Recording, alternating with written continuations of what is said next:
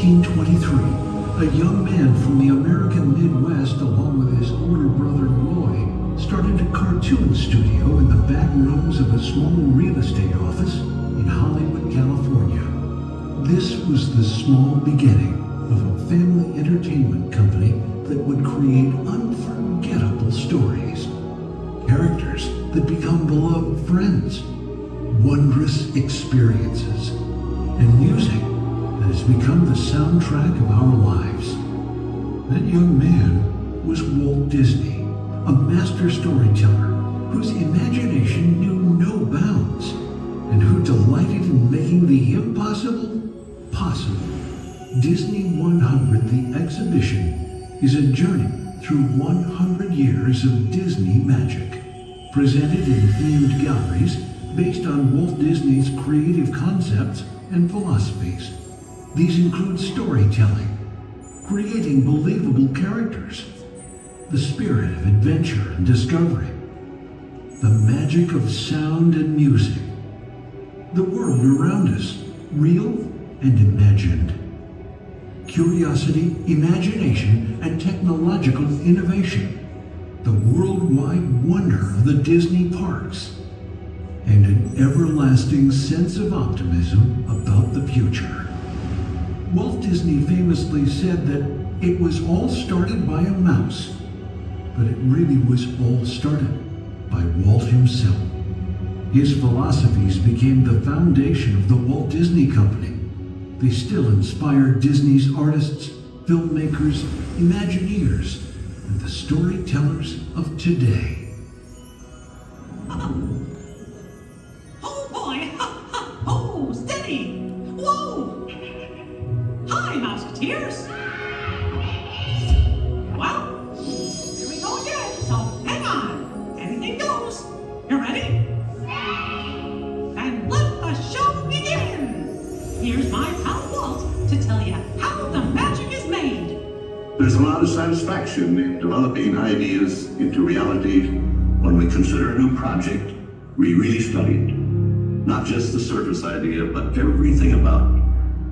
And when we go into that new project, we believe in it all the way. We have confidence in our ability to do it right, and we work hard to do the best possible job. There's really no secret about our approach. We keep moving forward, opening up new doors, doing new things, because we're curious. And curiosity keeps leading us down new paths. We're always exploring and experimenting. Everybody ready? Then on with the show!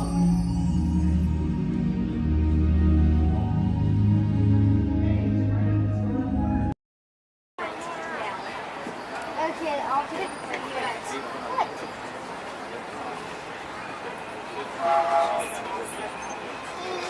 Okay, look at Mama when you say cheese. Josh. Oh my gosh, dude. This train could probably take us to the roller coasters. Ready?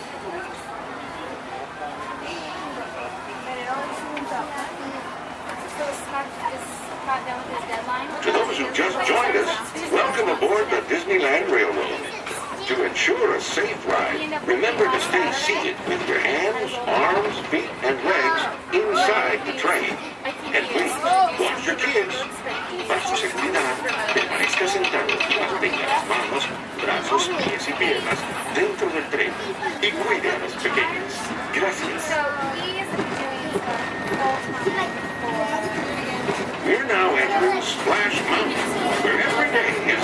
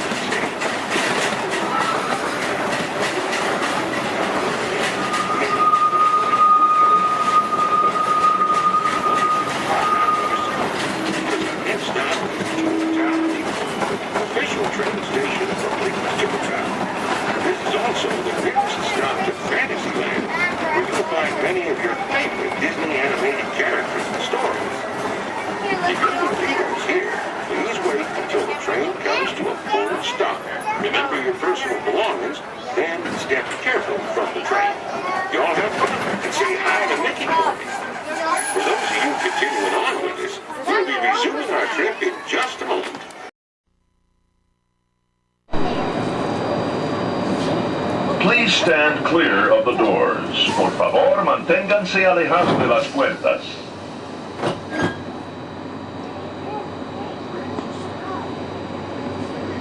this to Epcot, Gladys? Welcome aboard the Walt Disney World monorail to Epcot. For those of you standing, please hold on to the handrails throughout our journey and stay clear of the doors.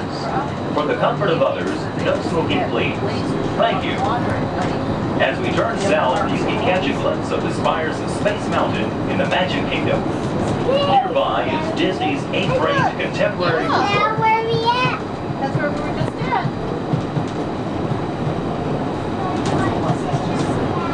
Now where we at? Florida. Yeah, we weren't at the Magic Kingdom today, though. What? We didn't go to the Magic Kingdom today, did we? Yeah, we did. Yeah, we did. When? We were at Animal Kingdom. And right now we're kind of taking a little break.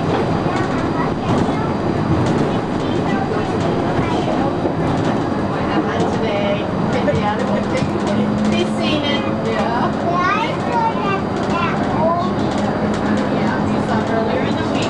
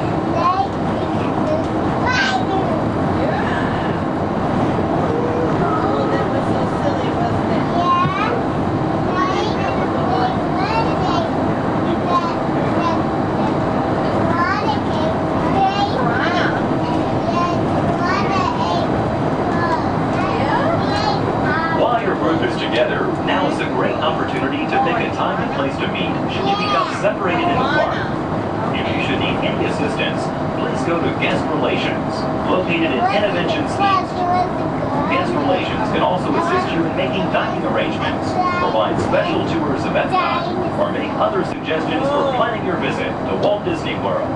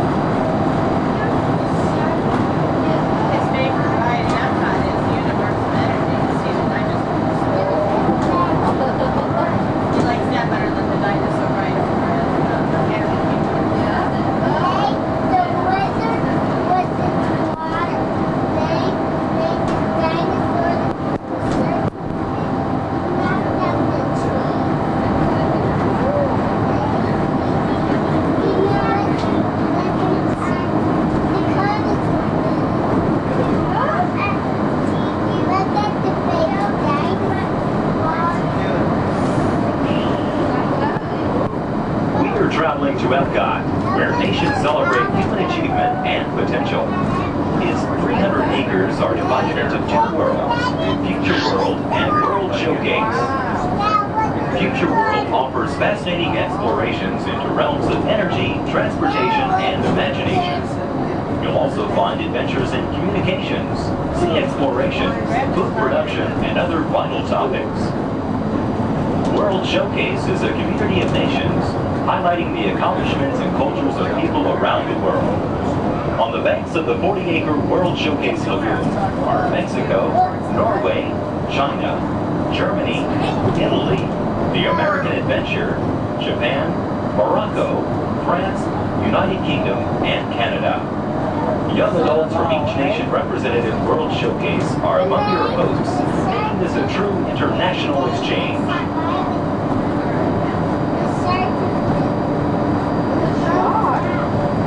Shark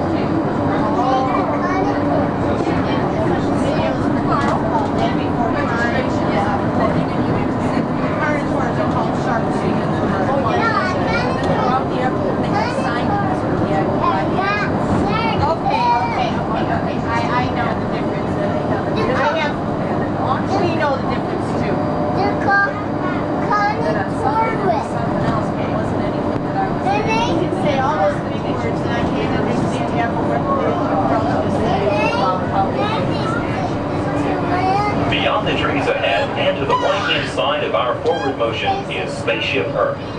This 18-story geosphere marks the entrance to Epcot. Inside Spaceship Earth, time machine vehicles take you through the evolution of human communications, from a distant yesterday to the dawn of tomorrow.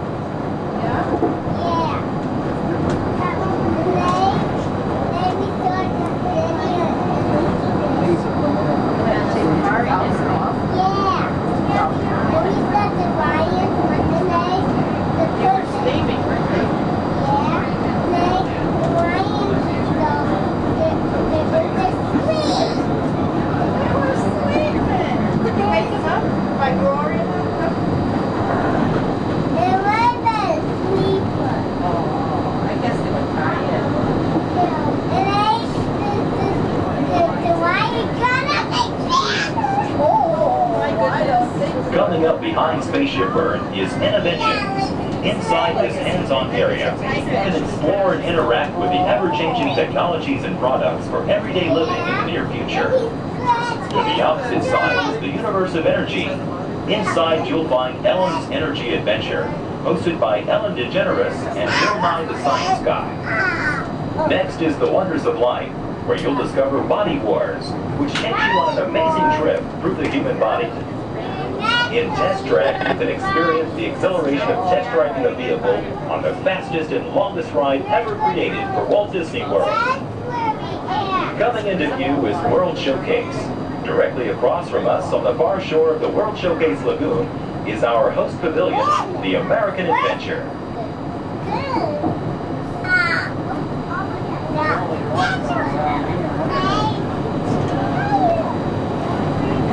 The glass pyramids are the gateway to your journey into imagination. Inside you can find the 3D adventure, Honey, I Shrunk the Audience. Join Professor Wayne Solinsky as he receives the Inventor of the Year award for his incredible shrinking machine. Next is The Land, where you'll discover creative partnerships between people and the land around the world.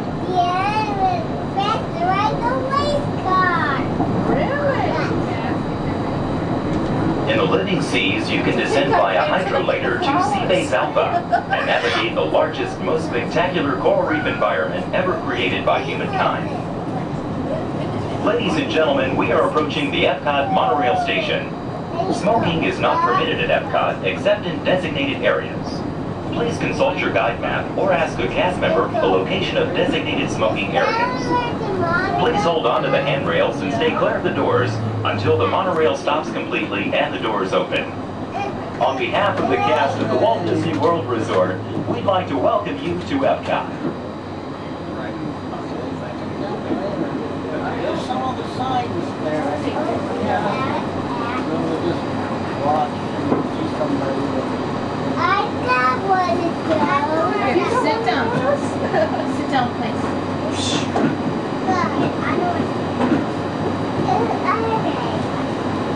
Ladies and gentlemen, please remember to collect your belongings and take young children by the hand. As you exit, please lower your head and watch your step. Thank you.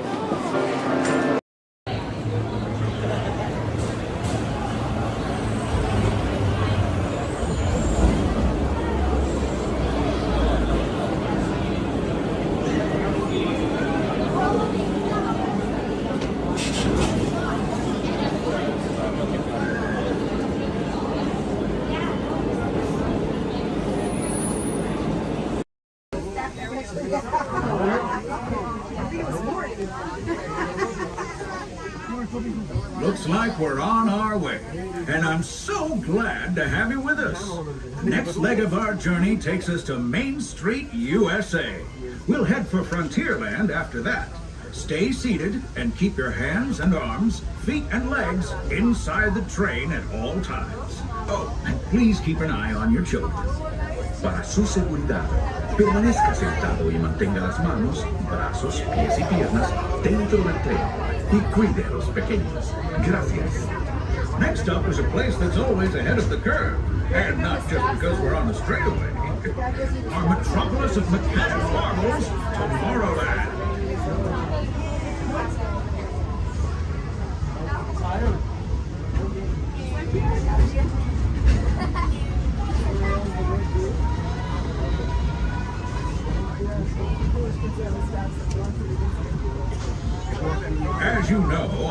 this railroad about as much as a songbird loves the morning.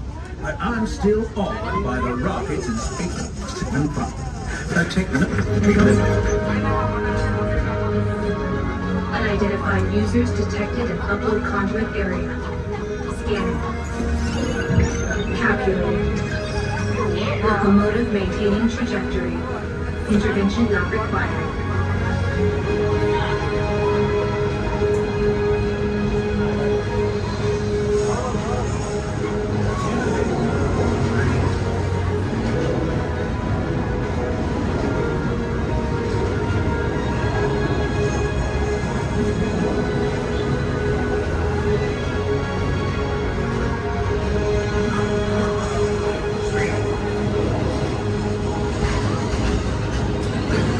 That's the scene with the great intergalactic travel possible. So simple once you hear it, right? Serenity in this place and boundless optimism, the possibilities are endless. You might say the sky's the limit, but even that is no obstacle in Tomorrowland.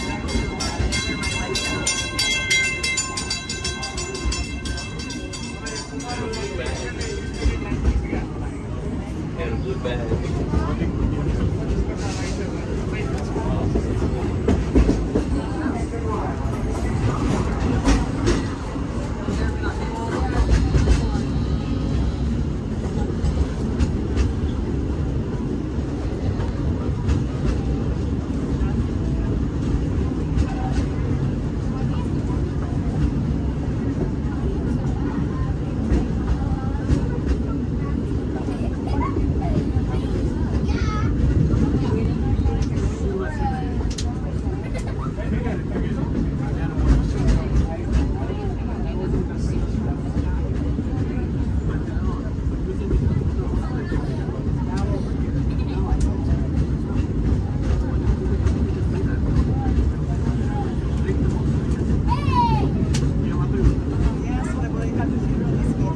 Our trip around the Magic Kingdom is almost complete. I can't thank you enough for spending part of your day with me. And I hope you've enjoyed your journey as much as I've appreciated being a part of it. We're now approaching our most charming destination, Main Street, USA. A place where the only thing sweeter than the townsfolk is the treats. After our stop, we'll be heading for Frontierland, followed by a visit to Fantasyland. For now, stay seated until our train comes to a complete stop. Then pick up your belongings and carefully disembark. If you have strollers to unfold, please take them all the way beyond the platform so new passengers can safely hop aboard. It'd be mighty kind of. And while we're being neighborly, what say we give our fellow travelers a friendly wave hello? This is Main Street Station. Welcome to Main Street, USA. As we come into Main Street Station, please remain seated until I give the all clear. Please remain seated.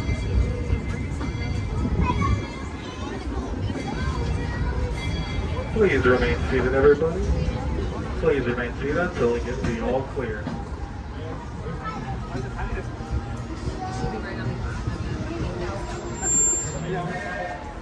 We are now all clear to enter Main Street Station.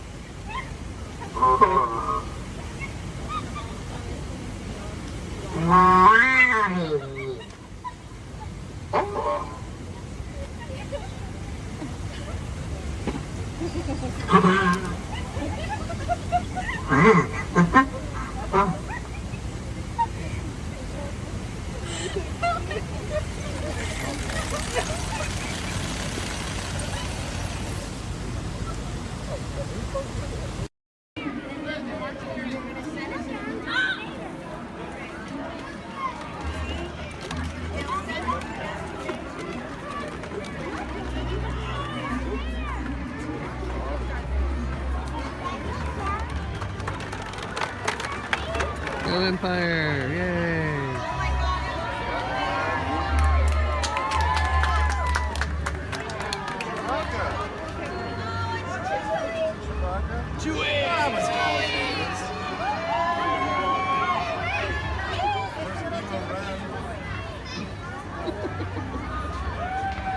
Hello, what's up? Hey. Oh, just that.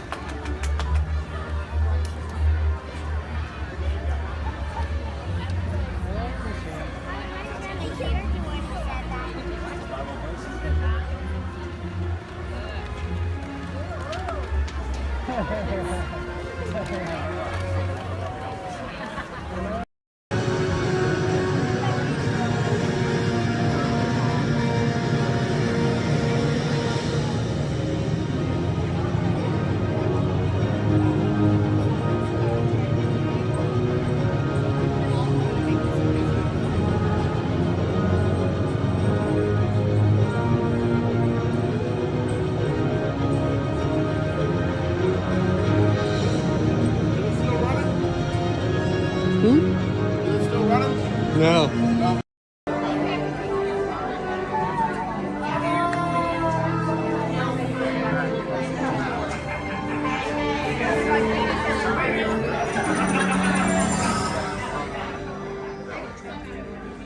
Greetings, Terrans. I am Nova Prime Irani Rayal, Commander of the Nova Corps. On behalf of all Xandarians, I hope you have enjoyed exploring the wonders of Xandar.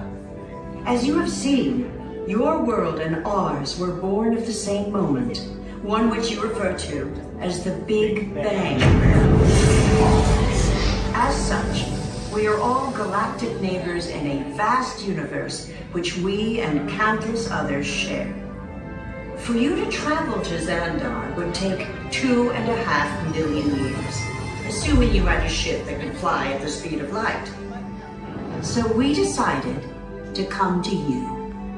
But even we could not have reached you so easily were it not for the Cosmic Generator, an advanced piece of Xandarian technology that creates jumpers, artificial tunnels that act as shortcuts, linking distant points in space. It is our desire to share this wondrous technology with your people so that together we might explore new worlds and create a brighter tomorrow. And now, as the culmination of the wonders of Xandar, you will be teleported to a Nova ship above your planet for a demonstration of the Cosmic Generator. I trust you will find it an unforgettable experience.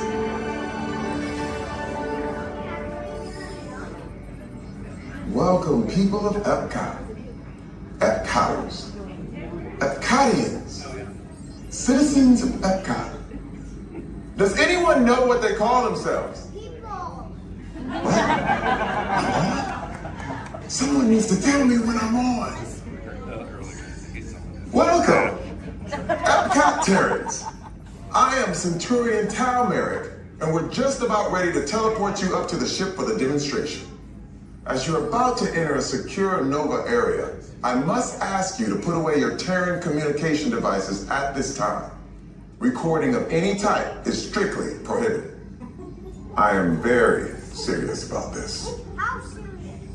Now, please step forward into the chamber. You're gonna love this. You're on! That was the best. That was like probably highlight.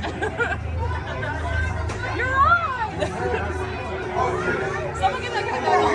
I should warn you that we have never teleported Terrans before. But since your molecular structure is very similar to Xandarians, it should work. It'll work. So long as you are standing inside the lighted ring. You do not want to know what happened last time someone did not stand where I told them to, okay? Stand by the teleportation. Here we go.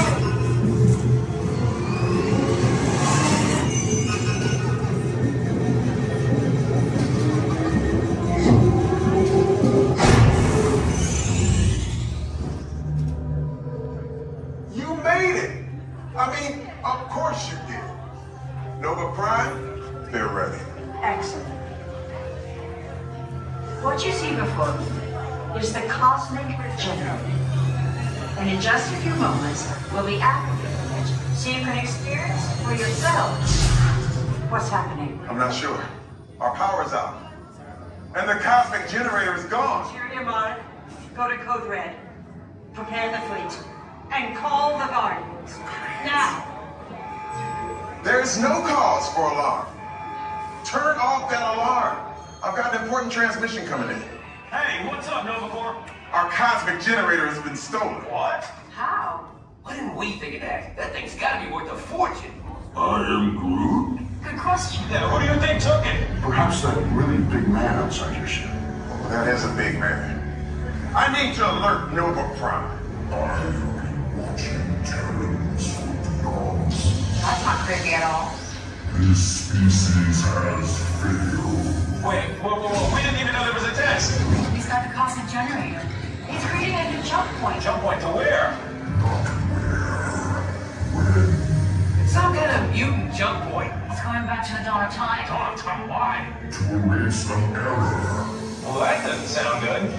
Your time is over. Wait, what do you mean? What do you mean that's so vague? The jump point is closing. Hey, Nova Dude, you Nova Corps need to follow that whatever it is until we get there. We can't. Our power is down, and I've got to get these Terrans onto evacuation shuttles. I got it.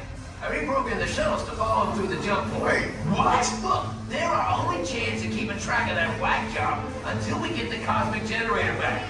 Piece of cake. What? There's King. Where's this King? the odds are impossible. Yep. But it's our only shot. Good luck. Are you sure you can control it? Come on, it's me. We got this. We're all toast. First there was King, now there is toast. This plan is making me so hungry. Terrence, listen up. We need to make our way to the evacuation shuttles now. We'll follow the plane to get our power. Your journey. Para su seguridad, permanezca sentado y mantenga sus manos, brazos, pies y piernas dentro del vehículo. Y cuide a sus niños. Gracias. Please step carefully onto the moving platform. Then step into the car. For your safety, remain seated at all times, keeping hands, arms, feet, legs, and other appendages inside your car. Simply safeguard the upper Thank you. Stay clear of the doors. Please keep all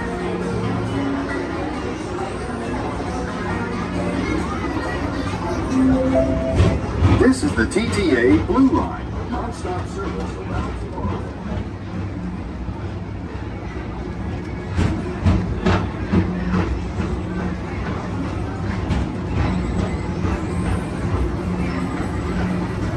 Greetings, intergalactic travelers. Welcome aboard the People Mover, presented by Enterprise.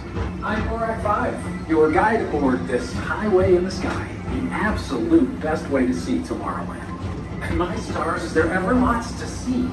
From spacecraft to monster labs, there's really nothing like today in Tomorrowland. For your safety, if you have wings, jetpacks, or gravity polarizers, please do not take flight while on board. Thank you.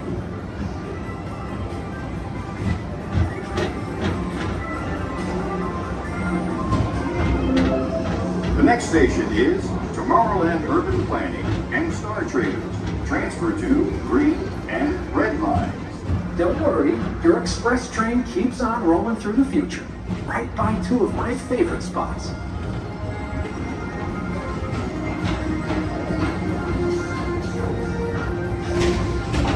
First up, Progress City, Walt Disney's amazing dream for a community of tomorrow.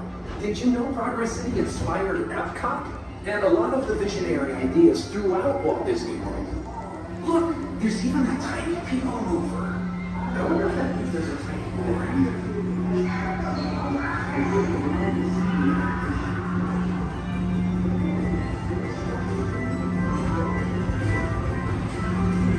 On your right is Star Traders, home to the greatest goods in the galaxy. Except action stars. Those are the moments.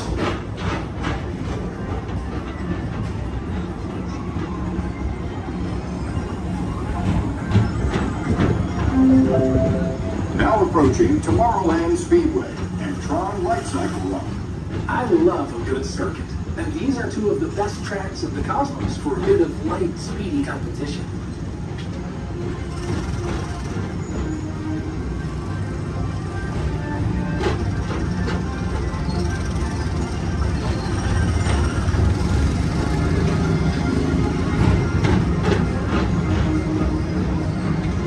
Attention all visitors from Galaxy M31.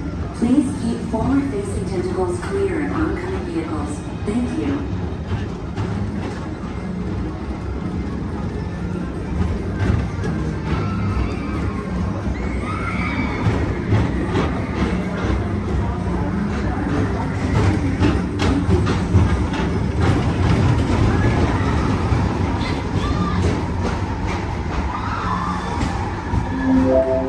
This is Starport 75. Or as we locals call it, Spaceport. Our high-speed rocket port to distant deep space destinations.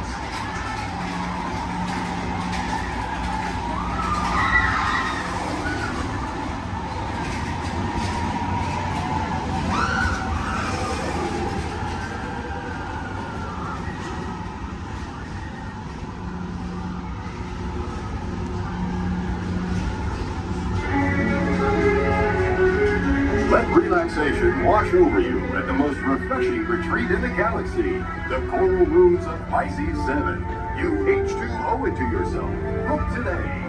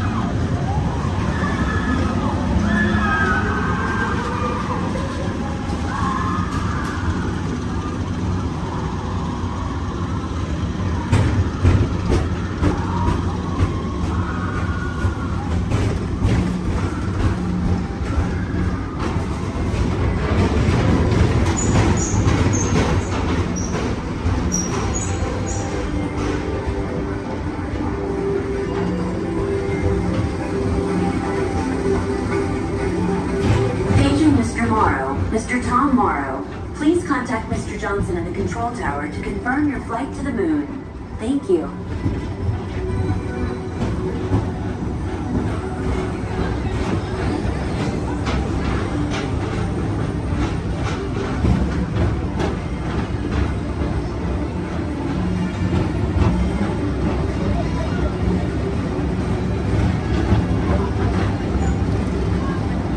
Attention all visitors from Galaxy M31. Please keep forward-facing tentacles clear of oncoming vehicles. Thank you.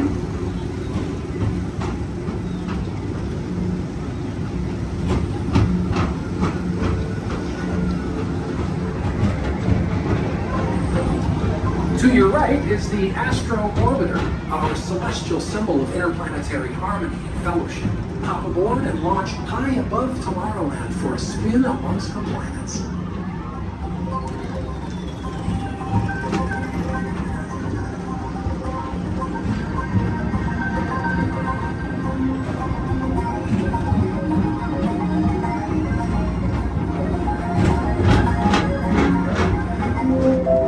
The next station is Walt Disney's Carousel of Progress.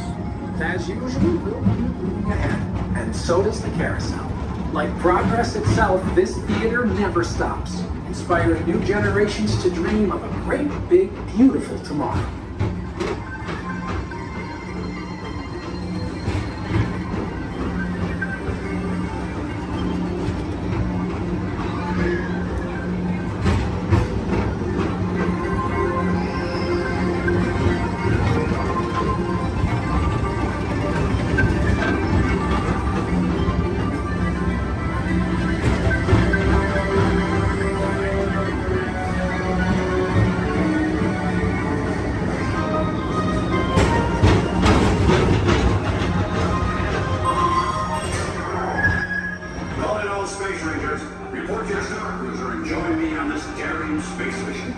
Asimo have reserved.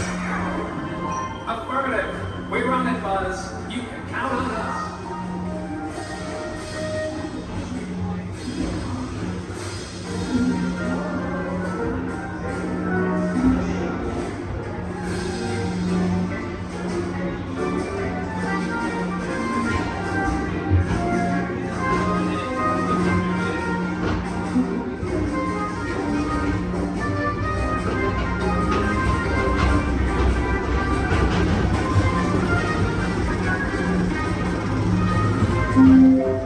Now approaching Monsters Incorporated lab floor.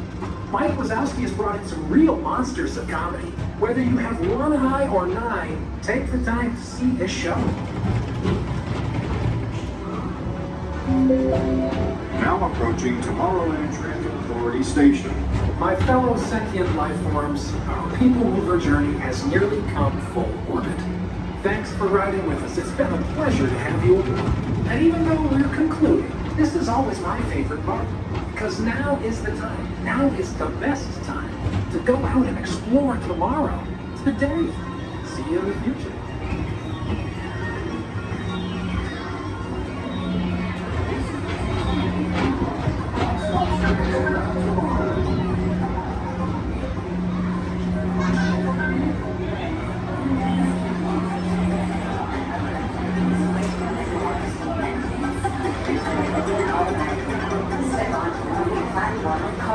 And exit by stepping away from the car. Thank you. Please keep arms and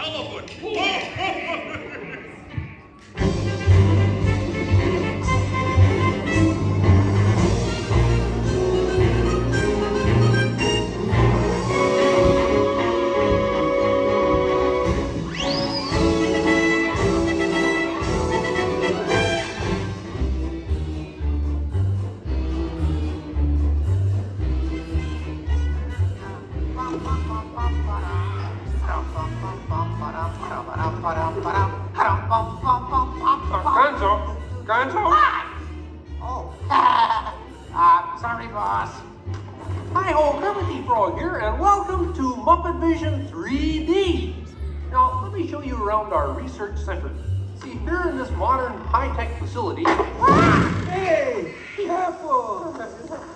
Here in this modern high-tech facility, we have perfected Muppet Vision 3D. a new film process which we're about to demonstrate. Now, working the projector is an old friend of ours, the Swedish chef. Chef, everything okay? Exactly. And our demonstration includes a little song from Miss Piggy. Little? Did I say little? I meant to say it's a huge, show-stopping, major song from Miss Piggy. That's more like it. Good. And we've also got a big musical finale from Sam Eagle. Sam, what's it about? It's called A Salute to All Nations, but mostly America. Great. So it's going to be a swell demonstration, and at no time will we be stooping to any cheap 3D tricks. Did you say cheap 3D tricks?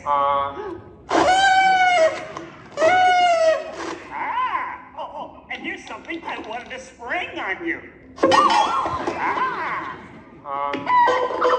Walmart, it's that dumb bear again. Yeah. Hey, Bear, you're not even funny in 3D. Oh, not you guys. How did you get here? We entered a contest. Yeah, we lost. Oh, yeah? Well, my new 3DX gonna shower you all with humor. Waka waka. He's trying to drown us. What kind of act is that? An act of mercy. Listen, better luck next time, Fozzie. Okay? And now, if you'll come this way, I can show you our secret laboratory. You see, we invited distinguished scientists from all over the world to come and work here. Unfortunately, none of them showed up. So instead, I'd like to introduce you to the guys who invented Muppet Vision, and they can show you some of their... right now, I'd like to turn you over to Dr. Bunsen Honeydew and his assistant, Beaker. Well, thank you, Mr. Kermit. Today, let's look at the advancements we've been working on for Muppet Vision. Beaker, would you turn on the machine?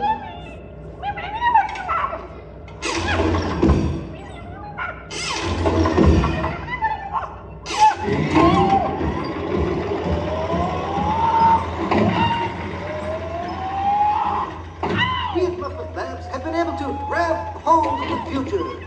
The wheels of progress turn swiftly here as we strike upon ways to bring science safely to you. This user-friendly machine will now generate the first living 3D effect just by flicking a simple switch.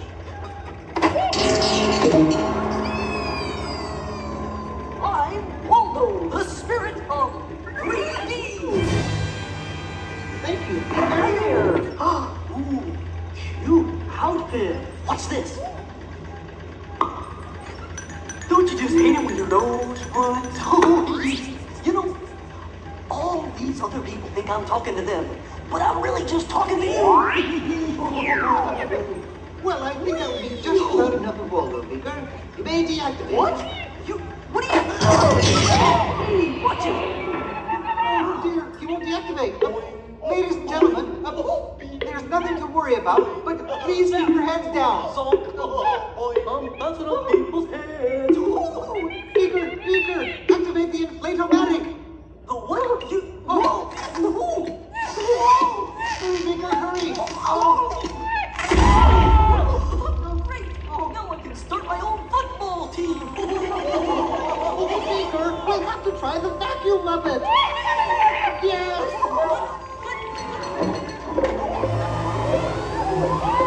Ladies and gentlemen, for your own safety, please rest our armrest firmly.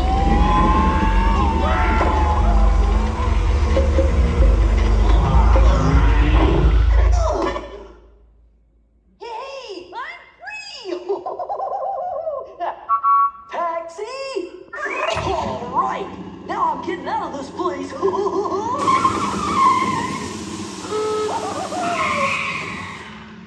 This way, folks. I'm sorry, but Muppet Labs seems to have been temporarily sucked up. But, now what is that? Hey, Kermit, see, it's my new remote control banana green pie. Yeah. Hey, Kermit, watch this. What?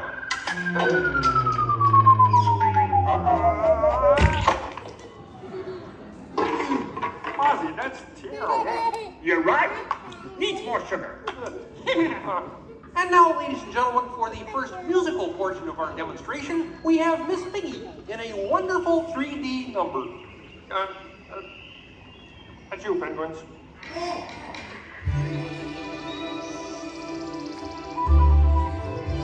Oh, doesn't it look beautiful?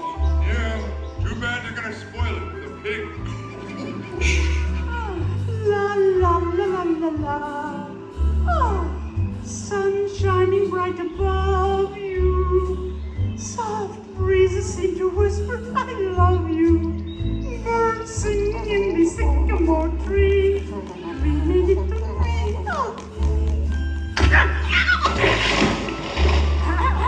Look in my eyes and kiss me. Just hold me tight and tell me you miss me. While I'm alone and blue as can be. Dream a little dream of me. No troubles as life bubbles on, dear. Still craving a kiss. All right, that's it. Knock it off, penguin. Oh, but it was going so well. I will not work with the rabbit. But I was just doing 3D. Guess I won't be needing this. What's that? It was for the big water skiing finale. What?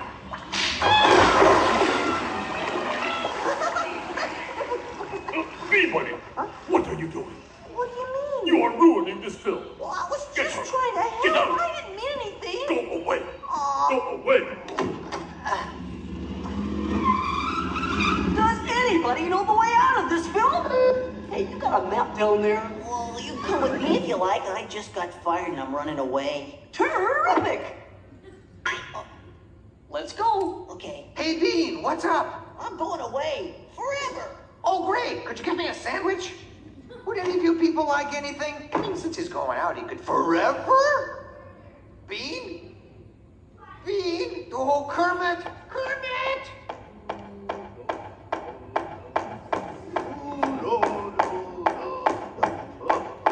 Hey, sweetheart, that's a great effect. Hey, Fuzzy, Kermit! What is it? Bean Bunny ran away! Oh, no. Yes, Our ribbons. Hey, we gotta find him. I know! All right, everybody spread out and look for Bean. Right. I'll go this way. Ladies and gentlemen, we'll continue the show in just a moment. But in the meantime, if you see a rabbit, holler. Bean. Bean? Oh, Bean. Bunny. Bunny. Bean! Where are you? Bean? Bean? Bean?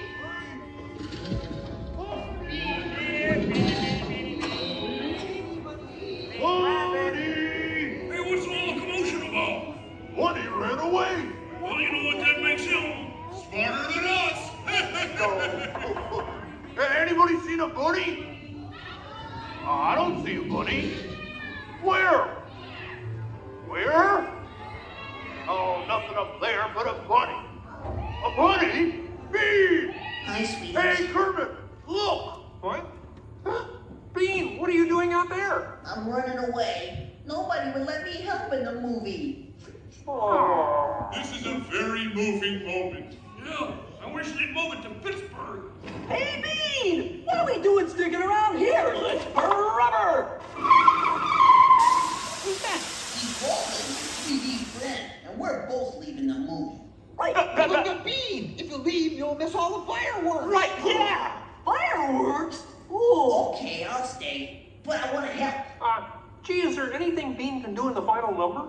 Oh, gosh, maybe Bean could set off the fireworks. That's great! Yeah, and I'll stay and help. I love fireworks! Well, okay. Sam, are you about ready? Yes, it's a glorious 3-hour finale. You got a minute and a half. Okay, everybody, get ready. Right. Ladies and gentlemen, the Muppets proudly present the final demonstration of Muppet Vision 3D.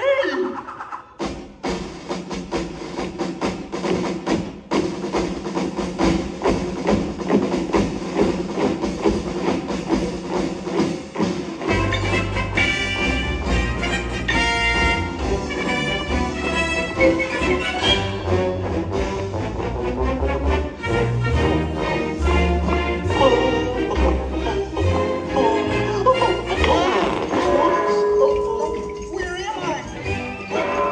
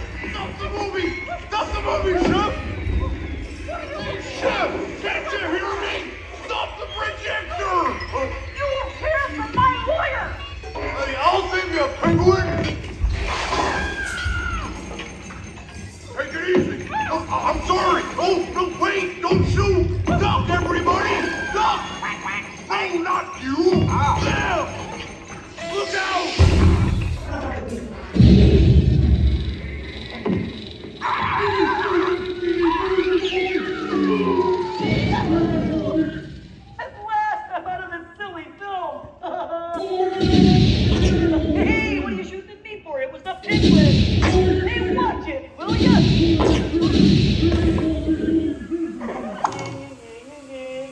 You could hit me with a cannon? Hey, everybody, he's got a cannon!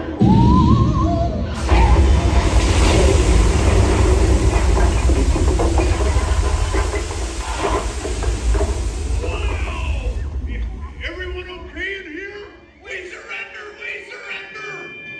What an explosion! Ladies and gentlemen, I'd like to apologize for our slight technical difficulties, but I do wish to assure you that no one was hurt and this theater suffered only minor damage. So thank you very much for coming to see this demonstration of Muppet Vision technology, and enjoy the rest of your stay, and come see us again sometime.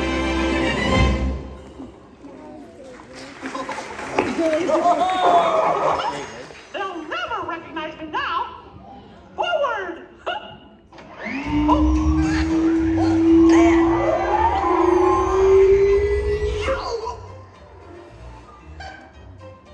Cute ending.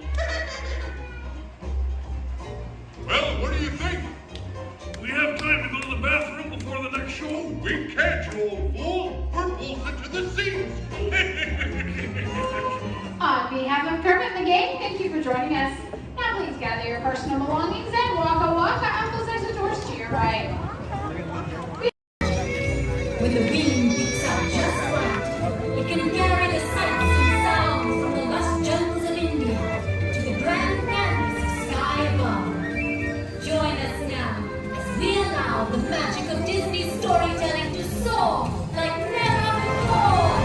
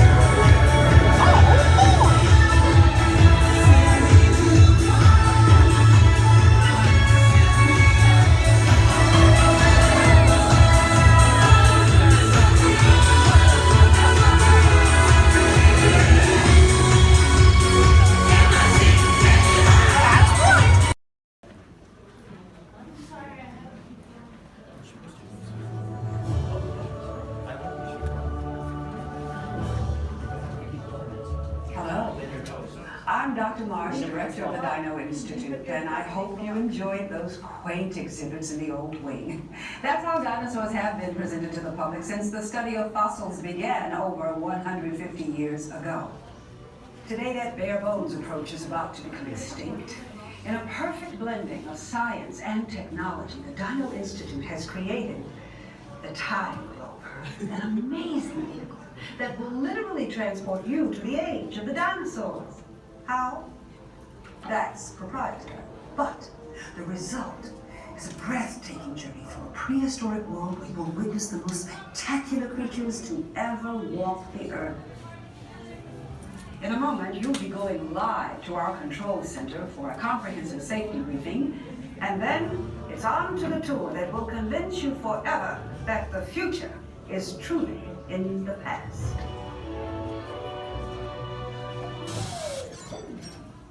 Hello there. Welcome to our little trans-dimensional joyride, folks. I'm Dr. Seeker, your friendly controller, and a heck of a paleontologist, if I do say so myself. But let's not talk about me. Let's talk about you, and how you can help me make history today with the Time Rover. It's like this. If I can bring you back from the Cretaceous period, it stands to reason that I can bring back a live dinosaur with you. And not just any dinosaur. Take a look at this guy.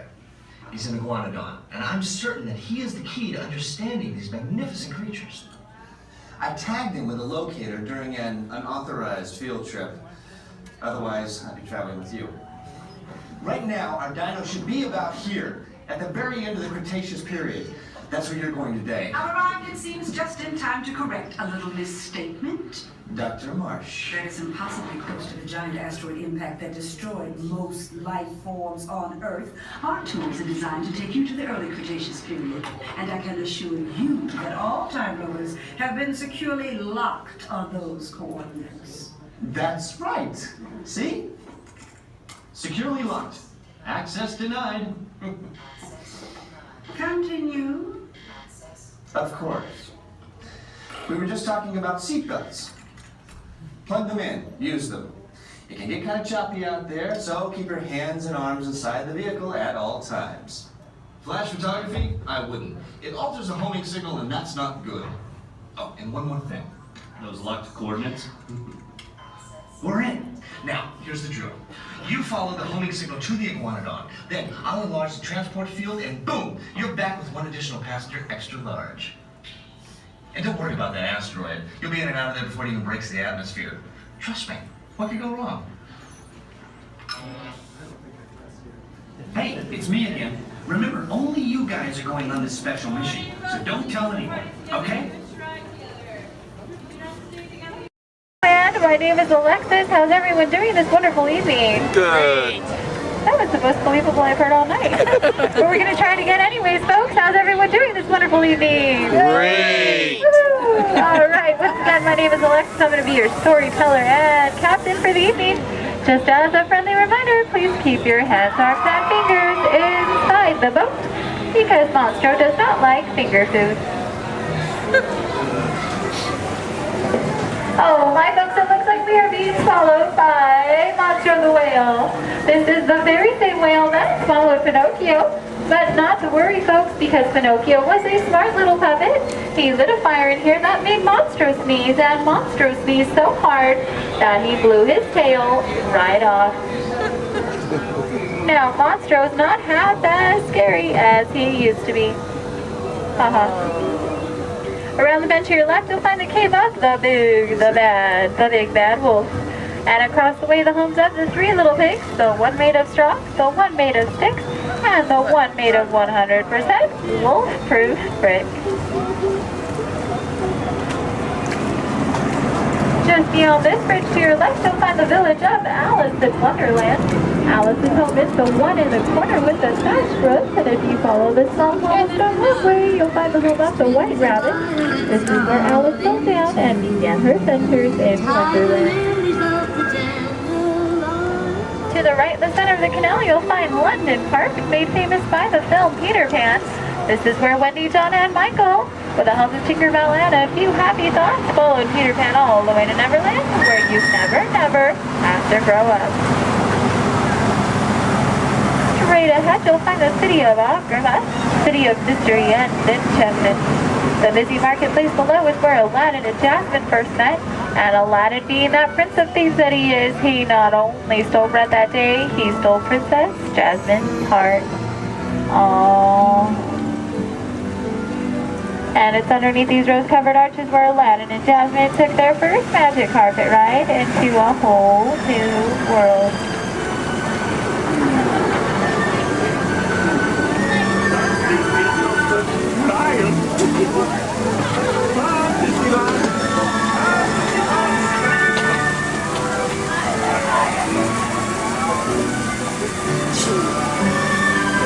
Now folks, please be careful and please do not touch anything because we are entering the Cave of Wonders. As Aladdin and Abu discovered, this cave holds one treasure more important than all the others. A magic lamp complete with its very own genie.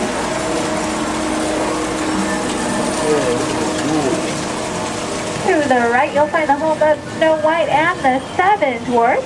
The Seven Dwarfs are still back up in that jewel mine, whistling while they work. See? And to the left, you might recognize this French chateau is the home of Cinderella and her evil stepsisters and wicked stepmother. But not to worry, folks, because Cinderella now lives in that pink castle high atop the hill, where her and Prince Charming have lived. Does everyone know the rest of the sentence? Happily ever after. To the right, folks, in case you are like Dory from Finding Nemo with a short-term memory, you'll find the city of Agrabah, city of mystery and enchantment.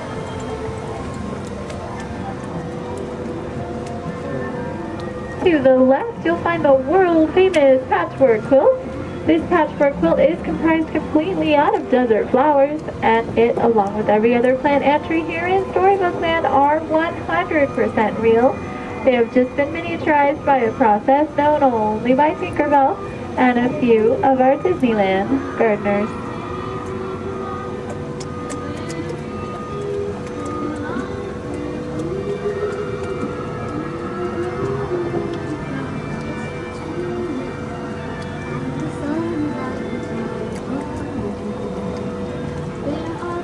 Coming up on your left, you'll find the humble home of Mr. Mole.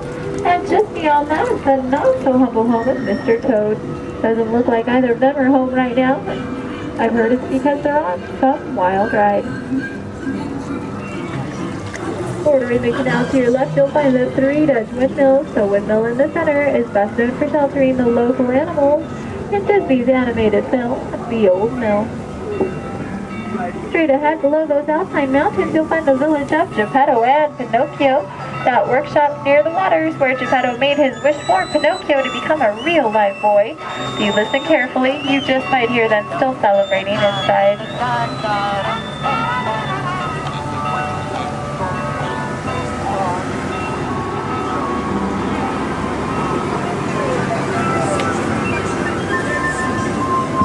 Coming up on your right, you'll see the ship of Prince Eric.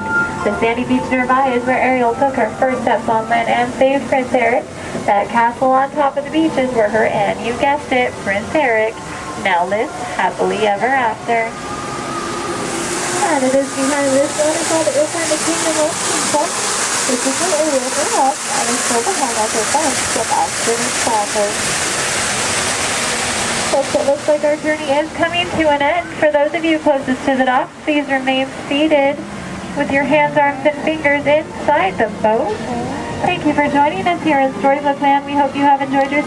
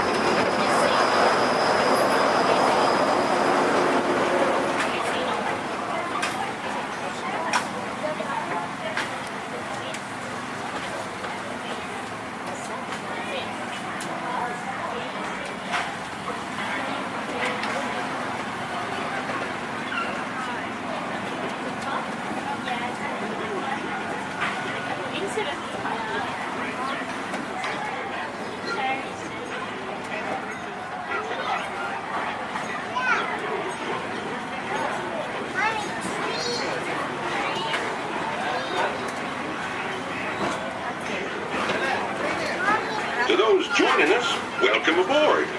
The next leg of our journey will take us along the rim of the Grand Canyon. It's a mighty long drop to the canyon floor. Okay, ladies and gentlemen, friendly reminder, no flash pictures. And legs inside the train. Be sure to watch your kids and no flash pictures, please.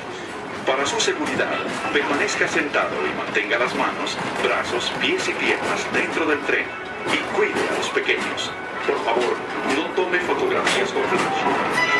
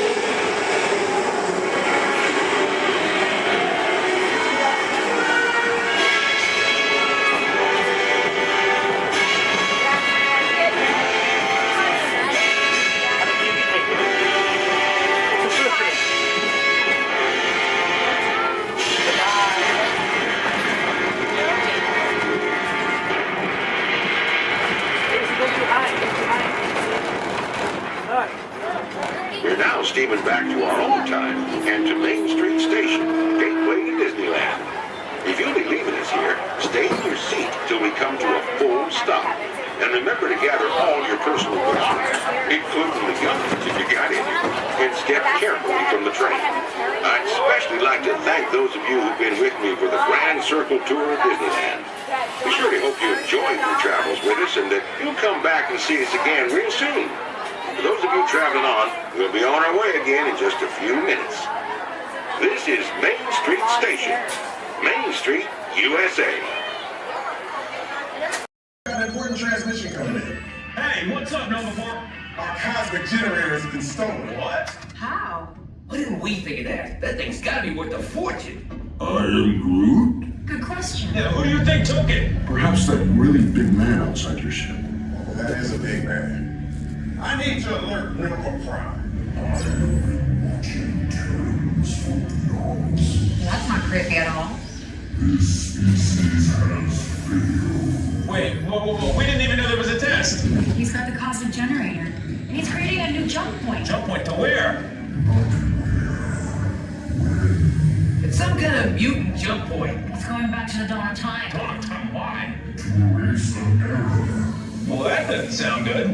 Your time is over. Wait, what do you mean? What do you mean that's so vague? The jump point is closing. Hey, no, dude, you're no according to follow that whatever it is until we get there. We can't. Our power is down, and I've got to get these Terrans onto evacuation shuttles. I got it. I reprogrammed the shuttles to follow them through the jump point. Hey, what? Look, they're our only chance of keeping track of that whack job until we get the cosmic generator back. Piece of cake. Wait! There's King. Where's this King? the odds are impossible. Yep. But it's our only shot. Good luck. Are you sure you can control it? Come on, it's me. I got this. We're all toast. First there was cake, now there is toast. This plan is making me so hungry.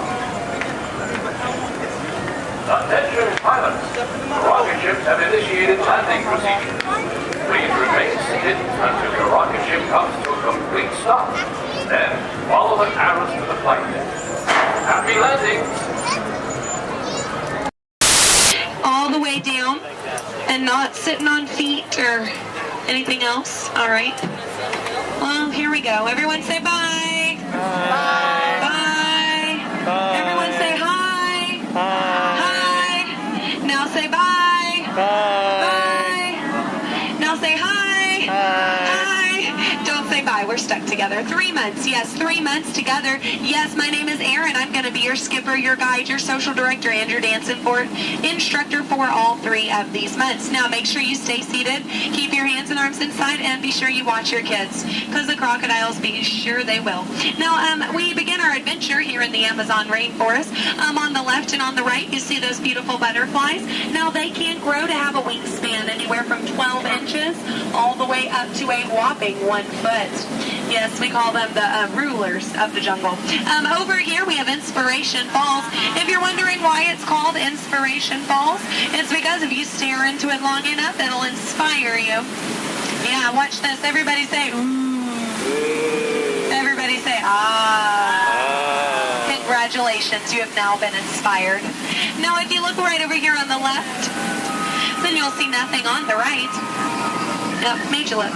We are now in the Congo River in the deepest, darkest part of Africa. Guys, I have a very special treat for you. A pygmy welcoming party to welcome us here to the jungle. Take a look right over here on this beach, and they're gone. Okay, something must have scared them off. So keep your eyes open, guys. Whatever it is could still be around. Yeah, something scary. Something probably like a, it's right behind me, isn't it? Uh-oh, okay. Just a 30-foot python. Nothing to be afraid of, guys. They are actually very, very friendly creatures. Yeah, but they can develop a crush on you. So we're going to stop here by my camp and pick, oh no. Uninvited house guests. That is the worst. But you know what? On the flip side, couldn't get that Jeep started this morning. Looks like they got it to turn over. Oh. Yeah. Well, we are now on the longest river in the world, the Nile River. It is over 4,000 Niles long. Yes, if you don't believe me, well, then you are obviously in denial. Up ahead on the left, we have a beautiful African elephant. You can tell that he's an African elephant because his ears are shaped like Africa. Yeah. He actually knows that, oh, he's not going to show off? What about this one over here? Do you feel like showing off? This one over here knows a great trick. We'll see if he decides to take attention. Speak. There we go. Louder. Stay. Good elephant. I want to point out this sandstone here. You know, many people just take it for granted. Yeah. But I definitely think it's one of our bolder attractions. This is the belt, yes, the African belt where all the animals come down for water. They won't all return to their herd, yeah, thanks to that pride of lions. Now, up here, this demonstrates a basic law of the jungle. Never, ever be a zebra. Now, another basic jungle law states that a safari on foot cannot outrun a charging rhinoceros. Yeah, I tried to warn them, but they didn't listen. But you know what? I feel like they got the point. In the end. You know, wouldn't you hate to be the low man on that totem pole?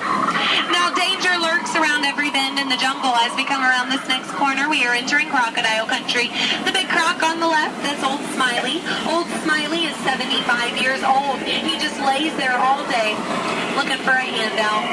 Yeah, I had an English teacher on my boat, try to give him one time. Now she's teaching shorthand. Up ahead is Schweitzer Falls. Now Schweitzer Falls is named for Dr. Albert Falls. Those of you in the back, you might want to lean in. Lean in, guys. Lean in, lean in. It's going to be close. Lean in. Or don't move a single muscle. That works too. Paralyzes fear, sir, I understand. Now people ask me all the time how I landed my job here at the world famous Jungle Cruise. I think it's plain to see. I took a crash course, because when you've been here as long as I have, you just start to smell danger, that is. Like up ahead, this pool of hippos. Guys, I know they look cute, but they can actually capsize the boat. I'm going to use my gun to scare them off. Cover your ears, guys, this is going to be loud. Shoot! Shoot! Shoot! Shoot! Shoot! Shoot! There we go. Yeah, it's actually a little known fact about hippos. They are terrified of shoes. Now up ahead, headhunters. This is bad. This is bad. This is a very bad place to be headed. All right, stay calm, guys. Don't lose your heads. Yeah, there's my last crew in that boat over there. Bunch of numbskulls. Now that dance that they're doing, that does mean they are going to attack. But they only attack from the right-hand side. Stay focused on the right, and they can't ambush us. Over the top of the hill. They're on the left. Get down. Get down. Get down. Get down, sir. Don't worry about looking stupid. I'm doing it for you. Get down.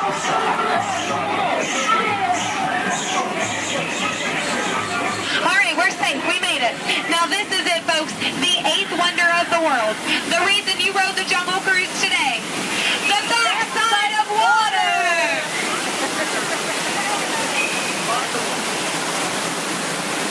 Woo! Yeah, you feel that mist? Kind of nice, kind of cool. That is the largest concentration of bacteria in the jungle. You're welcome. Well, we are now in Southeast Asia, deep in the heart of Cambodia. Up ahead, we have a temple. Uh-oh.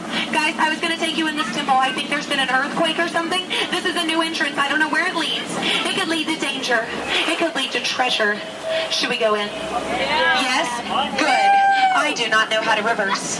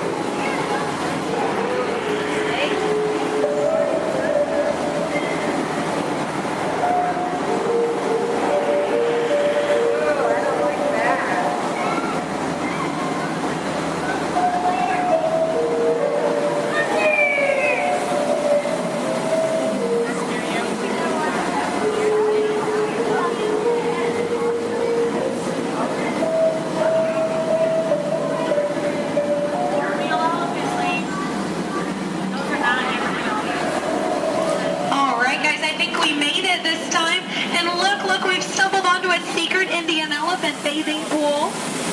Now guys, I know this is their bathing pool, but feel free to take as many pictures as you like, because look, they all have their trunks on. It's fine.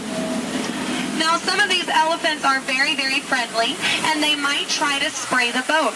So we are just going to scoot on through. Oh no, up ahead, get down, duck, duck, duck, goose. All right, no, oh no, both sides, oh no, get down. You fell for it twice.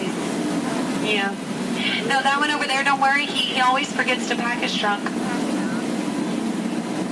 Now, guys, I'm going to take this time to point out some of my favorite jungle plants. That one. That one.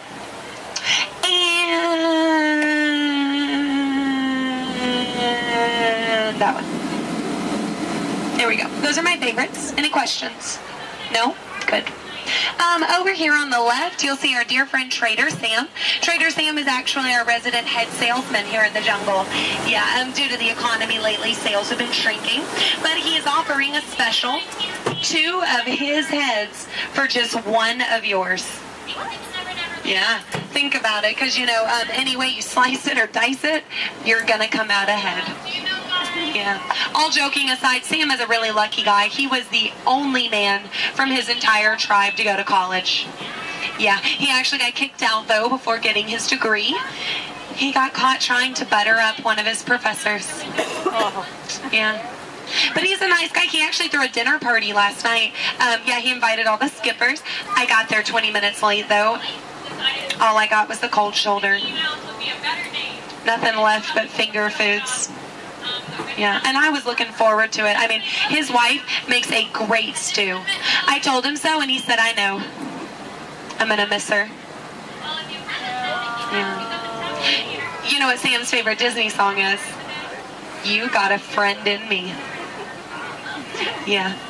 I'm not making these up, guys. They're actually written in the script. Yeah. Yeah. Now we are approaching the dock, yes, which means it's the most dangerous part of our journey. My attempt to dock the boat. So make sure you stay seated. Watch your elbows over here on this side. We don't want unnecessary peer pressure up ahead. Now, when the boat and the dock reach the same speed, you'll exit out the same way you came in. Everybody over here will use the back door. Everybody over here and in the center will use the front door. Just remember not to cross the crates. Yes, don't cross over the boxes. I don't want you to trip and fall. You'll have 2 bad trips on the same boat. I thought 1 was enough. Now, guys, we've really been through a lot. I have to tell you, out of all the crews I've had today, you guys have been the most recent. There we go. No, really, that is an honor only a few thousand people get a day. So you should feel very, very special. No, really, guys, if you find yourself passing by the Jungle Cruise later, I understand. Yeah. But if you want to stop and say hi, I'll be around. And around. And around. Stay in school. No, I'm kidding, guys. I'm kidding. 4 years of college. Yeah. My mom is so proud of my brother. He's a doctor. I tried to be a doctor. I really did. But I don't have the patience. Yeah. No, is that... Those are raindrops I hear hitting the top of the boat. So, yeah, it looks like we're going to get a little wet.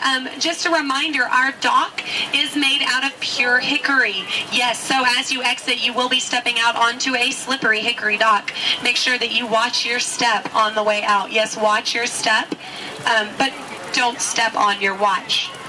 That is just a waste of time. Yeah.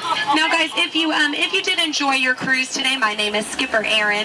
If you did not, the name's not important. No, it's not.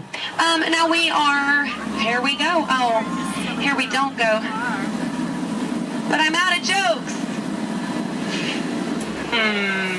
Ooh, why is Cinderella so bad at soccer?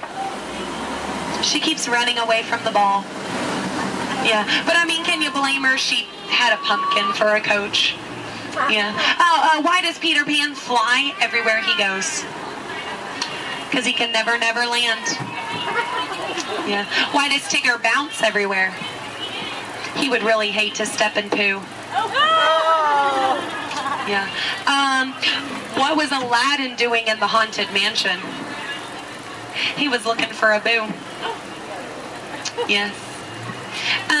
Well, I guess if we're still here, I could leave you with a few words from our sponsors. Yes, today's cruise has been brought to you by the Miracle Boat Engine Company. Yes, if this boat made it all the way around the river, well, it must have been a miracle. Yes, and Animal Crackers of the World, teaching children everywhere that all animals taste exactly the same. Delicious. And, the Cannibal Cafe, finding new and interesting ways to serve you every day. Now serving shish kebabs, shish freds, and shish teds. Yes. Now, guys, if you are planning on catching the fireworks tonight, just make sure you let them go. Okay? They're going to be very hot. They can explode in your hands. Yes. All right, here we go. Now, guys, there's a dock on the left and a dock on the right. It is a paradox. Don't let it confuse you. Yeah, but the skipper on the left and the skipper on the right, we just call that a paradox. Look, they can't even deny it. It's true. Guys, I really don't want to say goodbye to you today, so I won't say goodbye, but I will say this. I mean it from the very bottom of my heart. Get out.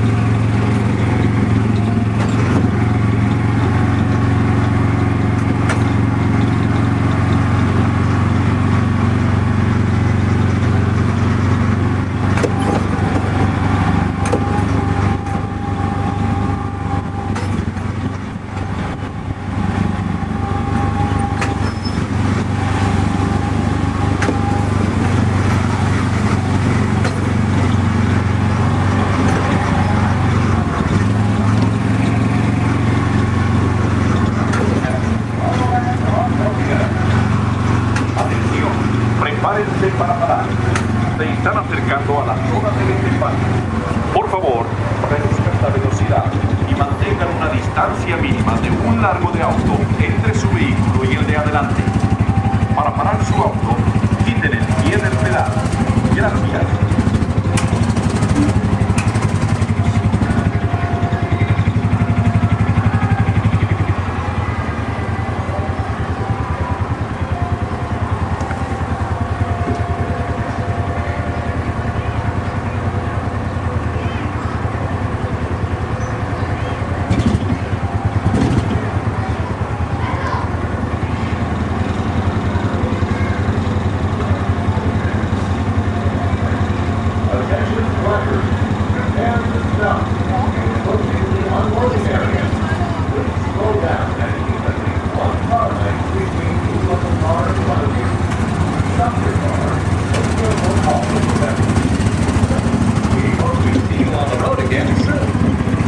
Atención, prepárense para parar. Se están acercando a la zona de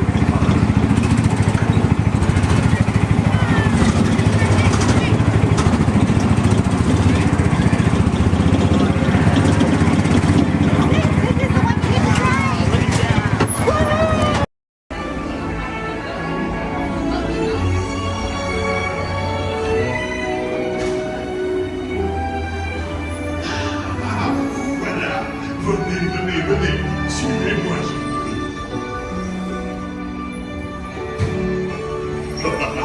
Mes chers amis, is waiting for you. This way. Qu'attendez-vous?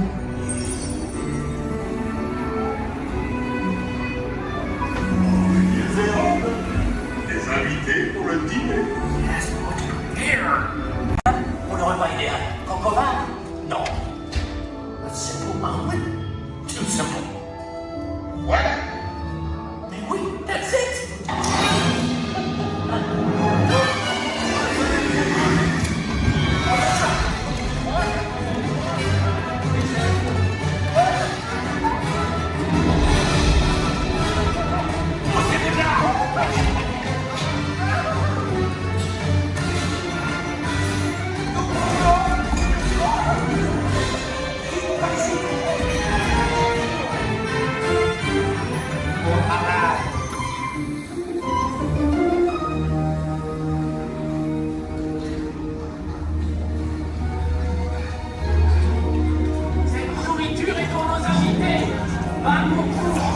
Hey guys, the food is for them, not you.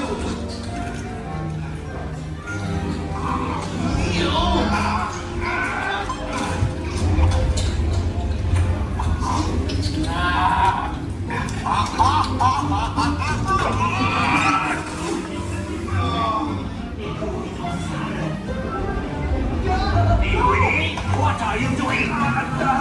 Que manigacez-vous? Out of my way!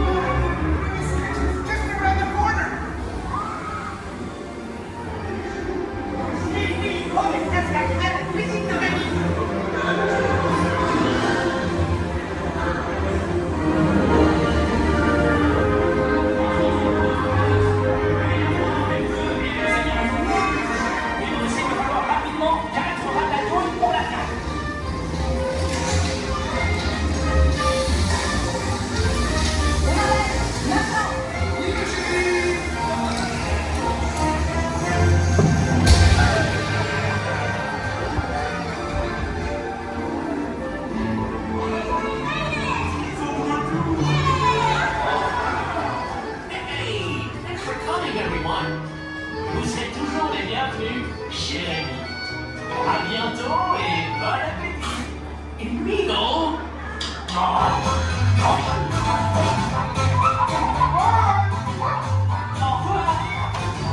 Never for you, Nancy Square. You are always welcome at Bistro Shade. Au revoir.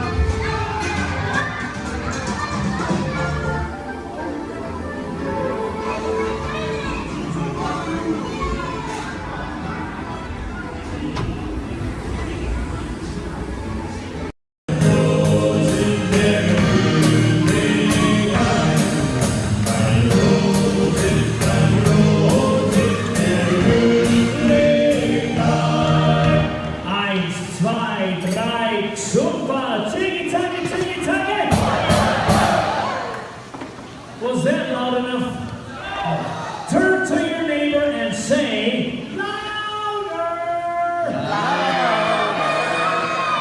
Okay, drinks and thumbs up, here we go. Tiggy, taggy, tiggy, taggy! Tiggy, taggy, tiggy, tiggy, taggy! Rolls clean and drink! World in the Outer Rim territories. Join the festive Buddha holiday celebration in the streets of Mos Espa. Then head to the arena and cheer for your favorite pilot in the annual Buddha Eve Classic. Or set sail on the Doom Sea in a luxurious sail barge. Then rent a land speeder and head over to the colorful outpost of Mos Eisley. No visit is complete without having a drink at Tatooine's infamous Mos Eisley Cantina, where you will never find a more wretched hive of scum and villainy. That's right, a Tatooine vacation has everything under the sun, so call Star Tours and book message to Tatooine today. Here reports destroyed the Muppet back. I can honestly say that I have not seen a thing. Honestly. As if anything would ever get past me.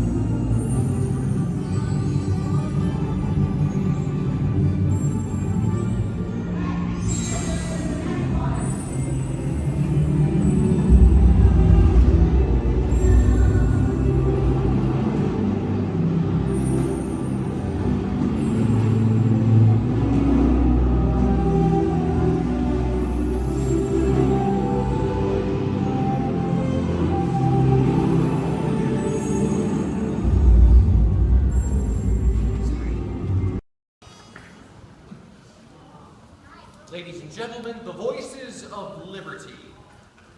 Strike up the band, strike up the band, strike up the band, strike up the band, strike up the band, strike up the band, strike up the band. Let the drums roll on, let the trumpets call, while the people shout, strike up the band. Hear the cymbals ring, calling one and all to the martial swing. Strike up the band. There's a prize to be won. Come, you son of a god. Take your stand, come on and take your stand. On the night boy, come along, let's go. Hey, leader, strike up the band. Strike up the band. Come on and hear. Come on and hear. Alexander's ragtime band. Come on and hear, come on and hear. It's the best band in the land. They can play bugle call like you've never heard before. So natural that you want to go to war.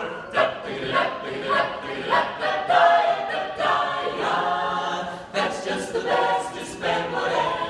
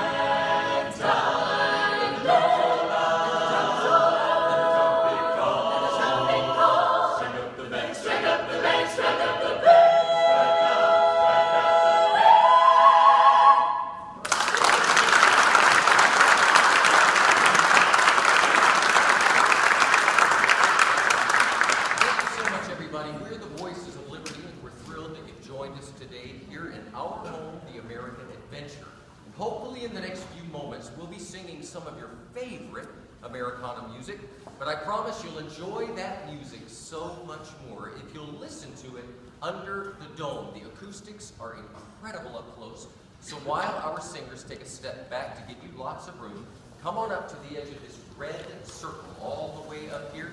You guys can do this a little closer. Especially if you're underneath the balcony, you'll really enjoy the music so much more up close. Have a seat on the floor so those folks behind you in wheelchairs or sitting on benches can enjoy the show.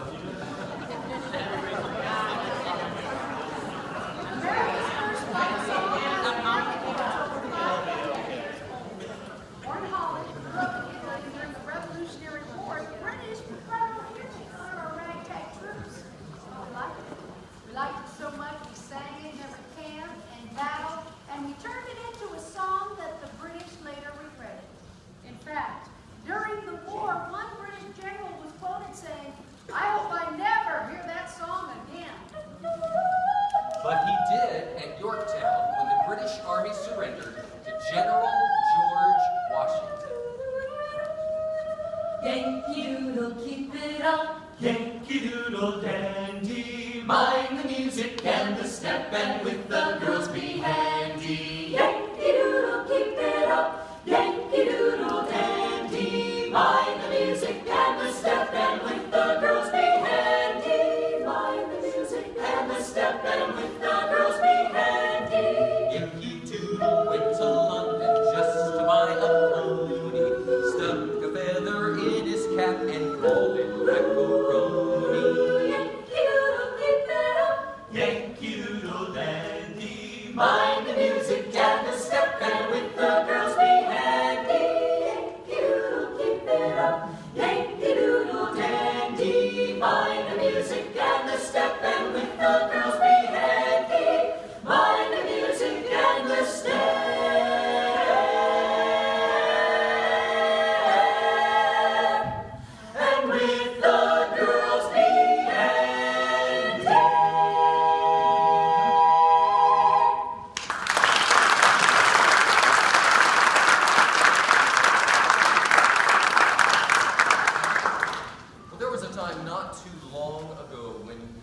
our country knew full well the meaning of the word oppression.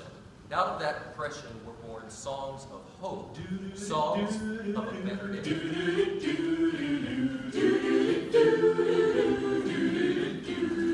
In that great get no morning, fare thee well, fare thee well. In that great get no morning, fare thee well, fare thee well. In that great get no morning, fare thee well, fare thee well. In that great get no morning, fare thee well, fare thee well.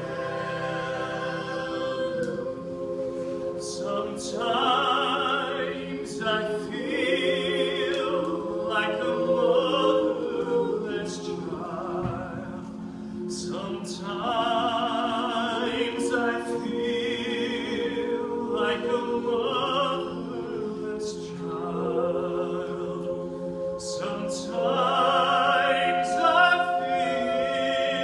feel like a motherless child.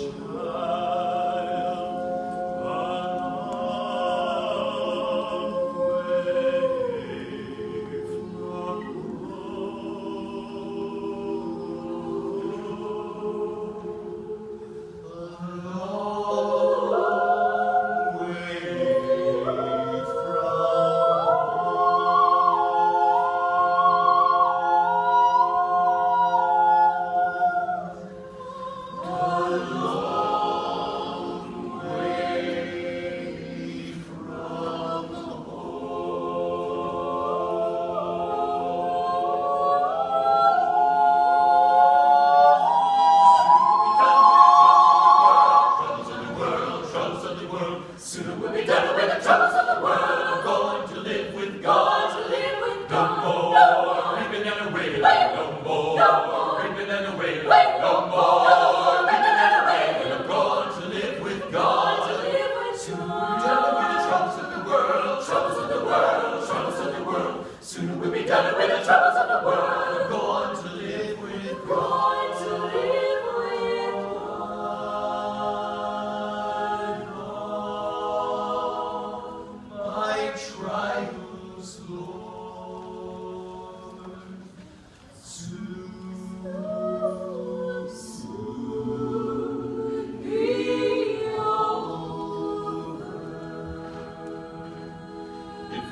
Everything that money could buy. The rich will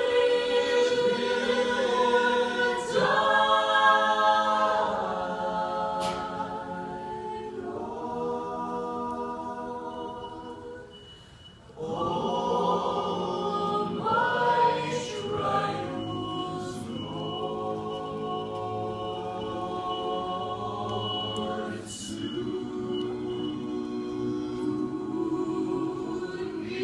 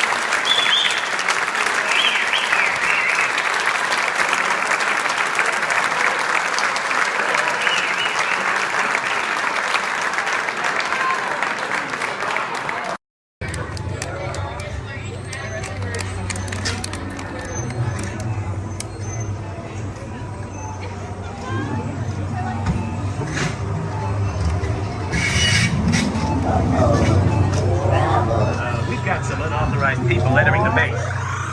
Wait, they got E.T. They're getting away. Unit 3, cut them off.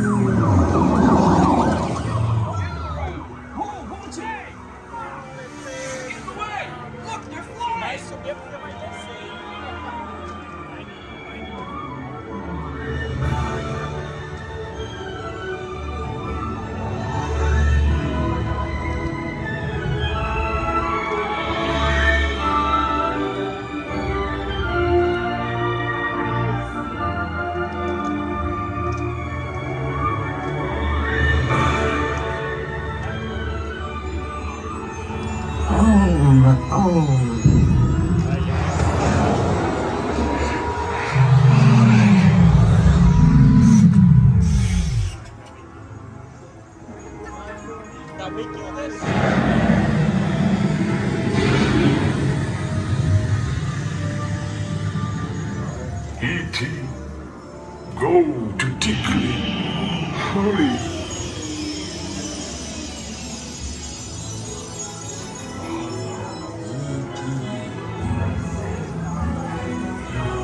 Tickly. Ouch. Welcome home. You return to the Orb dog. Welcome home.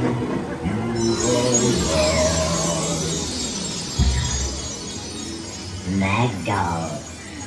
You have saved our planet! Come, celebrate with us!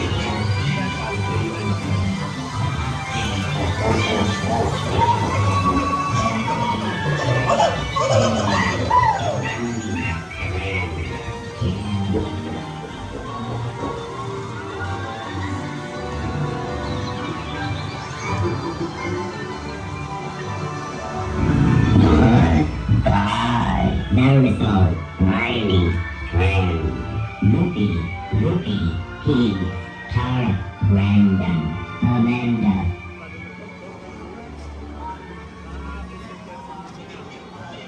Attention, please remain seated, keeping your hands and feet inside the ride vehicle. Do you smell carrots?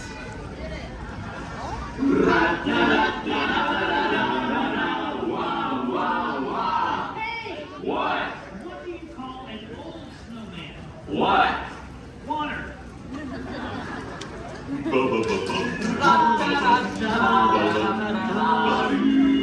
Hey, what? Where does a snowman keep all his money? Where? In a snowbank.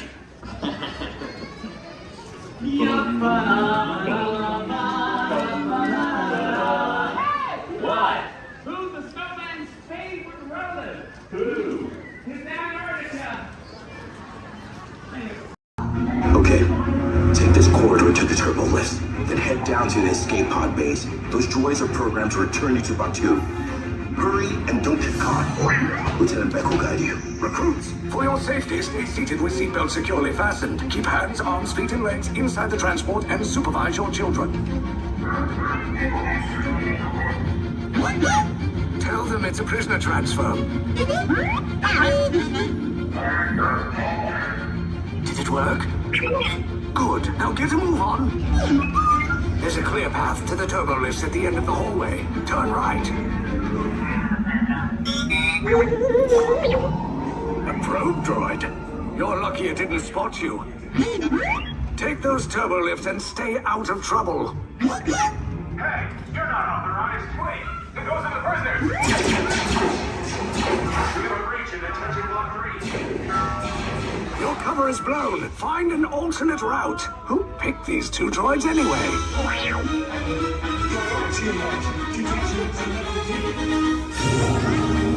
There they are! Fire!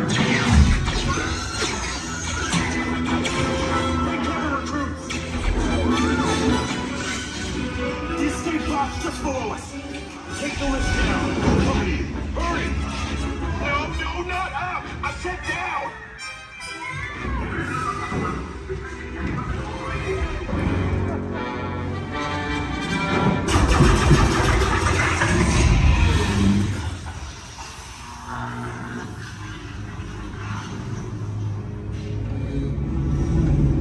The Resistance will attempt to rescue the prisoners. They have neither the resources nor the courage to engage us. You underestimate their conviction. Raise the shields! Shields? I see no evidence. Now! Sound the alarm! All personnel to their stations!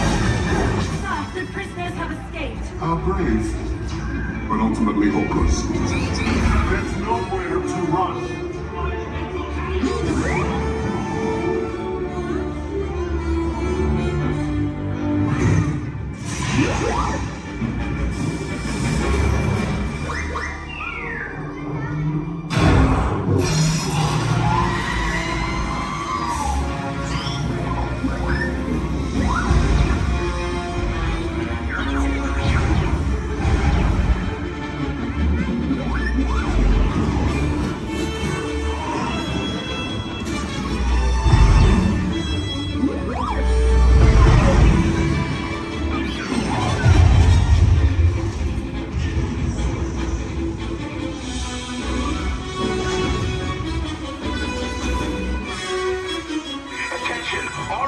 Personnel, abandon ship. I repeat, abandon ship. Just as short as about. There's no escape. You will tell me the location of the secret base, and then I will destroy you and the Resistance.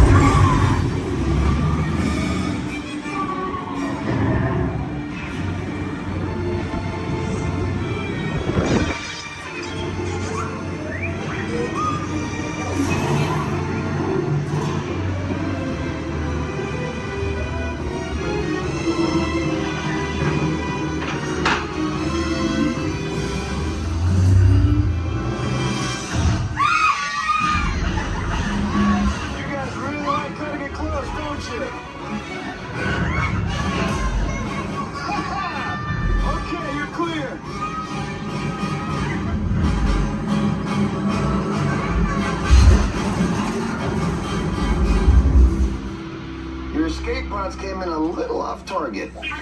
Ground crews will meet you outside the wreck. All right, nice job, recruits. Not what you signed on for, but hey, you're Resistance now. I think I have that authority. Right, Beck? Where's the lieutenant? I need eyes on Beck. I know, Scaffold's pod beacon. More escape pods down in Sector 4. Verification pending from Key Command personnel. Lieutenant Beck here. Beck! You're alive!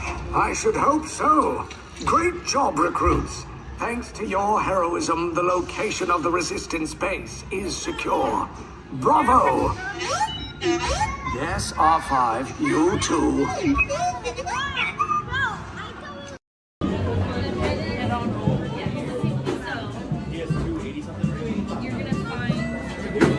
Excuse me, toys?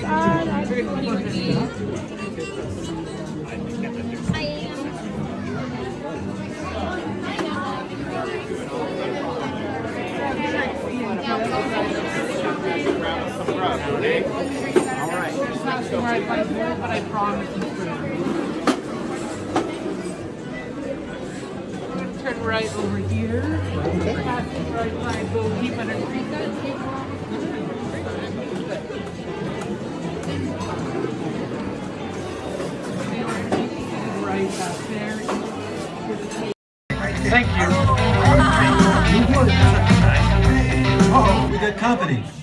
Wow. All right. How do, people? All right. Hey, don't mind us. We'll be finished in just a minute. What's hey? How What are you you doing? guys still doing here? You're supposed to be at a show. I'm working. Now. I'd like to introduce our lovely manager. Yeah, she's usually not like this. Yes, she's usually worse. I heard that. Where is my limo? Good. Okay, come on, guys. Please, get in the car. Sorry, folks. We gotta go. Make sure Come on. Chris, can you grab my black Les Paul? Hey, wait a minute. We can't leave these people here like this. We can't? No. Come on, you know how we feel about our fans. Yeah, that's right. Well, guys, what do you expect me to do? Send them all with you? Wait a minute. I love that idea. How about some backstage passes? Yeah. Come on. Make it happen. Give me some. Okay, I'll make it happen. Now get out of here. I hate all of you. See ya. Have a nice ride. Hi, Sal, it's me. Listen, I'm gonna need a bigger car. Make it a stretch. In fact, make it a super stretch. Great. Excuse me. Okay, folks. Look, the show is all the way across town, but I got you a really fast car.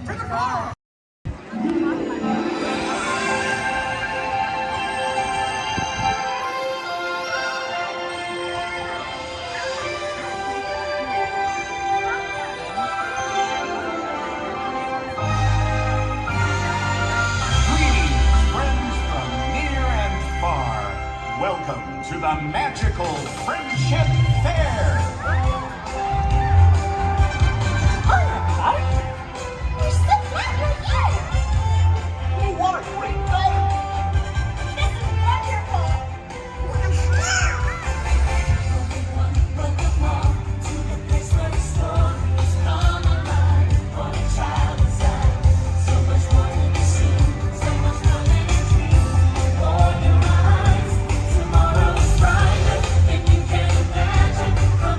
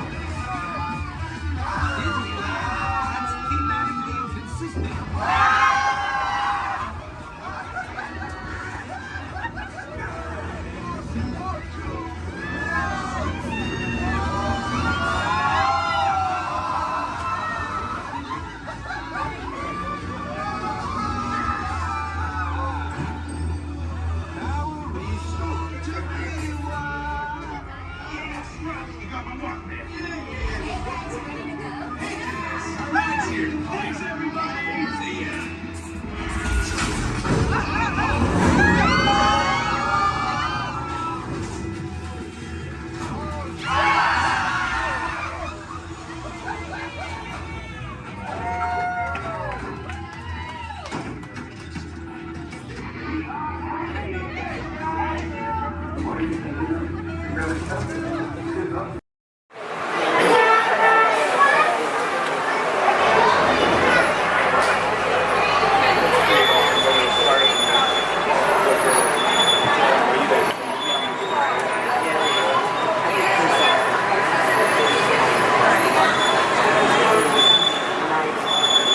Hello everyone, my name's Don and welcome aboard. We're heading into the backlot of Disney's Hollywood Studios. This production area was built in 1988 as a Florida counterpart to the Walt Disney Studios in Burbank, California. We included sound stages, recording studios, high-tech editing rooms, all the tools needed to create movies, TV shows, and radio broadcasts. We've even got our very own water tower too. It's up ahead on the left side of our shuttle. We call it the Earful Tower. It's inspired by the water tower Walt Disney had built for his Burbank studio in 1939. Our Florida tower stands a lucky 13 stories high, and we added our own creative touch, a giant set of Mickey Mouse ears. If you wanted to wear those ears, you'd have to have a hat size of 342 3/8. Up ahead, after the next bend in the road, you'll have a perfect opportunity to take a picture of this famous icon. In the world of entertainment, every project starts with a screenplay and a lot of creative ideas. A production studio is where the ideas of writers, producers, and directors are transformed into an on-screen reality. Within these huge spaces, filmmakers can literally create their own worlds. Our Florida sound stages are soundproof, weatherproof, and most importantly, air-conditioned, all vitally important for the cast, crew, and equipment. Many of the crafts needed for filmmaking are located right here on the lot. On the left, we have our own greens department. It grows flowers, trees, shrubs, and topiaries. A few well-placed plants can cover up empty spots in the set and add a touch of natural beauty to a scene. On the right are two of the aircraft from the 2001 blockbuster hit Pearl Harbor. These exact full-scale replicas of P-40 fighters were used in the special effect fight sequences. Of course, many of the planes you saw flying through the aerial battles or sitting on the ground weren't real at all. They were created entirely within a computer.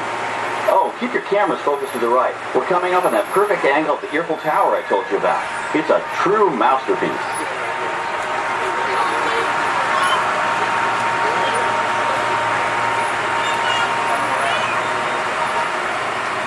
We're entering one of our most glamorous and colorful departments, creative costuming.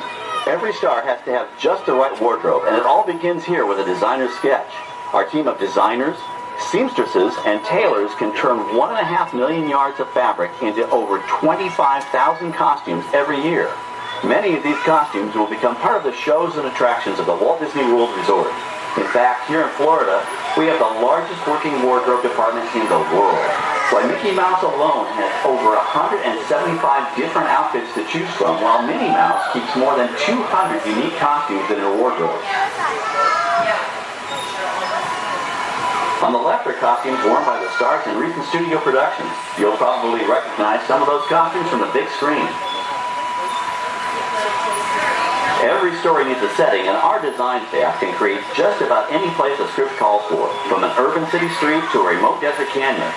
On the left is our scenic shop where large-scale sets and props are built. Our team of set designers, carpenters, artists, and engineers has created caves and caverns, game show sets, even replicas of the U.S. Supreme Court and NASA's Mission Control, all on our sound stages. The shop also provides sets and props for our shows and parades here at Walt Disney World. The same skill and craftsmanship that goes into a movie set can also be used to create magic for our parks. Either way, it's all about making dreams come true.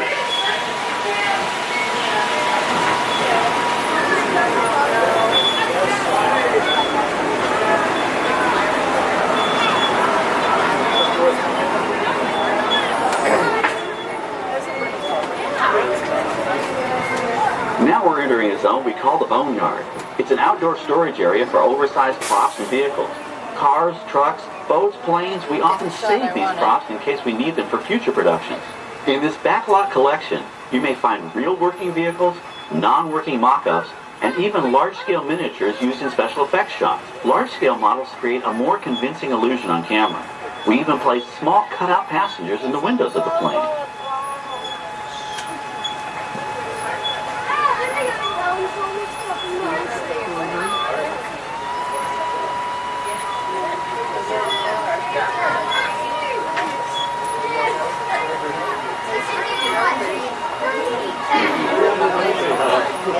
We're now passing by the sets for our Lights, Motors, Action, Extreme stunt show. On the left, you may catch a glimpse of the Mediterranean fishing village that sets the stage for this thrilling attraction. We'll get a closer look at it soon, but for now, we're approaching one of the largest standing sets on our back lot. It's over on the right. It may not look like much from this angle, but it's pretty spectacular on the other side.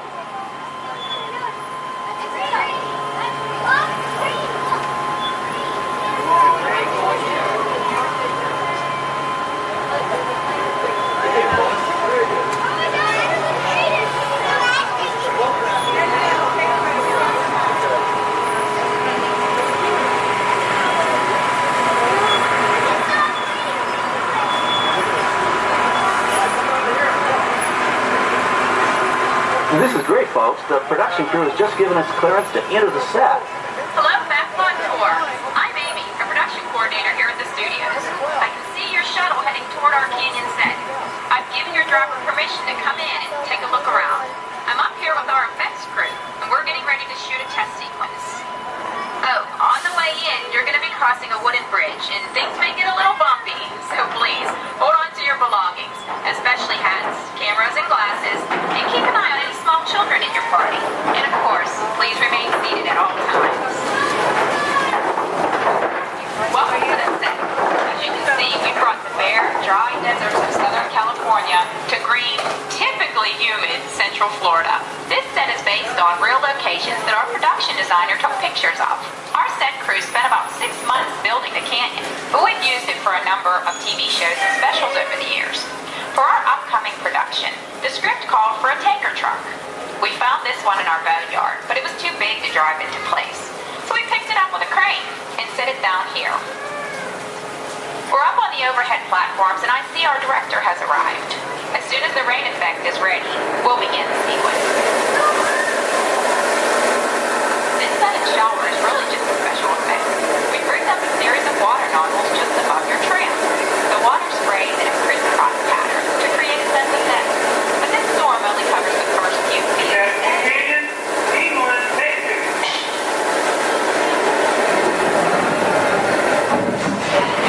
Okay, it's showtime. Everybody stay seated. Hang on to your belongings and watch your children.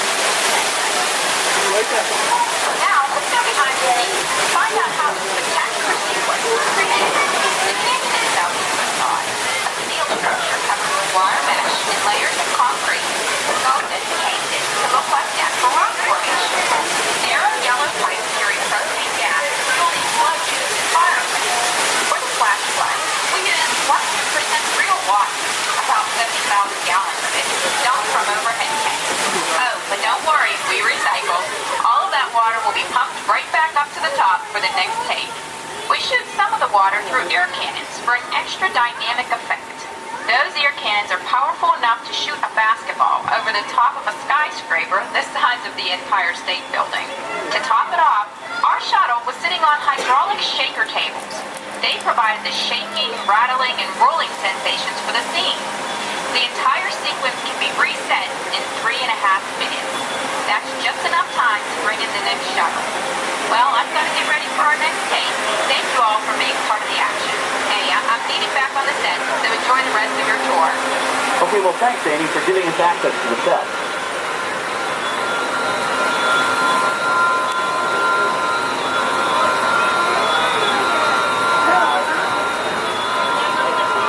On the right, we have an authentic piece of Disney history.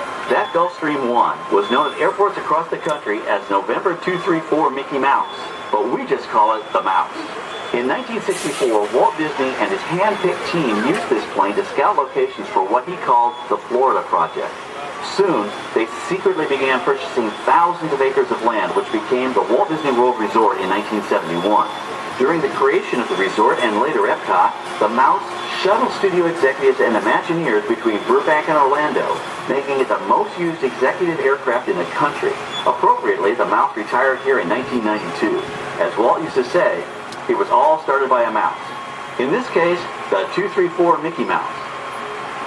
On our right, we once again sweep past the magnificent Mediterranean village of our lights, motors, action extreme stunt show. This high-octane attraction is based on the hit show from the Walt Disney Studios Park in France. In this action-packed production, you'll feel like you're right there on the set during the filming of a spy thriller, complete with custom-built cars, motorcycles, even jet skis. You'll experience the split-second timing, coordinated driving, and fiery special effects that make action movies a real blast.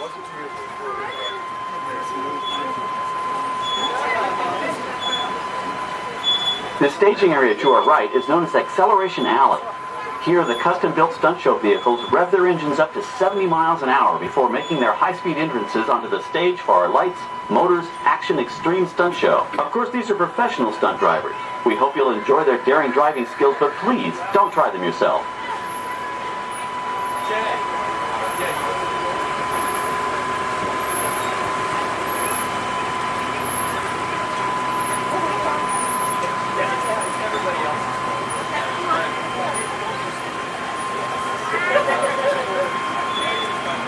On the left, we've reached our second boneyard with more historic props and vehicles. When we reuse older props in a new production, they're often refitted with custom parts and given a whole new color scheme. You might not even recognize them the next time you see them on screen. For instance, coming up is our friend Herbie the Love Bug. He went through a special demolition derby makeover. Those dents and dings were added on purpose, but he can be polished up as good as new for his next starring role.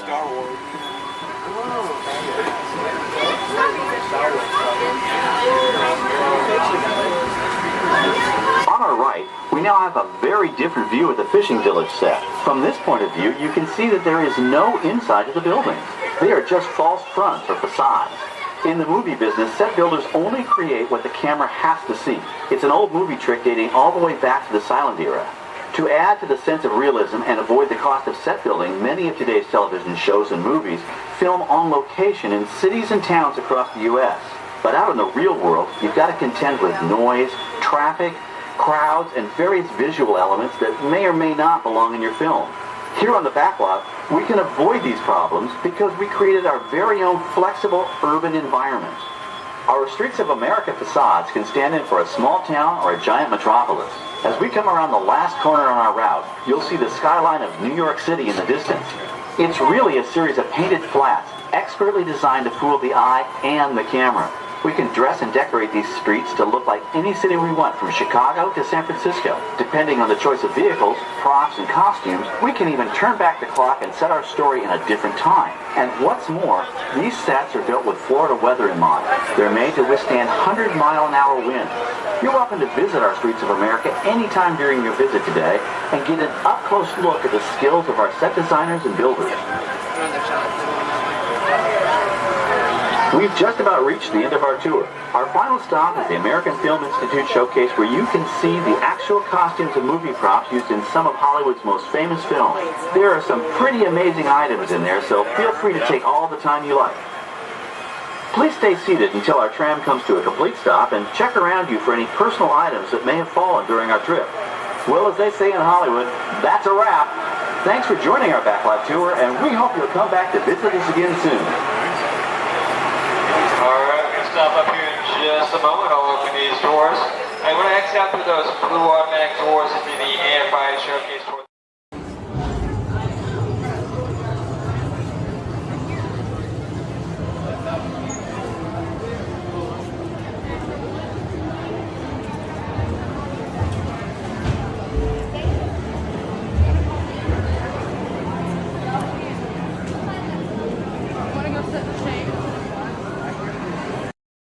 spot, so let me ask, how's everyone doing today? Sweet! Welcome everyone to the Aquatorium and welcome to Turtle Talk. My name's John, I'll be your host. You're all here to have a conversation with the coolest sea turtle in the entire ocean. Do you know his name? That's right, it's Crush. Let me show you how it's going to work. Right here is our window to the Pacific. It allows us to see all of the undersea life that swum by. Up there in the corner is our hydrophone that allows us to communicate with all the undersea life. So it's going to be very conversational, meaning Crush will talk to you. You'll be able to talk to Crush. He's got questions for you, and hopefully you all have some questions for him. You can ask him anything you want. You can ask him what he likes to eat, what he does in his free time, what's the meaning of life, anything like that. He'll be happy to try to answer.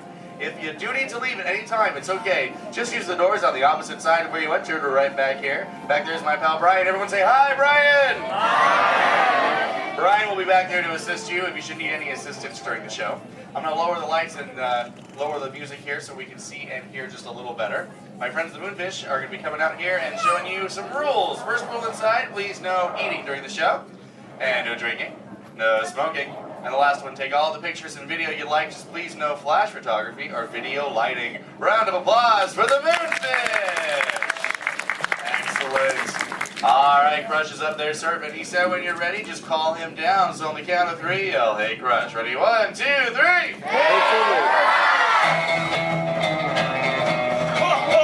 Righteous! Righteous! Yeah! Dude! Scope out that double spinner intro by the turtle, dude. Yeah. Chaw. Whoa, dude, check out all the humans in the human tank. Hello, human dudes. Oh, whatever, hey, dudes. Oh, dude, there's even little grommet dudes, sob level. Hello, little dudes. Focus, little dudes. Awesome. Dude, it's John. What's going on, dude? Hey, dude. Hey, do you think you can help me talk to a grommet right over here? Right down front, kind of middle, wearing like a greeny color shell, dude. Brown moss on the noggin. Hey, what's your name, dude? Rudy. Nice to meet you, Rockin' Rudy, dude. Hey, do you know how to talk like a turtle? No. Oh, no worries. I'll teach you. Can you say totally? No, I can't. Okay, then. Let's go over here, John, dude. Yeah, let's talk to the dudette right here in the pinky shell, dude. Let's see if she can say totally. Hey, what's your name, dude? Gabby. Nice to meet you, Groovy Gabby, dude. So can you say totally? Totally. Whoa, you're good. Okay, now can you say sweet? Sweet. Okay, put both those words together, Groovy Gabby, and say totally sweet. Totally sweet. Whoa, dude, human dude, put your fins together for Groovy Gabby for totally talking turtle, dude. Dude, you're like bilingual. Hey, so like, where do you come from, Gabby, dude? Where do you live? Canada. Ooh, dude, you come from Canada, dude. That's excellent. I have no idea where that is. So how's the surf in the Canada, dude? Why are we whispering? Well, no worries, dude. Hey, so like, who brought you here on this fine day from the Canada, dude? Who'd you come with? with my family. Oh, excellent, dude. You brought the whole familia. Wouldn't it be cool if I talked to, like, your parental units? Totally say, Chia. Chaw. Awesome. Okay, let's find out where they are. Parental units of Groovy Gabby, where are you at? Raise your fan. I want to talk to you. Over here, dude. Oh, dude, excellent, dude. They're like way over there. They're like taking a mini vacay from the little one over there, dude. Hey, what's your name, dude? Walt. Nice to meet you. What relationship are you to the Groovy Gabby, dude? Father. Oh, you're the Papa Bear. Excellent. Hey, so how many little ones do you have? 2. Oh, you're just getting started. Excellent. Dude, the Crush Man's got 65. You should totally try that. Well, hey, I was wondering, do your little ones ask you a lot of questions? Oh, yeah. Do you always have the answers right? Never. Oh, dude, I'm totally the same way, dude. My youngest son, Squirt, dude, he asks me questions all the time, and I'm like, I do not know. In fact, human dudes, that's totally why I'm here today, to answer all those questions Squirt has about you human dudes. So if you can help me, and so I can take it back to him, totally say Chia. Oh, dude, you so totally rock! Dude! Whoa, dude, we got some advanced turtle talkers out there. Excellent. But for the rest of you dudes, whenever a green sea turtle says you so totally rock, you reply by saying, dude, really loud. So, you so totally rock. Dude! Excellent, now you're all talking turtle. Let's move on to Squirt's first question. Numero uno. Squirt saw you human dudes at the beach the other day, and he wanted to know what you dudes do when you go to the beach. So shout it out, human dudes. What do you do when you go to the beach? Dude, kill the motor, dude. I heard some surfers, swimming, tanning. One little dude over here was like, boogie board. That was awesome. Well, let's see you swimmers out there. Raise your fin if you know how to swim. Oh, not many adults know how to swim. Okay, this is muy importante, human dudes. Raise your fin if you've ever swam or swummed or swam-a-deed in your entire life, dude. Oh, that's more like it. Hey, John, dude, let's go to this side of the tank in the first row, fourth noggin. That dude, that looks like a most excellent swimmer. Totally. Hey, dudette, what's your name? Me? Sandra. Nice to meet you, Surfing Sandra, dude. You should have seen your face when I first called on you. You were like... It was totally awesome. Oh, go ahead, Sandra, dude, what's up? Are there any sea creatures you're actually afraid of? Oh, dude. Those tiger sharks got some serious thrill issues. They're real jerks. Dude, but I'm a pretty fast swimmer, so I can get away from them pretty good, dude. But I do have 2 very good friends, Chum and Bruce. Oh, and Anchor, too, don't forget about him. Well, Bruce and them started this 12-step program called Fish Your Friends, Not Food. Oh, you know it, dude. You took it, too. That's excellent. It's spreading onto the land. Very cool. Well, hey, I was wondering, dude, do you ever go swimming? Do you like to go fast or slow? I like to slow down my pace. Oh, dude. I like your style, Sandra, dude. There you go. It's kind of like flip back and close your lids and be like, dude. I'm Sandra. I hope there's no tiger sharks around. Dude, that's excellent. But I am a green sea turtle, and because of those tiger sharks and my love for the thrill of speed, I totally love to go fast. Hey, human dudes, you want to see how fast I can swim? Totally say y'all. Excellent. I'm going to go get my motor running, and human dudes, I need you to time me. So start counting when I say go, and count nice and loud so I can hear you, okay, dudes? Ready, set, go. 1, 2. Back, dudes.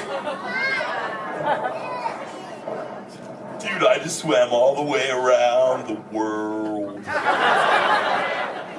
I it, dude? Right through Canada. Dude, I can't even keep a straight face. I'm totally pulling your fin, dudes. Actually, dude, we can swim up to what you human dudes call 20 miles per hour, dude. But if I'm totally riding like a gnarly, awesome current, like the EAC back there, the East Anaheim current, I'll totally go up to like 45, John will tell me, dude. It's excellent. Oh, dude, but where are my manners, human dudes? I'm totally doing all the talking. So if you have a question for me, dudes, totally raise your fin nice and high, human dudes. And keep your fin high so I can totally see it. Excellent, dude. All right, hey, John, dude, let's go to this side of the tank. Right in the top part of the lily pad looks like a little dude with a stripy colored, multicolored shell, dude. Totally, dude. Excellent.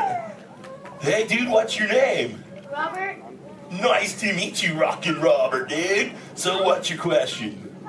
Do you have a favorite toy? A toy? Dude, what's a toy? I don't know.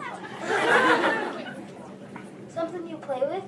Oh, dude. Yeah, dude, when I first got into the ocean from the beach, dude, I totally loved to play with this sea star, dude. It was excellent. We used to, like, totally have fun together. Do you have a favorite toy, dude? Yeah. What is it, dude? A stuffed animal?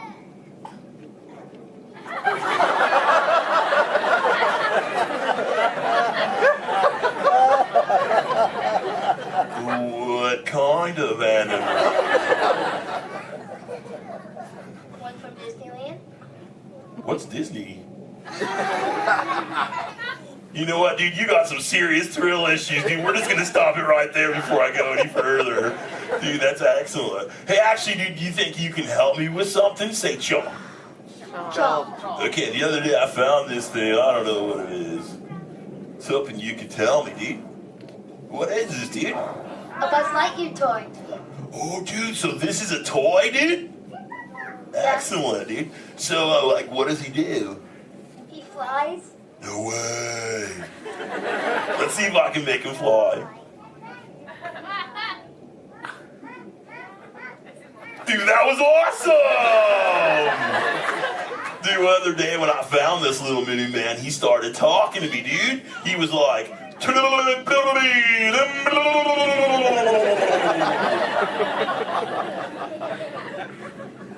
what that means, and he doesn't say it anymore. So do you think Squirt will like this for his next hatch day, dude? Say chaw. Chaw. Excellent, I'll totally give it to him. And thanks for your help, dude. You so totally rock. Dude. Does anyone else have a question for the Crush Man? Raise your fin, dude. Oh, dude, let's just go right to the other side, right down front. Looks like a little dudette in a white shell right here, dude. Totally. Hey, what's your name, dude? Mallory? Nice to meet you, Malibu Mallory, dude. So what would you like to know? Well, if I could breathe into water, would you let me ride on your back? Dude, totally, dude. That'd be the most excellent ride ever, dude. I've always wanted to know what it's like to ride on my shell. Because I'm always riding in my shell. Dude, I bet so too. Well, if you ever learn the superpower of breathing under the water, dude, totally find me in the Pacific Ocean. I'll be waiting. I'll try. Excellent, dude. You're awesome. Hey, it was totally nice meeting you, dude. And for the rest of you humans, this has been excellent. I've learned so much. But I gotta give all this Mondo knowledge back to Squirt. But before I leave you, let me give you some of my ancient turtle wisdom. Remember, human dudes, in the big ocean of life, never make an enemy out of a sea anemone. A sea anemone.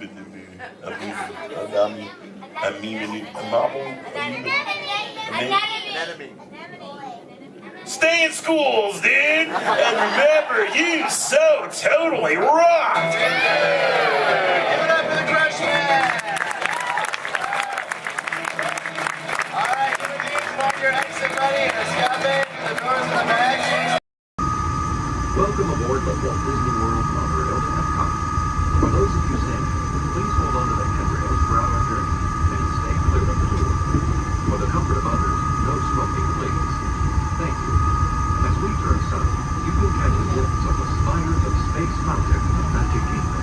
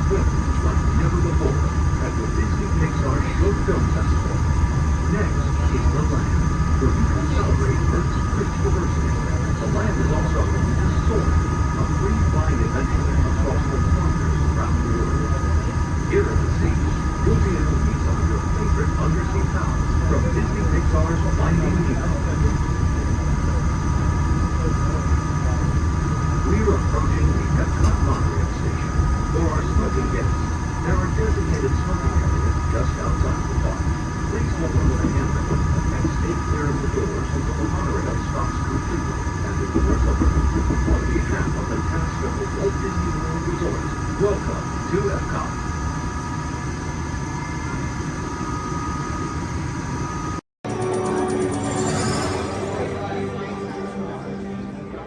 Greetings, Terrans. I am Nova Prime Irani Rayan, Commander of the Nova Corps. On behalf of all Xandarians, I hope you have enjoyed exploring the wonders of Xandar. As you have seen, your world and ours were born of the same moment, one which you refer to as the Big Bang.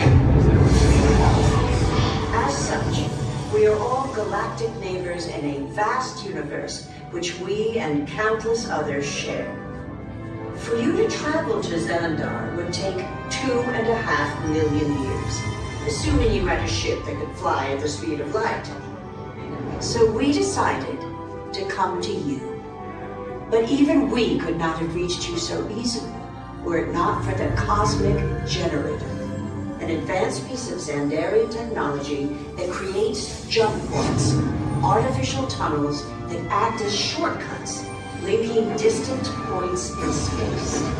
It is our desire to share this wondrous technology with your people so that together we might explore new worlds and create a brighter tomorrow.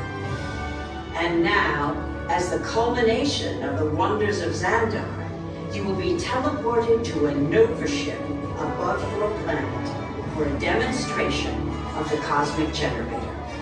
I trust you will find it an unforgettable experience.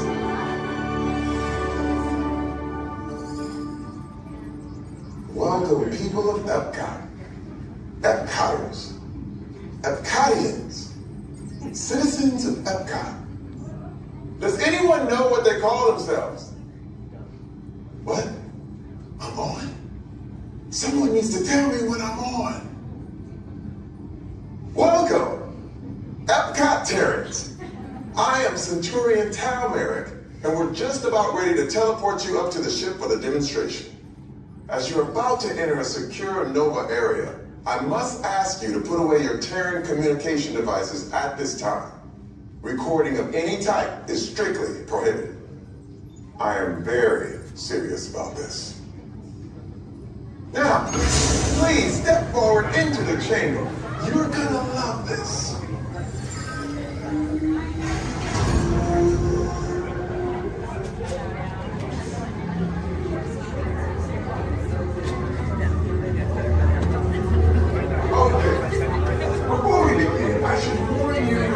Never teleported Terrans before, but since your molecular structure is very similar to Xandarians, it should work.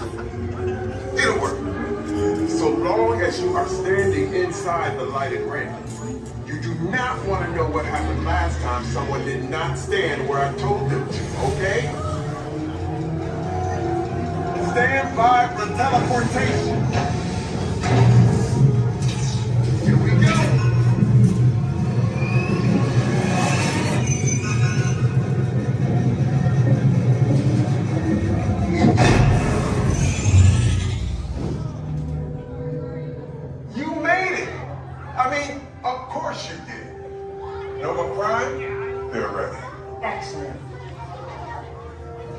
What you see before you is the cosmic generator.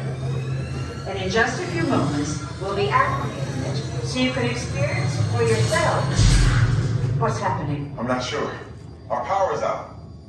And the cosmic generator is gone. Cheerio, Monarch. Go to Code Red. Prepare the fleet. And call the Guardians. Now. There is no cause for alarm.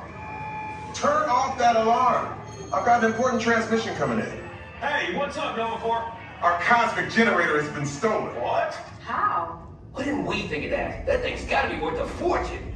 I am Groot. Good question. Yeah, who do you think took it? Perhaps that really big man outside your ship. Well, that is a big man. I need to alert Nova Prime. I've been watching Terrans for dogs. That's not creepy at all. This species has failed. Wait, whoa, we didn't even know there was a test. He's got the cosmic generator. He's creating a new jump point. Jump point to where? It's some kind of mutant jump point. It's going back to the dawn of time. Dawn of time, why? To erase an error. Well, that doesn't sound good. Your time is over. Wait, what do you mean? What do you mean it's so vague? The jump point is closing. Hey, Nova Dude, you're Nova Corps need to follow that whatever it is until we get there. We can't. Our power is down, and I've got to get these Terrans onto evacuation shuttles. I got it. I reprogrammed the shuttles to follow them through the jump point. Wait, what? Look, they're our only chance of keeping track of that whack job until we get the cosmic generator back. Piece of cake. What?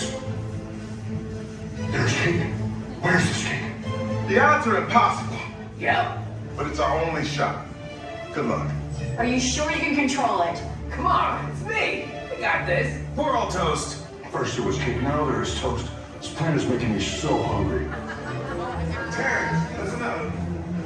You need to make your way to the evacuation shuttle now.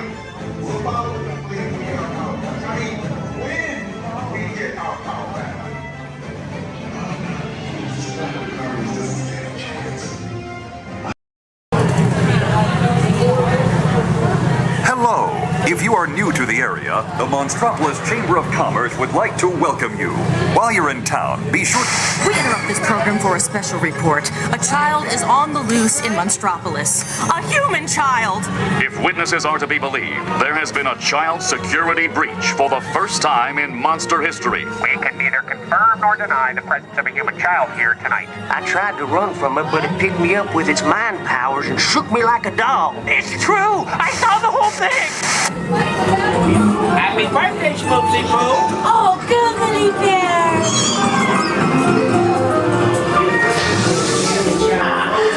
Telepathic control. Lazy things like a chicken. I contoured my own. Then it grabbed me with its giant forked tongue and rolled me up and down like a show. Oh, we gotta get you home.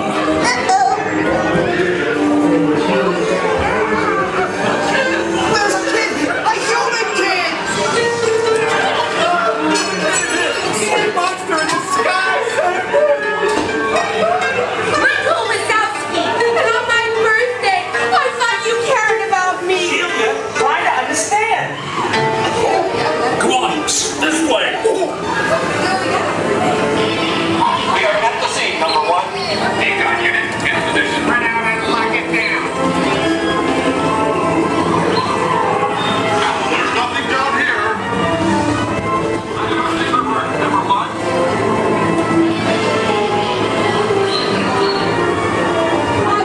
My hair nights. Yeah, nothing exciting ever happens. Hurry up, Sully, hurry up. I've got both doors set up on the scare floor. Are you done yet, Phil? Race you to the scare floor.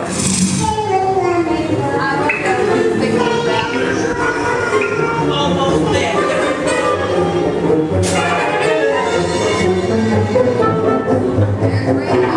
They'll never find her door now.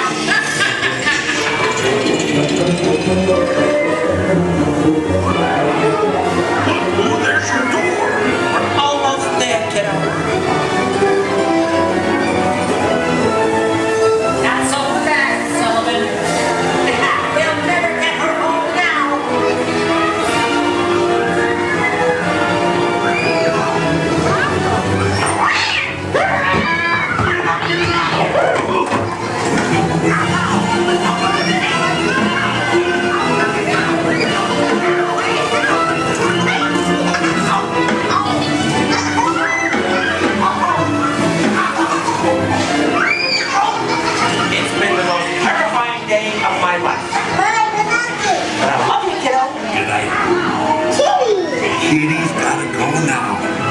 Nicely done.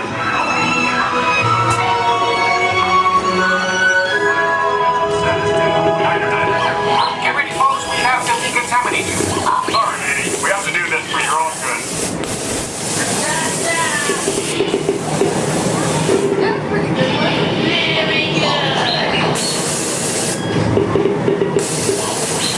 Sorry, sir, you're not my type. Yeah. We can either confirm Stop making good for me. I'm not that kind of girl. progress and reported to the scene where we immediately Staring at me. we spread out and locked it down. Hey, you left the lens cap on. Just kidding. The situation says to Your stunned silence is very reassuring. Duh. Ta-ta. Step into the car. For your safety, remain seated at all times, keeping hands, arms, feet, legs, and other appendages inside your car. And please supervise younger beings. Stay clear of the doors, which will open and close automatically. Enjoy your journey. Para su seguridad, permanezca sentado y mantenga sus manos, brazos, pies y piernas dentro del vehículo. Y cuide a sus niños. Gracias. Please step carefully onto the moving platform, then step into the car. For your safety, remain seated at all times. This is the TTA Blue Line, non-stop service around Tomorrowland.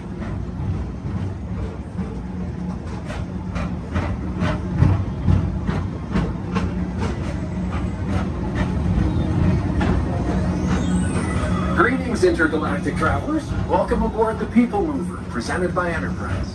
I'm Morak 5, your guide aboard this highway in the sky, the absolute best way to see Tomorrowland. And my stars, is there ever lots to see?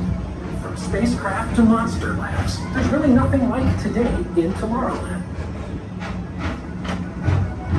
For your safety, if you have wings, jetpacks, or gravity polarizers, please do not take flight while on board. Thank you.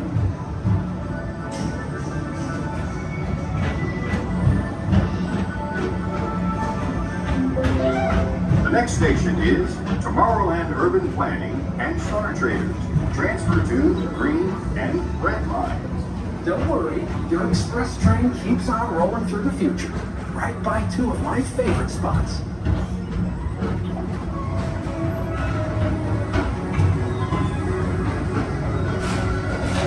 First up, Progress City, Walt Disney's amazing dream for a community of tomorrow. Did you know Progress City inspired Epcot and a lot of the visionary ideas throughout Walt Disney World? Look, there's even a tiny people mover. I wonder if that means there's a tiny Borak.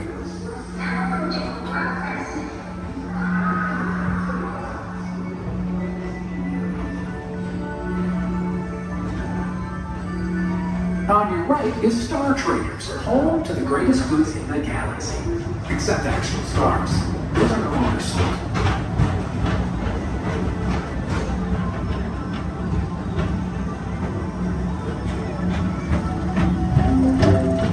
Now approaching Tomorrowland Speedway and Tron Light Cycle Run.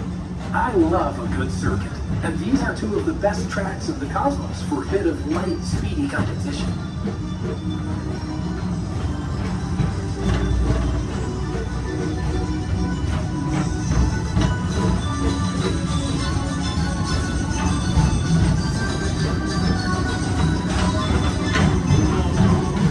Attention all visitors from Galaxy M31. Please keep forward-facing tentacles clear of oncoming vehicles. Thank you.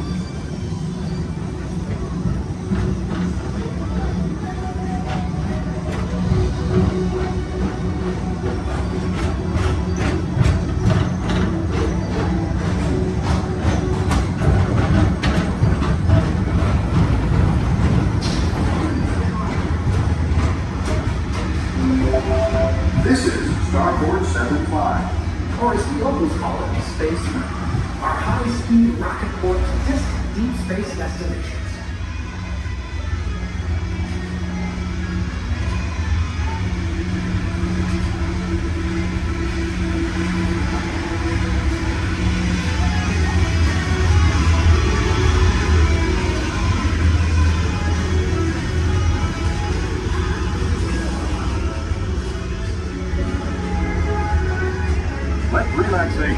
showreel at the most refreshing retreat in the galaxy, the Coral Rooms of Pisces 7. You H2O it to yourself.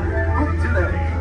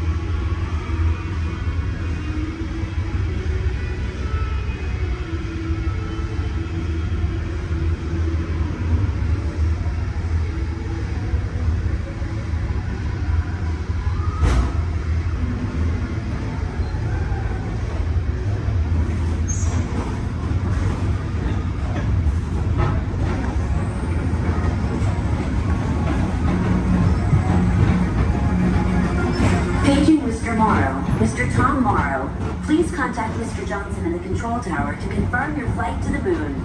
Thank you.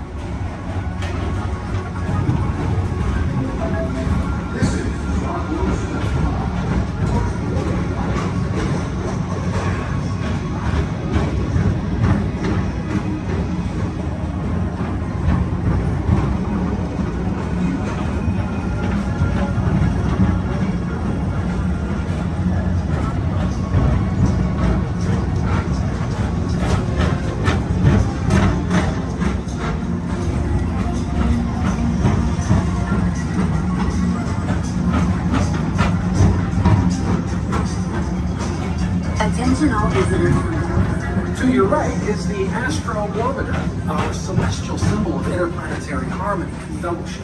Hop aboard and launch high above Tomorrowland for a spin amongst the planets.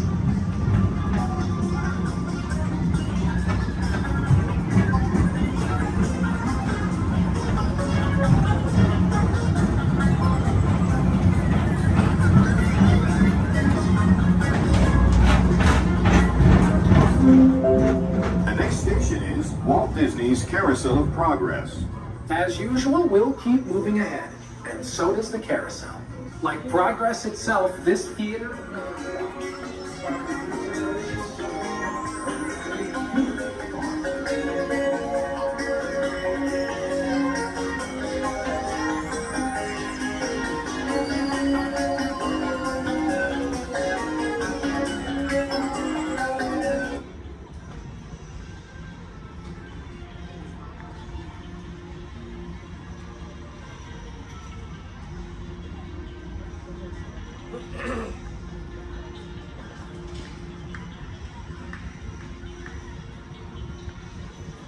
Attention on the people mover, please stay seated.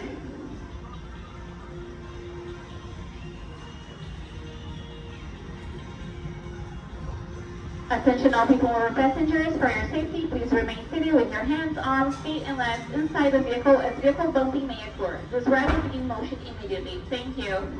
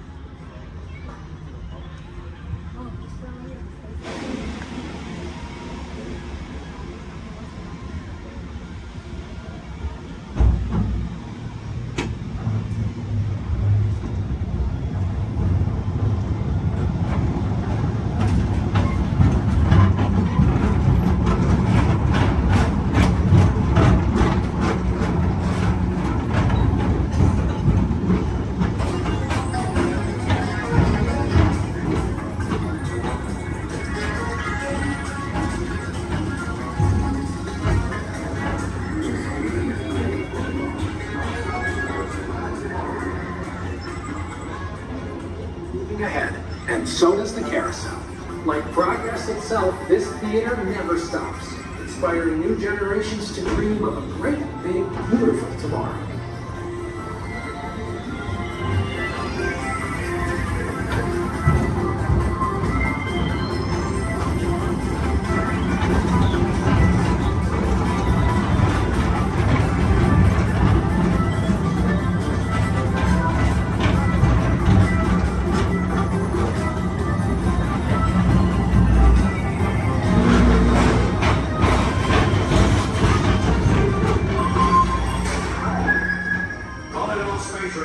Report to your Star Cruiser and join me on this daring space mission against the evil Reserve.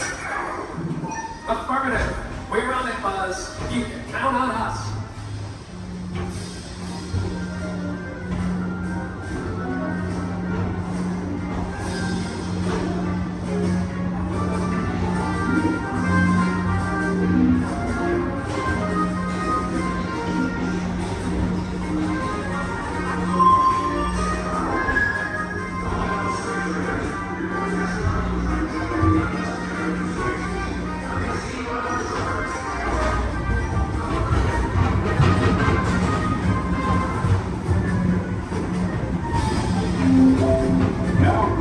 Monsters Incorporated laugh floor.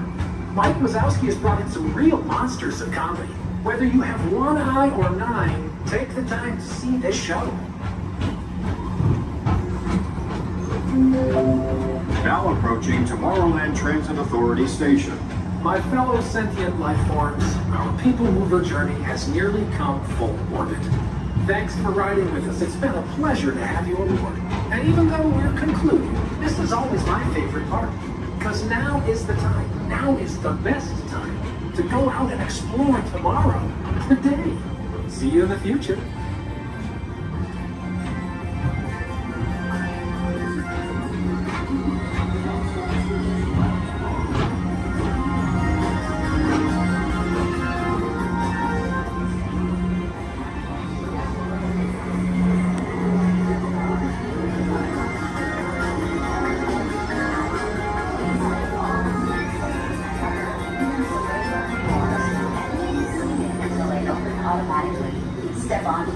Platform with caution and exit by stepping away from the car. Thank you.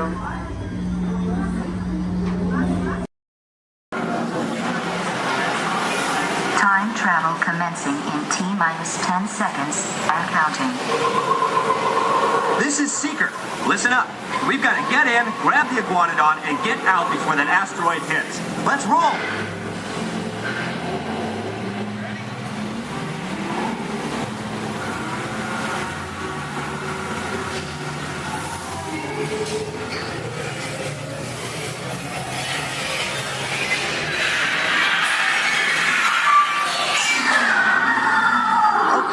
Now, let's go get that dino.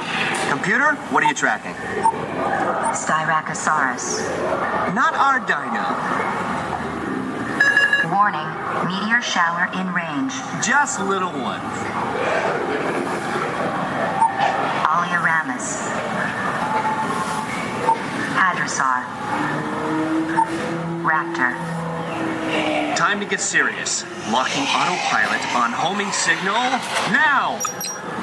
Hang on! I'm tracking a big dino on the scope. Could be ours. Computer, full stop.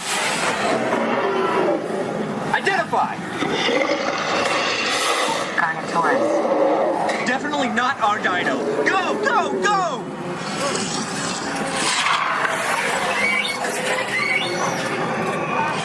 Another big guy coming up. Computer, slow and identify. Sauropod. Still not our dino, but at least this one's a vegetarian. Whoops. Asteroid impact in 90 seconds. We better move it. Pterodactyl. Incoming! Asteroid impact in 60 seconds. We can't stop now. Keep going, keep going. Compsognathus. Computer, what's happening? Loss of traction. Four-wheel drive, move it. Warning, meteor strike. Evasive maneuver. Right, left, right, left. That was close. Computer, now what? Carnotaurus. That's it. Abort mission. Abort, abort. Iguanodon. Forget it. Get them out now. Asteroid impact. Brace yourself. This is it. They're not gonna make it. They're not gonna make it. Mission accomplished. You made it! I knew you would, and guess who made it back with you? I better find it before security does. Thanks for everything!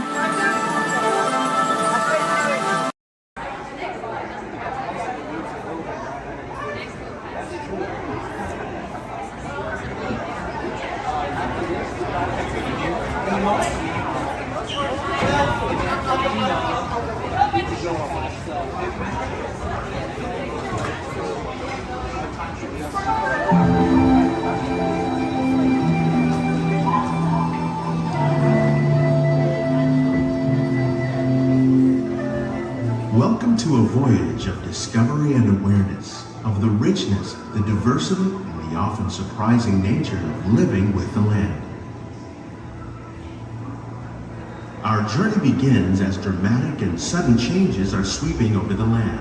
The approaching storm may seem violent and destructive to us, but to nature, it's a new beginning in the cycle of life.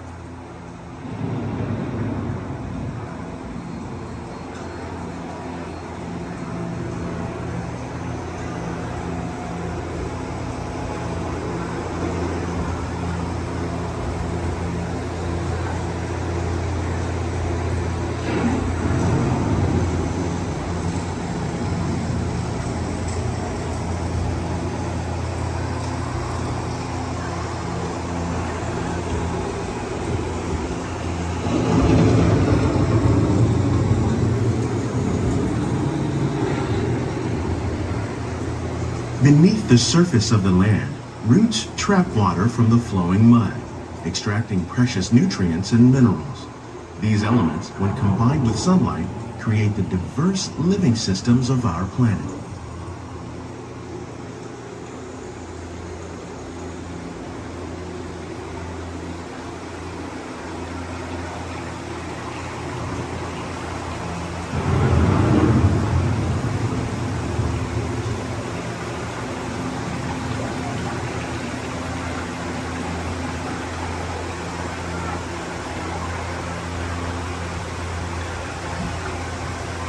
One of those living systems is the rainforest, home to the most amazing concentration of life on our planet.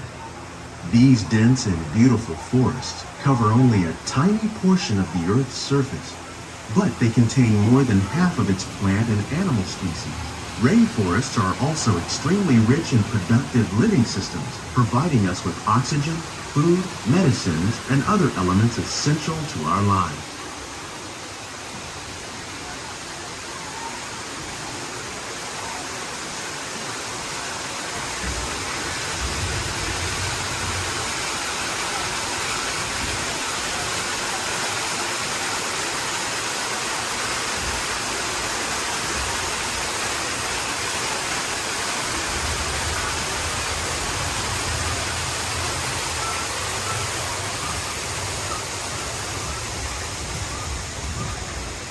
In the desert, nature has created a very different, but no less beautiful living system. And while this arid landscape may seem lifeless, it is very much alive. The plants and animals that have learned to survive in these harsh conditions make use of what little water they can find and avoid the scorching rays of the relentless sun.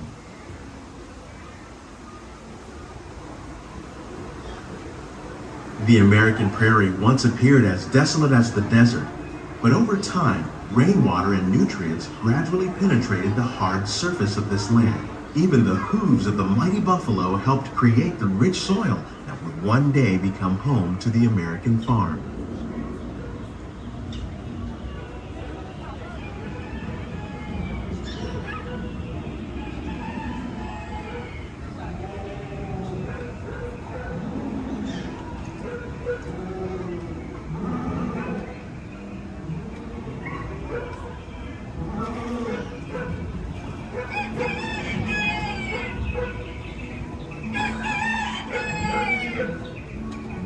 Of all the forces at work on the land, humans have had one of the most profound effects.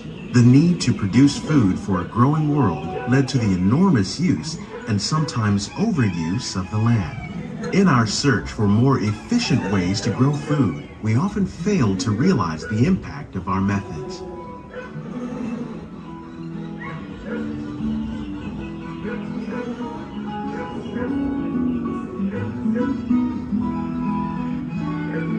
Today, we're learning to live with the land, discovering better ways to grow food that will assure both human and environmental well-being.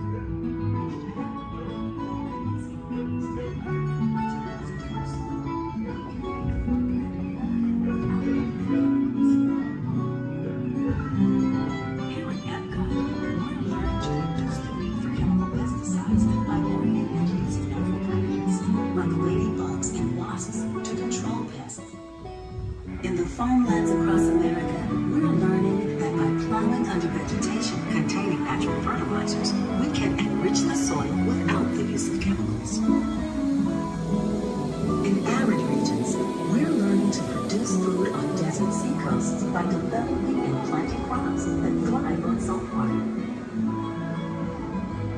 In Japan, we're learning that by mixing leaves and other living materials into our soil, we can make farmland more fertile without the need for chemicals.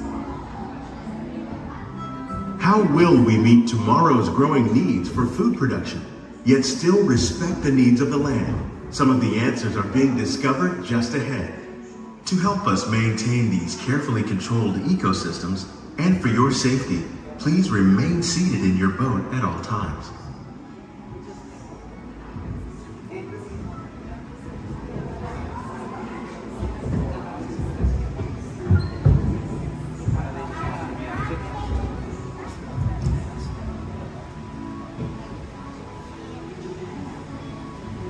Welcome to our living laboratories, where scientists from Epcot and the U.S. Department of Agriculture are exploring innovative ways to produce bountiful harvests now and into the future.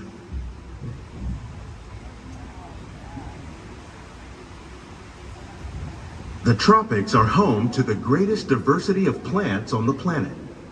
Many of these, like papaya, bananas, cacao, coffee, and rice, are well known around the world. These are just a few of the edible plants that have been an important source of nutrition for people living in the tropics. Many are rich in vitamins and minerals, while others are well adapted to growing in less than ideal conditions. Some, like the water lily, thrive in wet, swampy areas and waterways. All parts of this plant, even the flower petals, are edible. The starchy root of the plant has long been used to make flour for baking.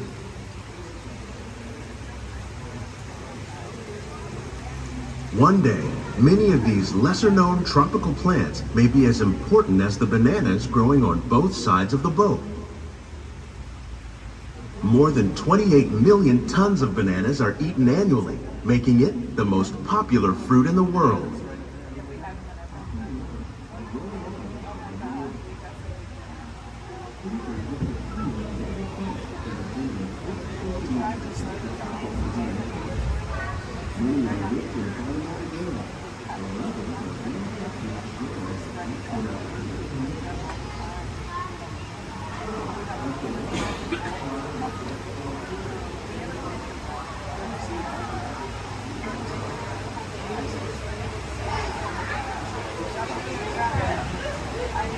When we mention farming, you probably don't think of fish. But fish farming, or aquaculture, accounts for nearly half of all the seafood consumed globally. Tilapia, bass, and catfish, like the ones you see here, are three of the more popular crops raised by fish farmers. The sustainable system we're using here recycles the water in the tanks. As a result, we're able to save millions of gallons each year. Our small fish farm produces nearly 5,000 pounds of fish each year to serve in restaurants around Walt Disney World.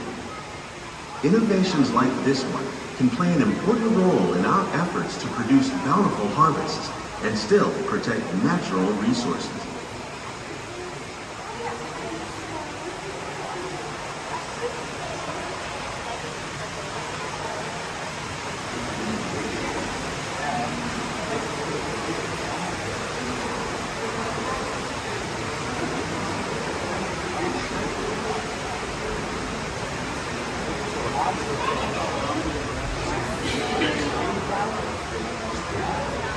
While there are more than 50,000 edible plant species in the world, most of us are only familiar with the handful that make up our everyday diet.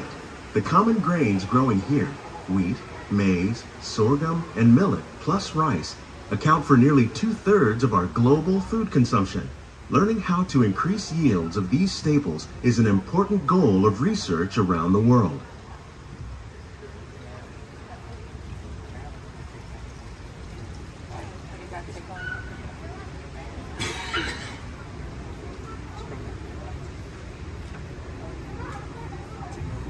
These plants are definitely on their way up.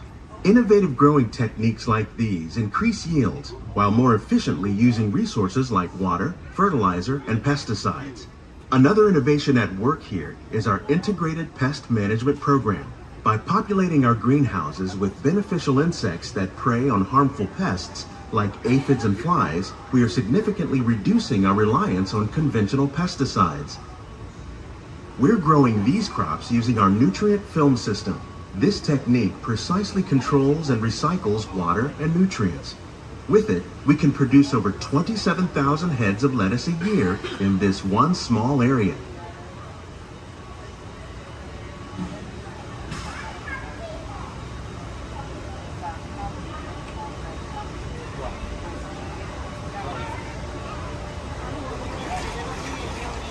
Some of our best ideas have been inspired by nature, like these fruit and vegetable trees.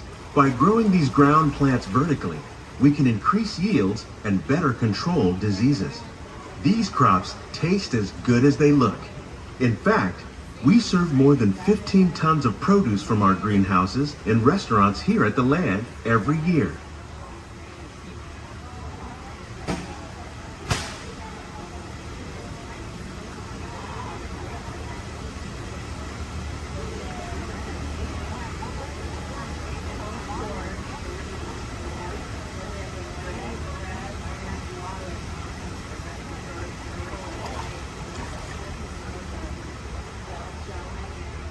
The future of agriculture may include innovative ideas like this vertical growing system. Plants grown in this way use a fraction of the space required by traditional growing methods. That saves water and increases production. The aquaponics system on your left combines hydroponics with aquaculture. The fish provide a natural source of fertilizer for the plants, and the plants help keep the water clean for the fish. It's another great way to produce more while using less. In our lab, Epcot scientists are working with the U.S. Department of Agriculture on a number of innovative projects. The goal of these efforts is to produce higher yielding and better quality plants.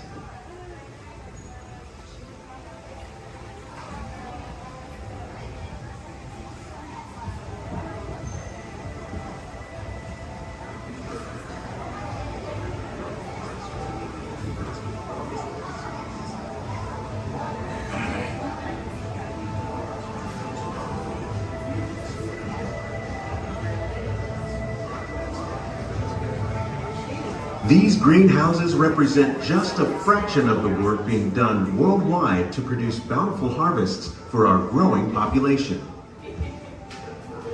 Scientists, farmers, and even backyard gardeners are doing their part to improve the quantity and quality of foods that we all rely upon. Together, we can continue to find more ways to increase food production and protect our precious natural environment. Only then will we truly be living with the land.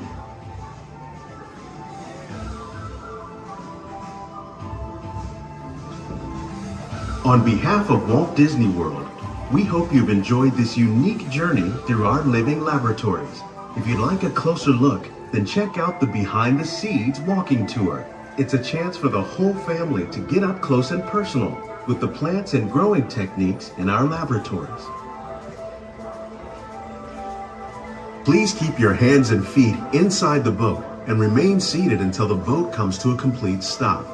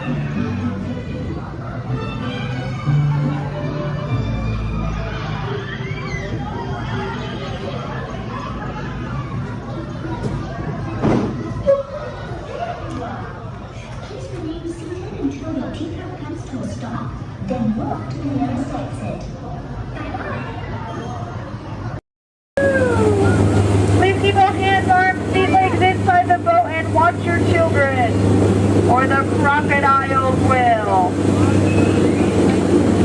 So who came to see some danger today? All right, we got some takers. It's right there, big white letters. Good thing I can read. You might have missed all signs of danger. Oh, look at this to the right. You'll see our first sighting of wildlife here in the jungle. Right there's a prime example of why some wildlife destroy their children at birth. We're now approaching ancient Cambodian shrines built by ancient Cambodian Shriners. This place is loaded with crocodiles. Speaking of crocodiles, to the left you'll see a Bengal tiger, known to jump over 25 feet, but don't worry, they're like 15 feet away, he should jump right over us. Watch out for Ginger, Ginger Snap. She's the one stop cookie.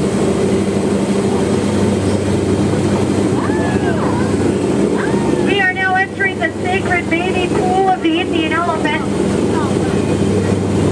Oh, looks like they all came out to play. You know, they say an elephant never forgets.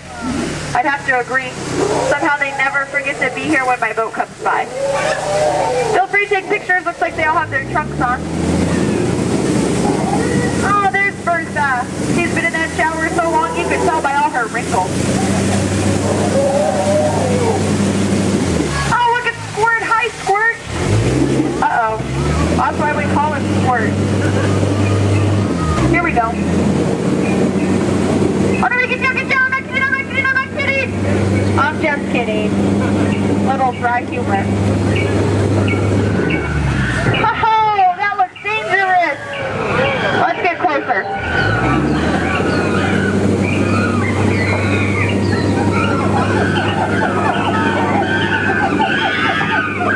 Looks like the gorillas took over this camp. Look what they did to that truck. Unbelievable. They left the lights on. What a shame. Uh-oh. The monkey has a gun. Let's get out of here. Woo! Now if you look over here to the left, real hard through the trees, through the bushes, you'll see absolutely nothing. Just ahead is beautiful Schweitzer Falls, named after the African explorer, Dr. Albert Falls. We'll be going over that later. Uh-oh. Everybody lean, lean, lean, lean, lean, lean, lean, lean, lean, lean, lean, lean. Woohoo! We are now on the Nile River, the longest river in the world. If you don't believe me, well then you're probably in denial. To your left, there's an African bull elephant. You can tell by his huge ears and enormous ivory tusks. Now, for those of you with a short memory, to your right, that's an African bull elephant. You can tell by his huge ears and enormous ivory tusks.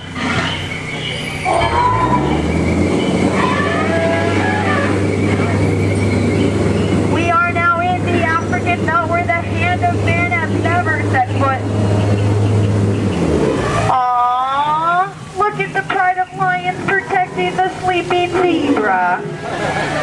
That's how zebras sleep, on their sides, eyes open, surrounded by lions. He looks dead tired. We'll let him rest in peace. Oh no, there's that lost safari they were looking for. I told them not to mess with the rhinos. They always get their point across. In the end. Hate to be the low man on that totem pole. And now we're off to the infamous pool of the hippopotami. These creatures could easily upset our boat. Just last week they knocked over 6 boats, but I don't think you have anything to worry about. Only 5 of those boats were mine. Uh-oh, this doesn't look good. Oh no, these two are charging! Come here, I'm gonna scare them away! Look at that. Scared stiff. We are now entering headhunter territory. It's a terrible place to be headed. To your right, you'll see some native arts and crafts. Art's the one on top. Oh, looks like they're celebrating something here. I'll see if I can translate for you. Nope. Oh no, we're being attacked by a war party. Everyone get down, all goes out of here. Watch out for spears. Spears, spears, spears, spears, spears, spears. Spears, spears, spears, spears, spears, spears, spears. Ooh, that was fun to hear those spears flying by. And now the moment you've all been waiting for, the amazing, incredible, the backside of water. Woohoo! Get excited!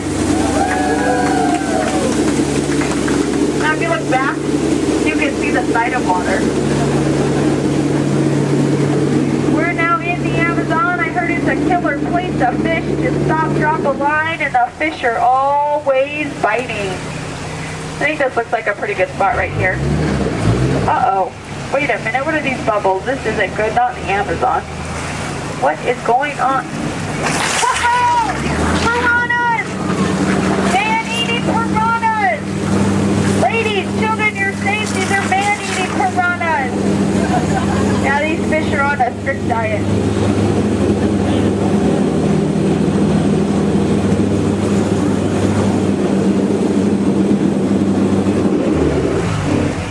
Here's Trader Sam. He's our head salesman here in the jungle. Business has been shrinking, but it looks like he's having a special today. 2 of his heads for just 1 of yours. Anyway you slice it, you'll come out ahead. Trader Sam's actually... Whoa. Oh, there's Ellie! I thought she was coming with us today. Looks like she's already unpacked her trunk. You might think that's water, but it's not. And now for the most dangerous part of our journey, the return to civilization. I don't know how, but you just survived the jungle cruise. Woohoo! Please keep all hands, arms, elbows, fingers inside the boat. Don't want you to get caught between the boat and the dock. That could really, really hurt my boat. Well, here we have Matt and Matt. They're going to have professional elbow grabbers to help you out today. All right. The first order. Excellent. We're not authorized to pick up the cargo. We're picking up the cargo. Good, good. They've accused us of stealing. Well, I see now you're breaking up. I cannot hear you. What? Don't you dare. I don't. Oh. Unfortunately, you don't know the government. What a conversation anyway. Aha! Another group of flight candidates. Welcome, my friends. Welcome, welcome. What a fine-looking group of flight professionals. You remind me of me. But without the bounty on your heads. Recognize a few of you. You've flown for me before. I can't believe you made it back. And it's good you made it back. Good for you. Mother, one of the engines blew up again. We'll talk later. I have to do everything around them.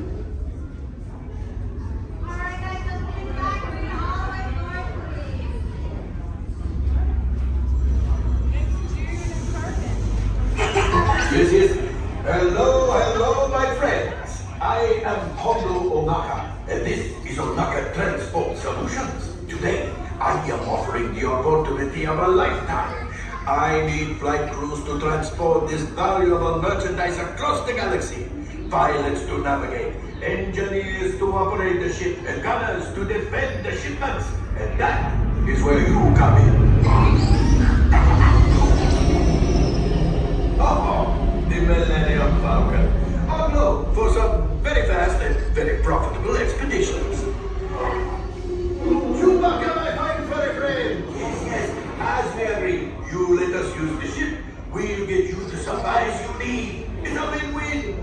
You help the resistance, and I get all the profits. What? No, the First Order will never know we were there. Okay, time to go, so, bye-bye. We better go before he changes his mind. Move along, my friends. Listen carefully and remember, the better you work together.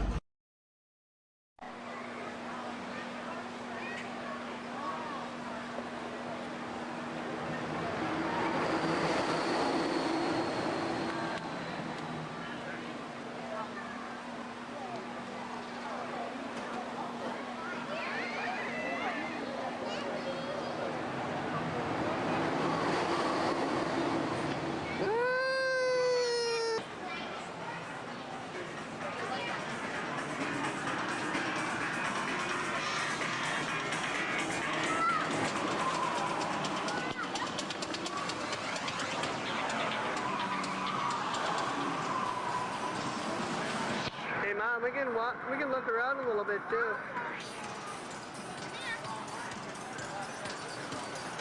One ahead. Stick them out.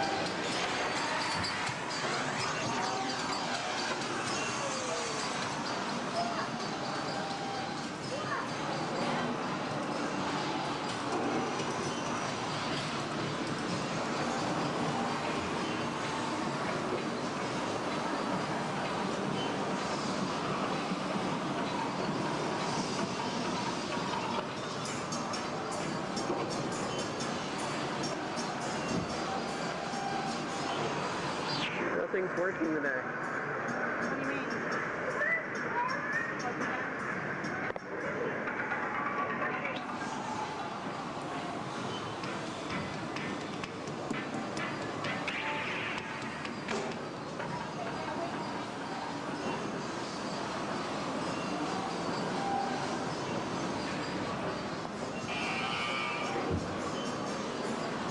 Mom. Oh, look at, watch this.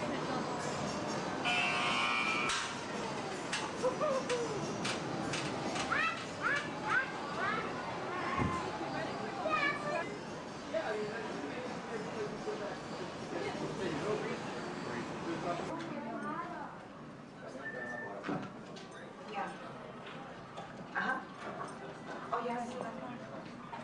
Oh, okay. Hold on. 1 second. Okay, got it.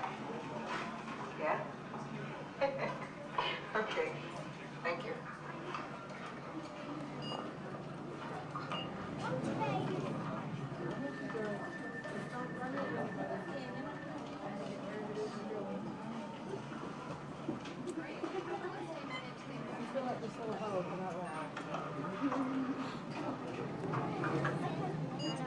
Bill.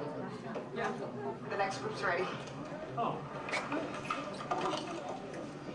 Thanks.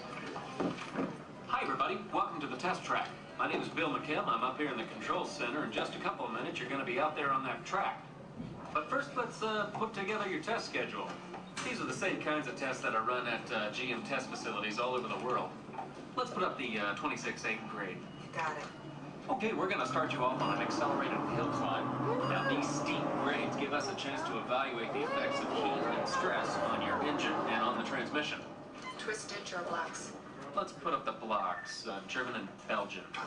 Next, your vehicle is going to go over a variety of rough road surfaces. These are designed to test the integrity of the suspension and the chassis. It's going to get a bit bumpy. Yeah. Next, you're going to see and feel what it's like when your brakes lock up and you lose control of the steering. Not such a good feeling, but hang in there because we're going to do the test one more time, this time with the ABS or the anti-lock brakes. Okay. All right. What's next? Let's do some environmental tests. Put up 2, 5, and 7. 7? Yeah, 7. Okay. After that, we're going to subject your vehicle to some extremes in temperature, as well as corrosive conditions, to see how it handles nature's worst. And finally, we'll take you out for some handling runs. Let's do the I'm going to send you through some hairpin turns, and then we'll take you out and do the high-speed loops. And depending on how your vehicle and you hold up, we'll even throw a few surprise tests in there. Surprise test? Yeah. Pick one. Jack? No. If this whole routine seems a bit extreme, you're absolutely right. That's what a test track is all about. The cars you drive at home are made up of over 15,000 different parts, and every one of them has to pass the test under very extreme conditions before we ever let it off that test track and out onto the road. Now, as you can imagine, safety is a big concern of ours, so we're going to insist that you buckle up your safety belt securely. You'll be glad you did. Oh, we're ready. Oh, great. Well, Sherry says we're ready, so we'll see you out there on the test track. So please make sure your safety belts are securely fastened, as they always should be in your vehicle. We're clear for dispatch. Okay, let's move them up to the test area.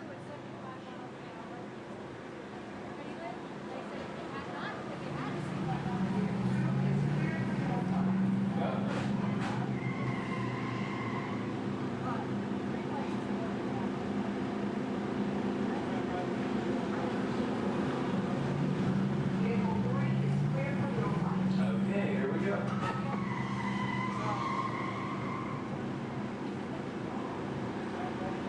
Mitchell? Vehicle 4 is clear for hill climb. Okay, here we go.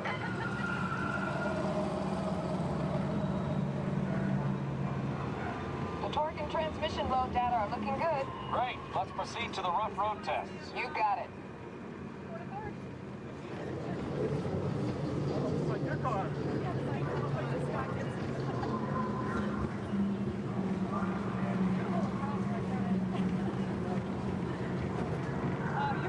Okay, I'm going to take you right up to the cones, hit the brakes, and see if I can steer you through.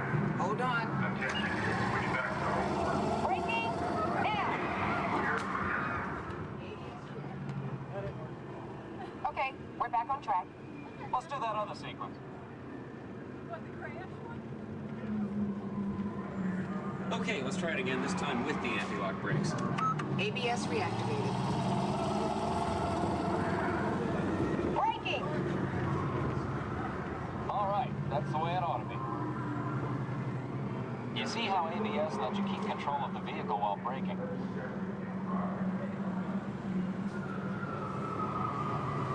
Let's demonstrate some extreme test conditions. Okay.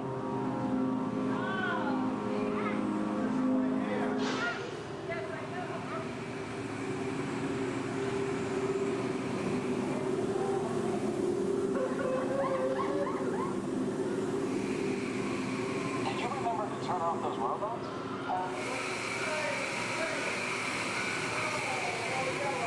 Clear for track course A. All right, let's pick up the pace. Increasing speed 10%. So it's not a matter of just playing along, 20%.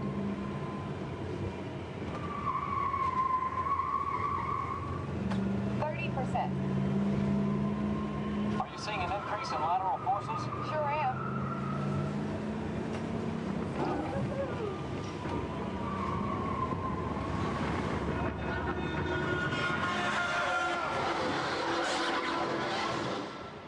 And that's what we call an evasive maneuver.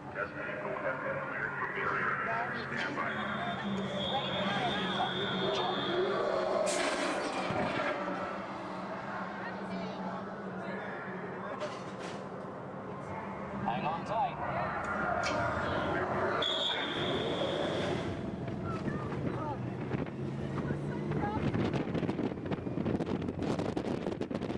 Increase speed for the loop.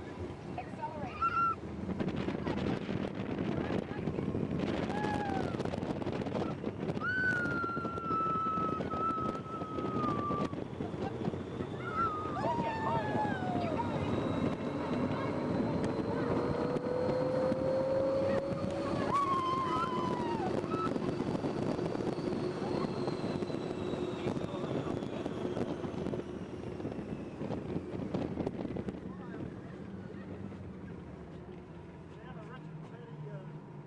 I expected it to be raining when we came out.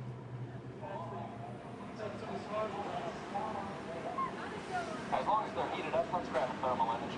Will do. Cameras on. Looks like all components are well within test parameters.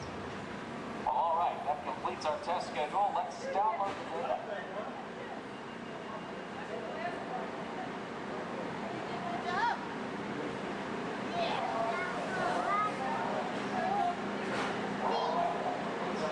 was better not if you knew what was going on, huh? That wasn't as scary, was it?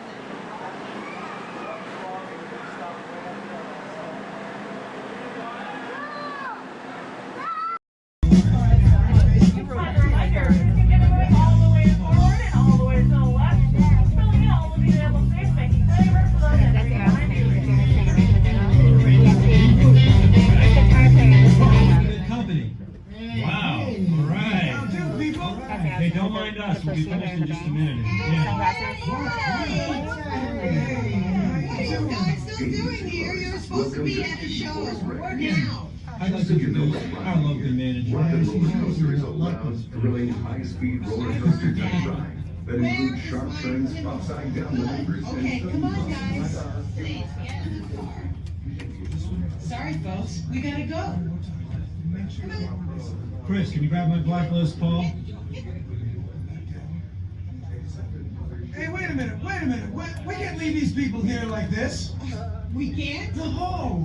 Come on, you know how we feel about our fans. Yeah, that's right. Well, guys, what do you expect me to do? Is send them all with you? Yeah.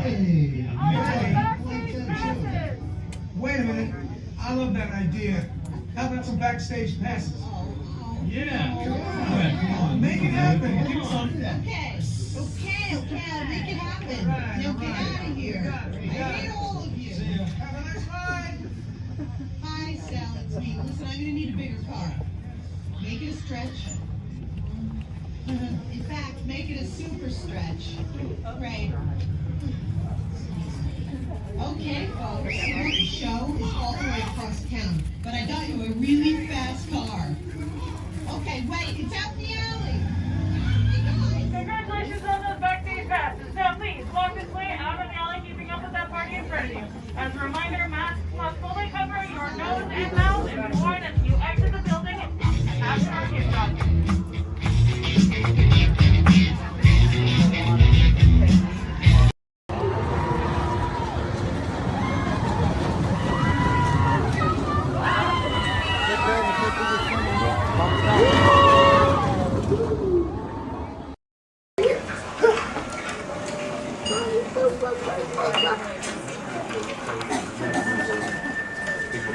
Sorry.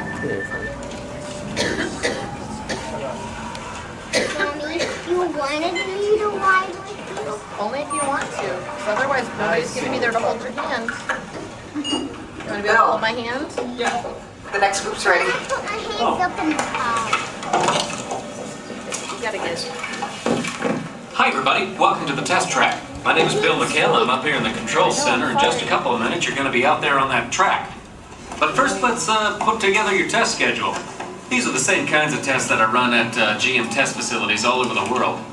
Let's put up the 26-8 grade. You got it. Okay, we're going to start you off on an accelerated hill climb. Now, these steep grades give us a chance to evaluate the effects of heat and stress on your engine and on the transmission. Twisted germ blocks. Let's put up the blocks, German and Belgian. Next, your vehicle is going to go over a variety of rough road surfaces. These are designed to test the integrity of the suspension and the chassis. It's going to get a bit bumpy. Yeah. Next, you're going to see and feel what it's like when your brakes lock up and you lose control of the steering. Hang in there because we're going to do the test one more time, this time with the ABS or the anti-lock brakes. Okay. Right. What's next? Let's do some environmental tests. Put up 2, 5, and 7. 7? Yeah, 7. Okay. After that, we're going to subject your vehicle to some extremes in temperature, as well as corrosive conditions to see how it handles nature's worst. And finally, we'll take you out for some handling runs. Off-road or corner? Let's do the corner. I'm going to send you through some hairpin turns, and then we'll take you out and do the high-speed loops. And depending on how your vehicle and you hold up, we'll even throw a few surprise tests in there. Surprise test? Yeah. Pick one. Now, if this whole routine seems a bit extreme, you're absolutely right. That's what a test track is all about. The cars you drive at home are made up of over 15,000 different parts, and every one of them has to pass the test under very extreme conditions before we ever let it off that test track and out onto the road. Now, as you can imagine, safety is a big concern of ours, so we're going to insist that you buckle up your safety belt securely. You'll be glad you did. Oh, we're ready.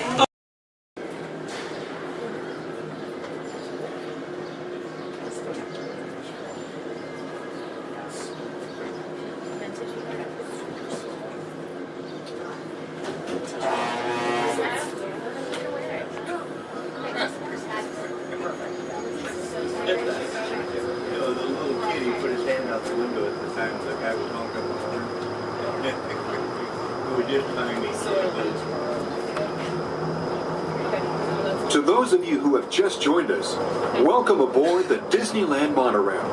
For your safety, please remain seated, keeping your hands, arms, feet, and legs inside the train. Watch your children, and no smoking, please. Bienvenidos a bordo. Para su seguridad, permanezca sentado y mantenga las manos, brazos, pies y piernas dentro del tren y cuide a los niños. Por favor, se ruega no fumar. Gracias.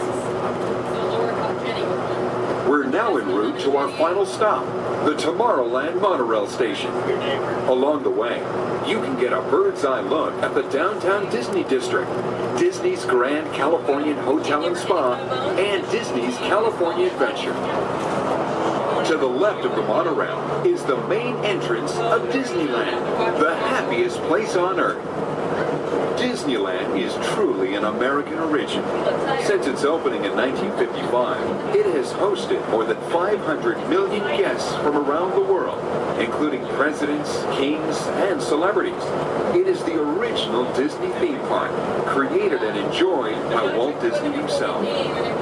To the right is our transportation plaza, where you'll find taxis, hotel shuttles, and public transit stops. We're about to enter Disneyland. Some of the clearances are pretty tight up ahead, so be sure to remain seated, keeping your hands and arms inside the cabin.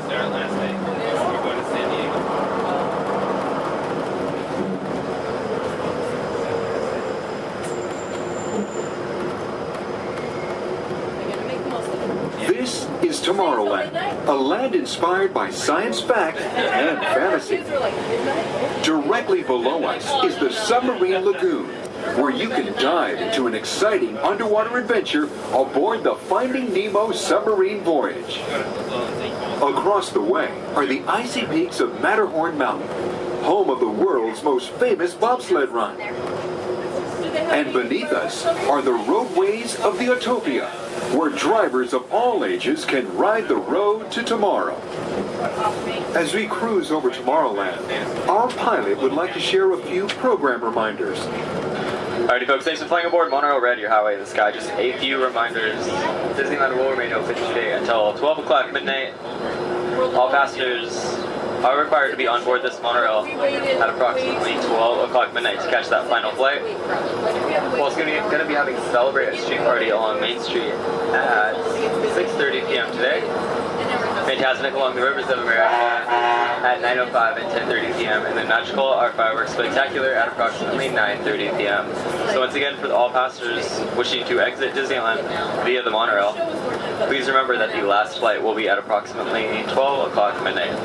We thank you for flying aboard your highway in the sky and enjoy the rest of your stay here at Disneyland. Thank you.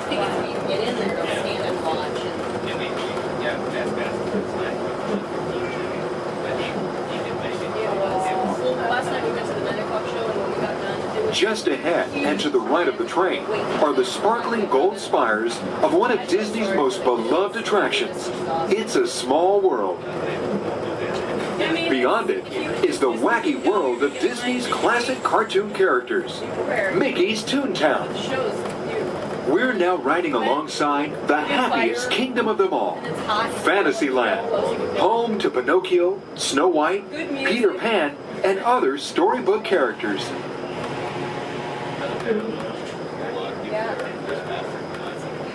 Yeah, it's brand new. Supposedly it said it's we're gonna try it, but so many people interested in it, it's such so popular, I'm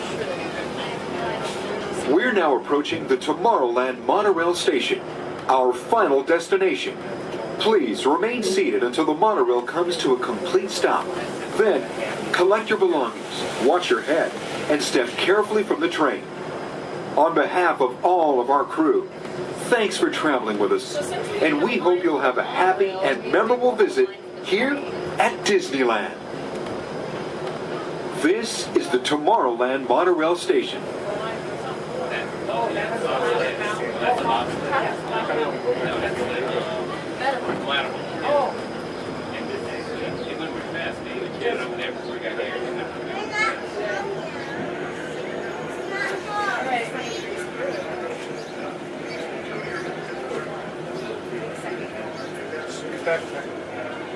We did? Okay.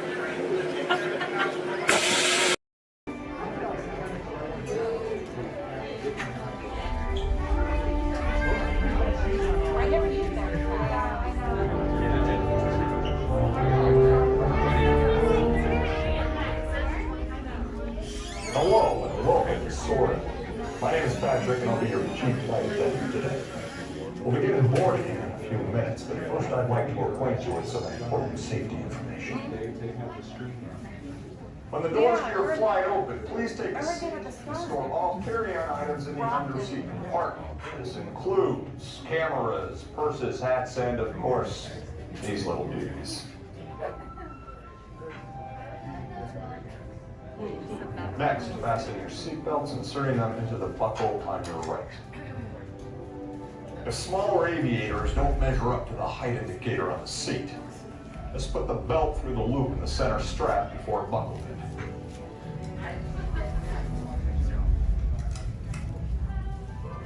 Nice work, pal. Soon you will be airborne. So if you or your little aviators have a fear of flying or of heights, you might want to wait for your party to arrive. Okay, let's review. That is seat belt, carry-on item, safety strap, fear of heights, keep your hands and arms inside at all times. Anything else? Yeah. Have a nice flight. Alright, my friends, we're gonna load row 3, followed by 2, then 1. Row 3, please follow me. 2, you're gonna follow 3. 1, you're gonna follow 2.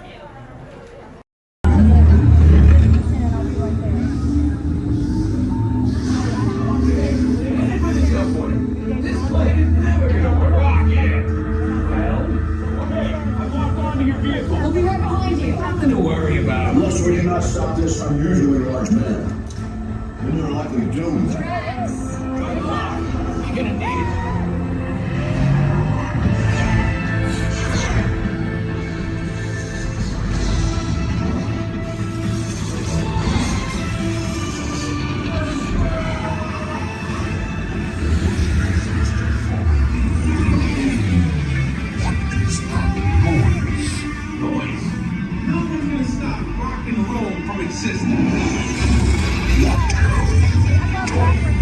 What have we done? I think we're jumping back. All the way. Oh, Christ. That's the scenery. The big bang. That's the bigger. Gotta get that generator. It's the only way back.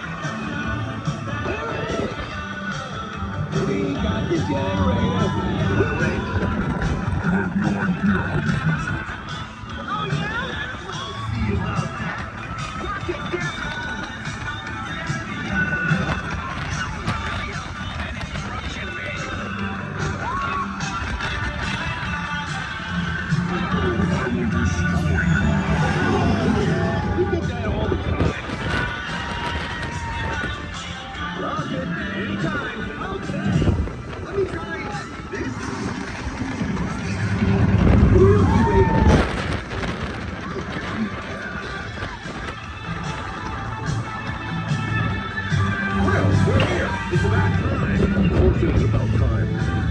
I'm supervising you. Now everyone pick up your favorite hand and wave goodbye to those people on that dock. Goodbye. Goodbye. Yeah, you're never going to see them again. Pretty short. But you don't know them, so why would you see them again, right? Unless that was your family up there, then you know what? You're welcome. I just got you a 10-minute break from them. You probably need it. You've been in Disney World all day with them. But now let's see. Is this anyone's first time on the Jungle Cruise? Can I see you raise your hands? Perfect. Me too. Is this anyone returning to the Jungle Cruise? Can I see you raise your hands? Perfect. I can't wait to be a sore disappointment for all of you and exchange a lot of awkward eye contact has already started. How beautiful. But hello everybody, welcome in. My name is Skipper Kevin. First name Skipper, last name Kevin. I'm going to be your best friend, guidance counselor, dance instructor, tour guide, dragon slayer. And if you don't laugh at my jokes, I'm going to be your swimming instructor. I said that just for you. I said that just for you because I knew you were going to interrupt me. Yeah, thank you so much. I really do appreciate it. Wow. But now here we are in the Amazon rainforest. If you look over to your left-hand side, you're going to see what I like to call an inspiration ball. I call it that because the longer you stare into it, the more it's going to inspire you to go. Oh, deeper into the jungle, of course. Yeah, I don't know about you guys, but that certainly does look like inspiration to me. So much that I now feel inspired to take you guys into the Congo River. So why don't we see how far this boat can go? Okay, I'm glad of you if you did not like that. Don't worry, my jokes, they don't get any better yet. So buckle up, we're going to have an amazing time together. And if any of you have not seen the Jungle Book or you'd like to see it again, don't worry, it's right over there in 3D and the box set edition. Yeah, it really was the bare necessities here in the jungle. Oh wow, this is awkward. I'm sorry guys, I was trying to throw you a surprise party, but it looks like no one's here. I can't see anyone. Canoe? Yeah, I cannot. It really is an either-or situation, if you get what I'm trying to say. I even brought out that giant python snake. I just would not recommend getting too close to him. He will develop quite a crush on you. It's what I like to call a constricting relationship. It never ends well. What in the jungle? Oh, sorry. I hope that did not alarm anyone. Those are just my roommates. Yeah, looks like they got into the explosives, but I'm sure they were just trying to find the bananas. They do find them very appealing. Yeah, they kind of go ape over them actually, but you know, I think we should make like a banana and split. So we're now gonna head down the Nile River, which is the largest river in all of the jungle. It goes on for Niles. And Niles. And Niles, thank you. And if you don't believe me, you are in Denial. disbelief. I bet you believed you had that one. No. Yeah, you did. I heard you say it. But if you look right there, everybody pay attention. This is super cool, super rare. It's honestly an African bull elephant. You could even say it is a once-in-a-lifetime opportunity. You will never see one of those again in your entire life. A twice-in-a-lifetime opportunity. You will never see one of those again. How majestic that is, the common African elephant. Okay, but now here we are on our African bell, which has some of my favorite animals on it. If you look up behind those boulders, you're going to see those tall-necked cheetahs. Right here in the front, those are the ones that killed Mufasa. Over there, we have the scary-looking chickens. Look at all those chickens. And then we have that beautiful pride of lions protecting that sleeping zebra. Yeah, who am I kidding? I can't lie to you guys. That zebra's dead. Those lions are chowing down on some lunch right now. But kids, don't worry. I like to call that zebra plastics. There's lots of trust issues here in the jungle, I know. Wow. Okay, this is not something you see every day. Wow, all right. So, why are you all looking like that's what you normally see on a Saturday afternoon? That's concerning, you guys. I'm a little nervous now. I don't know about you guys. I don't think I have ever seen that many rocks on the beach before. Yeah, there's like, what, 200 rocks up there? Maybe 300 rocks. But then again, I'm not a geologist, so what do I know? Yeah, but what I do know is we're not going to look above the rocks. That just sounds like a lot of paperwork, and I hate paperwork. So instead, we'll ignore it and hope it goes away. Yeah. Oh my goodness, there they are. Those are my friends who are going to go to that surprise party. We have Old, Smiley, and Ginger. Just be careful, Ginger snaps. Yeah, she is one tough cookie. And I'm not sure why, but my jokes, they kind of get crummier from here. I guess it's just the way the cookie crumbles. I don't really understand. It's unfortunate.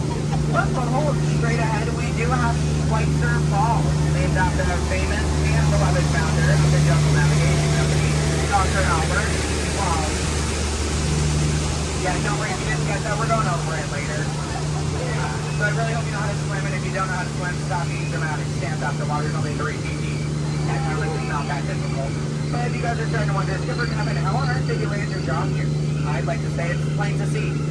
Yeah, I took a crash course, which was half off, and you know, I've been winging it ever since, but that's kind of the show end of that story. There's not much to it. And now it does look like we are entering a hippo pool, and I need everyone to be very careful. These do look like some dangerous animals. In fact, you could even say they are some hungry hippos. So if you guys could do me a favor and hold on to your marble. I lost mine a long time ago. That's why that boat's halfway underwater. Oh no, I'm just kidding. The legal team tonight keep saying that. That's going to get me fired. Yeah, the last time I took a boat out, I went to a volcano and everybody came back without eyebrows. But lucky for you guys, I took a wrong turn this time. But this is probably the point in the cruise where people start nicking my job. It's so easy, I'd let a monkey do it. But I promise you, that's not true. Those are chimpanzees. Yeah, there's a very clear difference between the two. Just don't ask me what it is. I have no idea, and I didn't think we'd actually see any, so that's kind of crazy. But lucky for you, I do have a very fun fact about monkeys. So apparently, humans eat more bananas than monkeys. But I don't know if I believe that, because I don't know the last time I ate a monkey, do you? Yeah, that's bananas. And don't worry, if you don't get that joke, I'll give you about 10 seconds. I get it. You're a late bloomer, you just need a moment to digest that one. You're welcome. Yeah, so please take your time. And it is now the moment that we have all been waiting for. It is the amazing, the colossal, it is the eighth wonder of the world. The backside of water! Oh, 2H! Oh, 2H! Alright, I got a few chemistry nerds on board. That was the reaction I was hoping for. Everyone else, don't worry, I only tell those jokes periodically. It just gets me my element sometimes, you know. I did have a joke about oxygen and potassium. You could say it's okay. Yeah. I also had one about sodium, but no, you guys don't look interested. So instead, we're going to head down the Mekong River into the ancient Cambodian shrine. If you've never been in there before, be careful. There is a 10-foot drop. So make sure your seatbelts are buckled left to right and tug on that yellow strap. Yeah, if you're looking for your seatbelt, you can't find one, hold on tight. Let me know how that goes for you.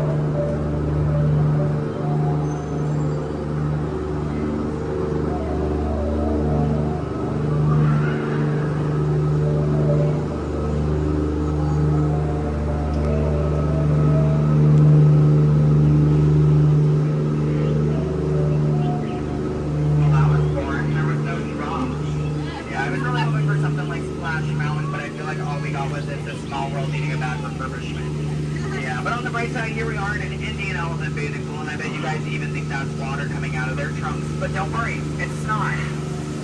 Yeah, and as a double feature, if you look up ahead to your right, you're going to see those two baby elephants playing under a full moon.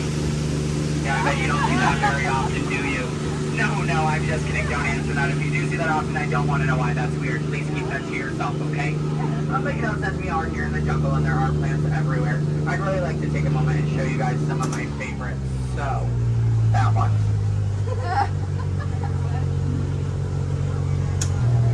That one. Okay, pay attention everyone. The one right there with the green leaves. The one next to it. That one. Yeah, they're great, aren't they? Yeah, sorry if you wanted their names. I don't know any of them. I barely know how to do this thing forwards. Yeah, so I can only give you so much. But what I can tell you is I'm sorry to let you know. We're coming up to the end of our cruise. And you know that's happening because look to your left. That's a gift shop. Everything at Disney ends with a gift shop. It's how we steal your money. Yeah. And it's our Lost Bound gift shop, which is sponsored by everything you've left behind over the last 5 or so years. So thank you so much for keeping us in business. I really do appreciate it. And if you're curious about who's in charge of this gift shop, I know it can be kind of confusing because there's a sign that says back in 15 minutes by Sam. That sign's been there for a few years. I have not seen Sam. I don't think he's coming back. It's also not those monkeys, because you know that'd be a monkey business, and we don't monkey around here in the jungle. That's completely unacceptable. It's actually that elephant. Because did you guys know that elephants have the best memories in all of the jungle? I wish I had a memory like that. It really helped me with my job. Oh, fun fact about elephants. Did you guys know that elephants can grow up to 4 feet? Which is super impressive. We only grow up to 2, one on each leg. And if you don't get that, look at your legs, look at theirs, you're gonna see an extra pair. If you see any more than 2 legs on yourself, go to a doctor immediately. Yeah, that's not normal, okay? And then if you're looking in that gift shop and you see anything you like, you might notice we have a whole bunch of hats in all different shapes and sizes. Once you get off the ride, just ask one of those skippers about it because you know we're really great at capsizing. It's something I think we've honestly perfected. But what I can tell you is that if you did enjoy your time here today, my name is Skipper Kevin. I'm trying to give you my full name. And I do spell it a little weird, so I'm going to go ahead and spell it out for you. It is spelled H-E-L-P space M-E. Do it that way, you will, okay? If you did not enjoy your time here today, then you know what? That's unfortunate for you. You willingly got in my boat and wasted 10 minutes of your own time. My name is still Skipper Kevin. Thank you for leaving. And I think I would go one step farther to say that out of all of my cruises today, you've been the most recent. No, I'm just kidding. I'm just kidding. You've actually been outstanding. Especially those of you who just awkwardly stared at me for 10 minutes. It's been mutually awkward. Yeah, I'm not a robot plot twist. I'm not an animatronic. I can move my feet off the floor, and I can hear and see everything you haven't done since you sat down. And you know what? That makes us like a family.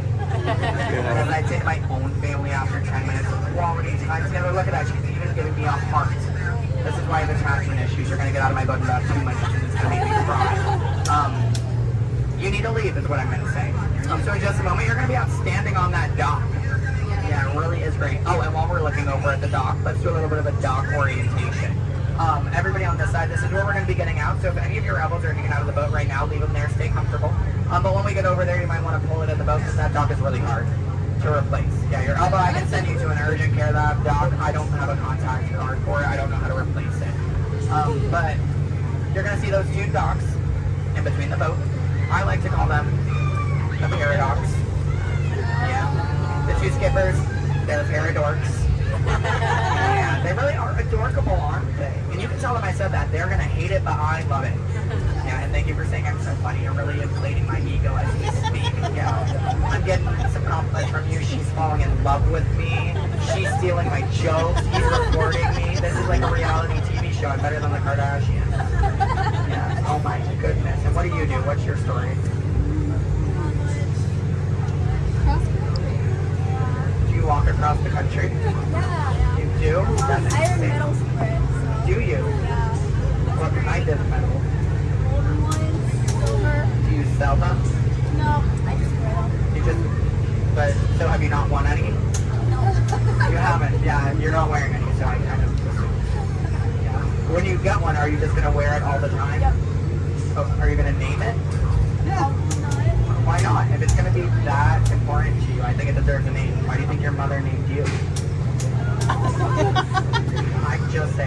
Your story's boring me now. What is your story? Talk to me, Miss Epcot Center. She's wearing a shirt that says Epcot. Is that your story? Yeah. That's it? Yeah, and I'm sticking to it. That was a pretty short story. Yeah. It's been a long life. Short story for a long life. Something about that doesn't make sense. Oh, goodness gracious. My friend in the middle with the Leia shirt. Hello. Are you a Star Wars fan? Good to know. What's your story? Alabama? My friend's from Alabama. He's bald. He normally works here, but he's not. His name's similar to mine. It's Brevin. I'm Kevin. We also have a Devin and a Heaven. If you can, yeah. How do you think we feel? You hear us on the microphone, you just hear a name, all you hear is Evan. We all come flocking too. Yeah, it's great. Okay, my friends in the back, why are you so quiet? You're so quiet. Are you having fun back there? Just making sure you're not asleep. Your bucket has a little no. You're wearing sunglasses. You're wearing sunglasses. He's behind my engine. Can't see any of you. And then what about you two over there with the extra set of ears? How you doing? Thank you. Are the nicest one here. No one asked me how I'm doing. Thank you. You are all horrible people. Just know that. Just know that, please. Except, well, no, you can love me all you want, but that doesn't mean you ask me how I'm doing. You know what? I think I'm ready to cut our time a little short together. So, now this is a word for legal. Make sure your hands, arms, legs, and feet are inside the boat. Parents, supervise your children. I don't have any, I don't want yours. Children, supervise your parents. I don't trust them, neither should you. And that number 2 they're holding, that means that we have to do this 2 more times because you guys just didn't make me feel good enough about myself. So hello everybody, welcome aboard the world famous Jungle Cruise. My name is Skipper Kevin and I would never do that again. That's treacherous. The only thing I'm going to do is make you 2 times farther from the exit for your inconvenience. You're welcome. And I really would like to tell you what my parents told me on my 18th birthday. They looked at me and they didn't say, Skipper Kevin, happy birthday. Why are you staring at me? That's all they said. Okay, well now that you guys are just doing weird things, get out. Goodbye. Yay. Stop. Okay, don't stop. I need it. Yeah, guys, give me a standing ovation. I am a middle child. I love validation. Yeah, thank you.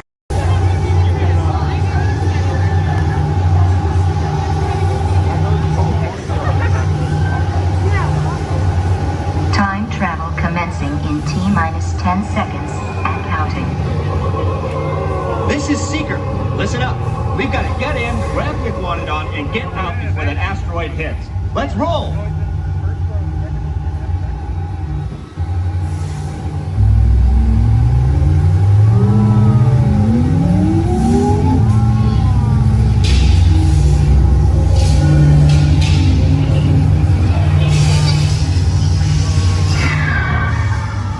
Okay, now, let's go get that dino. Computer, what are you tracking? Styracosaurus. Not our dino. Warning, meteor shower in range. Just little one. Oleoramus. Hadrosaur. Raptor. Time to get serious. Locking autopilot on homing signal now! Hang on!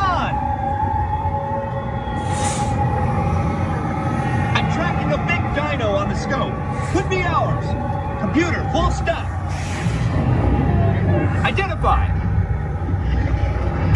Carnotaurus. Definitely not our dino. Go, go, go!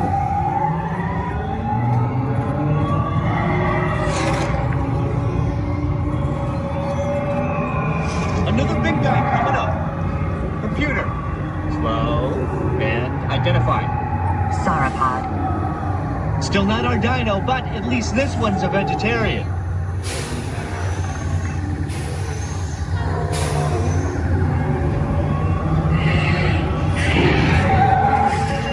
Asteroid impact in 90 seconds. We better move it. Pterodactyl. Incoming! Asteroid impact in 60 seconds. We can't stop now. Keep going, keep going. Compsognathus. Computer, what What's happening? Loss of traction. Four-wheel drive, move it!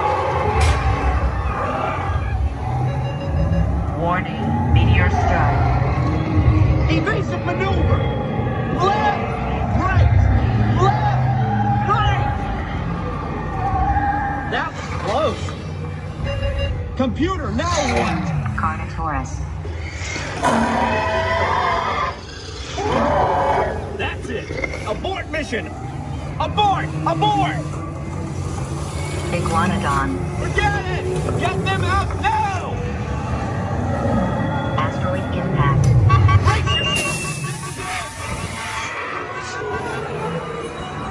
They're not gonna make it! They're not gonna make it! Mission accomplished.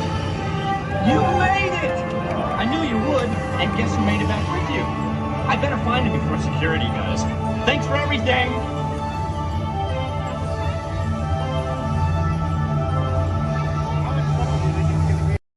Awesome, thank you for volunteering for being our flotation devices.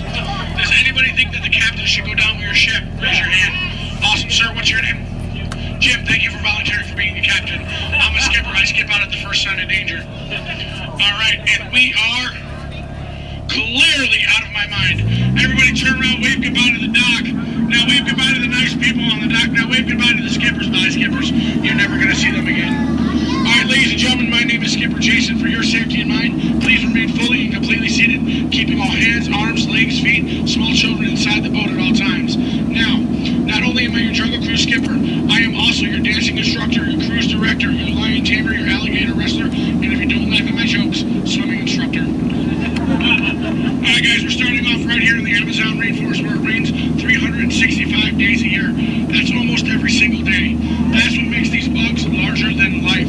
These beautiful Amazon butterflies, ladies and gentlemen, their wingspan can go anywhere from 12 inches up to a whopping 1 foot. That makes them the rulers of the jungle. True monarchs, true monarchs. And over here, ladies and gentlemen, we have Inspiration Falls. Now, I am told the longer we stare at Inspiration Falls, the more and more we are inspired to go. Deeper and deeper into the jungle. Everybody say, ooh. Everybody say, ah. Everybody say, ooh, ee, ah. No, I'm just kidding. Don't do that, folks. Anyway, so much inspiration, we are going to not only change rivers, but jump continents. We are now on the continent of Africa along the Congo River. Now, we're going to see how far we can go on this boat with me behind the wheel. Who here wants to see the world-famous Jungle Book? Raise your hand. Awesome, everybody. Because there it is. Now, up here at the beach, ladies and gentlemen, I have arranged for you a welcoming pygmy party. There's going to be music, dancing, singing, eating, drinking, all sorts of fun, all sorts of game, all sorts of craziness, all sorts of... Oh. I can't see anybody canoe. Guys, the jokes are only going to get worse from here, I promise. I wonder what might have scared off my friends, the pygmies. Anybody see anything that might have scared them away? Yes, that giant python could have done it, princess. They can grow up to 33 feet in length, but don't get too close. They can develop a crush on you. They're really friendly. So let's stop by my base camp, guys, and pick up some supplies. Oh. This is what happens, guys, when you leave your door open in the jungle. You get unwanted house guests, and they break every single thing that you own. Good news, though, guys, they got my Jeep to turn over. I wonder if they used a monkey wrencher called 888. All right, ladies and gentlemen, we are now cruising along the Nile River. It is the world's longest river. It goes on for miles and miles and miles. If you don't believe me, you are in... the Nile. False. You're in disbelief. We are on the Nile River. Right over here, ladies and gentlemen, is Jimbo. He's an African bull elephant. I taught him some tricks. Jimbo, speak. Jimbo, speak. Okay, we're getting the silent treatment. That's fine, that's fine. Esmeralda, speak. Really? What did I do? Come on, guys. Get with the program. There they go. All right, right over here, guys, we got the sandstone rock formation. A lot of people take it for granted, but I think it still rocks. It's one of our bolder attractions here in the jungle. Now, ladies and gentlemen, we got the wildebeest, we got the giraffes, gazelles, impalas, zebras, and lions. Hey, guys, those zebras in the back, they are the oldest zebras on property. You know how I know that? They are still in black and white. Don't worry about that zebra with the lions, everybody. He's just dead. Dead tired. Dead tired. All right, ladies and gentlemen, over here we're going to say hi to one of my oldest friends in the jungle. Her name is Ina. So as we go by, I want everyone to wave and say hi to Ina for me. Here we go, everybody say it. Hi, Ina! By the way, Ina is the zebra in the back. It looks like those guys on that tree are in some trouble. Oh boy. Alright, ladies and gentlemen, we are now cruising along in Crocodile Country. Crocodile Country, there's a lot more dangers than just crocodiles. There's monsoons, there's rapids, and there are these giant things called waterfalls. So if you guys see a waterfall, point it out for me so we can avoid it. We don't want to go over it just yet, we want to go through it later. What's that? Where? Oh, that is Schweitzer Falls, ladies and gentlemen, named after the late great Dr. Albert Falls. As we go by, I want everyone to lean. Don't worry about looking stupid, I'm doing it for you. Lean, and we will make it. All right, that was close. Man, I know a lot of people will ask me, Skipper Jason, how is it you became a world-famous Jungle Cruise skipper? And I tell them, quite frankly, isn't it plain to see I took a crash course? Toughest thing about flying, ladies and gentlemen, is the ground. It's totally the ground. So we're going to keep cruising right along, people, into this pool full of hippos. It had to be hippos. All right, guys, cover your ears. This is going to get loud. They gave me something to scare away the hippos. Cover those ears. Shoo, hippos, shoo! Make way! Be gone! Be gone, hippo, be gone! I showed those hippos who's boss. Alright guys, we're now cruising out of this hippo pool and right into headhunter territory. It is not the greatest of places to be headed. If you don't believe me, you can ask my last crew. Those boneheads did not believe me. Wait, you guys hear those drums? Are those warriors dancing? Yes, they are. That can only mean one of two things. They're either going to attack the boat or they've lost the key to the men's room. Do me a favor, guys. Keep your eyes peeled on this side of the boat for an ambush. If you see an ambush, point it out and let me know. I'm going to look over here. Where? Princess, that's not an ambush.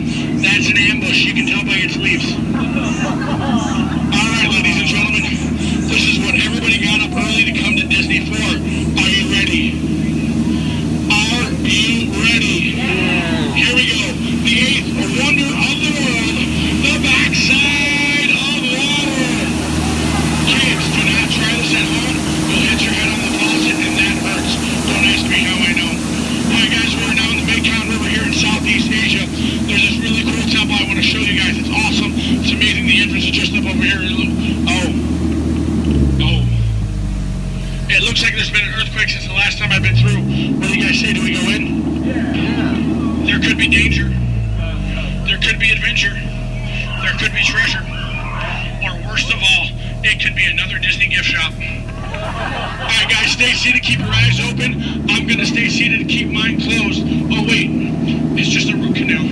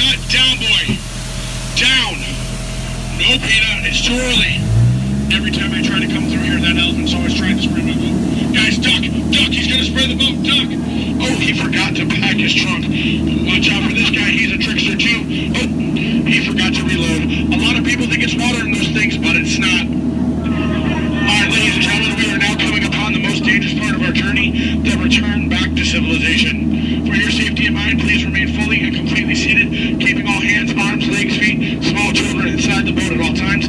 This will help us avoid any unnecessary peer pressure when we get back to the dock. Now, no trip to the jungle would be complete, ladies and gentlemen, without a visit with my good friend Trader Sam. Trader Sam, ladies and gentlemen, is our head salesman of the jungle. Now, sales have been shrinking, but he's got a great deal for you. 3 of his heads for the price of 1 of yours. Any way you slice it or dice it, you're going to come out ahead. Do we have any takers? No? It's all right, guys. It's all right. Now, ladies and gentlemen, when we get up to the dock, we're going to rope this boat. When we rope this boat, stay seated till I give you guys the all clear. When I give you guys the all clear, then I want everyone to stand up together. That does 2 things. 1, keep the boat balanced, and 2, look like you're giving me a standing ovation. At that time, I want you guys to clap, yell, holler as much as you possibly can, because then it looks like not only did I do my job, but it'll also help out my self-esteem. When you guys go to exit out the boat, you are on my jungle side, you will stand up, exit out through the back. You here on my dock side, you will stand up, exit out through the front. At no point in time do you ever cross those crates in the center. It is not a crate idea, it is very disgraceful. I don't go to your house and cross your crate, so please don't cross mine. Once again, guys, it's also a tripping hazard. You might trip, fall, and that'd be 2 bad trips in one boat. I'm only responsible for the first. Now, guys, I really want to thank you guys for joining me out in the jungle today, but most of all, I want to thank my legs for always supporting me. I also want to thank my arms for always being at my side, and I really do want to thank my fingers and toes because I can always count on them, always. All right, ladies and gentlemen, out of all my crews today, you guys have been my first. Yeah, you've been my first. Now, you guys have been obviously the most recent. Now, guys, you've been awesome, you've been amazing, and pretty soon you're going to be outstanding on that dock. Alright, guys, here we go. Once again, guys, for your safety, please remain fully and completely seated, keeping all hands, arms, legs, feet, small children inside the boat. Linda, Skipper Linda, what are we teaching that rope today? 2 plus 2, okay. Now, we're going to wait. Linda has been practicing for like years. She's been training for months. She's going to learn and show you guys how to rope this boat at the first shot. All right, Linda, here we go. It's your turn. You can do it, Linda. You can shine like a star. No. Back of the boat, Linda, not the guest. Stay seated, guys. Stay seated. So now we're going to teach this rope about 2 plus 2. Now, in some cases, rope secure. A lot of people think 2 plus 2 equals 4. But in some theories of math, people say 2 plus 2 equals 3. Or 8. Or 12. But I say you're done. Let's go. Rope start. Everybody out of my boat. Bye, guys.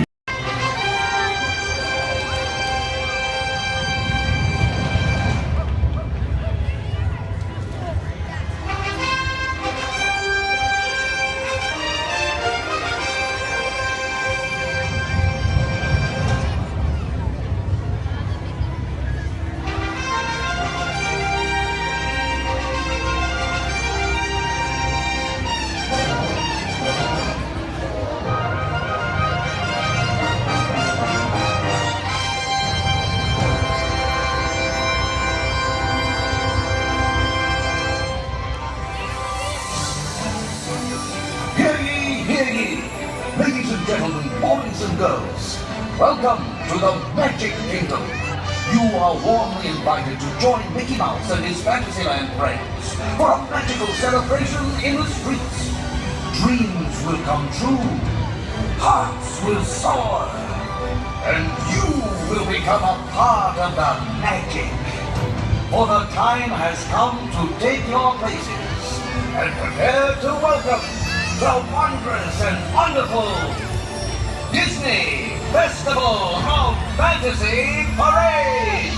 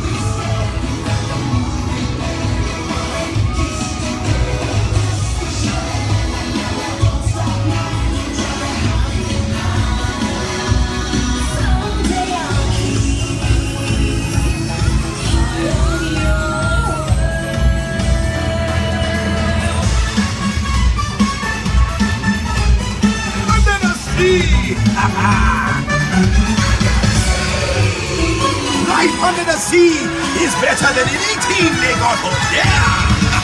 Under the sea, with the sun.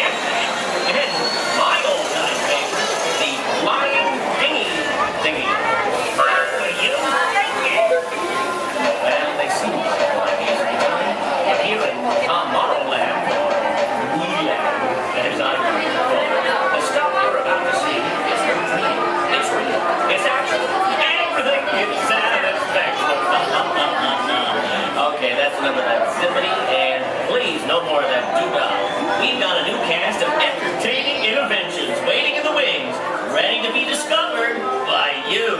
Ain't tomorrow grand? And now, a bright new world of innovations for your daily living, and it's coming to your doorstep in 3, 2, 1. There's a great big world of innovations shining in our lives in every way, and the great big beautiful tomorrow, tomorrow's happening today. Step through the door of your home, robotics.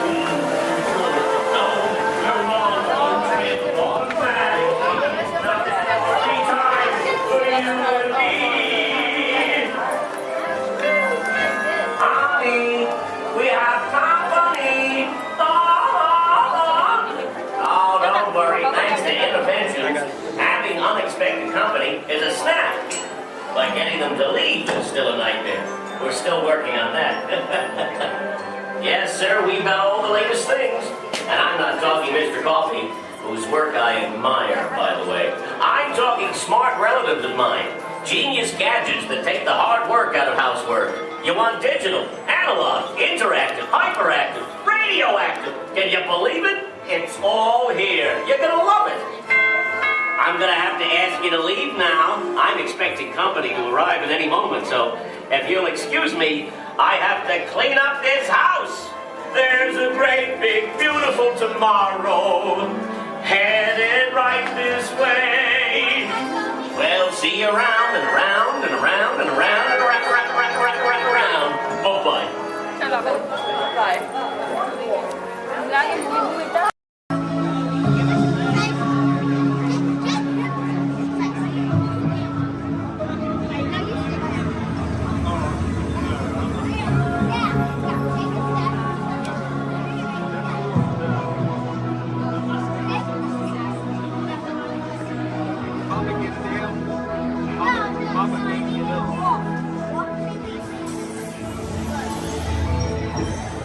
I detect new visitors. Welcome, Terrans.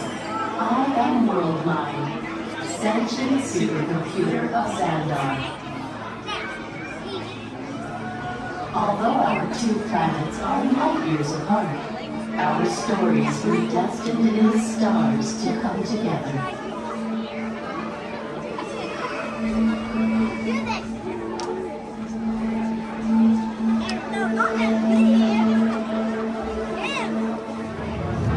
The early stars of our cosmos were enormous, hundreds, even thousands of times larger and brighter than our Terran sun.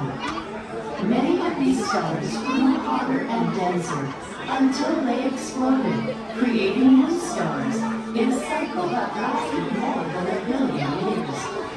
Over time, the remnants of these explosions began to swirl and coalesce into planets in your solar system and ours. You Terrans named our galaxy Andromeda, and yours, according to Peter Quill, after a Terran dairy drink. I am still trying to comprehend you Terrans and your terms, but find Milky Way a curious choice. Among the newly formed stars, at the end of the spiral arm of your Milky Way, is a star which you call Sun.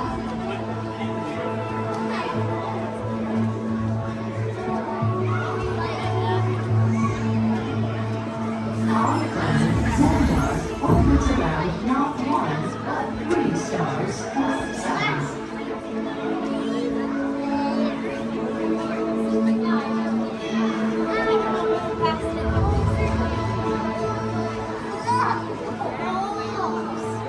And despite the vast distance between us, our 2 galaxies are actually moving closer to each other.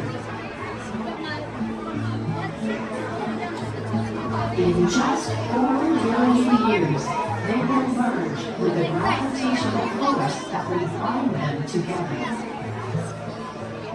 Imagine Terrans and gods and guardians forever connected. Though you have in fact been related from the start, born of the same stardust at the dawn of time.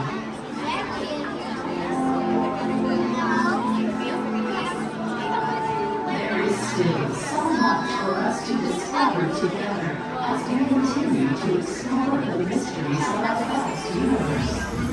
Who knows what dimensions or multiverses we might find?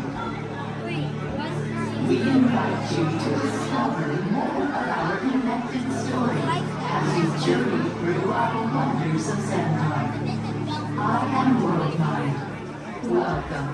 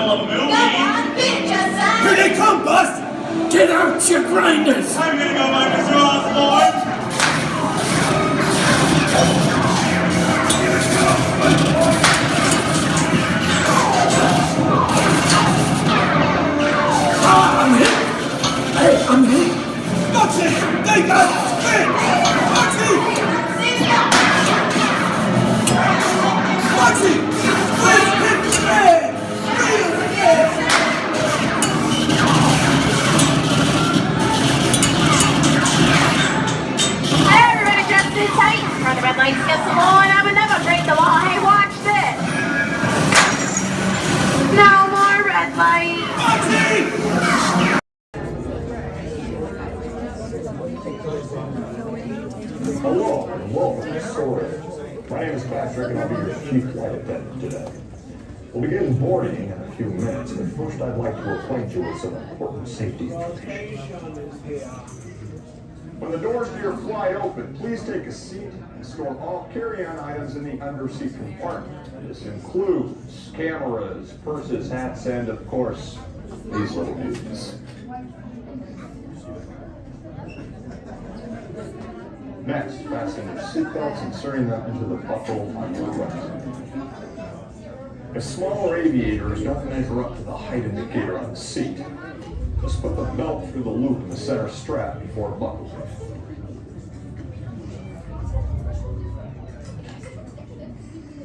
Nice work, pal. Soon you will be airborne. So if you or your little aviators have a fear of flying or of heights, you might want to wait for your party to arrive. Okay, let's review. That is seatbelt, carrying on, safety strap, fear of heights, keep your hands and arms inside at all times. Anything else? Yeah. Have a nice flight. I would love well, noise and dance to go with me, honey. Yo ho, yo ho, the virus life for me. A toast to piracy and its many shiny rewards. As a career, what could be more rewarding? Drink up with me, honey. Yo ho.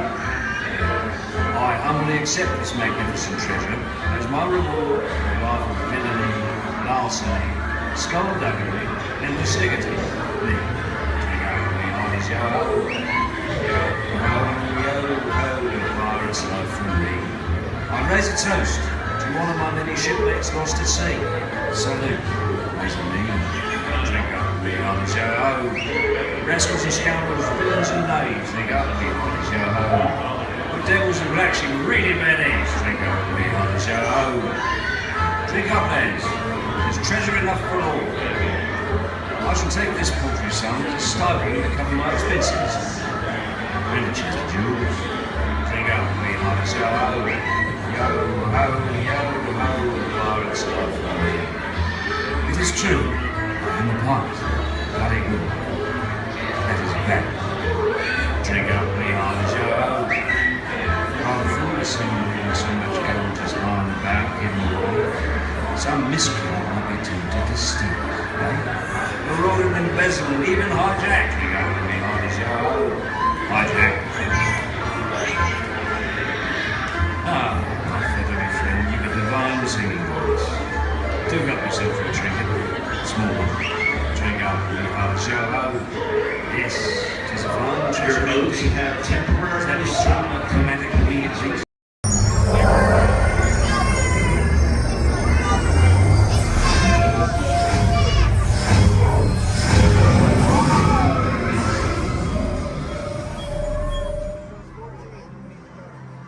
Please remain seated at all times, keeping your hands, arms, feet, and legs inside the train.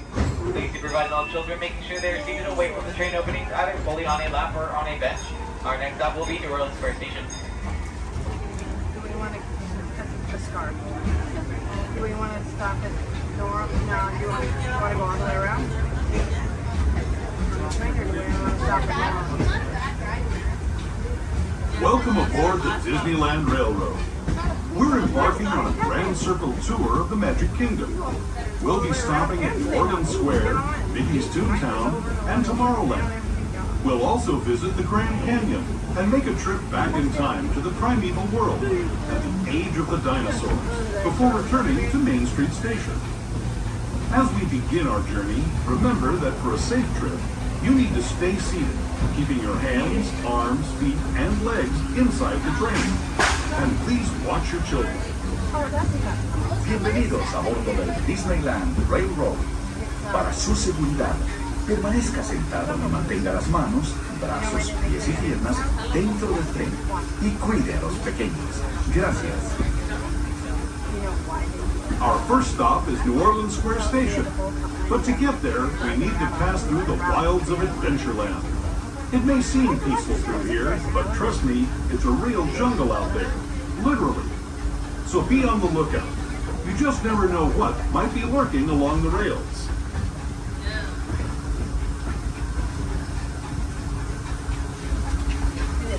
Just ahead is New Orleans Square Station.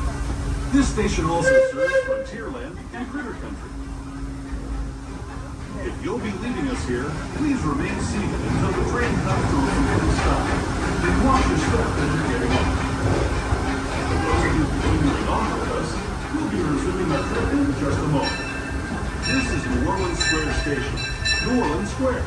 As you make your way to New Orleans Square Station, please remain fully seated until the train has come to a full and complete stop. This will be your stop for attractions such as Pirates of the Caribbean, Indiana Jones Adventure, Jungle Cruise, the many adventures of Winnie the Pooh, Splash Mountain, and Haunted Mansion Holiday.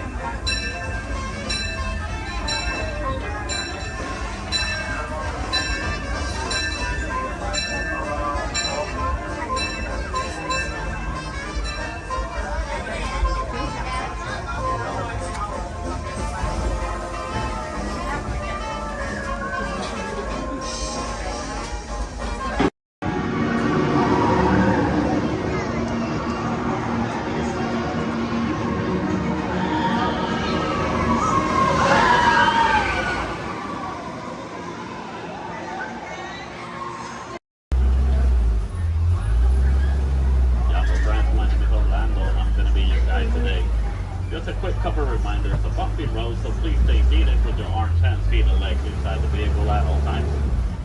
With that in mind, please keep a hold tight to those phones, cameras, hats, and sunglasses. If one of them falls, sadly, we won't be able to stop. On your top side, you're going to see an animal spotting guide. Hopefully, we're going to see most of those animals today in our safari.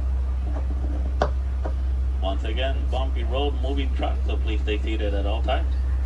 I do advise you to get those phones and cameras ready. This is a photo area, but we might not be able to stop for every animal. We're gonna make sure I stop for most of them. But sometimes they won't stop for us. Just be ready. And 20. So we're gonna start off our journey here in the Little Ituri Forest. The forest animals are science exclusive and they depend a lot of camouflaging to stay safe. So sometimes they're kind of hard to see. So here on the right side, we're gonna see an okapi. Even though the okapis have zebra-like pants, they're actually related to giraffes. It wasn't until 1901 that okapis were discovered. Before that, they used to be thought as a myth. And much like the giraffes, okapis also have those long tongues that are gonna help them reach tall places. And only the male okapi is gonna have ossicones. Ossicones are basically the same type of horns that giraffes have, but it's made out of their own skin, so it doesn't count as a horn.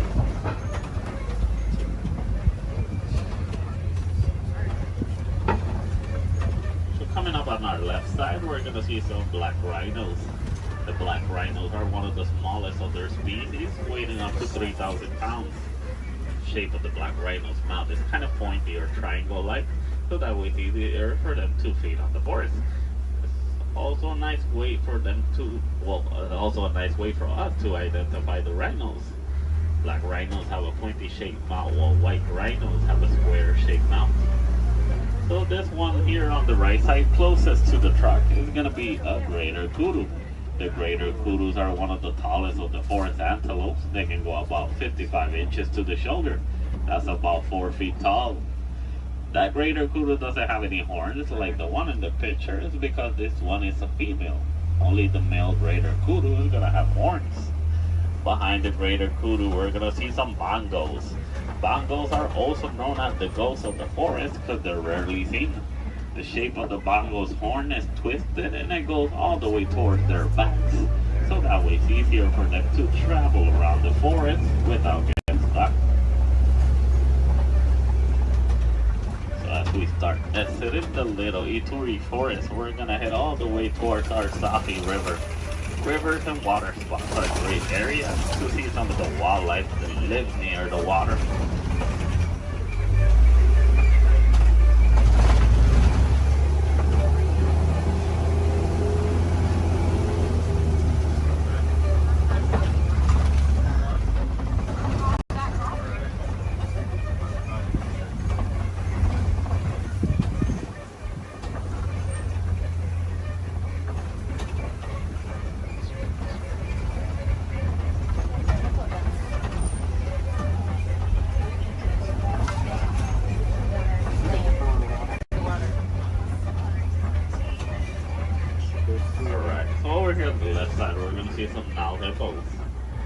The male Nile hippo can weigh up to 5,500 pounds.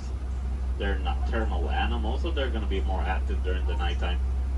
Most of their daytime they're going to spend underneath the water, but they do need to come back for air every 8 minutes. Also, baby Nile hippo right there. A group of hippos is also going to be known as a float. Float of hippos. So here on the left side, we also see some pigback pelicans. The pigback pelicans get the coloration in their feathers during mating season. They're colonial nesters, so most of the time we're going to see them in large groups. They can go between 50 to 500. As we head around this curve, we're going to approach a bridge. And once again, we're really jumpy, so we stay heated at all times. And to the left side, we're going to see some Nile crocodiles. Crocodiles are one of the largest crocodiles in Africa. They can go between 16 to 20 feet long and they can weigh up to 500 pounds. They're endothermic, so that means they're cold-blooded, but they're going to introduce their body to the environment. So they're going to spend most of their daytime underneath the sun. If they need to cool off, they'll just open their mouth or they'll dive in the water. They're great parents. They will roll around the eggs in their teeth, so that way they can help them emerge.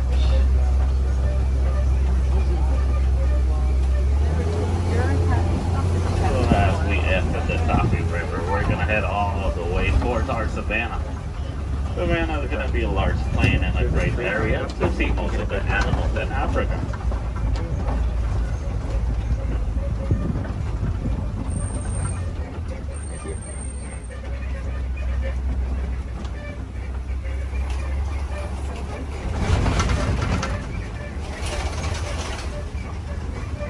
Brian.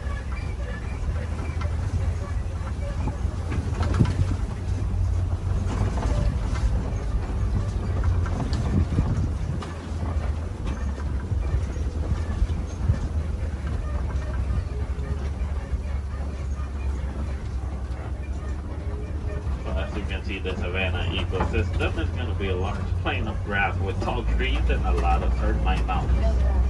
Each ecosystem is going to be unique and shaped by the animals that live on them. Between savanna, deserts, rivers, mountains. Most of the animals will actually use the termite mountains as fast crashers.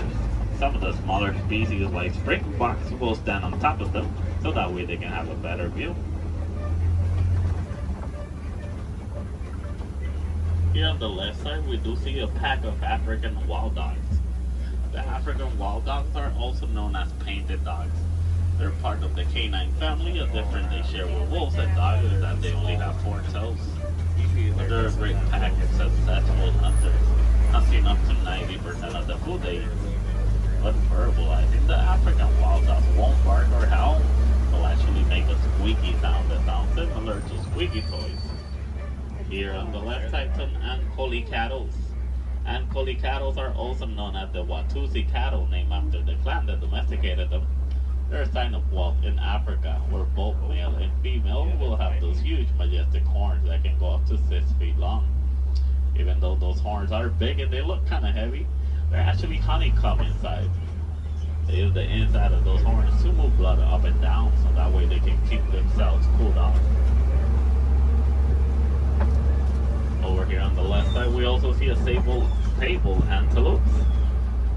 Sable meaning brown, they're also the emblem of the Harambe Wildlife Reserve. They're the only type of antelope that in a fight or flight situation they'll stand their ground and they will fight. As you can see, the shape of their horns goes all the way towards their backs, so that way it's harder for predators to jump on them.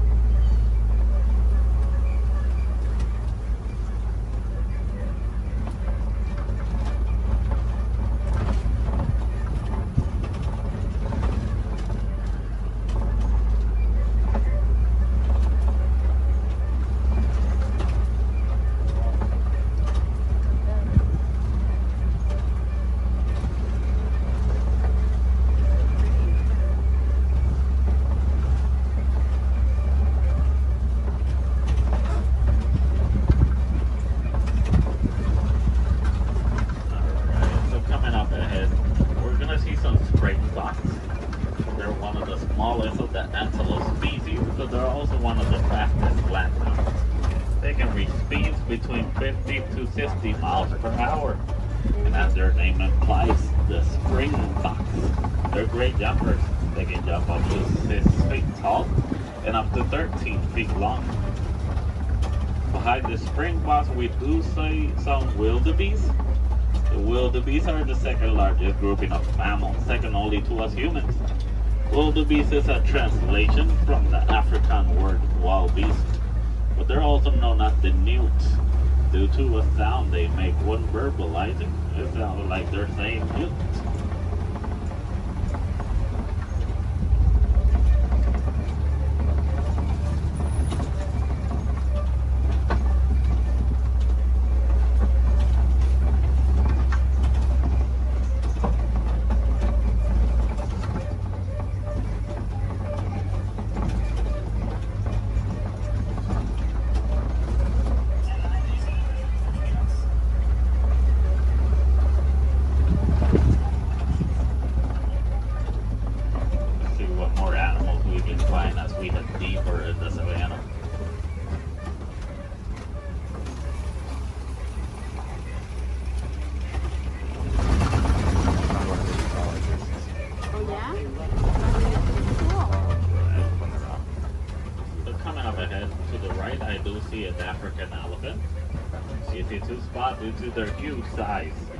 Also, the shape of their ears look like the continent of Africa.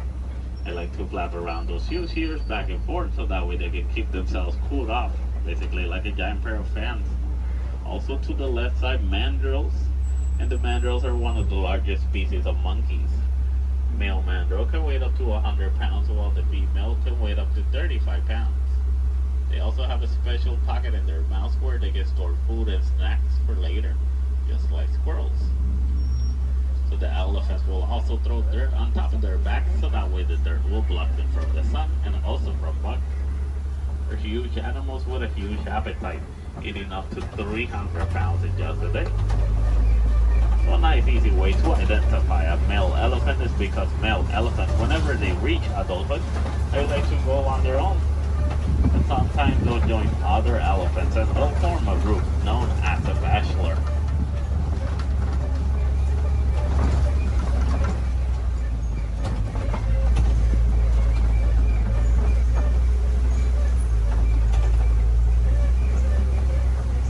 Once again, another bridge. Please stay seated.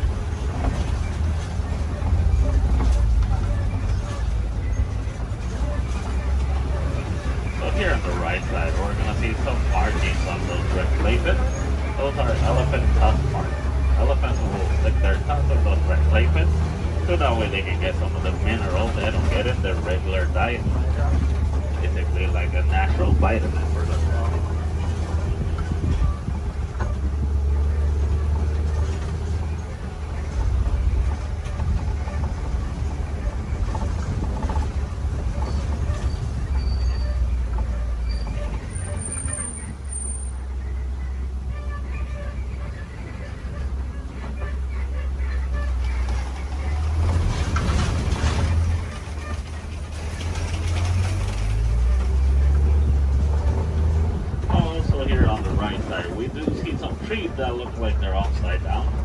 They're known as upside down trees, but they're also known as the tree of life. The real name is the baobab trees.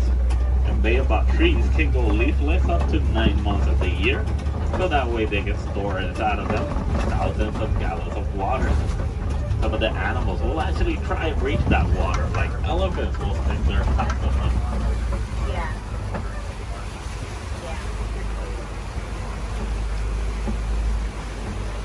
As we head around this curve, we're going to see a small island of raider flamingos. Raider flamingos are not raider because they're better than the other flamingos, it's just because they're bigger in size. As you know, flamingos have thick coloration in their feathers, actually get those due to their diets. They come some bright shrimp, and shrimp is high in keratin. If you guys ever get to see baby flamingos, you're going to know that they have great feathers instead. A group of flamingos like this one is also going to be known as a flamboyant.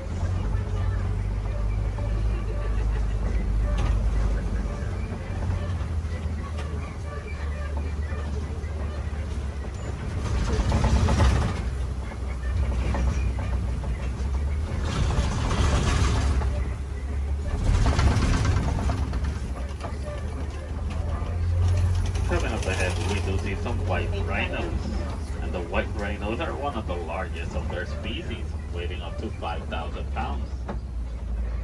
That doesn't make them slow because they can actually run up to 30 miles per hour. As you can see, the shape of their mouth is kind of squared, so that way it's easier for them to feed on the grass on the floor. And you'll usually find them in the savannah around mud pits. They like to roll around those mud pits so that way the mud will help them against the sun and also against bugs. It's a nice way for them to stay cooled off. Basically, white rhinos are a different type shade of gray from the black rhinos. The reason they get the name white rhinos is not because of their colors. It's actually a mistranslation from the African word white. That means wide as in bigger.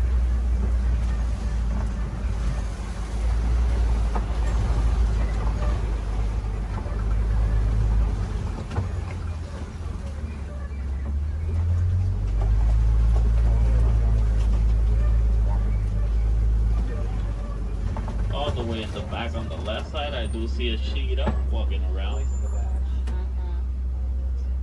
Cheetahs are one of the fastest land mammals. They can reach a speed from 0 to 60 in about 3 seconds. There's also another one laying on the grass all the way in the back. But with that in mind, the cheetahs are built for speed, not power. So after running so fast in such a short amount of time, they're gonna need a couple of hours to rest their energies. And cheetahs are also diurnal big cat predators, so that means they're more active during the daytime.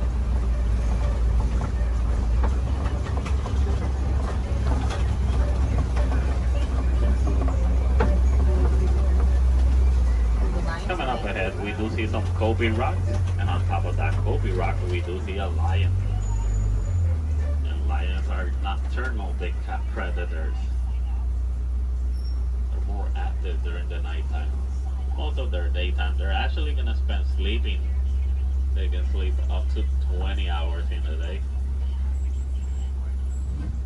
So that way they can store all the energies for the successful hunt at night. But while hunting, the female is gonna do most of the hunting, while the male is usually gonna be the stay-at-home dad who's gonna take care of their cubs. A group of lions is gonna be known as a pride.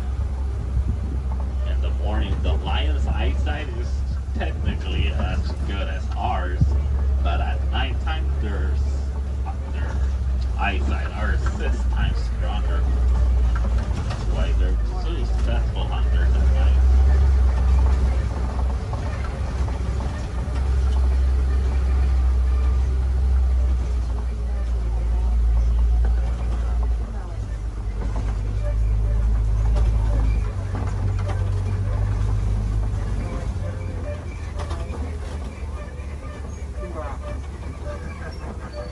So coming up ahead, we're gonna see some warhogs. One behind that tree, and we're gonna, there it is. And warhogs are one of the largest burrowing mammals. They like to make burrows like those in which they will sleep on facing outwards, so that way they can see anything that's coming toward them. They're super close relatives to domesticated pigs, and they can run up to 35 miles per hour.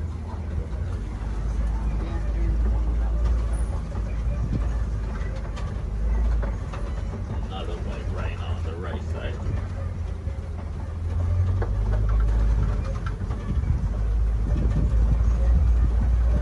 So as we start exiting our savannah, we're gonna head all the way towards the Warden's Post.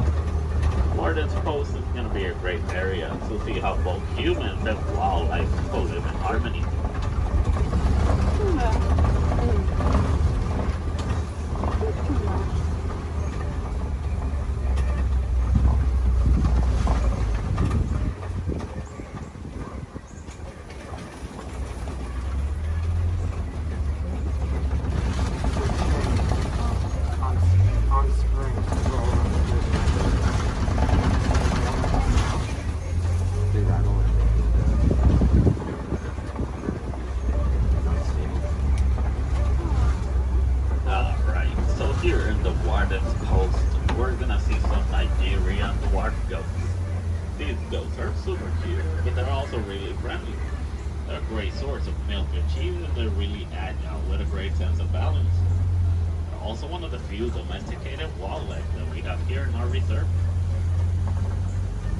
Next to that yellow barrel, there is a yellow box.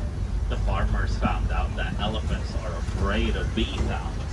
Most farmers are gonna have a box like that filled with bees, so that way whenever the elephants get near the farms and they hear the bee sounds, they're gonna steer clear away from them, and that way they won't eat the farmer's harvest. It's a nice way for both humans and elephants to co-live in harmony, but it's also a great source of honey. Also, the farmers will actually sell that honey for an extra income. Because sadly, due to a mining of a mineral called coltan, most elephants are losing their habitats and homes, causing them to migrate into human farms and villages more commonly so than it used to. So having bees in a box is going to be a nice technique for both keeping elephants safe, but also staying safe.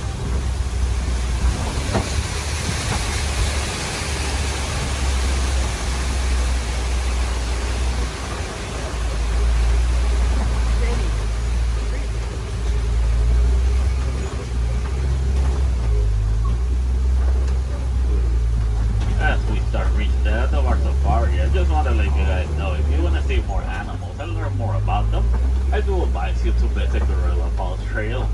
It's a nice 20-minute pathway that will take you all the way to meet a family of gorillas, while meeting more animals, learning more about them, and also more about conservation. If you're really lucky, you might even get a better close-up view of the hippo through a glass.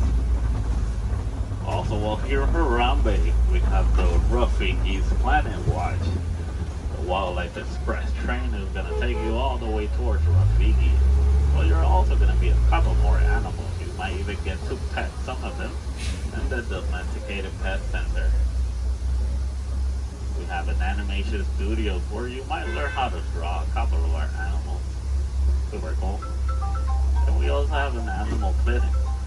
Any chance we need to take care of one of our animals, you guys can actually see the process through a glass. It's super cool. It's a nice AC, but it takes about a whole hour to complete. So you gotta plan ahead. The last Wildlife Express leaves at 4:30. From Desana Ward.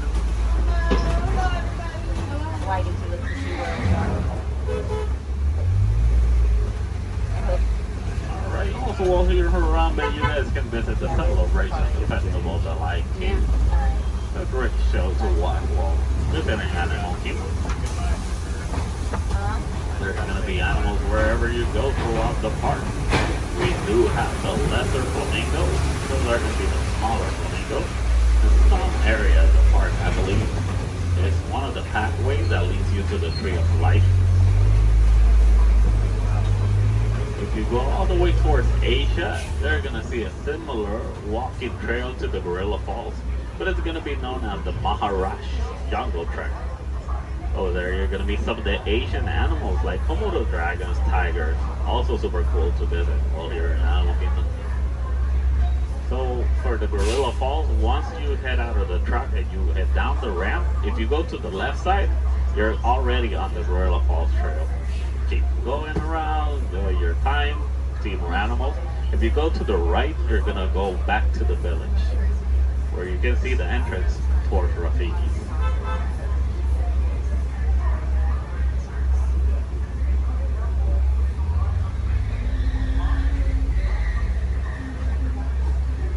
Almost to our destination. Just gonna wait a little bit.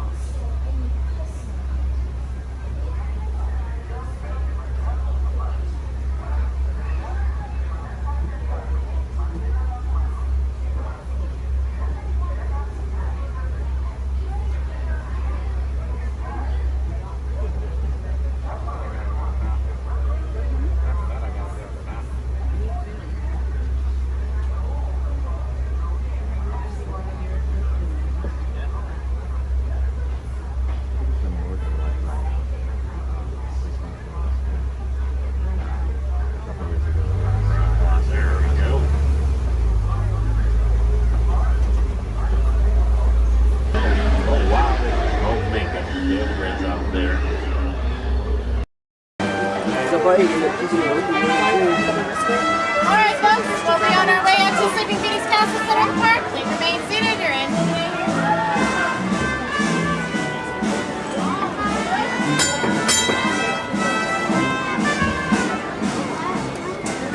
Here we go.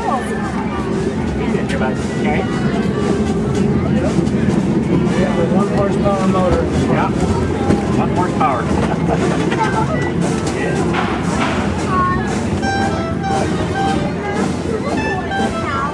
Well, because this one only has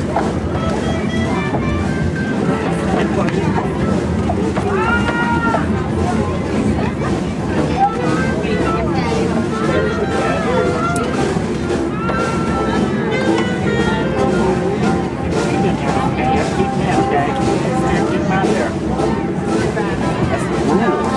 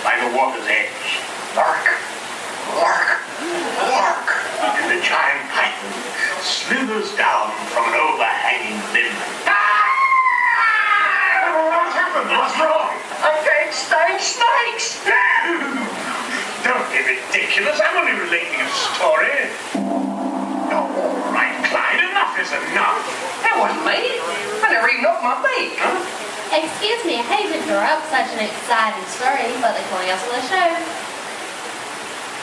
Land's sakes, it's already showtime? Land's sakes, yes, it's already showtime. Come on up, ladies. Y'all have time to make the announcement. Righto. Ladies and gentlemen, boys and girls, gather up all your cameras, purses, and other articles, and now turn to your left towards the tall door. When the drums begin, they'll open magically to lead you right into the Sunshine Pavilion. Is everybody ready? I say, have a good show. A real tropical serenade.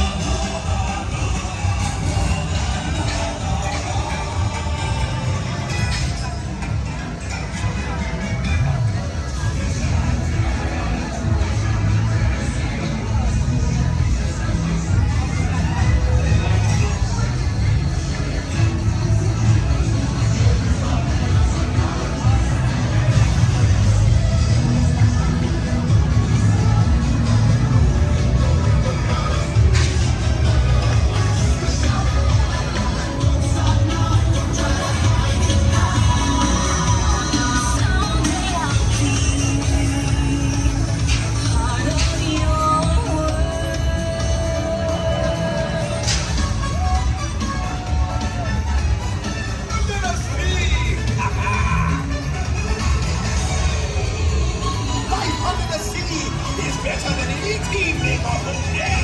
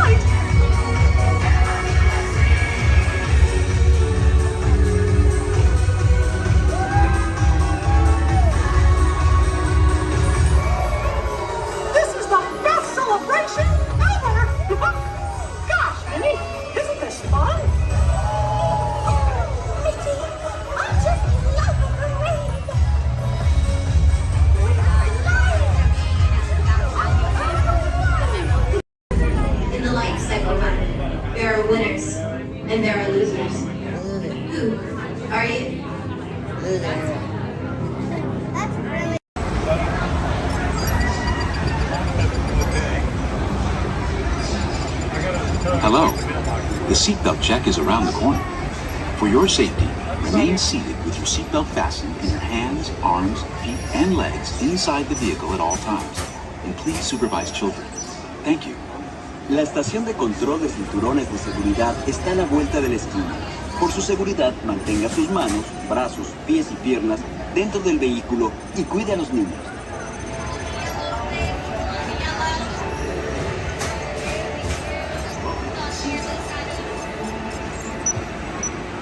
Automated driving technology activated. Welcome to the sim track.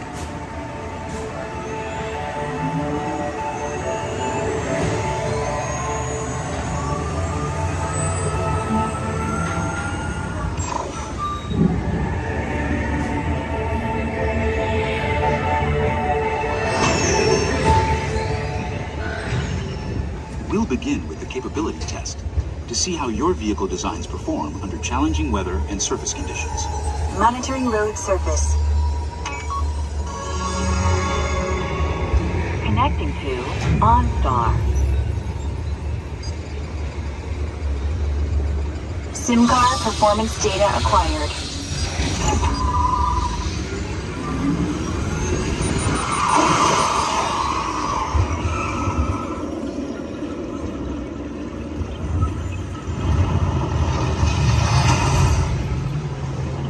Let's see how your designs hold up now. Commencing SIM car off-road and extreme weather sequence.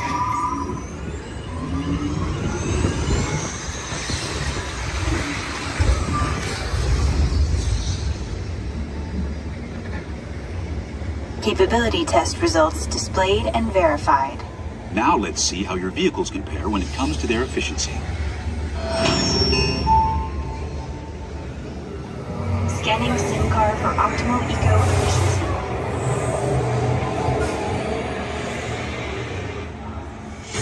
Engaging eco-scan for aerodynamic efficiency.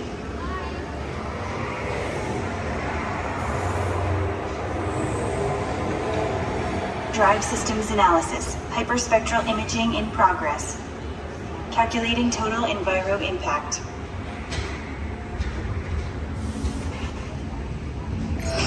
Commencing responsiveness test. Okay, the responsiveness data is now being synchronized. Automated driving technology verified and active.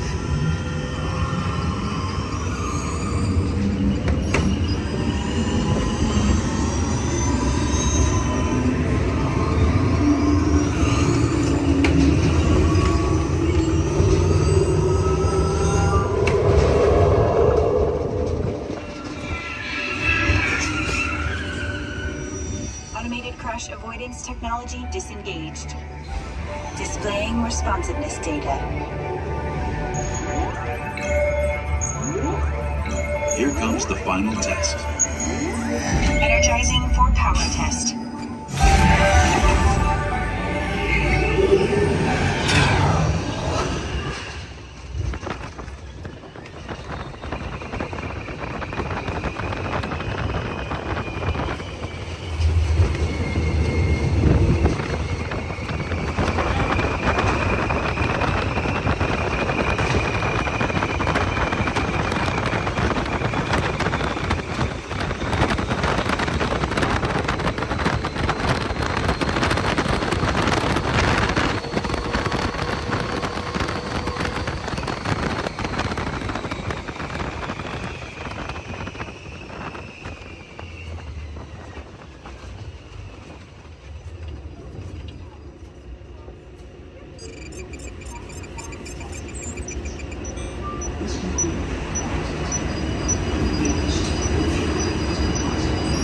Displaying power test results.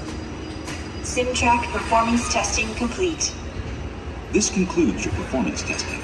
You'll be able to see how your Chevrolet custom concept vehicle designs compared with the sim car after you disembark.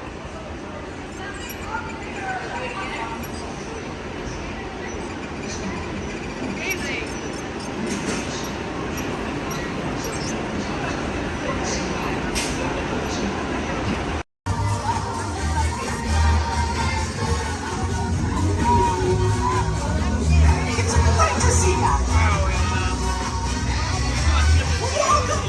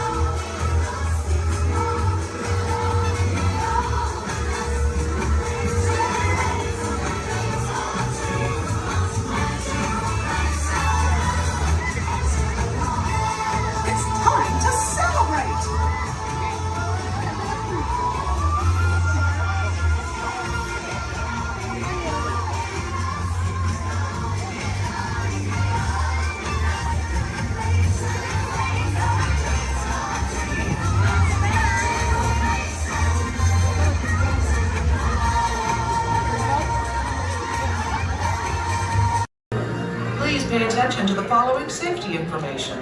When the automatic doors have opened, please proceed directly across the ramp into the cabin. Continue to move all the way across your aisle, filling in every available seat.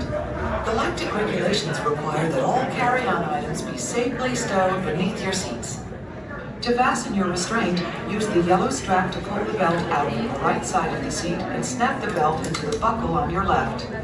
For your safety, remain seated throughout your flight with your restraints securely fastened, and please watch your children. Para su seguridad, permanezcan sentados, con el cinturón de seguridad ajustado, y cuiden a los pequeñitos. Do not put on your flight glasses until instructed to do so by a crew member.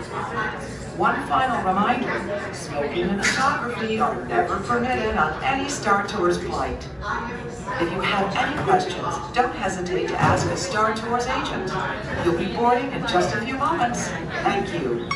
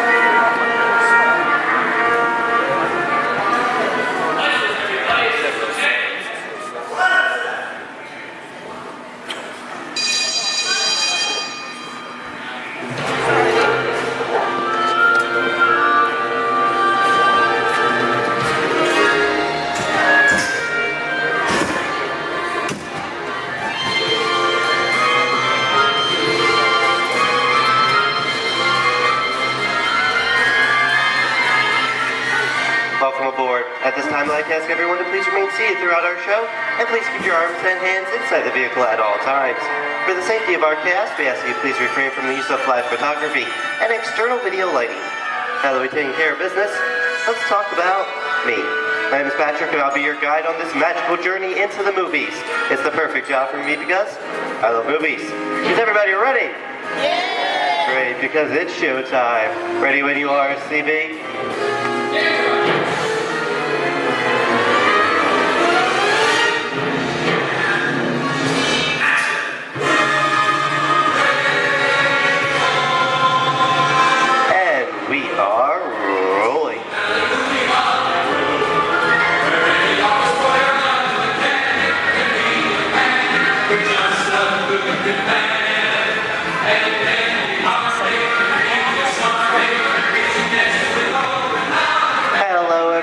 and welcome to the Great Movie Ride. Once again, my name is Patrick, and I'll be taking you from this Hollywood soundstage into some of the greatest movies of all time, all on one tour. But between you and me, this is no ordinary tour, because the Great Movie Ride brings these movies to life and puts you right in the middle of the action.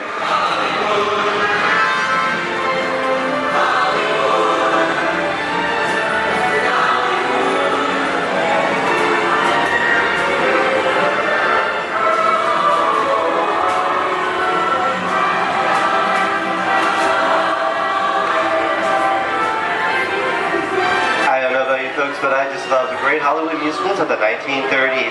This is a scene from one of my favorites, the Busby Berkeley musical extravaganza, Footlight Parade, starring James Cagney, Ruby Keeler, and Dick Bow.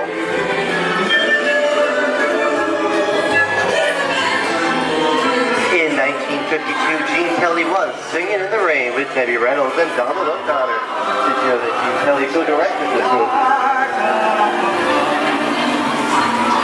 Who can tell me what movie this is? That's right, it's Walt Disney's Academy Award-winning film from 1964, Mary Poppins, starring Julie Andrews and Dick Van Dyke. Julie Andrews won an Oscar for her portrayal of the nanny, who was practically perfect in every way.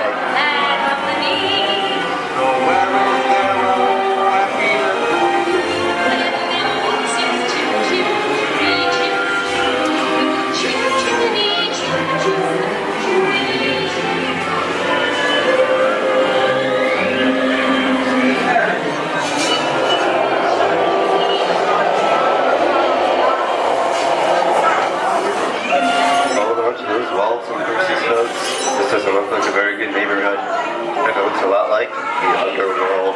This seems such classic gangster films as The Public Enemy, starring one of my favorite tough guys, James Cagney. The working title for this movie was Beer and Blood, and in the United Kingdom it was known as Enemies of the Public.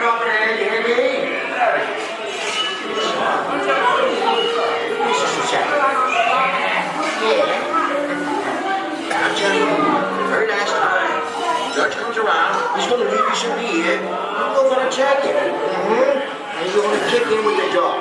And if you don't, somebody's going to drop by you and kick the key out one at a time. With me? I get you.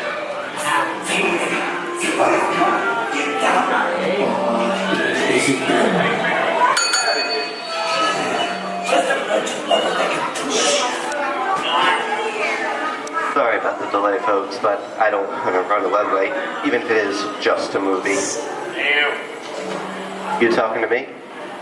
You talking to me? That's okay, I'm talking to the demon with putting enough of the day. I'm talking to me. I'm not supposed to leave my vehicle. I say get away. Oh, okay, Muxie, whatever you say. Hey, how'd you know my name anyways? I've seen this movie before. Oh. Sad scene, fancy cats might think it is. You make a big mistake about this. I'm out of here. You gotta get out of here. Look at the middle of the movie. I'm beating you, son!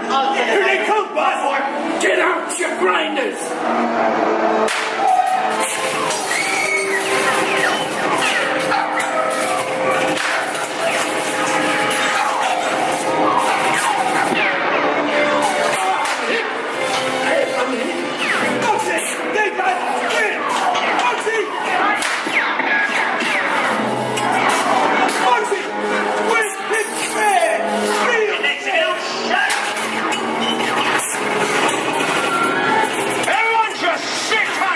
Running a red light to kids alone. I never break the liar. Lady, watch this.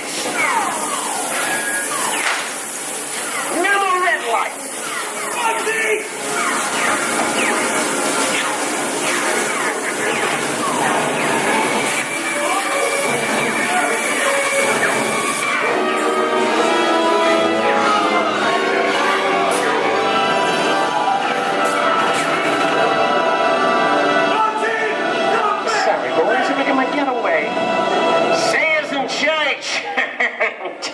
What are you looking at? Everyone mind your P's and Q's, and maybe you won't get eight. What is this? Tracy? And now, the Old West, and two of Hollywood's legendary stars, Clint Eastwood and John Wayne.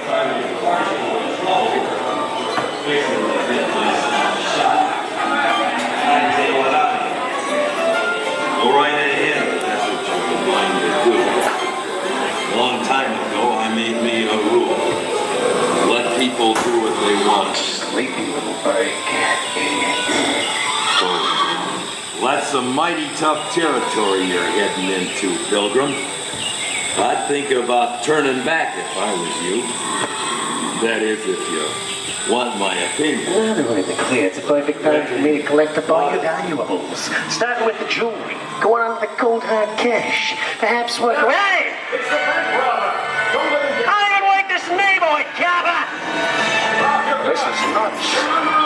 Nuts! Tell us I'm getting out of here. Don't go, man! Get yourself up! Looking at this one. Can't get any worse!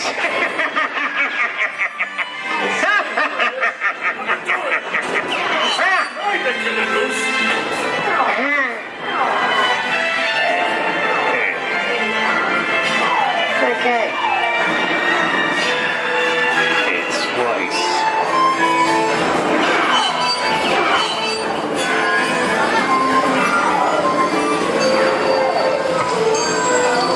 I don't know about you guys.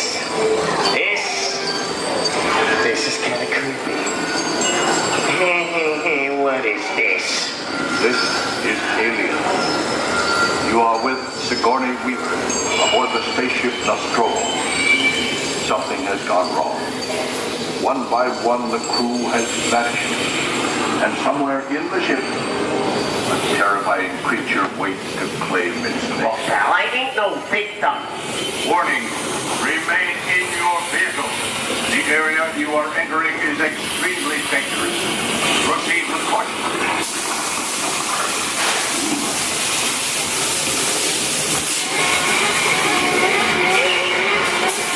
The emergency destruct system is now active.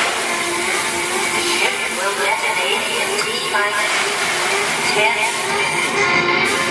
The option to override detonation expires in T-minus 5.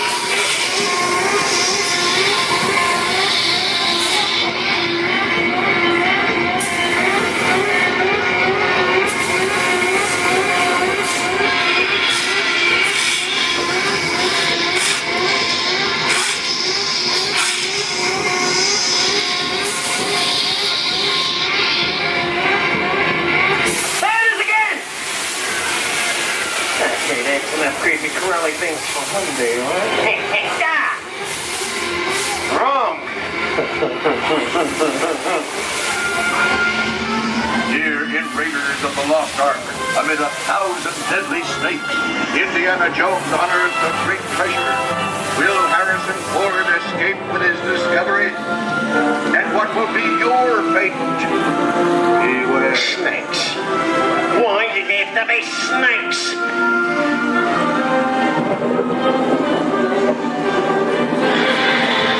The dust of 3,000 years lies undisturbed in this ancient burial chamber.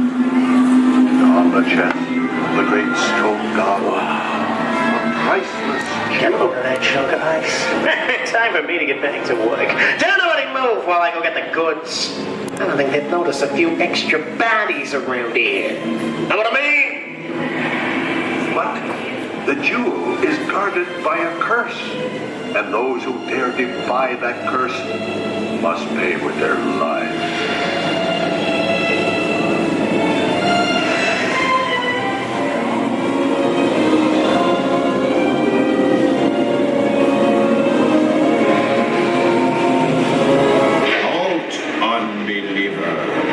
Disturb the treasure of the gods, and you shall all pay with your lives.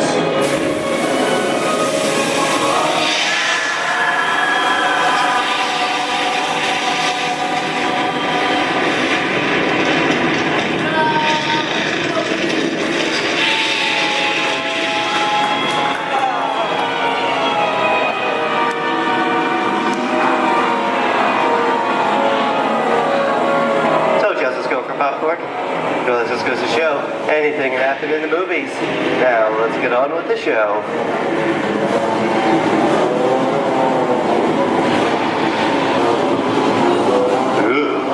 I see dead people. The horror movie is my all-time favorite genre.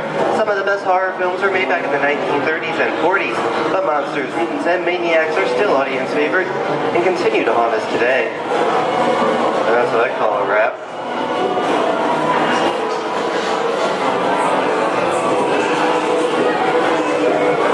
We are now entering the jungle home of one of the most beloved characters of all time. Now it's not George of the Jungle. Actually, it's Tarzan, portrayed here by Johnny Weissmuller. Over here we have Maureen O'Sullivan as Jane, and the lovely and talented Cheetah as herself.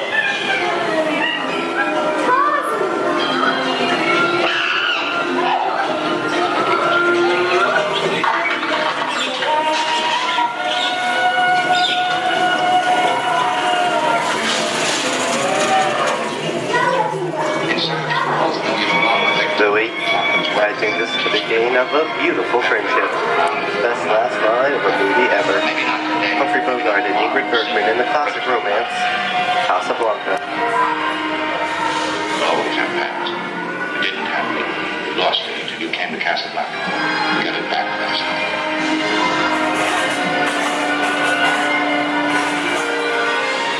I've got a job to do too. Where I'm going, you can't follow. What I've got to do, you can't be any part of. Hilton, I'm not good at being noble, but it doesn't take much to see that the problems of the three little people don't amount to a hill of beans in this crazy world. Someday you'll understand that.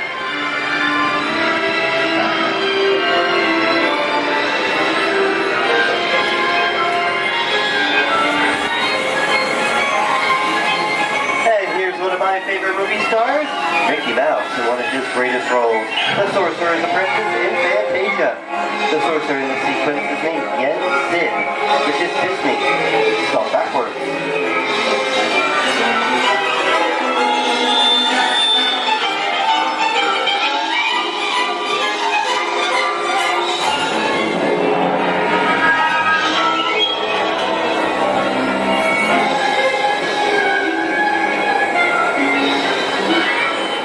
Toto, I have a feeling we're not in Kansas anymore. How often do you get to say that? I'd say we are definitely somewhere over the rainbow in one of the most beloved movies of all time.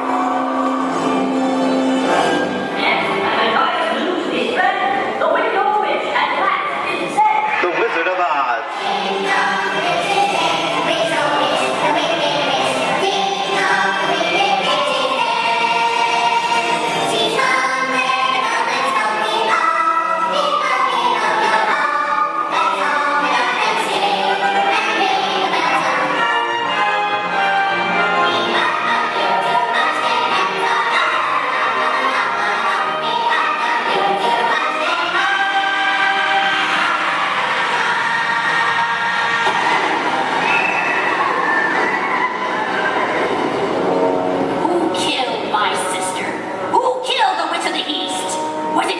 No, it was an accident. I didn't mean to kill anybody.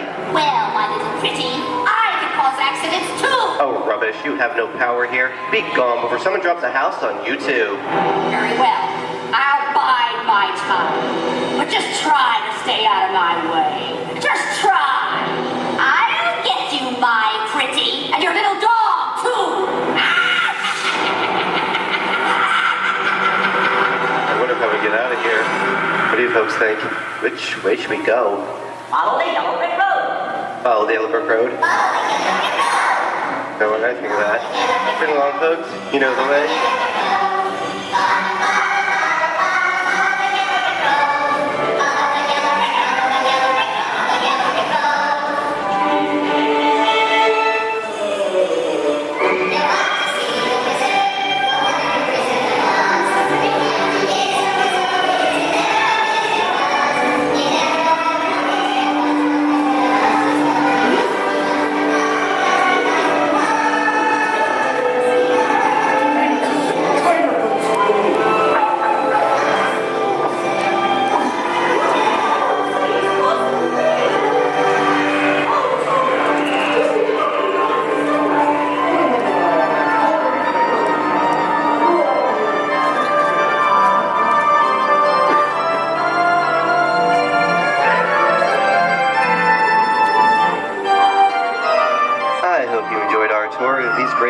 at the movies, but we've only scratched the surface of what Hollywood has to offer. There are thousands of great movies out there just waiting for you to discover. And here are just a few of my favorites.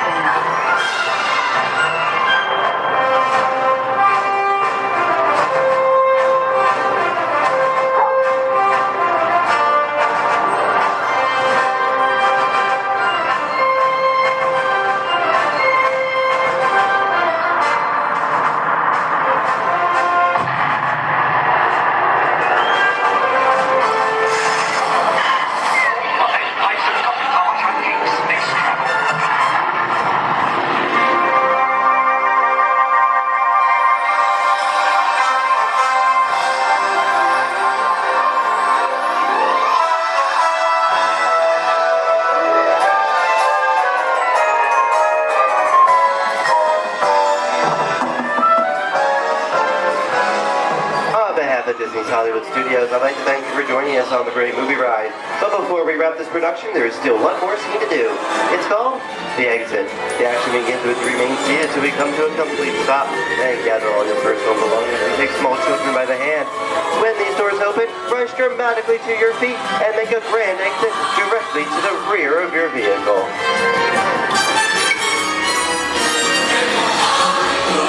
Oh, and one more thing. When I yell action, don't forget the thunderous applause for yours truly. All right, places, everybody, and action! Thank you, thank you. Have a wonderful day here at Disney Hollywood Studios, and we'll see you at the movies. This stuff, movies are made up. Goodbye, everyone.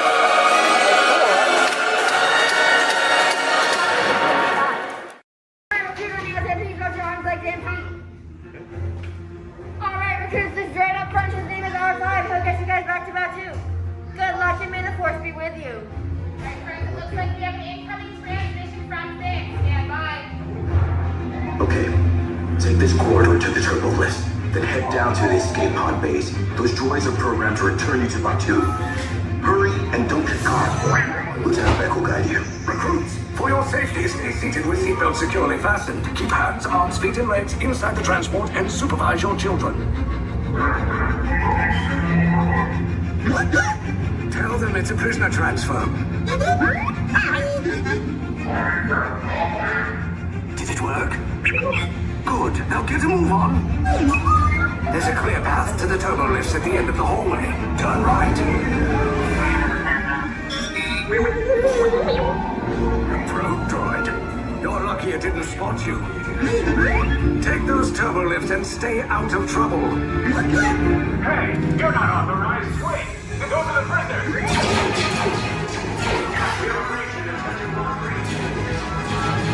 Cover is blown. Find an alternate route. Who picked these two droids anyway? Detention global reach. Prisoners not seen and never seen. There they are! Fire!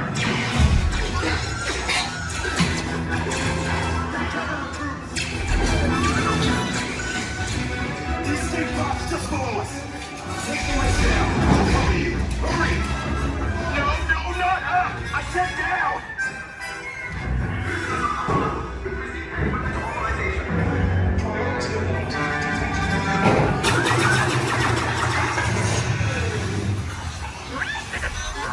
This does not look good. Try to find another way down to the escape pods.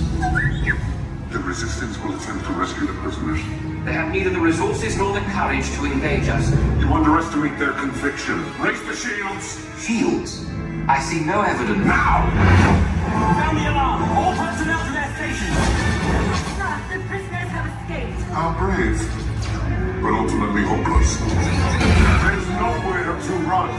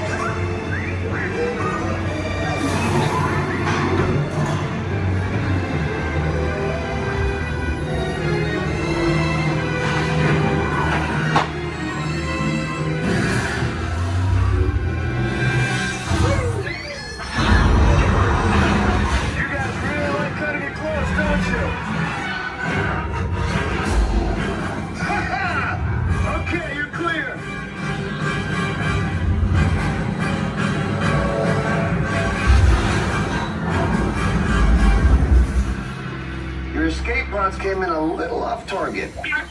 Ground crews will meet you outside the wreck. All right, nice job, recruits. Not what you signed on for, but hey, you're Resistance now. I think I have that authority. Right, Beck? Where's the lieutenant? I need eyes on Beck. Rhino, scamper his pod beacon. 4 escape pods down in Sector 4. Verification pending. Lieutenant Beck here. Beck! You're alive! I should hope so. Great job, recruits. Thanks to your heroism, the location of the Resistance base is secure. Bravo! Yes, R5, you too.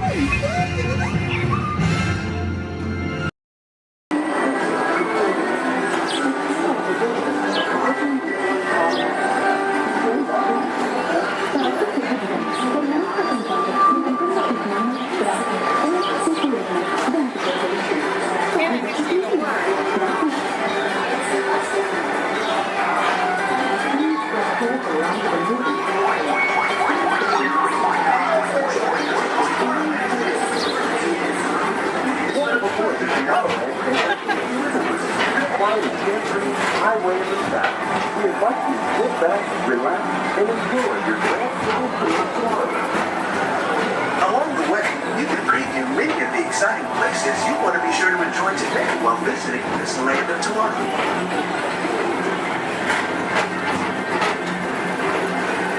The People Mover is the perfect vehicle for people watching, so keep your eyes peeled. You never know who you might see.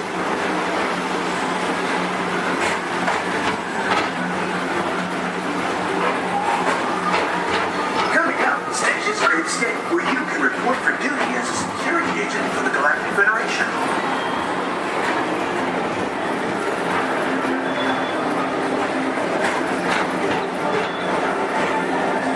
The mission is to keep Experiment 626, the biggest little mischief maker in the galaxy, under control.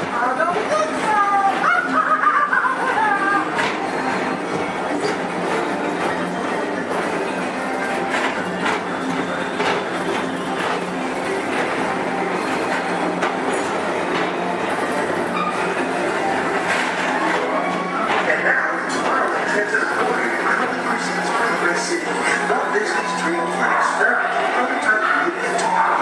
Progress City was the inspiration for Epcot, and many of its forward-thinking ideas have been realized throughout Walt Disney.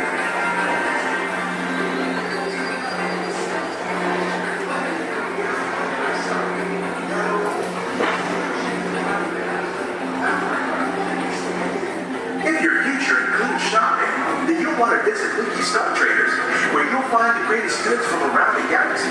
That's right. It's out of this world.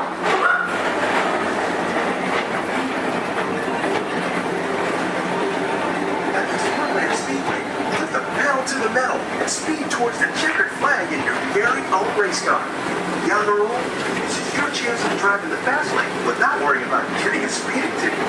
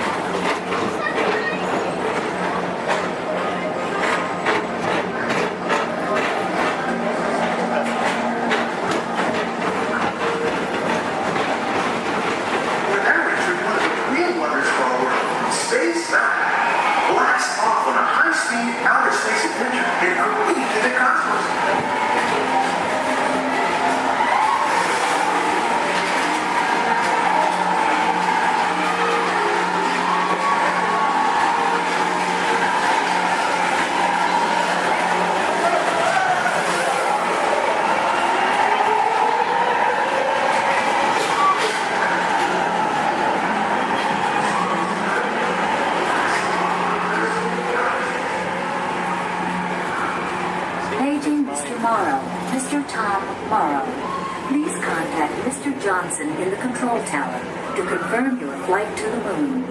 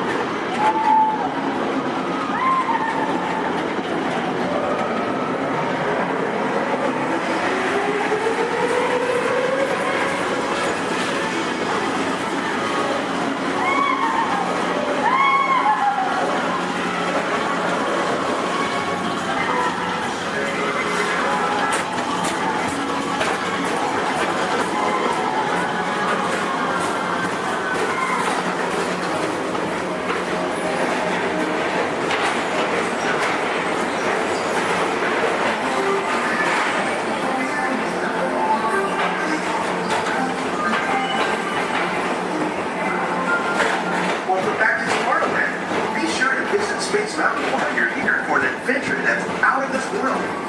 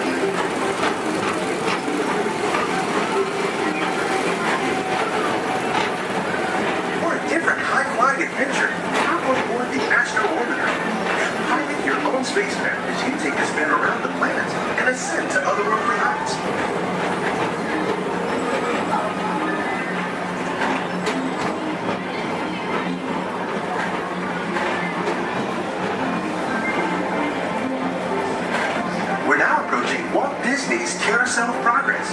Inside this rotating theater, full families welcome you into their homes of yesterday and today, starting way back at the turn of the 20th century.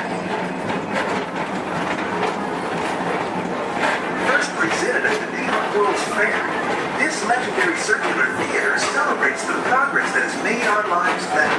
It's a perfect reminder that there's always a great, big, beautiful tomorrow shining at the end of every day.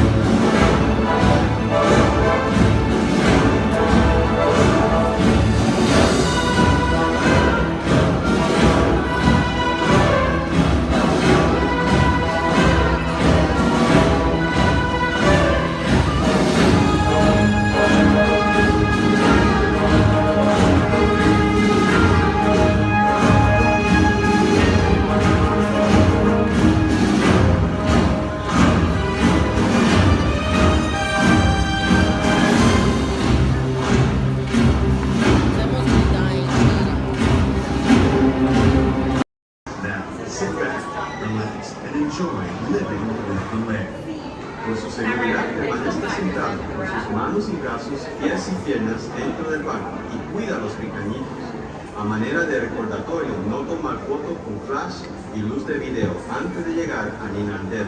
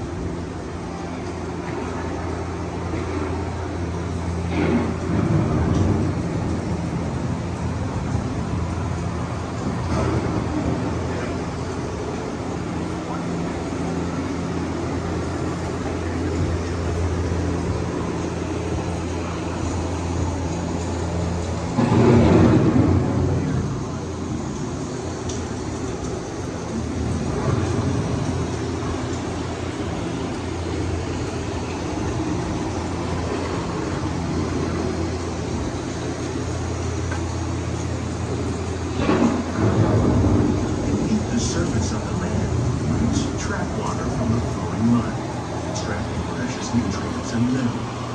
These elements, when combined with sunlight, create the diverse living systems of our planet.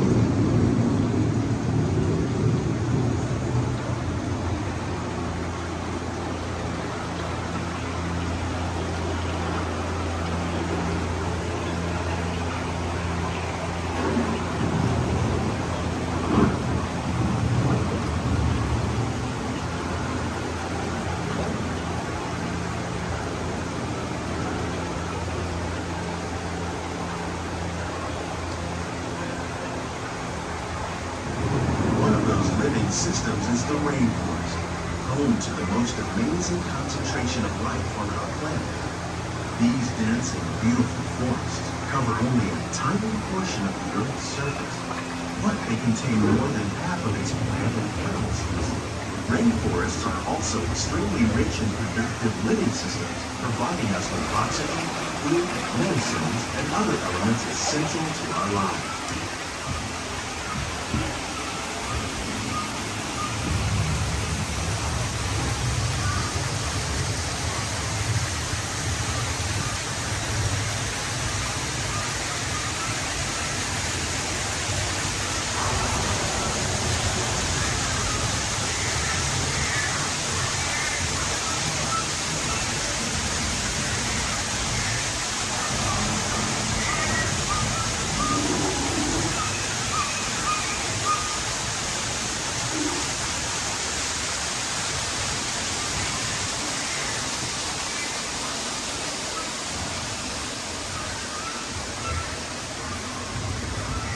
In the desert, nature has created a very different, no less beautiful living system.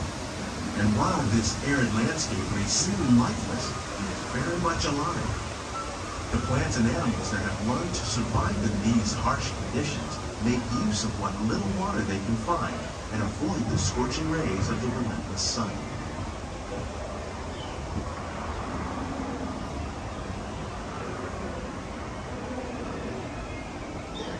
The American prairie once appeared as desolate as the desert, but over time, rainwater and nutrients gradually penetrated the hard surface of this land. Even the hooves of the mighty buffalo helped create the rich soil that will one day become home to the American farm.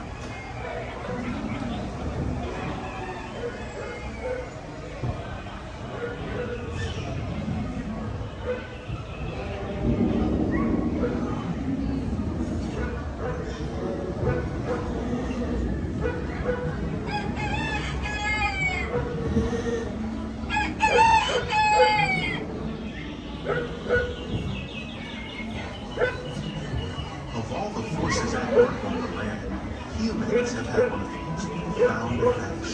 The need to produce food for a growing world led to the enormous use and sometimes overuse of the land. In our search for more efficient ways to grow food, we often fail to realize the impact of our methods.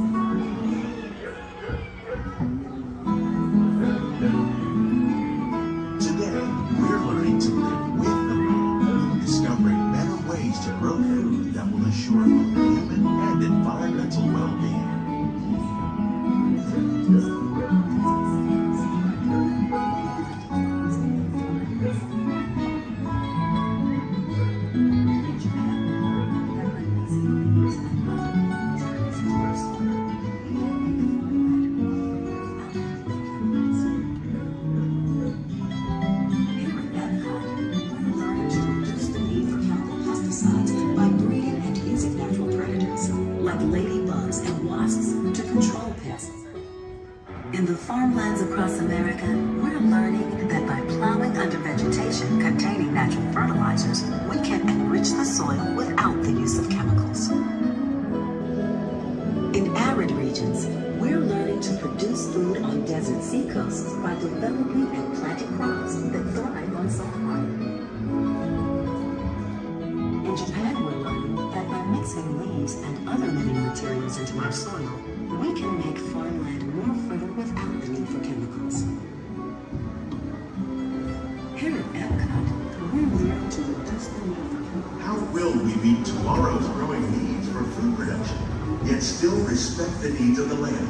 Some of the answers are being discovered just ahead. To help us maintain these carefully controlled ecosystems, and for your safety, please remain seated in your boat at all times.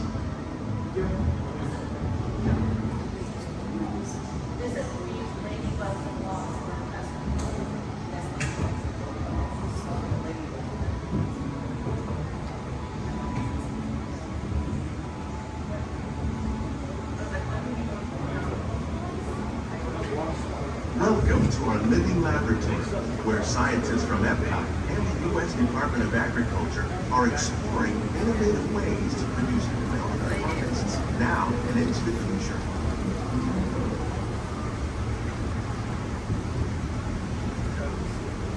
The tropics are home to the greatest diversity of plants on the planet. Many of these, like papaya, bananas, cacao, coffee, and rice, are well known around the world. These are just a few of the edible plants that have been an important source of nutrition for people living in the tropics.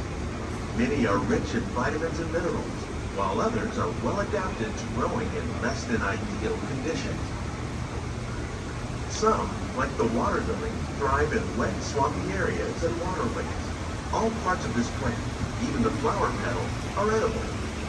The starchy root of the plant has long been used to make flour for baking.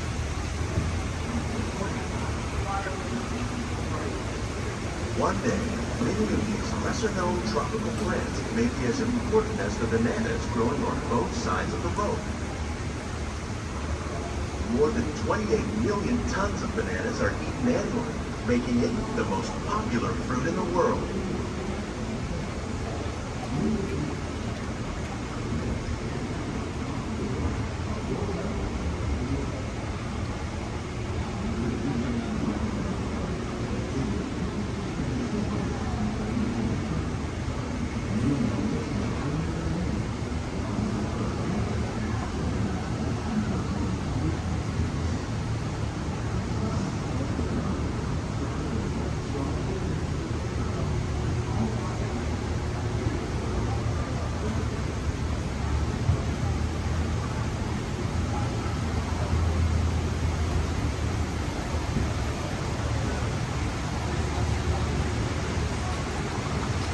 When we mention farming, you probably don't think of fish.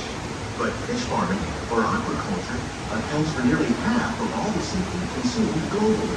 Tilapia, bass, and catfish, like the ones you see here, are three of the more popular crops raised by fish farmers. The sustainable system we're using here recycles the water in the tanks. As a result, we're able to save millions of gallons each year. Our small fish farm produces nearly 5,000 pounds of fish each year to serve in restaurants around Walt Disneyland. Innovations like this one can play an important role in our efforts to produce bountiful harvests and still protect natural resources.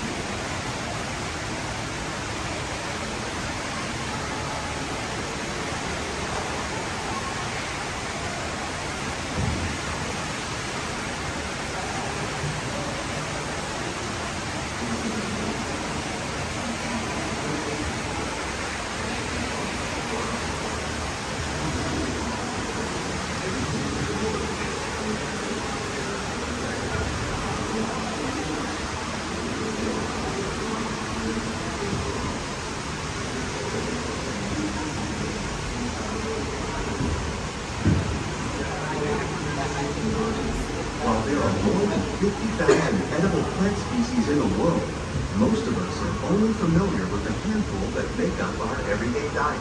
The common grains growing here, maize, sorghum, and millet, plus rice, account for nearly 2/3 of our global food consumption. Learning how to increase yields of these staples is an important goal of research around the world.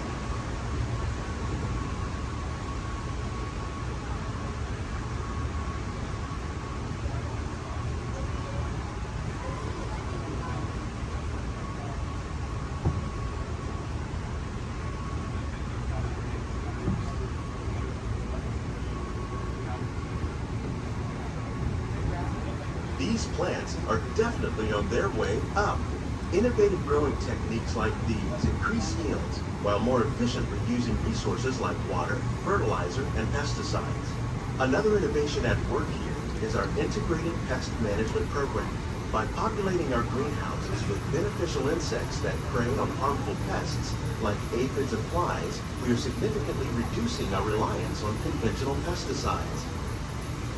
We're growing these crops using our nutrient film system. This technique precisely controls and recycles water and nutrients. With it, we can produce over 27,000 heads of lettuce a year in this one small area.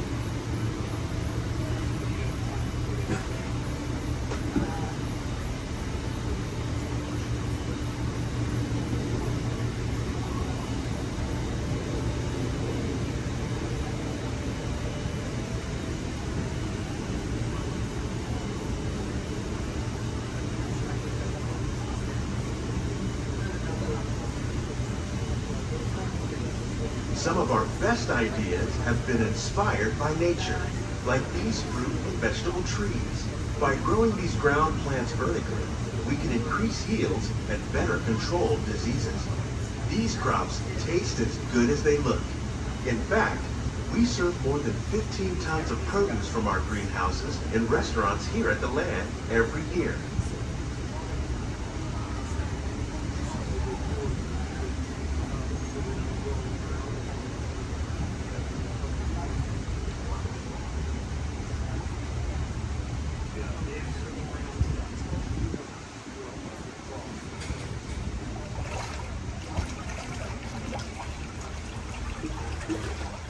The future of agriculture may include innovative ideas like this vertical growing system. Plants grown in this way use a fraction of the space required by traditional growing methods. That saves water and increases production. The aquaponics system on your left combines hydroponics with aquaculture. The fish provide a natural source of fertilizer for the plants, and the plants help keep the water clean for the fish. It's another great way to produce more while using less. In our lab, Epcot scientists are working with the U.S. Department of Agriculture on a number of innovative projects. The goal of these efforts is to produce higher yielding and better quality plants.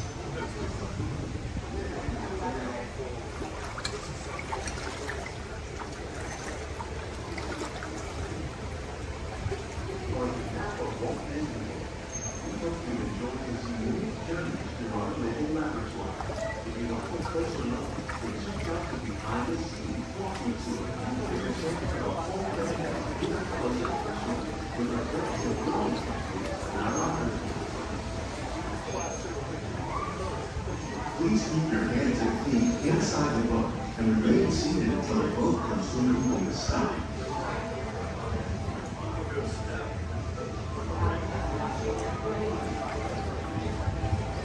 These greenhouses represent just a fraction of the work being done worldwide to produce bountiful harvests for our growing population. Scientists, farmers, and even backyard gardeners are doing their part to improve the quantity and quality of foods that we all rely upon. Together, we can continue to find more ways to increase food production and protect our precious natural environment. Only then will we truly be living with the land.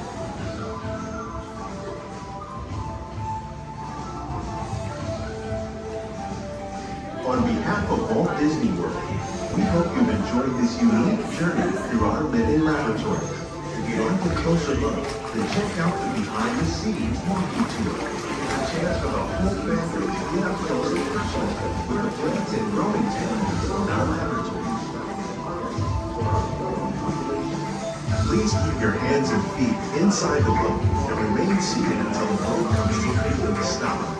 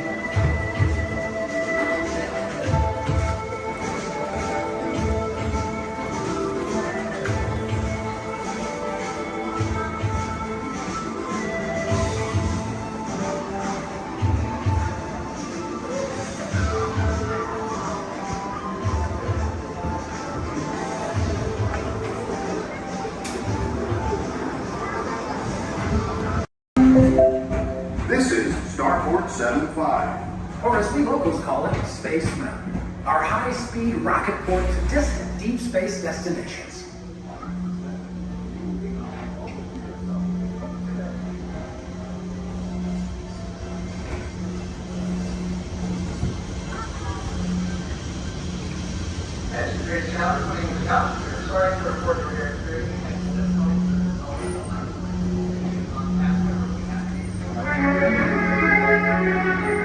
Let relaxation wash over you at the most refreshing retreat in the galaxy, the coral rooms of Pisces 7. You H2O it to yourself. Book today.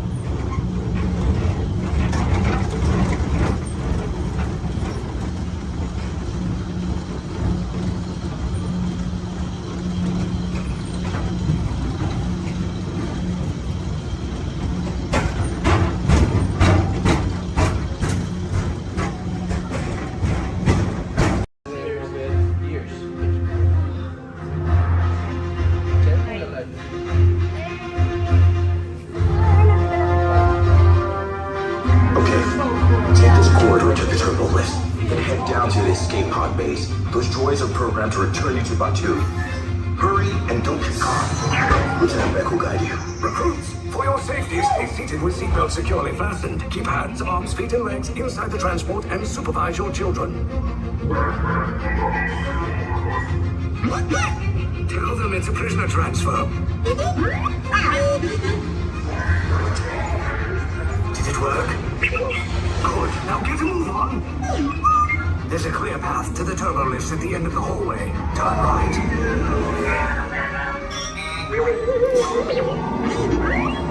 A probe droid. You're lucky it didn't spot you. Take those turbo lifts and stay out of trouble. You're not authorized. Wait, those are the prisoners. The operation is touching one breach. Cover is blown. Find an alternate route. Who picked these two droids anyway?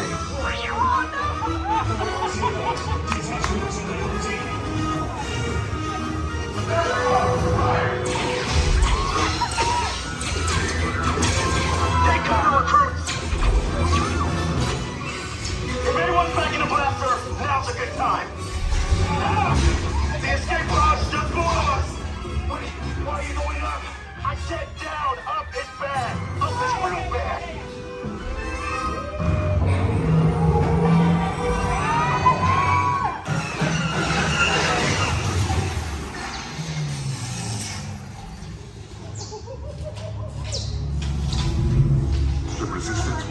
Rescue the prisoners. They have neither the resources nor the courage to engage us. You underestimate their conviction. Raise the shields! Shields? I see no evidence. Now! Sound the alarm! All personnel to their stations! Sir, the prisoners have escaped. How brave, but ultimately hopeless. There's nowhere to run.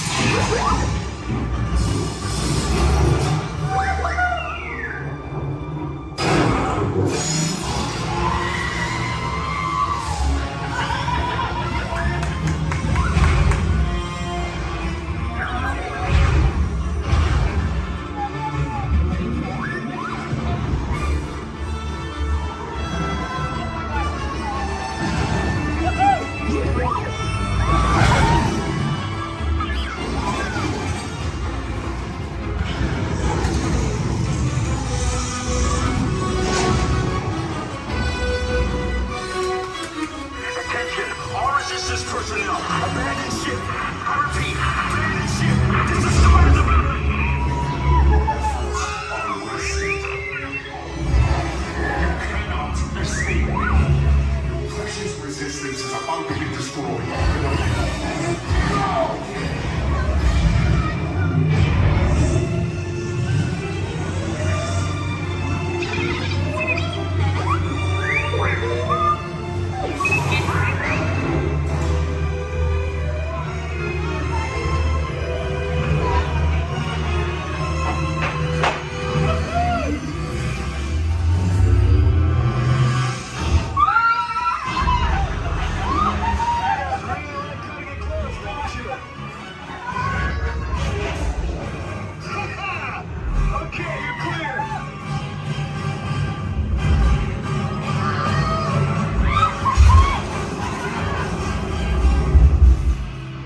Your escape pods came in a little off target.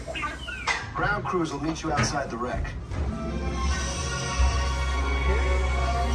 All right, nice job, recruits. Not what you signed on for, but hey, you're resistance now. I think you have that authority. Right, Beck? Where's the lieutenant? I need eyes on Beck. Line up, staff for responding. More escape pods down in Sector 4. Verification pending from key command personnel. Where's the lieutenant? Lieutenant Beck here. Beck! You're alive! I should hope so. Great job, recruits. Thanks to your heroism, the location of the resistance base is secure. Bravo! Yes, R5, you too.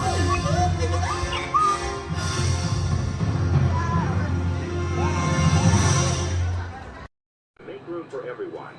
Please offer available seating to those needing special assistance. If you're standing, please hold on to the handrails and stay clear of the doors. The monorail will depart momentarily for the Magic Kingdom. Thank you.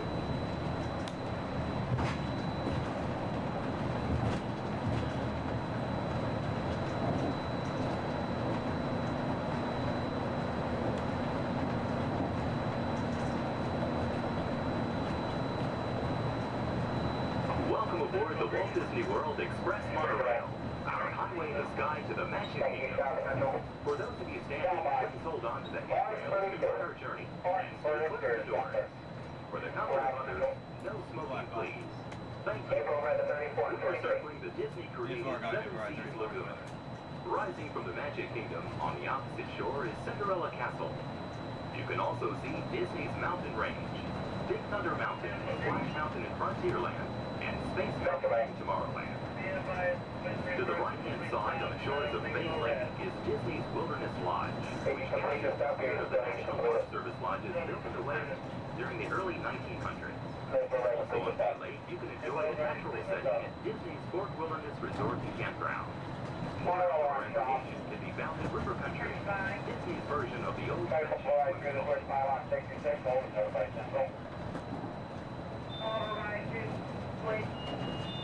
Code is 66 and notify. 10-4, notify Central. Notify Central. Central 3. Command. Pages radio. Left one.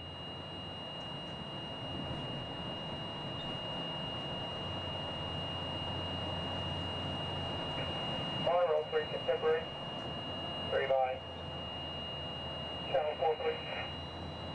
10-4, right.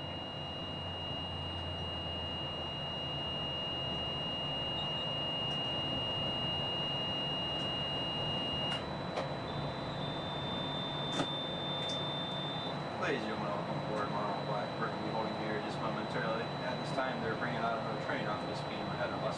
Therefore, we're going to have to wait here until that is complete. Once the train is on this beam and they line the swiftwing back up, we'll be prepared to proceed. I apologize for any delay, and we'll be on our way as soon as possible. Thank you. No stop, warning.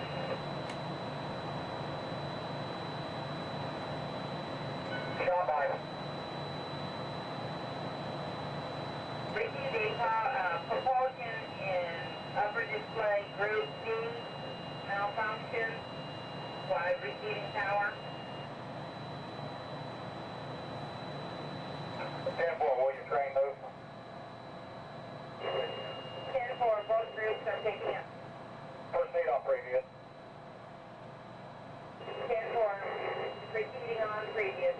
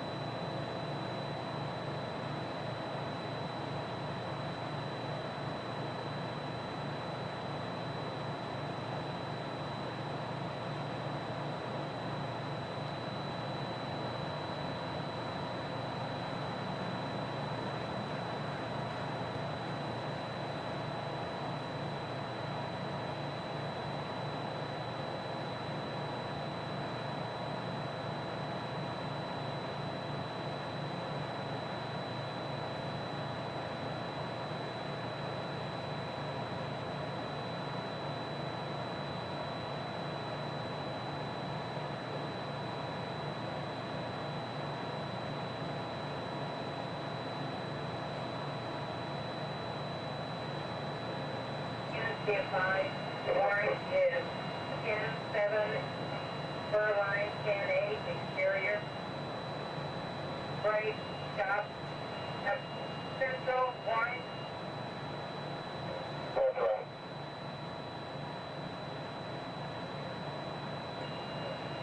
Received Maple holding a pylon 66. Amber as coming through the switch. I have 80-85. All beam contact, holding at 66. All beam contact has reset. 22 radio, Kingdom, green for normal visual. 23 radio from Kingdom. Green 4. Central stop. Take away. Yes, exterior beam, Colorado, with power. Thank you, bye, exterior on power, black, central. Black. Orange 4. Probably orange 4 normal visual. 10-4. For Orange Kingdom. Orange 5. 4, Maple 6, Monroe, green. Orange Maple check on green.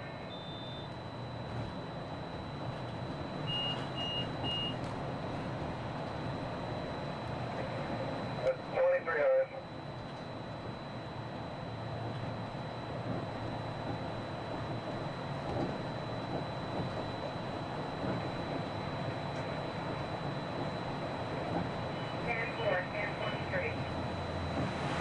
Thank you.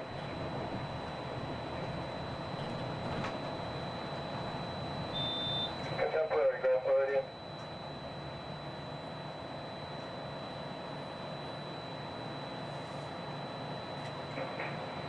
Contemporary by.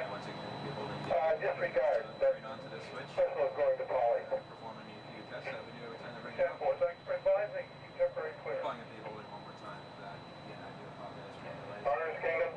This is standard procedures when we bring a new train up. We'll be on our way as soon as possible.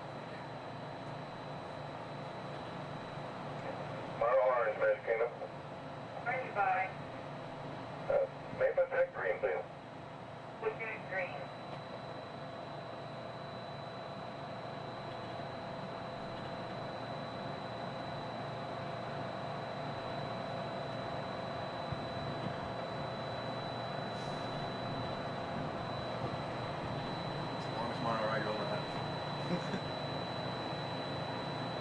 Well, the fun thing is I had the rest of my group on the boat there, and I was telling them I might beat them.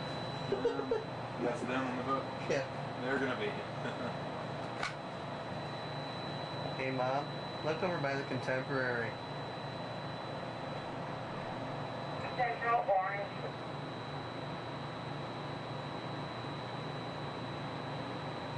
Central way. Holding in a pylon 68 with red maple. Good docking. Yeah, I know. I'm the black monorail in front of the Contemporary. Yeah, 4, Maple clear, no wiggle. Full clear, normal visual. Yeah, they can't go far without me anyway. I got the tickets.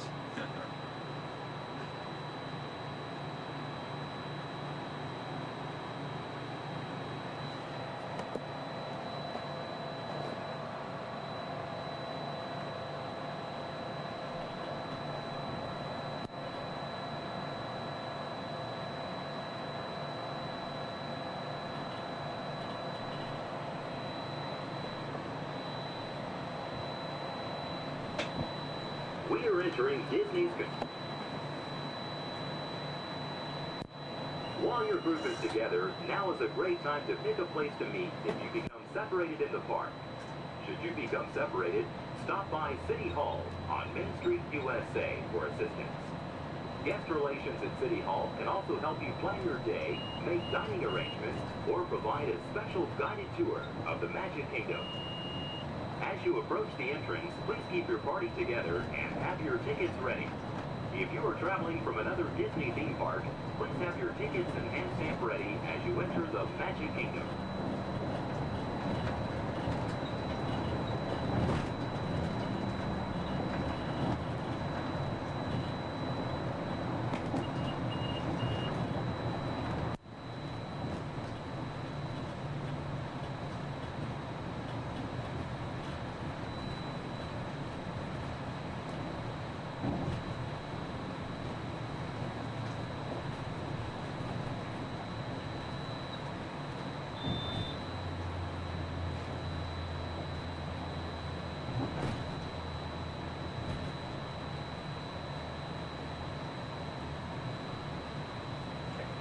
Central Magic Kingdom.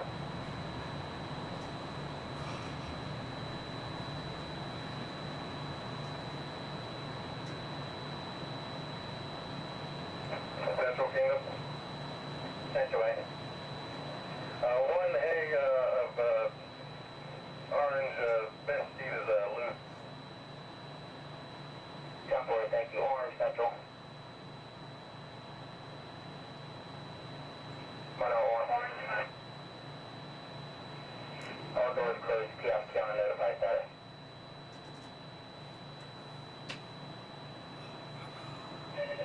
Notified.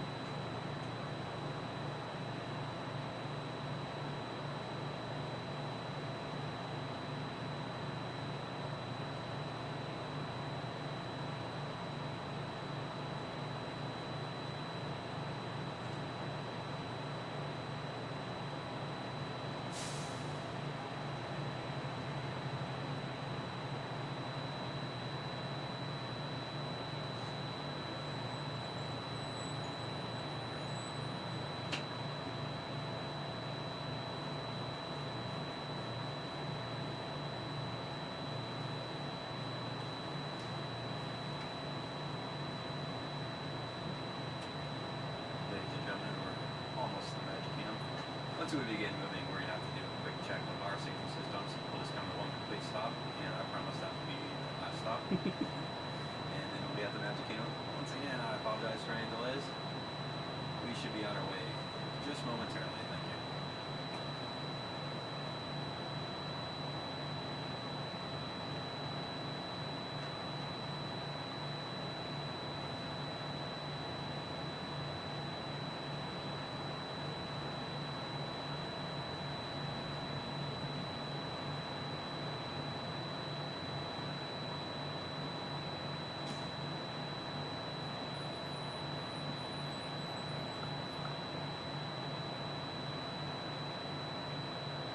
South Central, Monroe Orange, Gap 1 radio check, have you reached? That's two, I mean. And 2 also. Reset complete. Propulsion has cleared up in upper display and monitoring. Time for an orbital. It's for normal visual.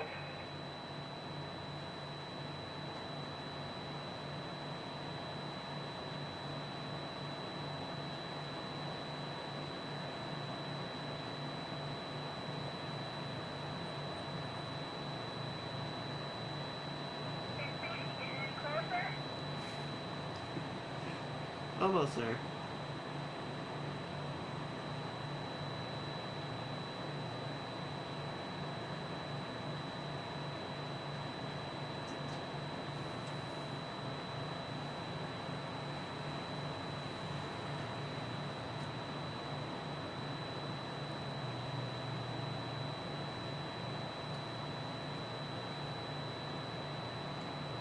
Central 3, engine your radio check. 10 Charlie. 10-2, thank you. Pretty clear. Go.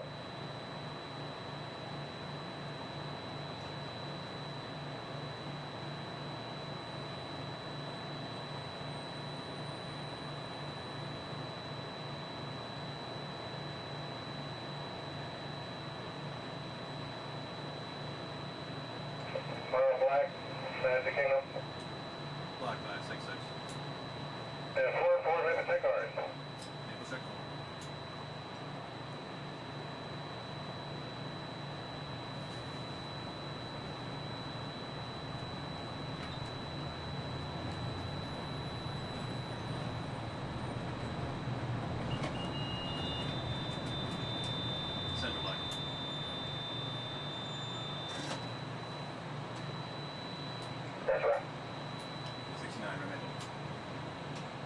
Okay, so clear no visual.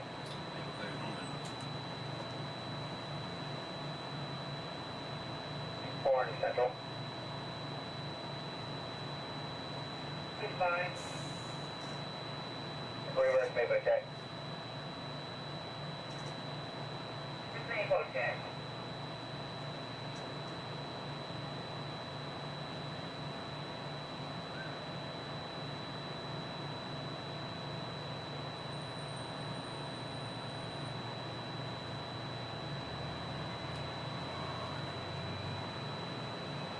Another reason why it's going so slow is it's a trainee and that train.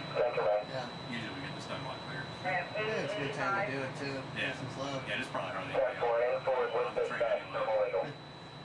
Forward with dispatch, normal vehicle.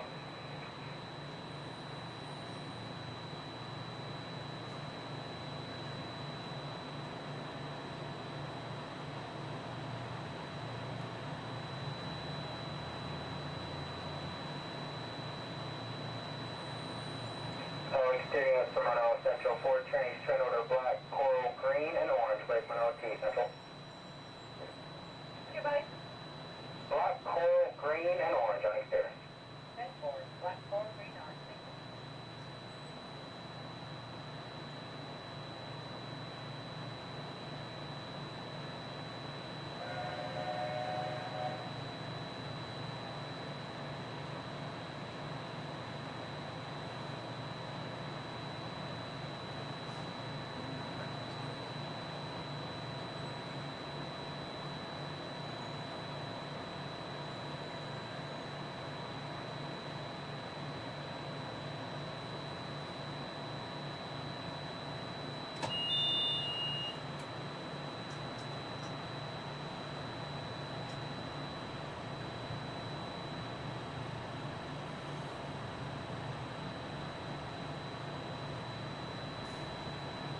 Better pull out fast enough or I make a liar out of me.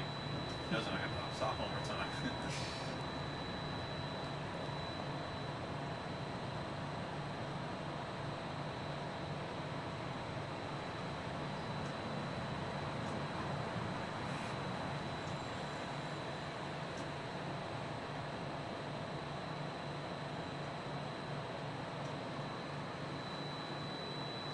I see ya.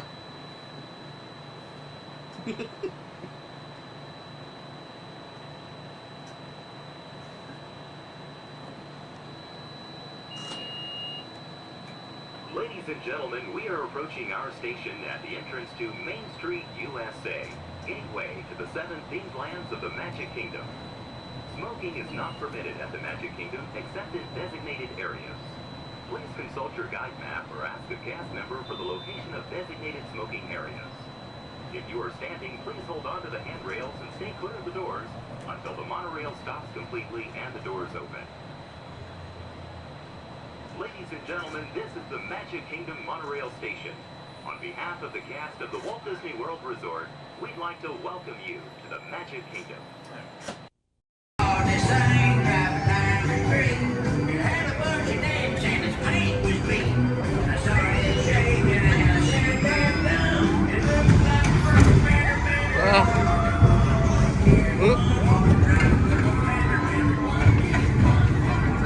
Wait, what?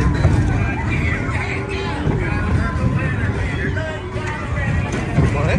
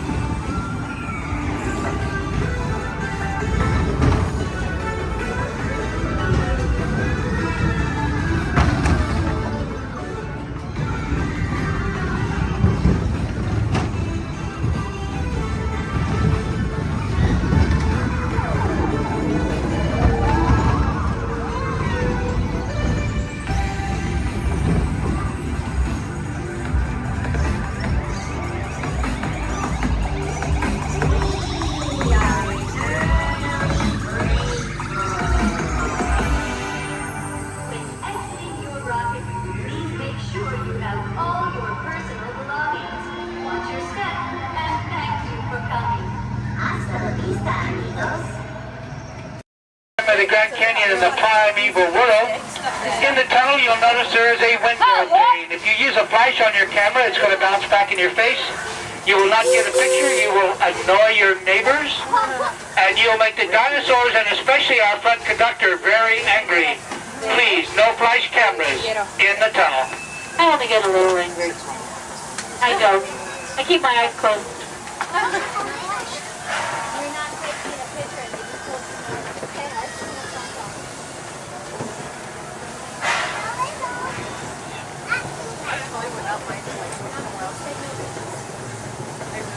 To those joining us, welcome aboard. The next leg of our journey will take us along the rim of the Grand Canyon. It's a mighty long drop to the canyon floor. So for your safety, stay seated with your hands, arms, feet, and legs inside the train. Be sure to watch your kids and no flash pictures, please. Para su seguridad, permanezca sentado y mantenga las manos, brazos, pies y piernas dentro del tren y cuide a los pequeños. Por favor, no tome fotografías con flash.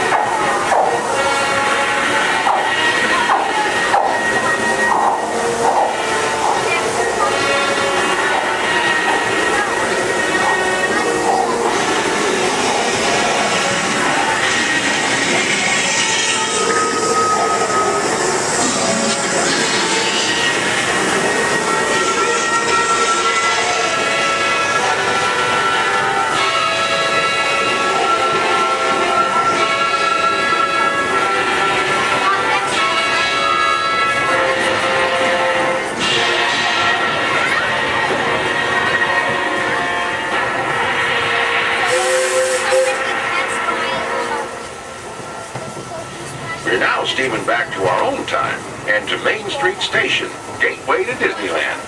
If you'll be leaving us here, stay in your seat till we come to a full stop. And remember to gather all your personal belongings, including the young'uns if you got any, and step carefully from the train. I'd especially like to thank those of you who've been with me for the Grand Circle Tour of Disneyland. We surely hope you enjoyed your travels with us and that you'll come back and see us again real soon. For those of you traveling on, we'll be on our way again in just a few minutes. This is Main Street Station, Main Street, USA.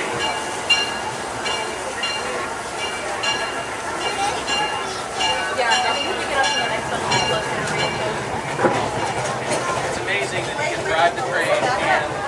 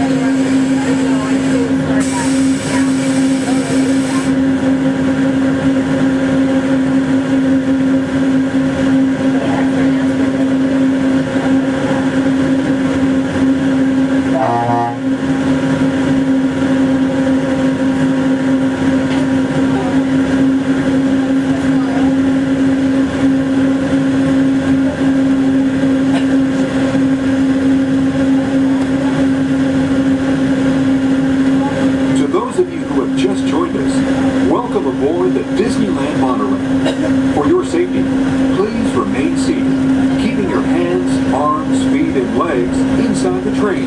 Watch your children and no smoking, please. Bienvenidos a bordo. Para su seguridad, permanezca sentado y mantenga las manos, brazos, pies y piernas dentro del tren y cuide a los niños. Por favor, se dirija a la Gracias. We're now en route to our final stop, the Tomorrowland monorail station.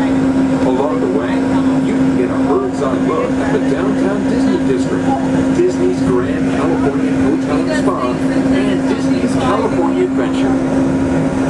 To the left of the monorail is the main entrance of Disneyland, the happiest place on Earth. Disneyland is truly an American original. Since its opening in 1955, it has hosted more than 500 million guests from around the world, including presidents, kings, and celebrities. It is the original Disney theme park, created and enjoyed by Walt Disney himself. To the right is our transportation plaza, where you'll find taxis, hotel shuttles, and public transit stops. About to enter Disneyland. Some of the clearances are pretty tight up ahead, so be sure to remain seated, keeping your hands and arms inside the cabin.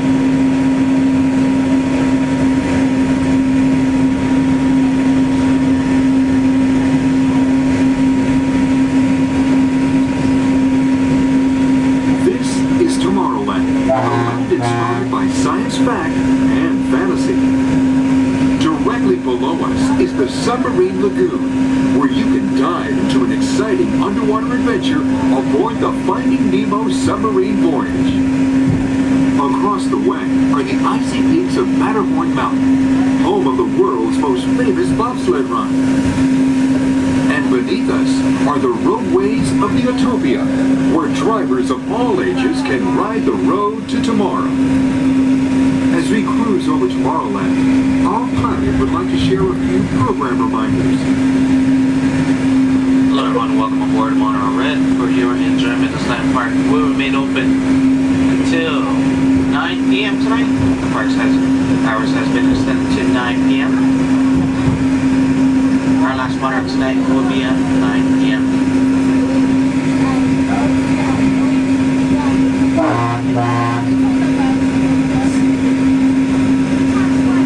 Later today we have Celebrate H Street Party stepping off at 5:30, coming from Main Street USA back up to It's a Small World. And later tonight we have Halloween screens at 8 p.m. in front of Sleeping Beauty Castle.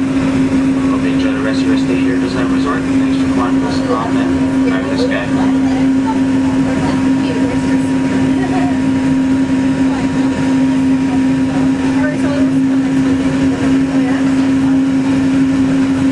Just ahead and to the right of the train are the sparkling gold spires of one of Disney's most beloved attractions, It's a Small World. Beyond it is the wacky world of Disney's classic cartoon characters, Mickey's Toontown. We're now riding alongside the happiest kingdom of them all, Fantasyland, home to Pinocchio, Snow White, Peter Pan, and other storybook characters. Last time I went, one of the guys got really close with the little boys right here. It freaked me out and I hit him and I was like over it. I was like, no. I don't think come back. I haven't gone to I think we'll let them go. We're now approaching the Tomorrowland monorail station, our final destination. Please remain seated until the monorail comes to a complete stop. Then, collect your belongings, watch your head, and step carefully from the train. On behalf of all of our crew, thanks for traveling with us, and we hope you'll have a happy and memorable visit here at Disneyland. This is the Tomorrowland monorail station.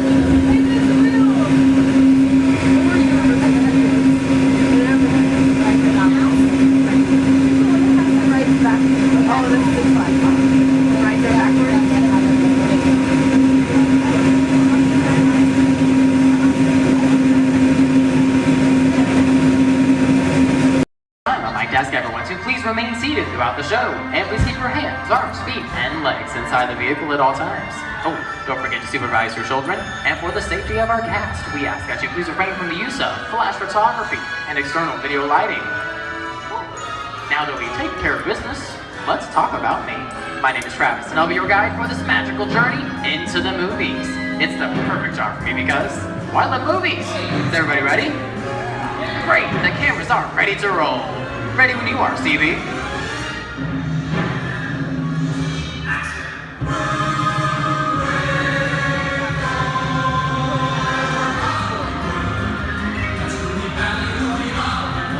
And we are rolling.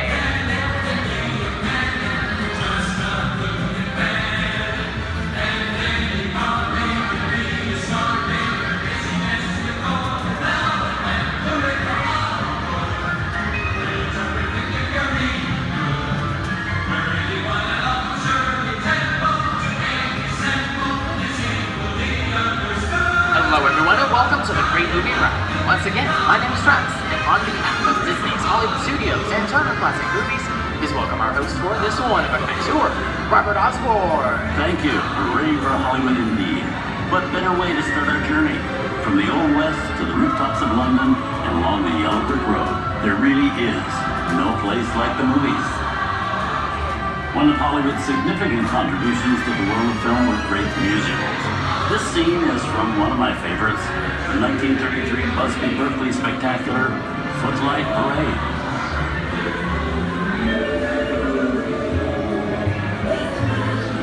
Here's one of the most famous of all dance sequences. It's from the 1952 musical classic, Singing in the Rain. Here's Chicken Kelly singing in the rain. Literally.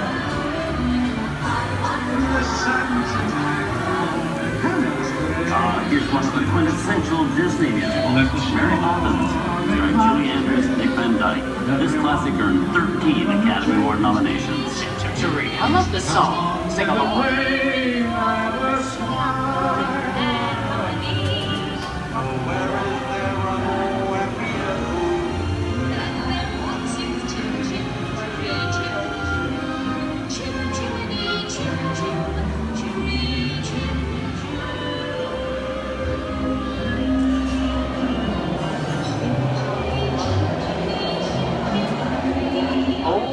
Those wallets and purses, folks. This doesn't look like a very good neighborhood.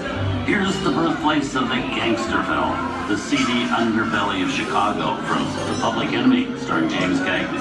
Released in 1931 before strict censorship rules were enforced, Public Enemy is a gritty, realistic, and violent look at the world of gangsters of the Depression era. I love this movie. In one famous scene, James Cagney shows a grapefruit in May Clark's face. She can never look at breakfast in the same way again. These tough guys could turn anything into a weapon. You're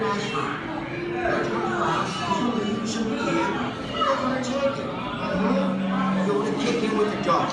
If you don't, somebody's going to drop by here and take your teeth out one at a time. And me? I get you. Now beat it. Tough guy,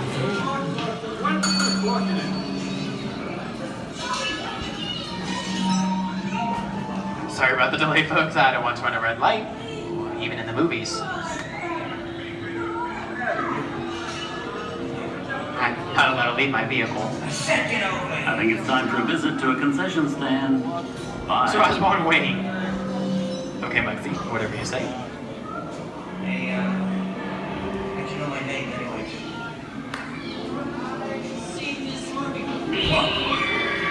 I hear someone singing your fancy cars like to get out of here. So beat it. I said square out of here or you're gonna get hurt. What makes you sad? Here they come, Buzz! Get out, your grinders!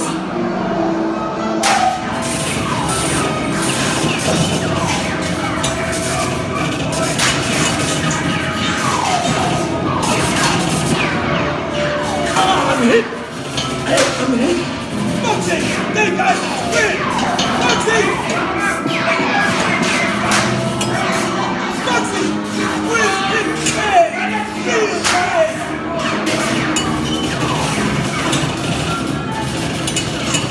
Everybody just sit tight. I don't know what lights against the law. I will never break the law. Hey, watch this. No more red light.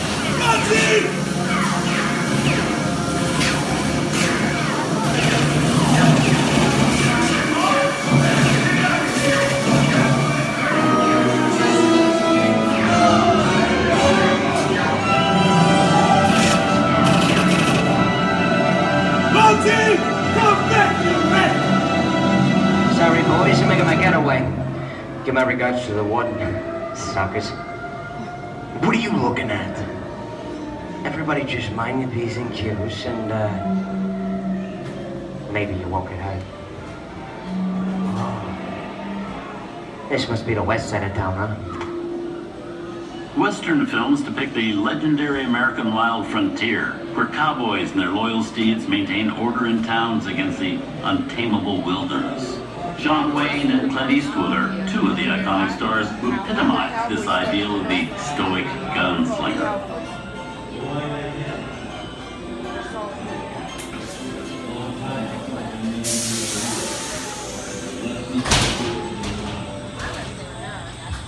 Sleepy little bag, eh?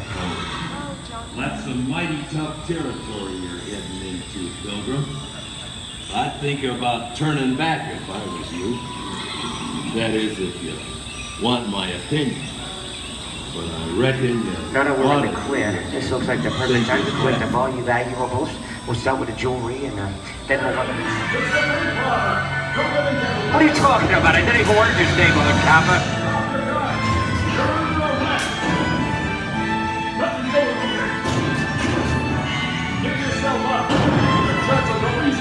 This is nuts. Nuts for this. Look at it this way. Big Daddy, what is it?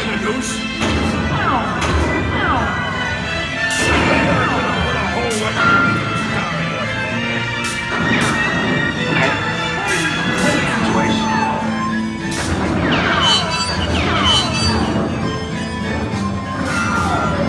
I don't know about you guys, but this is starting to get kind of creepy.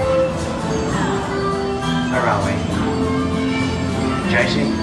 Science fiction has been a staple of classic movies, from George Méliès's Trip to the Moon to George Lucas's Star Wars. In 1979, director Ridley Scott and Sigourney Weaver made audiences believe that in space, no one can hear you scream. This is Alien. Hey, you get down, face. How do we get out of here? Warning, remain in your vehicle. The area you are entering is extremely dangerous. Proceed with caution.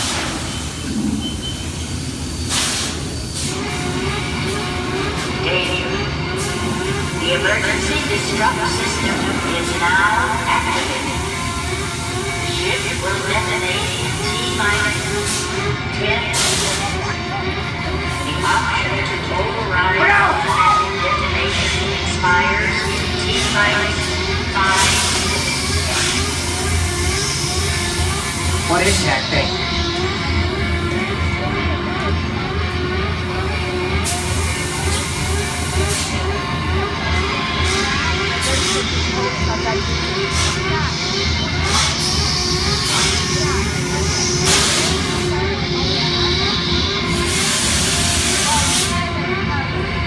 Get it together. I'm getting out of here.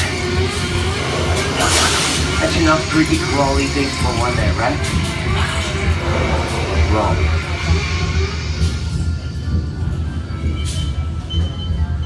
Steven Spielberg and George Lucas cemented their status as the blockbuster boys with their first partnership. Here from that legendary collaboration is Harrison Ford as archaeologist Indiana Jones in Raiders of the Lost Ark. Snakes. Why did it have to be snakes? Some of the biggest horror stars of Hollywood appear in the ancient story of a cursed Egyptian temple, a priceless jewel that beckons to all, but be warned, the temptation always leads to destruction. Get a load of that show, guys. Time for me to get back to work. Good thing I don't believe in ghost stories. Don't nobody move while I go get the goods. I don't think they'd notice a few extra bodies around here. If you know what I mean.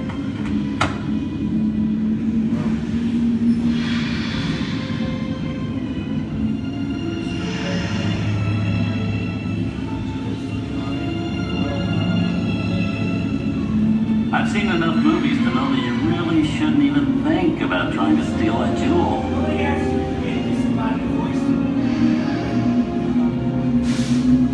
Halt, unbeliever. Disturb the treasure of the gods, and you shall all pay with your lives.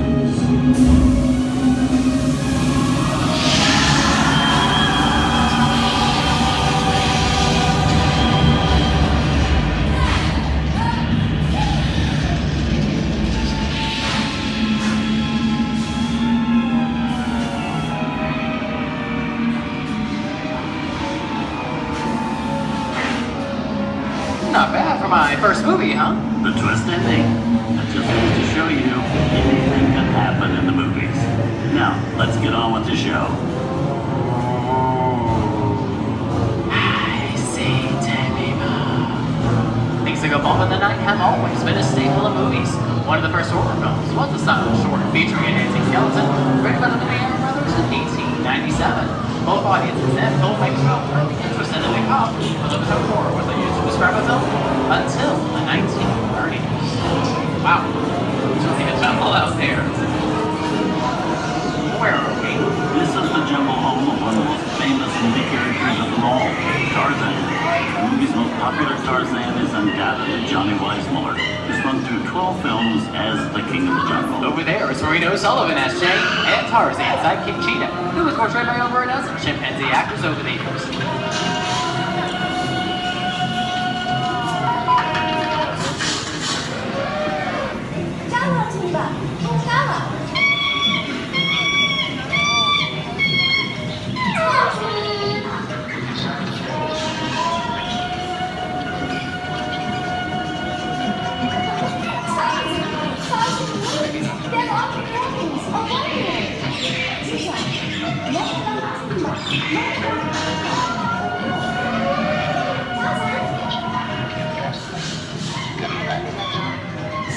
Here's Humphrey Bogart in his most famous film role. In 1942, Logie finally got to spread his wings and romance the beautiful Ingrid Bergman in Casablanca. Look, I know that it'd be noble. It doesn't take much to see that the powers of 3 little people don't amount to a hill of beans in this crazy world. Someday you'll understand that.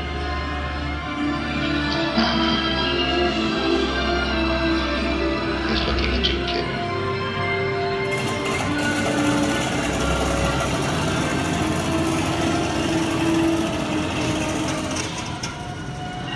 Inside of us, we both know you belong to Victor. It was like the thing that keeps you going. That thing moves around, you're not with it. And now, one of the most famous movie stars in one of his greatest roles, Mickey Mouse, as the Sorcerer's Apprentice in Fantasia. When the film came out in 1940, Walt Disney promised to add new musical sequences in the future. His Andy Roy kept that promise 60 years later with the release of Fantasia 2000.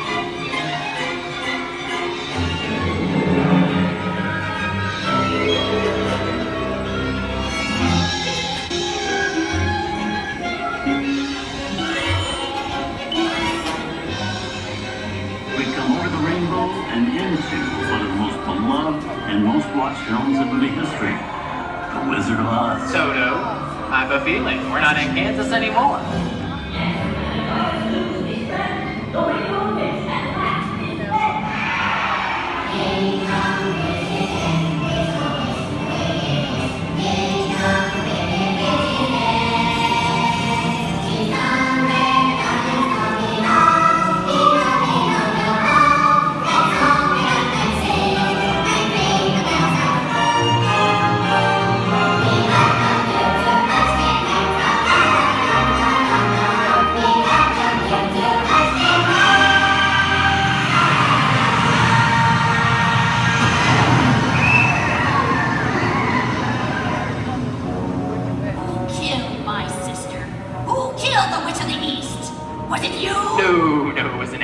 I didn't mean to kill anybody. Well, my little pretty, I can cause accidents too. Oh, rubbish. You have no power here. You'll be gone before somebody drops a house on you, too. Very well. I'll bide my time. But just try to stay out of my way. Just try. I'll get you, my pretty. And your little dog, too. Now,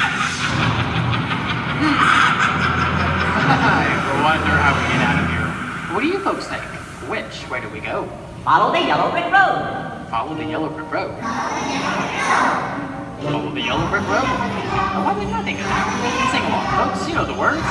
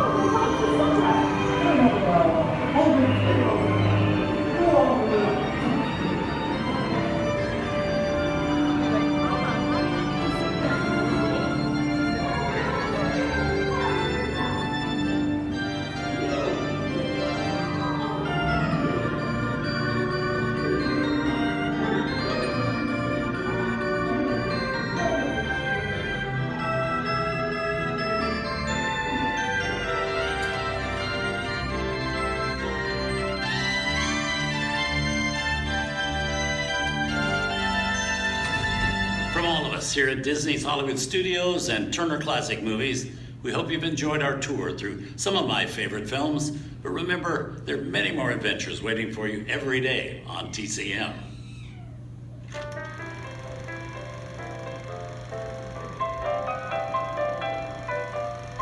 We didn't need dialogue. We had faces. Wait a minute. You ain't heard nothing yet. Step in time!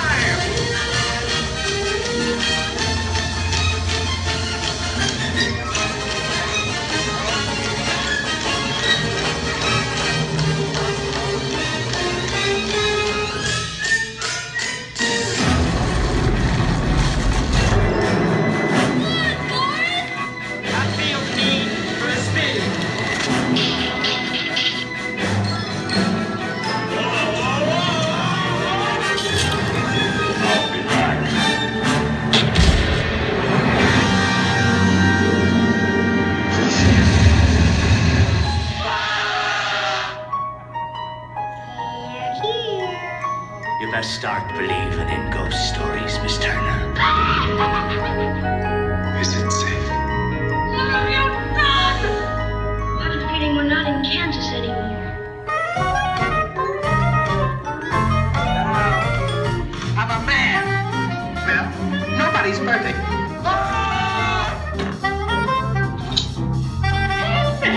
Shut up.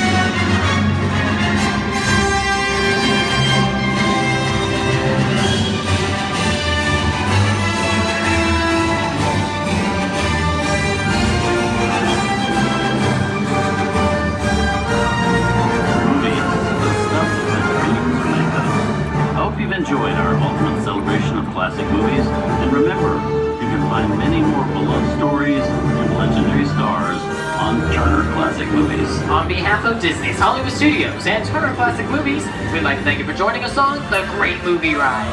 Now please remain seated until the vehicle comes to a complete stop.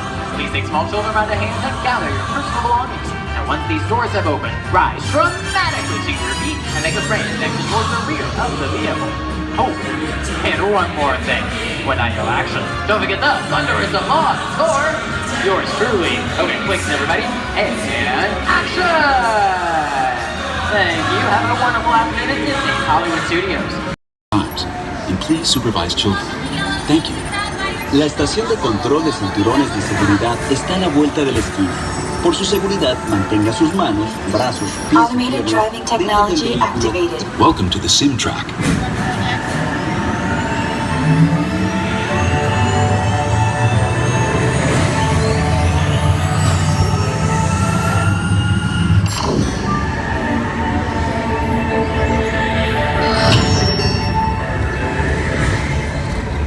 We'll begin with the capability test to see how your vehicle designs perform under challenging weather and surface conditions. Monitoring road surface. Connecting to OnStar. SIM car performance data acquired.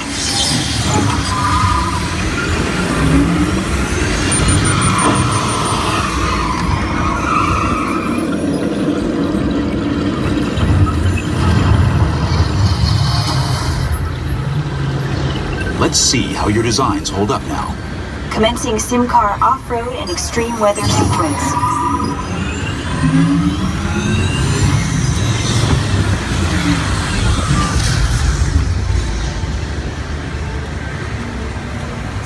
Capability test results displayed and verified.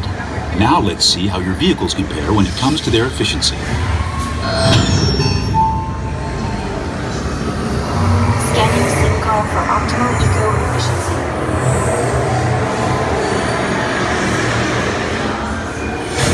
Engaging eco-scan for aerodynamic efficiency.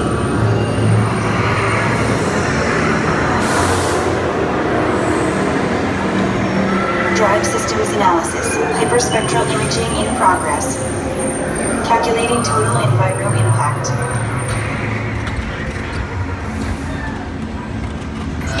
Commencing responsiveness test. Okay, the responsiveness data is now being synchronized. Automated driving technology verified and active.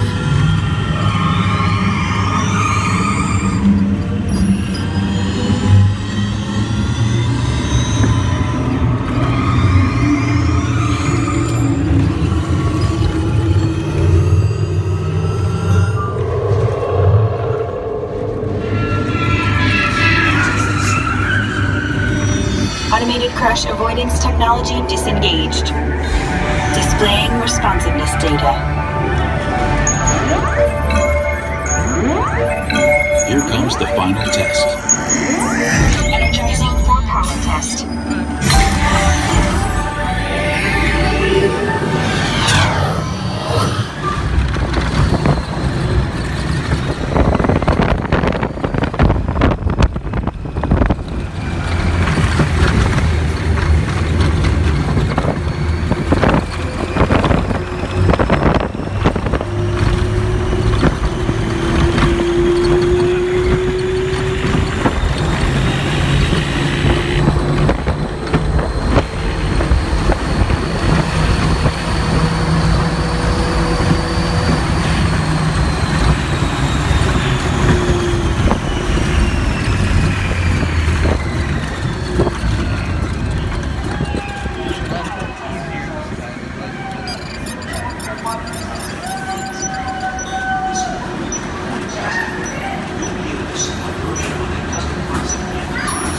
Displaying power test results.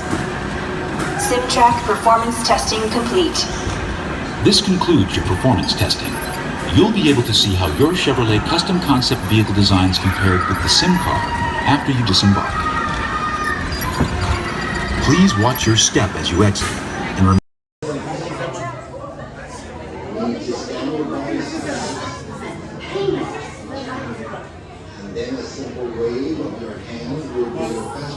Raise your hands for security clearance. And presto, the doors open for you. I now present to you Tannelia Tavon's private office.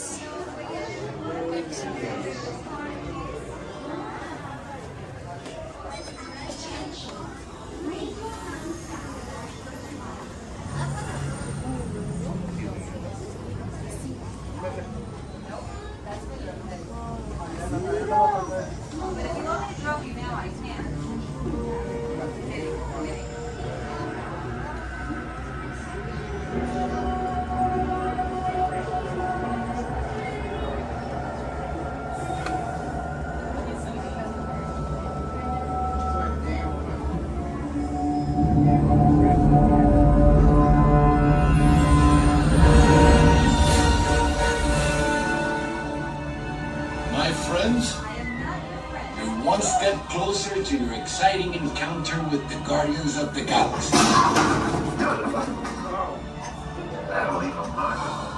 You're now standing in my private office. I know. Where I Carefully scrutinize each and every piece that comes to me from different parts of the galaxy that let's shoot this guy. Getting slandering on a constant loop was big motivation for me to escape. Ouch! Ow! That was not part of the plan. What? Of course I escaped. For those of you who have not been paying attention, the name's Rocket, one of the Guardians of the Galaxy. The smart one. Listen up. He's gonna put you on a gantry lift for your tour. I'm gonna sneak on top of your lift and take us all the way to the big old generator control room. I'm gonna blast that thing and destroy all the control systems, which will open up every cage in this freak show and free my friends. Our buddy Mantis is in the getaway ship waiting for my signal, and then we'll be on our merry way. But this plan won't work unless you help. I don't have clearance. My hands don't scan. Yours do. If you raise your hands, I get the clearance and the chaos begins. It's a foolproof plan. 35% of the time. Oh. I'm gonna take this. Now move it.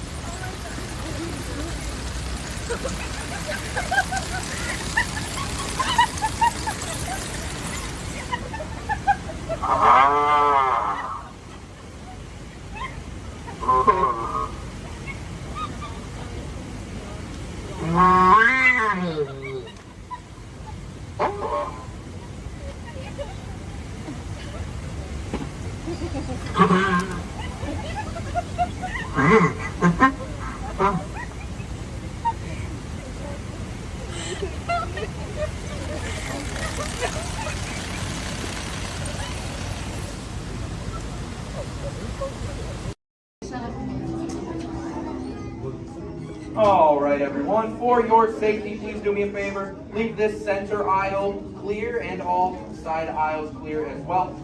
If for any reason you need to leave the theater, you can do so through these two right rear exit doors. That's if you're looking to leave. Please do so through these two right rear exit doors. They're a little bit heavy. Just give them a big old push and they'll open right up for you.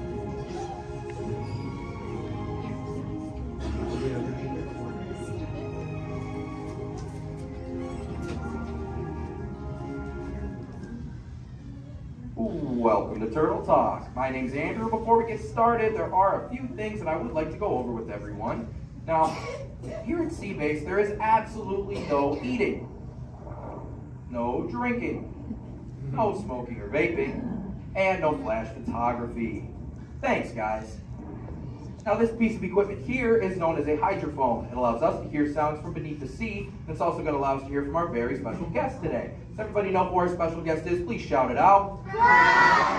Crush is coming to talk to us to learn more about the human world, and we're going to get the chance to ask him a couple questions about the turtle world. So, little ones, you're thinking of questions that you may get to ask Crush, okay? Now, it does seem like Crush is out surfing at the moment. In order to call him out, we need to yell, "Hey, Crush!" on the count of 3, all right? 1, 2, 3. Hey, Crush! Well, righteous, dude! Well, awesome! Check it out, man! Hey, dude, look! Double barrel, 360, totally tubular. Whoa, look at the humans in the human tank! Hello, humans! Righteous, man! Oh, dude, speaking of most righteous, look at this, bro. Hatchlings, grommets, offspring, totally chillin' sub-level. Look at this, right next to you got a little dudette, blue shell, brown noggin, goggles, and extra ears. Yeah, right there on the coral. Hey, bud, what's your name down there, dudette? Bella. Hey, what's up, bud? Are you having a good day, man? Yeah. Awesome. Can you talk like a turtle? No. Oh, I got your back. It's really easy. Just say awesome. Nailed it. Try this one. Say totally. Put them together. Say totally awesome. Totally awesome. Give it up for that dude at Righteous! Good job, bud. Totally good. You talk like the turtle. Hey, I got a dude over here with a gray shell, curly noggin, and goggles too. Sweet. Hey, man, what's your name down there, bud? Gustavo. Hey, where are you from, Gustavo? Where are you from? New York. Whoa, dude. Who brought you here today? I went on my car. Oh, we'll find out together. Don't sweat it. Hey, dudes, is there like maybe a parental unit, a life guardian of the Gustavo? If anybody's with them, right? Okay, let's talk to that chick and see what's up. All right, awesome. Hey, dude, what's up, bud? What is your name? Karen. Hey, Karen, what's up? How many kids you got? My English is not good. I'm from Brazil. Oh, I don't speak English either. I talk turtle. Karen, does it freak you out Gustavo has no clue you're here? Don't worry, Karen. They come back when they get hungry. Karen, did you feel it, bud? Did you feel it? We're sharing a moment. Look at you, Karen. Awesome. Dude, my son's short. He's like this. He goes, Dad, what's up with all the humans? And I go, dude, I do not know. Human dudes, I need human help. Can all of you help out and answer Squirt's questions? If you want to help, say, Chaw! Righteous! You so totally rock, dude! Oh, wait a minute. Sorry, dude, my bad. Check this out. When a turtle says, you so totally rock, everyone says, dude! Here we go. You so totally rock! Dude! You so totally rock! Dude! Now all of you totally talk turtle. So, on to Squirt's question. Numero uno. He goes, Dad, if humans go to a beach, what do they do? I said, bro, I do not know. Humans, do you go to the beach? Yeah. Awesomeness. Okay, answer it for the Squirt dude. What does a human do at a beach? Shout it out. Swim. No way. Who likes to swim? Wave some fin if you love to swim, man. Oh man, I got wavers. Look, even on the bench. What's up, wavers? Nice. Dude, want to see me swim? Say go crush. Go crush. Let's rock. Everyone yell. Rip it. Rip it. Roll it. Roll it. Punch it. Punch it. Rip it. Rip.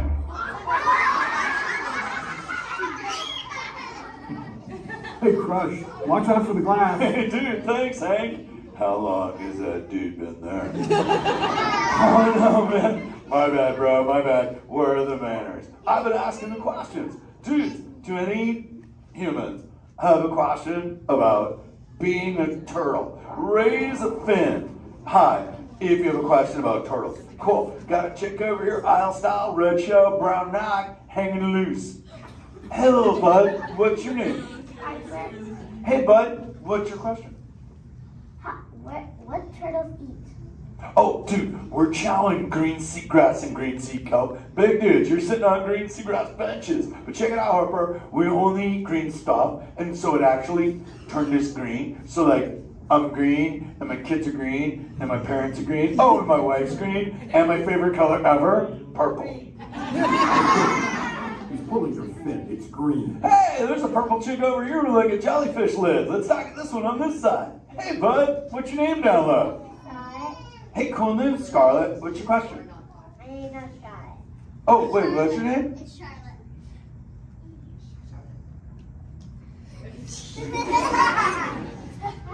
You don't have to tell me. Okay, what's your question, little bud? My name's not bun. Okay. Hey, let's head over here. We got like a little friend on this side. Looks like a light blue shell, brown noggin. Let's talk to this bud. Hey, what's your name, dude? My name's Marley. Hey, Marley, what's up? What's your question? What would be your favorite? What's your favorite food? Oh, dude, besides eating green seagrass and green sea kelp, we totally chow on the jellies. Yeah, they're like so tasty. Hey, wait, Marley, do you eat food and sleep and stuff? Yeah. Do you know how to swim? Yeah. You're a turtle. Because all we do every day is eat, sleep, and surf. Hey, we got a bud by the bench. He's got a red shell curly noggin. Let's talk to that guy. Sweet. Hey, big man. What's your name, dude? Ezekiel. Hey, Ezekiel. What's your question, friend? How do turtles breathe? Okay, here's the deal. We have to go up every 15 minutes, bud, because I'm like you. I breathe oxygen. But here's the deal. We have to go up every 15. But when I sleep, Ezekiel, we can go in this little cave right there. See the green shell sticking out over there? We got to tuck under, and we can sleep 5 hours straight and absorb oxygen out of water when we're underwater. Who else has a question? This is kind of cool. Oh, whoa, dude, check it out. We got like a little friend chilling on this side by the bench. Looks like a grayish blue shell, brown rock sitting on her own flips. Dude, what's your name over there, bud? Abby. Hey, Abs, what's your question, Abby? How many babies can a turtle have? Well, mommy turtles, man, they go to a beach, but it's the same beach every time. And they drop off like 90 to 100 eggs. But here's the cool part. When the sand is really warm, Abby, everybody is a dudette. And when it's cold, they're all dudes. So we say, dudes are cool and chicks are hot. Yeah. This is awesome, humans. Hey, the Jelly Man. I was talking about you, buddy. Oh, Crush. Hey, man. I'm trying to get away from a turtle pile. Marlin, turtle piles are a celebration. Everyone yell, turtle pile!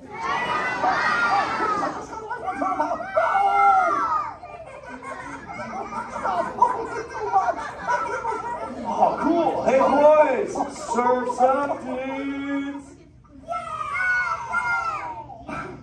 Thanks a lot, Crush. For what? The turtle pile? Shout it out, humans!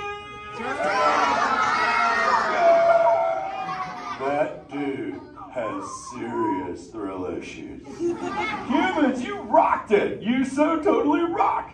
Okay, like 4 kids remembered. The rest of you dudes pulled a hard dory. Dudes, don't space out! Remember, Turtle says you so totally rock. Everyone screams!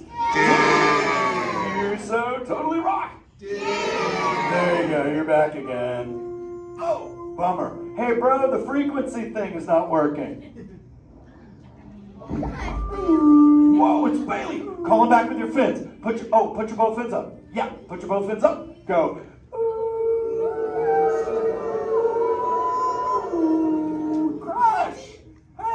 Bailey, look at my friends, they're humans. Oh my goodness, funny looking humans, huh? Hey, dude, stop. That's not cool. Those are my friends. They can hear you. No, they can't. Watch this. Hi, humans. Oh, okay. Why didn't you tell me? Dude, I tried, man. You got stoked out. Wait. Ooh. Yeah, that thing. I'm getting something. Ooh, wow. Some of you have 4 ears. Weird. I'm not judging. Humans. Later, Crush. Later, Bailey. Everyone say, later, Bailey, dude. Bailey's echolocation's awesome. We're going to do it. Everyone, both fins up. Go. Okay, sublevel. Really good. Back bench. Solid. Grandma in the corner. This is where we put our fins up.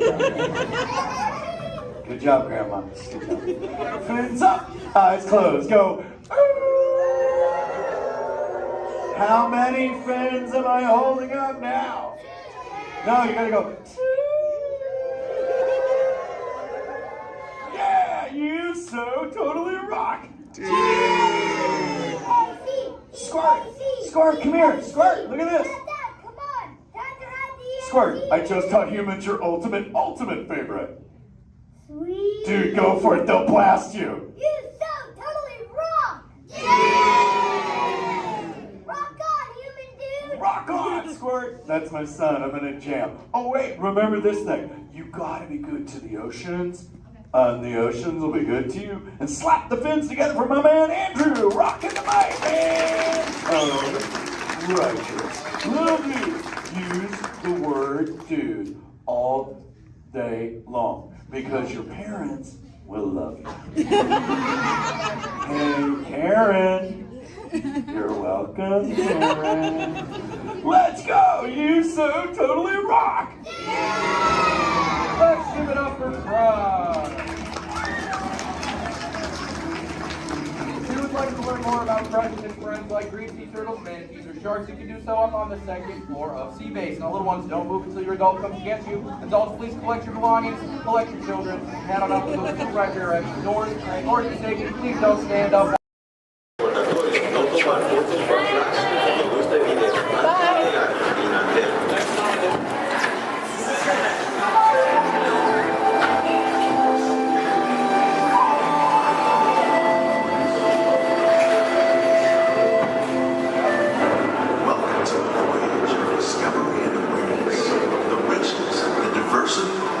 Surprising nature of living with the land. Our journey begins as dramatic and sudden changes are sweeping over the land. The approaching storm may seem violent and destructive to us, but to nature, it's a new beginning in the cycle of life.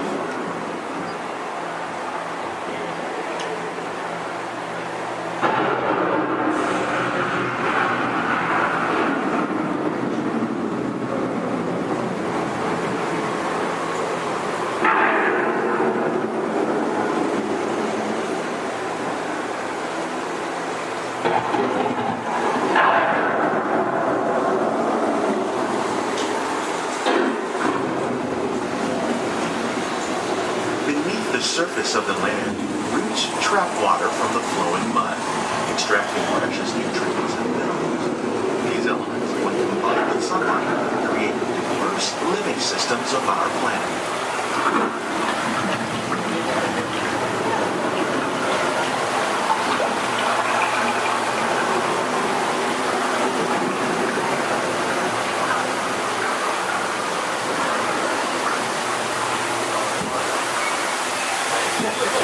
Living systems is the rainforest, home to the most amazing concentration of life on our planet. These dense and beautiful forests cover only a tiny portion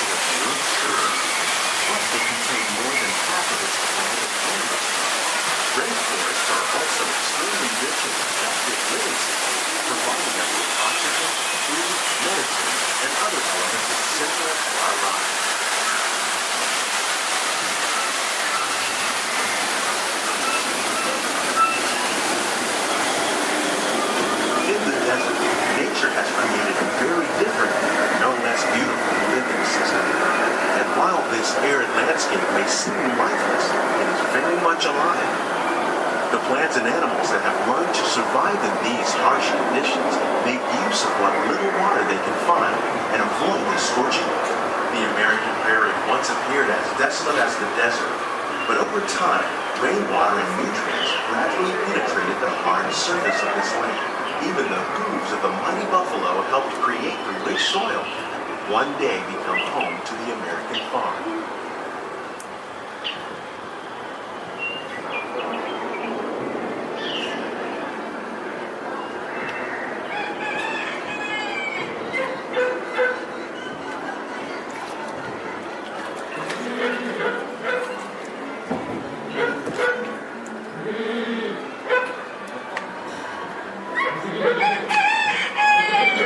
Of all the forces at work on the land, humans have had one of the most profound effects.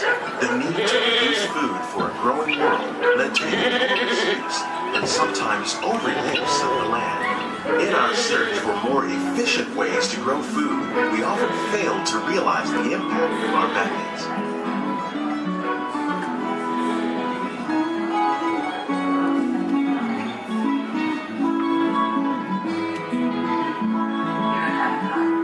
Today, we're learning to live with the land, discovering better ways to grow food that will assure both human and environmental well-being. In Japan, we're learning that by adding compost of leaves and other plant material to our soil, we can reduce the need for fertilizers. In farmlands across America, we're learning that by plowing under vegetation containing natural fertilizers, we can enrich the soil without the use of chemicals.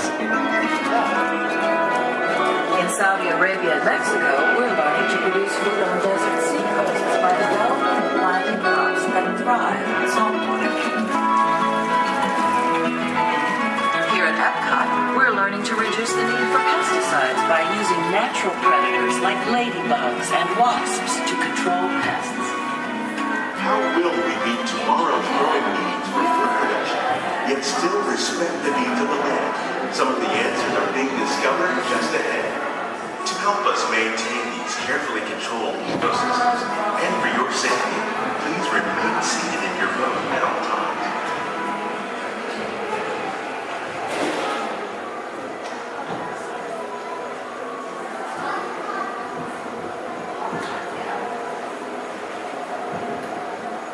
Welcome to our living laboratories, where scientists from Epcot and the U.S. Department of Agriculture are exploring innovative ways to produce bountiful harvests now and into the future.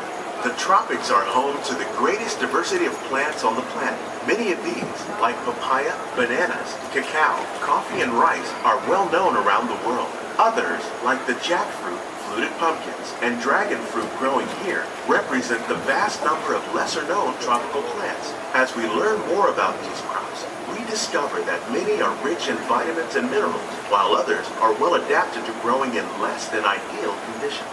For instance, the fluted pumpkin thrives in the poorest soil conditions of Africa.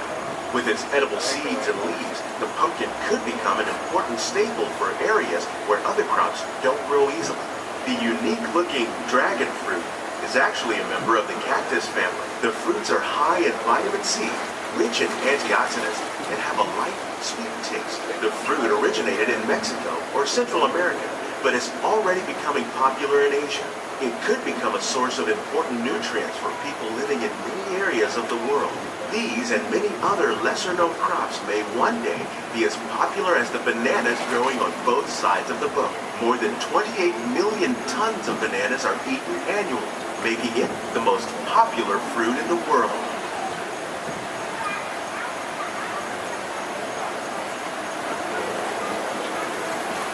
When we mention farming, you probably don't think of fish, but fish farming, or aquaculture, is an innovative way to increase harvests, protect wild fish populations, and produce a healthy crop, like these sturgeon that grow to over 300 pounds.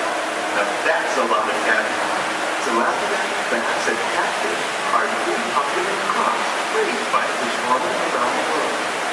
Most are grown in open ponds, but innovative recirculation systems like ours can conserve water and enhance.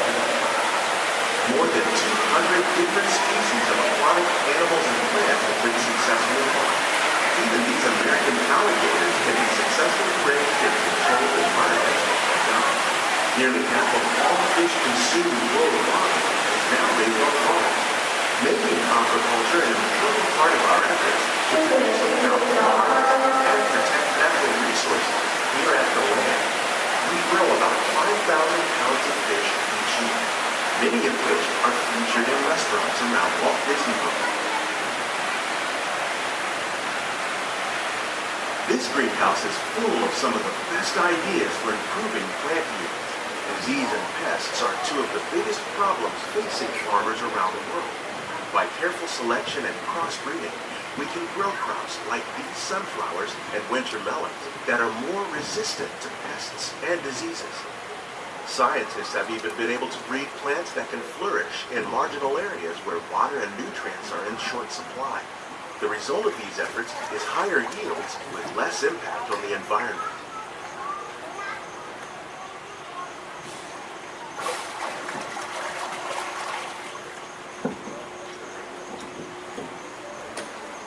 These plants are definitely on their way up. Innovative growing techniques like the ones you see help to increase yields while more efficiently using resources like water, fertilizer, and pesticides. We're growing these nutritious sweet potatoes above ground. This method increases yields, produces larger potatoes, and can be used where rich soil is in short supply. We're growing lettuce using our nutrient film system. This technique precisely controls and recycles water and nutrients. With it, we can produce over 27,000 heads of lettuce a year in this one small area.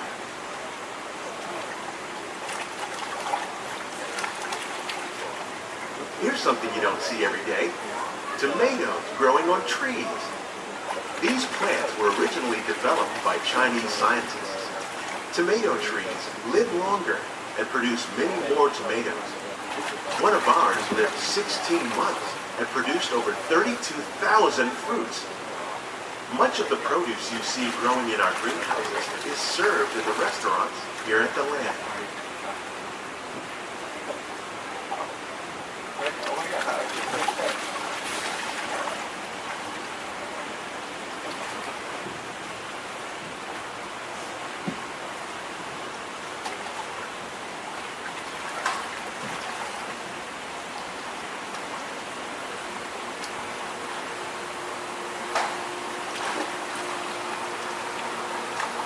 The future of agriculture includes some high-flying ideas like the ones you see here.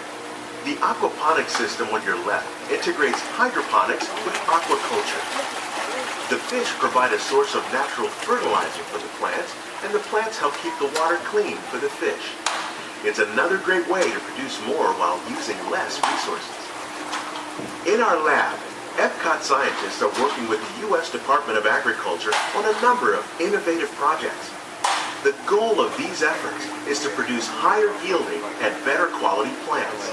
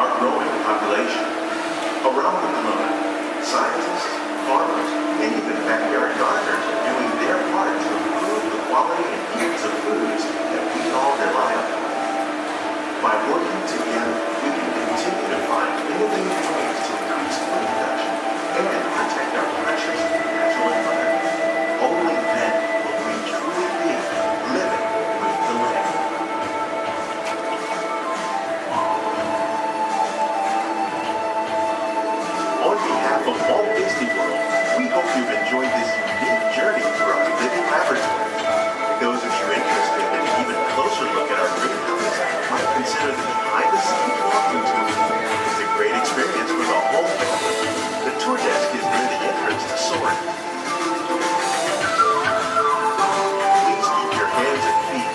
ride the boat. Remain seated until the boat comes to a complete stop.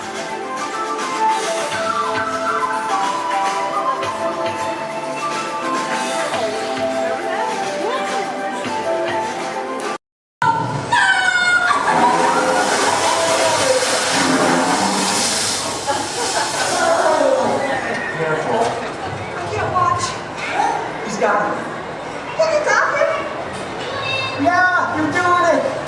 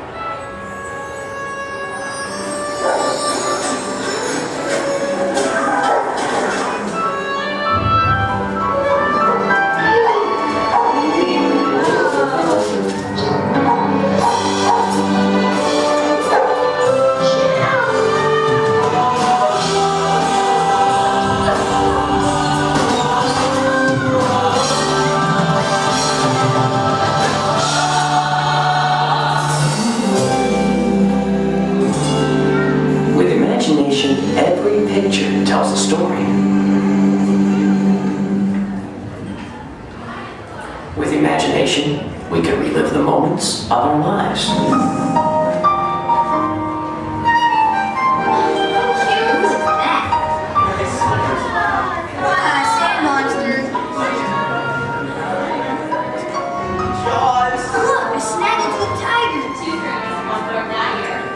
Here's my little shortstop.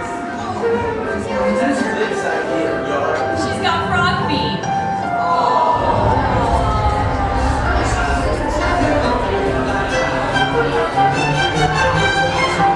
You know, I think we should call this Jerry's picture.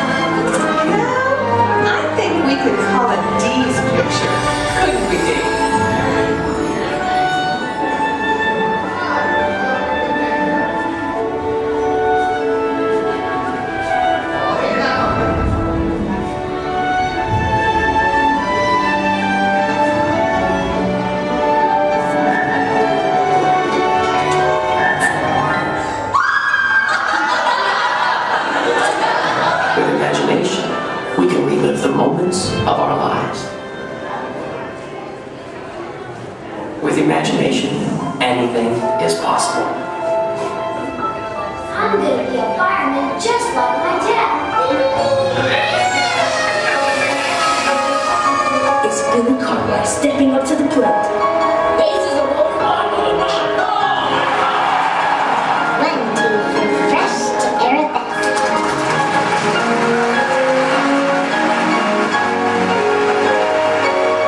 This is Houston.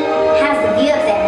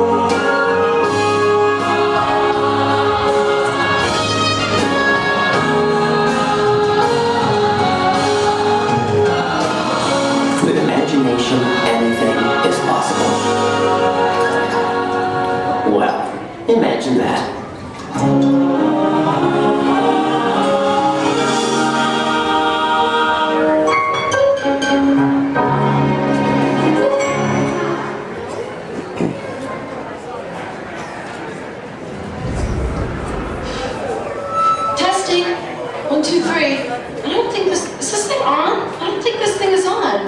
Can anyone hear me? Good, you can hear me. Hi everyone, I'm Christy Smithers, an assistant here at the Institute. We're just about ready for you next door, but before we go in to see today's presentation, here's a message from my boss, the head of the Imagination Institute. Hello, Dr. Nigel Cannon here. Welcome, welcome, welcome to our annual open house.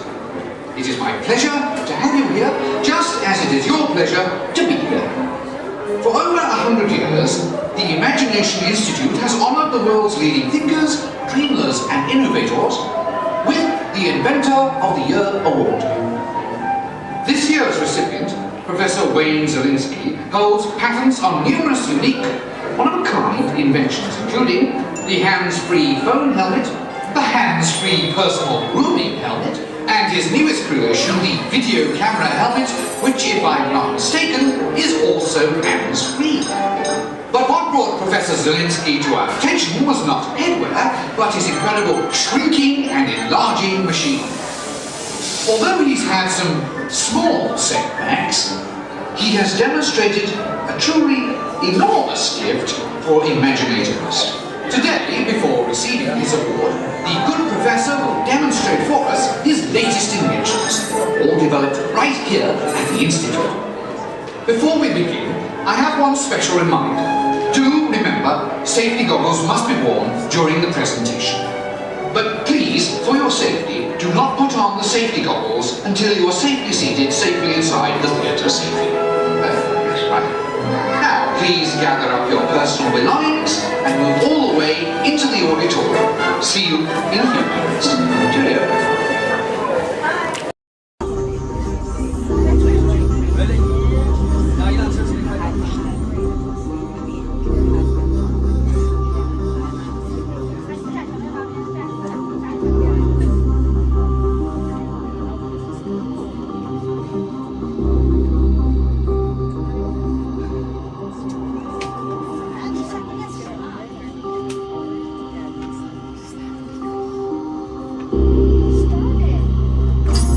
Users, prepare to be digitized into the world of Tron.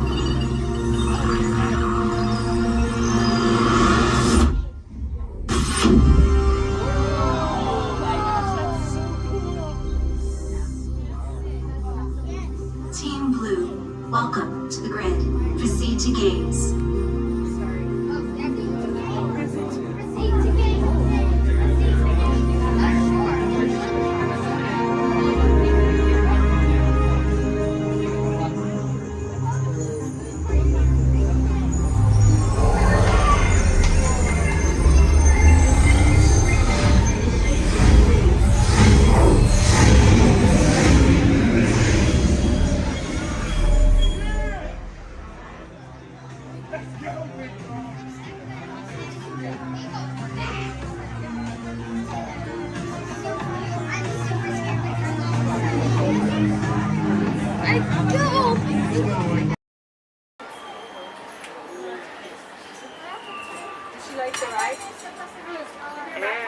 Here we go. No, there's need a router. Yeah, but it's a lot. I don't know. I just want to take it off this but that's fine. Just grab that blue blanket.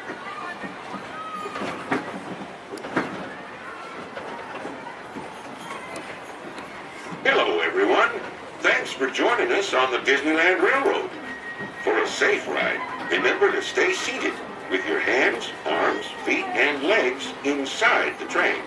And please, watch your kids. ¿Qué tal, amigos? Y bienvenidos a bordo. Para su seguridad, permanezca sentado y mantenga las manos, brazos, pies y piernas dentro del tren. Y cuide a los pequeños. Gracias.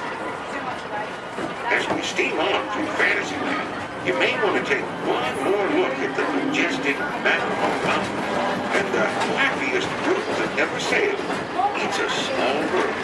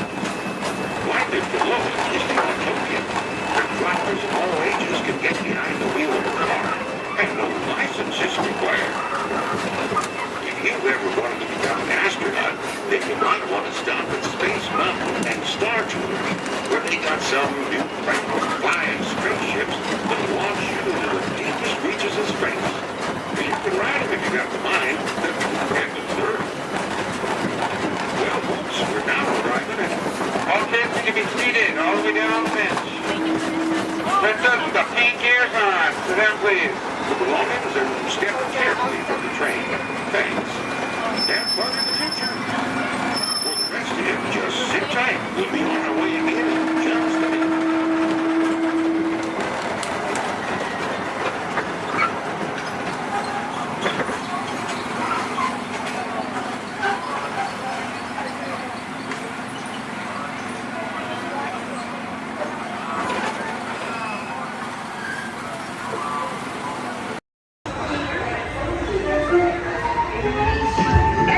Keep your eye on Jack. No problem, darling.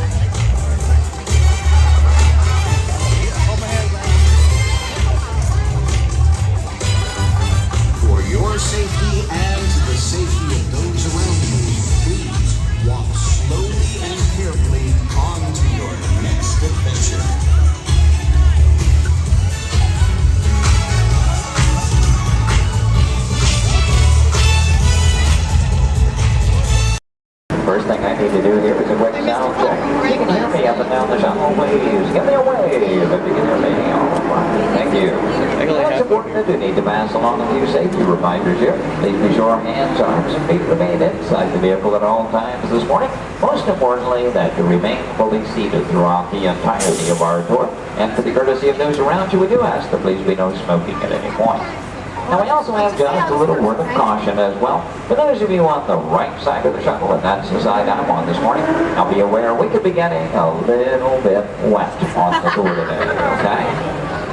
However, for those of you on the left side of the shuttle who are smiling about that situation, now realize on the left side, you could get soaked. On the left side is the wet side. In reality, you do need to do any seat rearranging. Please go ahead. Do that right now before we get underway. Once our shuttle goes into motion, then we'll ask everyone to remain fully seated throughout the tour. The left side is the wet side. The left I won't promise you soak necessarily. However, the best chance to get a little bit wet on this tour is on the left side of the shuttle, so please take that into account. For those of you wanting to get wet today, that'll be your best opportunity. And I'd also like to take the opportunity to welcome you here to Disney's Hollywood Studios, the Florida counterpart of Walt Disney Studios in Burbank, California. My name is Jerry, and I'll be your guide on the tour today. Behind me at the wheel of our vehicles, our driver Ashley, and she'll be steering us behind the scenes of our working production facility. We'll be getting underway here in just a few moments. If you would, please listen to these additional safety announcements. Welcome to the Studio Backlot Tour. For a safe trip, please remain seated with your hands, arms, feet, and legs inside the tram. And be sure to watch your children. Thank you. Bienvenidos. Para que tengan un viaje seguro, permanezcan sentados, con las manos, brazos, pies y piernas dentro del tren. Y vigilen a los niños. Gracias. And with that, we are all clear. Thank you.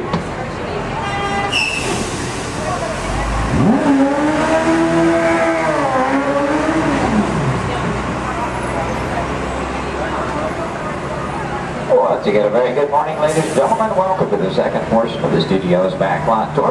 Might also mention there are no photo restrictions of any type on the tour, so please feel free to shoot as much film and video as you like. Go ahead and get those cameras out and ready. Matter of fact, that first photo opportunity is coming high in the sky. Take a look up toward the front of the shuttle. As you round the corner toward the front to your left, you'll see the symbol and the landmark of our studios, our award-winning year-old tower. Now that tower takes its inspiration from the design of a water tank that Walt Disney had constructed for our Burbank Studios in 1939. The Yearful Tower stands in at 13 stories tall, topped off by a set of Mickey Mouse ears weighing 5,000 pounds apiece. And for anyone who might be curious, that's also a hat size of 342 3/8. Also off to your left, you see some automobiles, ramps, and so on. This is the rehearsal and staging area for our Lights, Motors, Action Extreme stunt show. We'll talk more about that show as we pass by its arena further along in the tour. Now here at the studios, we do feature sound stages, outdoor sets, state-of-the-art editing facilities, recording studios, just about anything else needed for the production of radio programs, television shows, and motion pictures. And over the years, we've had quite a lot of activity taking place. Now, for example, Anthony Hopkins and Cuba Gooding Jr. made use of our sound stages filming Instinct. And Tom Hanks was here, producing, directing, and starring in the 13 episodes of the HBO Emmy Award-winning miniseries From the Earth to the Moon. Our backlot has been used for exterior shots for such shows as The Golden Girls and Empty Nest. After 5 years, from 1989 to 94, our sound stages were home to the new Mickey Mouse Club.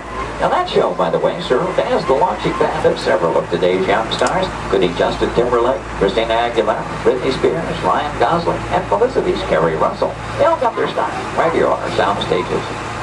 Now, as you make your way around this turn, off to the right, you'll see 2 surviving P-40 aircraft from Touchstone Pictures Pearl Harbor, starring Ben Affleck and Josh Hartnett.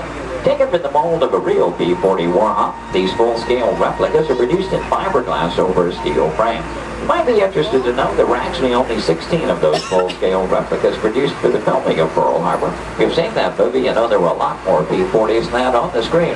The remainder were all computer-generated. We're now entering one of our most glamorous departments. This is the world of creative costuming, and notice the window display is on the left. Now here in costuming, the process begins with artist designs. From there, our seamstresses and tailors take over. They may use as much as 1 1/2 million yards of fabric each year to produce more than 25,000 garments. In the display cases, you see original costumes from such films as National Treasure, Book of Secrets, Disney Channel's High School Musical 2, costumes from Step Up to the Streets, and in Real Life, and from Enchanted with Amy Adams and Patrick Dempsey. Also coming up ahead on the left, a special display of both costumes and props from Walt Disney Pictures, Pirates of the Caribbean at World's End. We have more than 250 artists involved in the design and manufacture of costumes for motion pictures, television, and live entertainment needs. And are proud to say that here in Florida, we have the largest working wardrobe in the world. Now, when an art director needs to create a specific look for production, they may begin with a props department. Here, scenery designers buy and in some cases build everything they need to create the exotic world in which their stories take place. On either side of the shuttle, we're passing through a series of prop storage areas, but also to the left, the final large room we pass by is the scenic shop. Now that's where carpenters construct and maintain the sets to be used on the sound stages or other locations. Over the years, these talented artisans have created sets for such shows as the Rosie O'Donnell Show, Wheel of Fortune, Live with Regis and Kathy Lee, and more recently Live with Regis and Kelly, all when they were here at the studios filming on location. Also off to your left, we pass by two set pieces from Pirates of the Caribbean, Dead Man's Chest. You may recognize those as the bone cages from that film. As you make your way a bit deeper into the back lot, oddly enough, the next area we approach is known as the studio boneyard. Now, most studios have boneyards, simply areas where we can store oversized props such as vehicles, aircraft, anything we may need to reuse or refurbish for another production. The large steamroller, for example, appeared in the film Who Framed Roger Rabbit, starring Bob Hoskins and Christopher Lloyd. We also passed by a Venetian gondola here from the film Casanova with Heath Ledger and Sienna Miller. And that's followed by two model airplanes. Now the first of those two, the larger, used in the filming of exterior shots for Flight Plan, which starred Jodie Foster. The second one, you may notice the wording, the jailbird on the nose, from the 1997 film Con Air with Nicolas Cage and John Malkovich. The new period motorcycles on the end, used by director Steven Spielberg in Indiana Jones and The Last Crusade, starring Harrison Ford and Sean Connery. Now, anytime a production team has to travel to a city or town to film on location, they have to deal with a lot of problems they have little or no control over. Things like crowds, traffic, and noise. To avoid that, you often prefer to film on a studio backlot. Now, normally we have quite a lot of activity taking place, and well, this week is really no exception. One of the things we have been doing some special effects testing this morning in this large standing set off to the right. Now, when the tests are underway, the set becomes off limits to our tours, but see, we have been given green light here at the moment. You know that Ashley is in contact with our production coordinator, so apparently the between takes here. In any case, that gives us the opportunity to go inside the set. We'll get a look around and hopefully a good photo opportunity for you as well. Now, we will be going over a bumpy bridge, so please hold on to loose items like cameras and purses, and especially hold on to small children, please. For the safety of everyone, please remember to remain fully seated throughout the entirety of our tour. Now, this is a large standing set, and that's the type of set designed to be used over and over again. This one is modeled after an actual canyon in Southern California, the special effects set that we call the Master of the Canyon. The large tanker truck is another large prop like those out in the boatyard area. Not an easy task to get that truck into place. We actually had to hoist it up over the canyon wall and lower it with a crane. You know, one of the reasons that production teams like to film on a backlot is because of the things they can recreate and then even influence the weather. As a matter of fact, one of the effects they were testing earlier today was a rain effect. And I wonder, anybody still upstairs? You might run the canyon's rain effect for us? We would appreciate that. Now, why might we need such an effect? Well, let's say that our script calls for a real downpour and it happens to be a nice, bright, sunshiny day. Time is money in the movie-making industry, and camera crews can't just wait around for Mother Nature.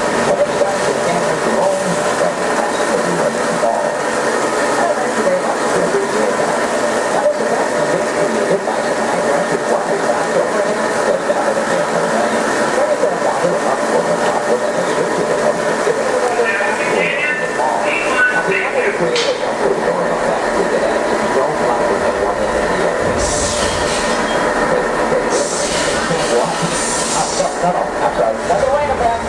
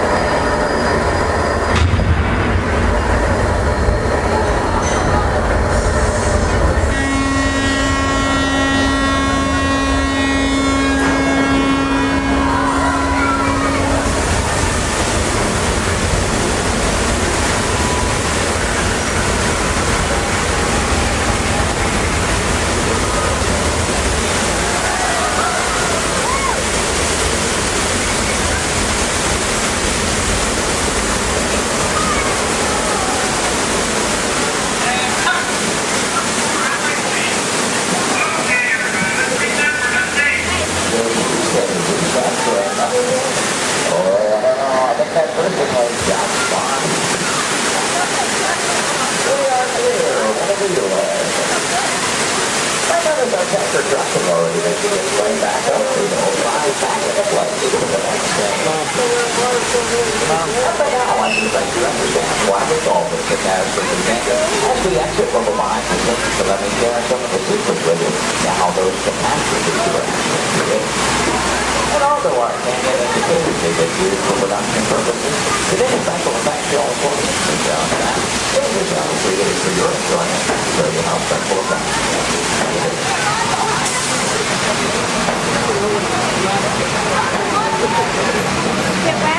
From behind, you'll see the canyon is really a steel structure covered in wire mesh, and adjoined by a layer of textured cement and tar creates a natural rock formations up in the canyon. The small yellow pipes carry the gas to the fires up above. The large gray pipes the water to the flying block. Now to start that flood in motion, you'll see three large holding tanks up at the top of the canyon. When we open the gates to those tanks, that allows 70,000 gallons of water to come running down toward our tunnel.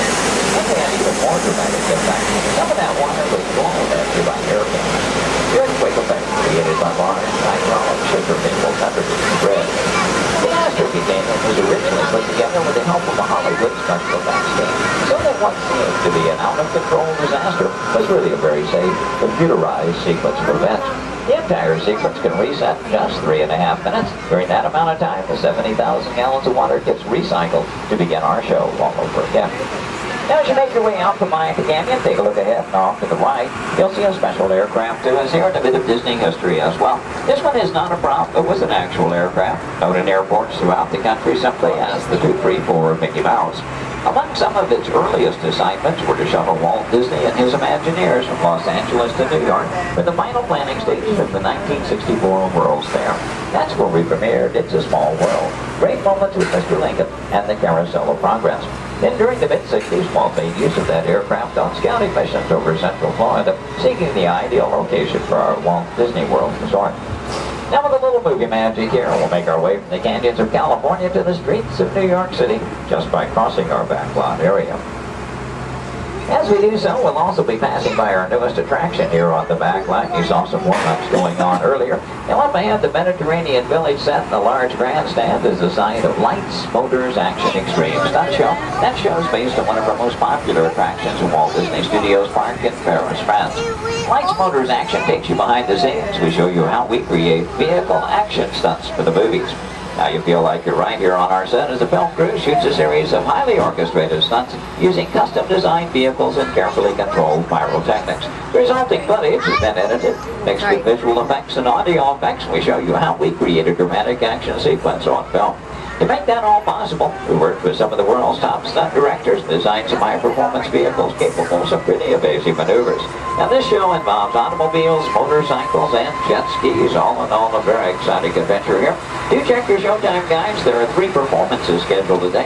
The first one is at 11:50 this morning, just a little over 30 minutes from now. One at 2:45 this afternoon, and the final show of the day at 5:30 this afternoon. So, if you've ever wondered how they create vehicular stunts for the movies, try to work one of those shows into your schedule today. Now, they will start loading that show again 30 minutes before those scheduled showtimes. Off to the left, we'll pass by another series of props. Miniature cattle cars, small jeep, both unique props from the filming of Mighty Joe Young. The Acme Waste Disposal truck from the live-action version of 101 Dalmatians, and the large silver space pod from the 1986 Disney film, Flight of the Navigator. Star Wars fans may recognize the sand skip from Return of the Jedi. The bright yellow submersible and mini helicopter both appeared in the Life Aquatic with Steve Zissou, which starred Bill Murray. This version of the Love Bug is Demolition Derby Herbie, currently appearing in Herbie Fully Loaded. And at the end of the grouping of vehicles, the large red space pod made its appearance in The Hitchhiker's Guide to the Galaxy. Now, from the opposite side, you may notice that we're still circling around our Lights, Motors, Action set. It does, in fact, take up about 8 acres here on our backlot, premiered here on May 5th, 2005.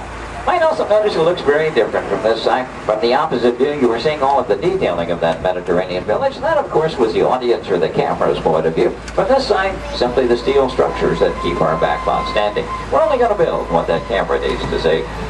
I might also take the opportunity here to mention our Fantasmic show tonight. That's our nighttime spectacular here at the studios. Fantasmic will be presented twice tonight. That will be at 9 p.m. and again at 10:30 p.m. this evening.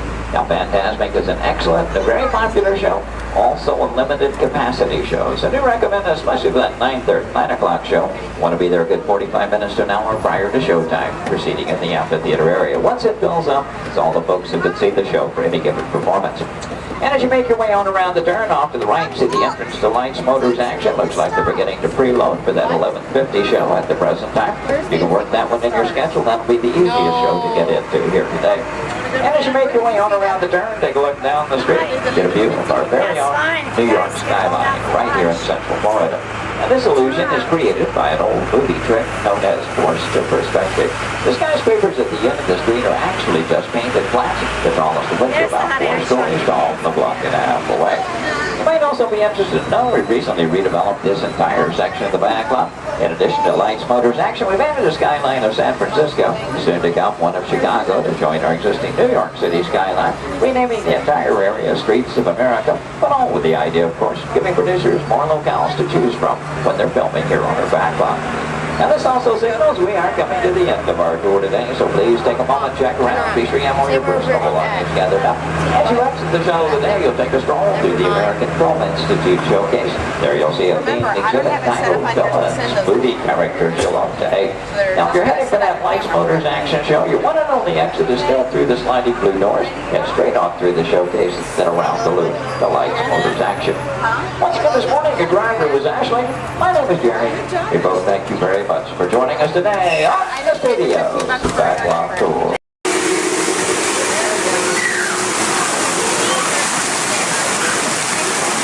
Hey, what are you doing here, William?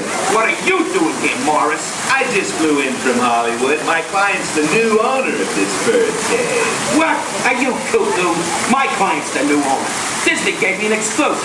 Co-exclusive. Didn't read your contract. I gave it a bird's eye glance. And you call yourself a talent agent? I negotiated my tail feathers off for this deal. Well, my client does not share credit. He's a very big bird. Your client is Big Bird? Not Big Bird, a big bird, you bird brain. Well, your dim little star is now half owner of the Enchanted Tiki Room with my superstar. Think again, chickie babe. Stop grousing. Just look at these paying customers waiting to get in. Did you say paying? As in money. As in 10%? Hey, who am I to go against the status quo? Sorry to interrupt, but I would like to inform our guests about the next show that will be starting soon. In just a few moments, the door will be opening and you will enter into a room of joyous songs and splendor. Here in Enchanted Tiki Room. Mahalo. Wait, our clients are not here. Maybe they hit traffic. Don't say that. Sorry.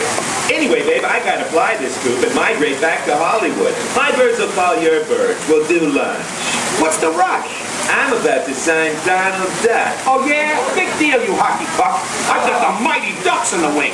You do not. Do too. Do not. Do too. Not. Two. Not. Two. Not. Two. You don't. Come Leave me on. alone. Oh, come on, will you? Two. Not. Oh yeah. Level with me. Put the bubble between the lines. You Go don't. away. Go away.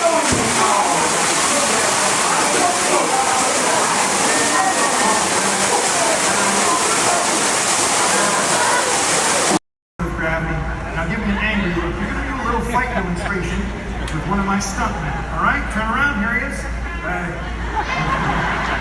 My bad.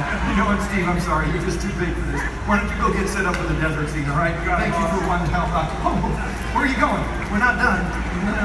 We're not done yet. He was a little big, right? Scared you a little bit. Sign that waiver. All right. You're good. You're good. Let me see if I can find you somebody a little bit more your size to pick on. Hey, Devin. Yes, sir. Come on over here.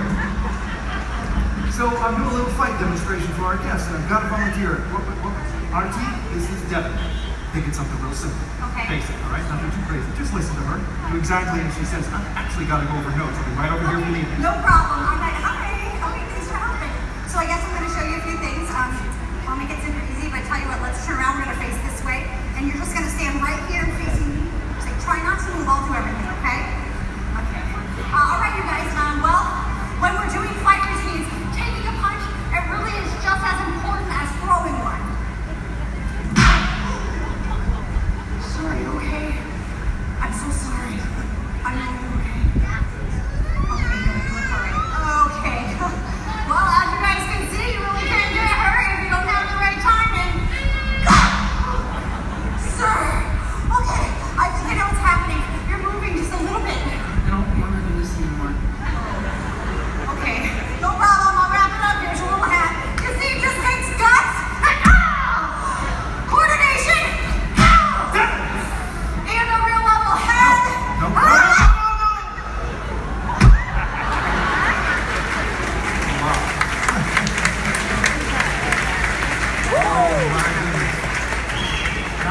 never mind.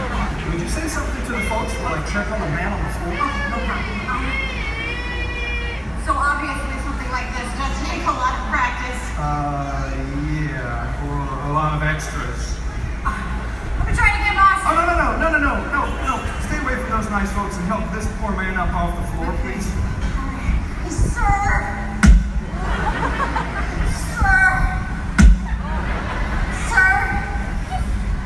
Ladies and gentlemen, that is indeed one of my stuntmen. Give it up for Mr. R.T. Romano! Keep that applause going for all of our background extras! For those of you just joining us, welcome aboard Excursion 3 on the Disneyland Railroad. For your safety, please remain seated at all times, keeping your hands, arms, feet, and legs inside the train. Please supervise all children, making sure they are seated away from the train openings, either fully on a lap or on a bench. Our next stop will be Beacon to Town Depot, your gateway to all Fantasyland attractions. We'll meet at the front. We're taking the train to the front. Perfect.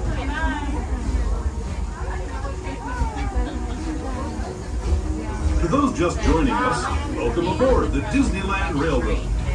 To ensure a safe ride, stay seated with your hands, arms, feet, and legs inside the train. And please watch your kids. Para su seguridad, permanezca sentado y mantenga las manos, brazos, pies y piernas dentro del tren y fuera del We're now entering Splash Mountain, rumored to be the location of one and only Rabbit Place. If you look real hard, you just might find it. It's where the critters are celebrating a zippity-doo-dah day.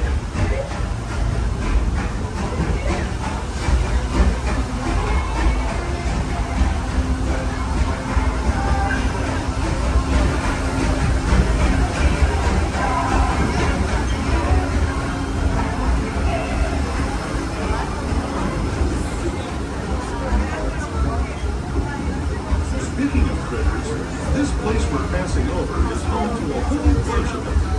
Here in Critter Country, you can join Winnie the Pooh, Tigger, Brer Rabbit, and Brer Bear on their fun-filled adventures.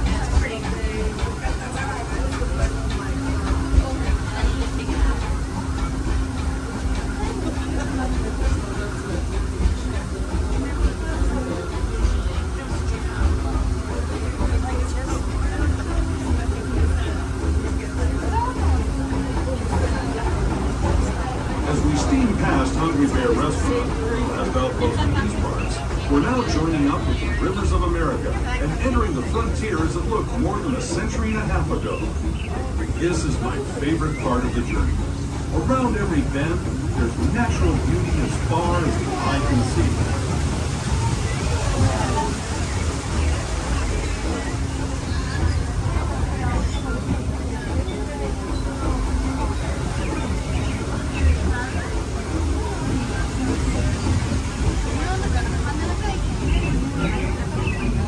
There is the revered Indian shaman, sharing his stories with those in the great river valley below.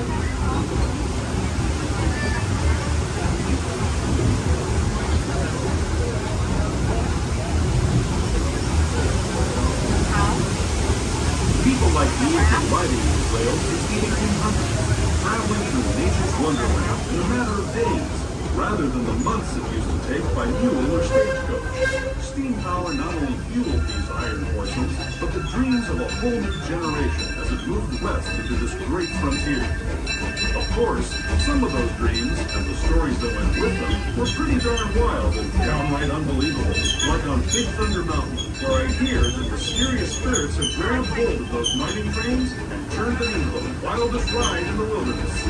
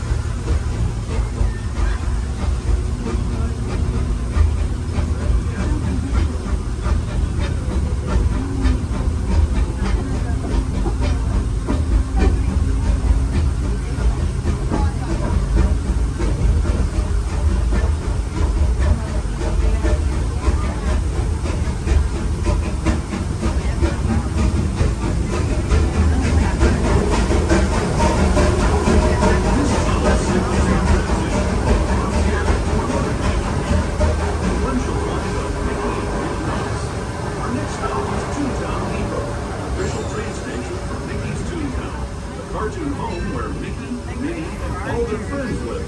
Toontown Depot is also the gateway to Fantasyland, where you'll find many of your favorite Disney animated characters and As we make our way to Mickey's Toontown Depot, we do ask these please remain fully seated until the train has come to a full and complete stop. Some of your stops for all Fantasyland attractions, including Into Small World, Alice in Wonderland, Peter Pan's Flight, and our other favorite little train, Jason Jr.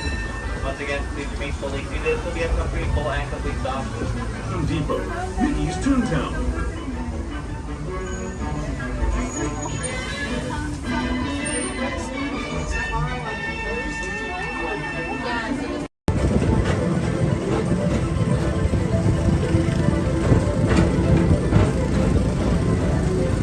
Attention all visitors from Galaxy M31.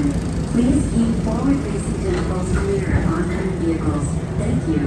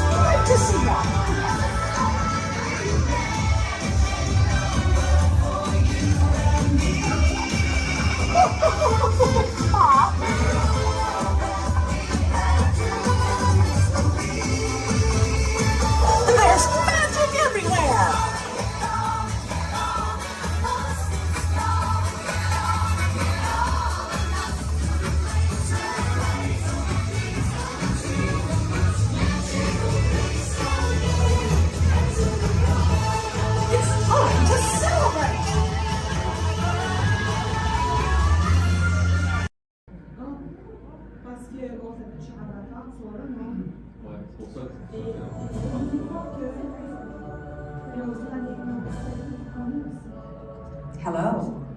I'm Dr. Marsh, director of the Dino Institute, and I hope you enjoyed those quaint exhibits in the old wing. That's how dinosaurs have been presented to the public since the study of fossils began over 150 years ago. Today, that bare bones approach is about to become extinct. In a perfect blending of science and technology, the Dino Institute has created the Time Rover, an amazing vehicle that will literally transport you to the age of the dinosaurs. How? That's proprietary. But the result is a breathtaking journey through a prehistoric world where you will witness the most spectacular creatures to ever walk the earth. In a moment, you'll be going live to our control center for a comprehensive safety briefing, and then it's on to the tour that will convince you forever that the future is truly in the past.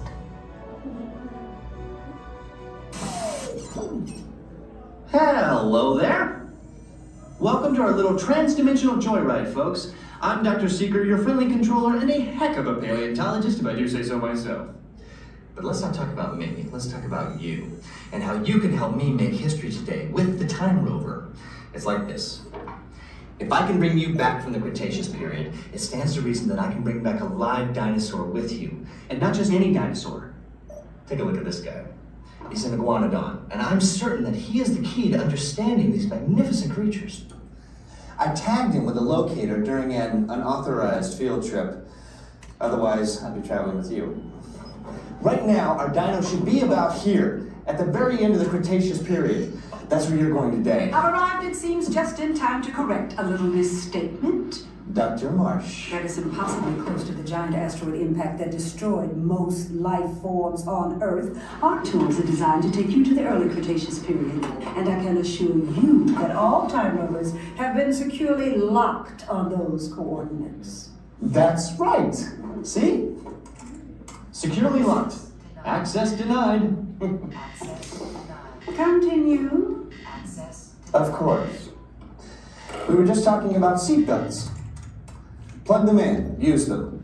It can get kind of choppy out there, so keep your hands and arms inside the vehicle at all times. Flash photography? I wouldn't. It alters the homing signal, and that's not good. Oh, and one more thing. Those locked coordinates? We're in. Now, here's the drill. You follow the homing signal to the iguanodon, then I'll enlarge the transport field, and boom, you're back with one additional passenger extra large. And don't worry about that asteroid. You'll be in and out of there before it even breaks the atmosphere. Trust me, what could go wrong? Hey, it's me again. Remember, only you guys are going on this special mission, so don't tell anyone, okay?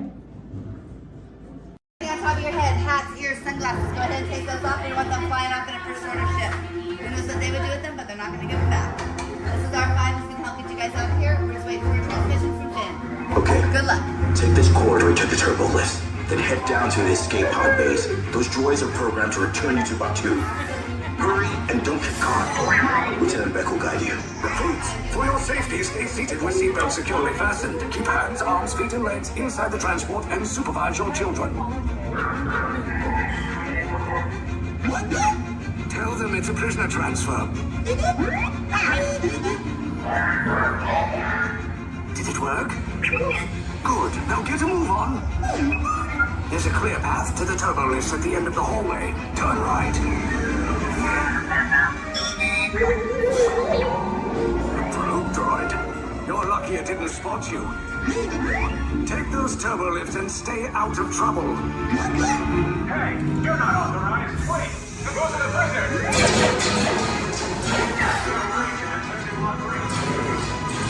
Your cover is blown. Find an alternate route. Who picked these two droids anyway? Detection approach. Prisoners not seen at the Everyone, fire!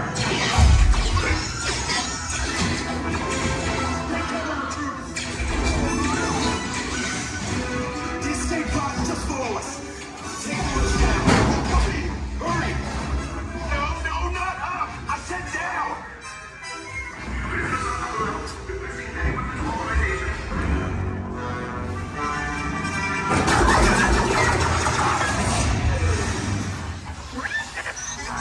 This does not look good. Try to find another way down to the escape pods. The Resistance will attempt to rescue the prisoners. They have neither the resources nor the courage to engage us. You underestimate their conviction. Raise the shields! Shields? I see no evidence. Now! Sound the alarm! All personnel to their stations! Sir, the prisoners have escaped. How brave, but ultimately hopeless. There's nowhere to run.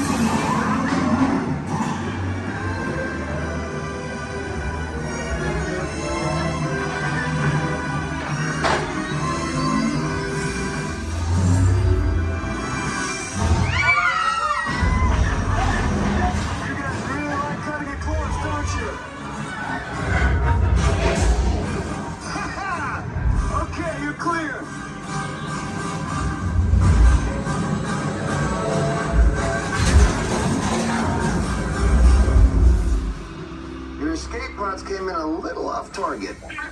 Ground crews will meet you outside the wreck. All right, nice job, recruits. Not what you signed on for, but hey, you're resistance now. I think I have that authority. Right, Beck? Where's the lieutenant? I need eyes on Beck. Line up, scan for his pod beacon. More escape pods down in Sector 4. Verification pending from key command personnel. Where's the lieutenant? I need eyes on Beck. Lieutenant Beck here. Beck! You're alive! I should hope so. Great job, recruits. Thanks to your heroism, the location of the resistance base is secure. Bravo! Yes, R5, you too.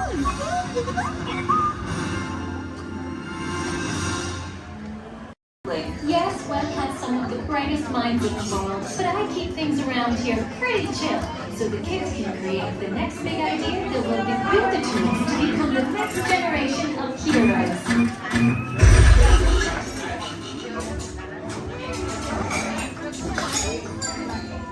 We hope you have a great time on your visit to the Worldwide Engineering Brigade Open House.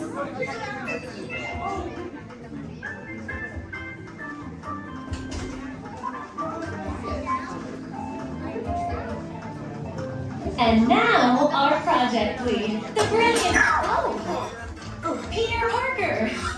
Hey, what's up? I'm Peter Parker. And here at Web, we get access to some pretty awesome tech, like vibranium from Wakanda, or this crazy alien juice stuff. We have pin particles and Star Tech. It all helps us develop really cool stuff, like these spider bots, for example. Check it out. They have this really cool self-replicating feature. Because? This is awesome. Buddy, you can stop doing that now. But anyway, you guys are here today to help us test the web slinger vehicle. Using onboard tech, you will be able to sling webs just like my buddy Spider-Man. Peter, your presentation is getting away from you. Yeah, I'm aware of that, Sharon. If you could just initiate the safety protocols, it would be great. Problem with that, So Peter. anyway, if you want to sling a web, all you gotta do is sling your arm in the direction you want to shoot the web, and that's it. It's awesome. Peter, your spider bots are continuing to replicate and are consuming everything in their path. They seem to be stuck in self-recognition mode. If you could just handle that for me, please. On it. Contacting Mr. Stark. Don't call Mr. Stark! Don't call Mr. Stark. Sorry, shout. Just call someone else. Ask them to do it. Okay. Contacting Spider-Man. Here. I'm gonna go find Spider-Man first off, because he's around here somewhere. Okay, goodbye. Spider-Man! As you may have noticed, the spider bots are locked in that awesome self-replication mode. In spite of what you see, they were created to be robotic helpers that can break down raw material and create all kinds of useful tech. But because they are stuck in self-replication mode, the spider bots are currently consuming everything in sight and multiplying at an alarming rate.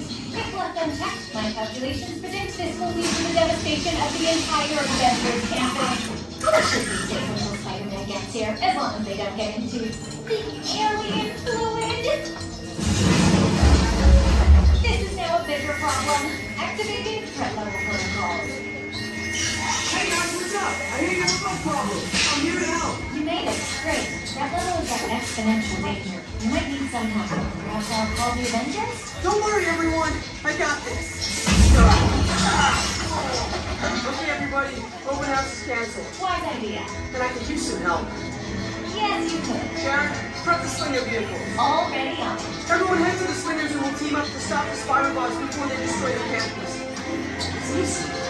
Okay, we have a plan. Please move quickly through the doors and down the hall to the slinger vehicle bay. Your open house demo has been upgraded to a high-stakes mission to save the...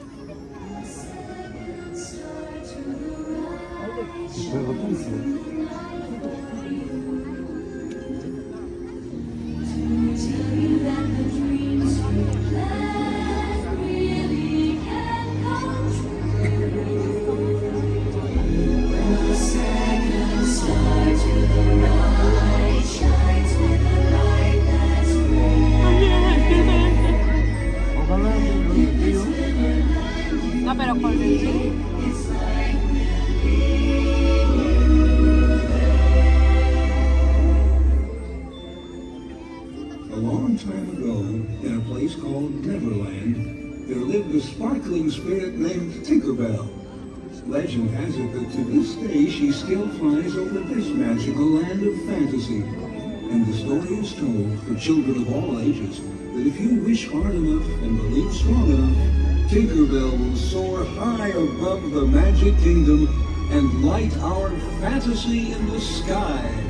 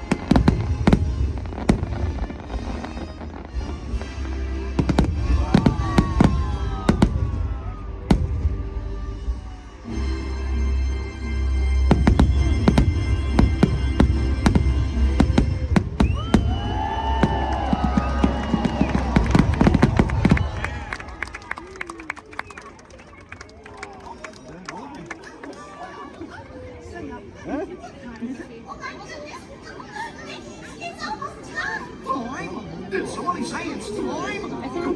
Should I flip the switch now, Mickey? Not quite now, but it won't be long now. ¿Cómo? ¿Hasta enfrente? No, eso empieza en el castillo, ahorita van a empezar a subir los monos.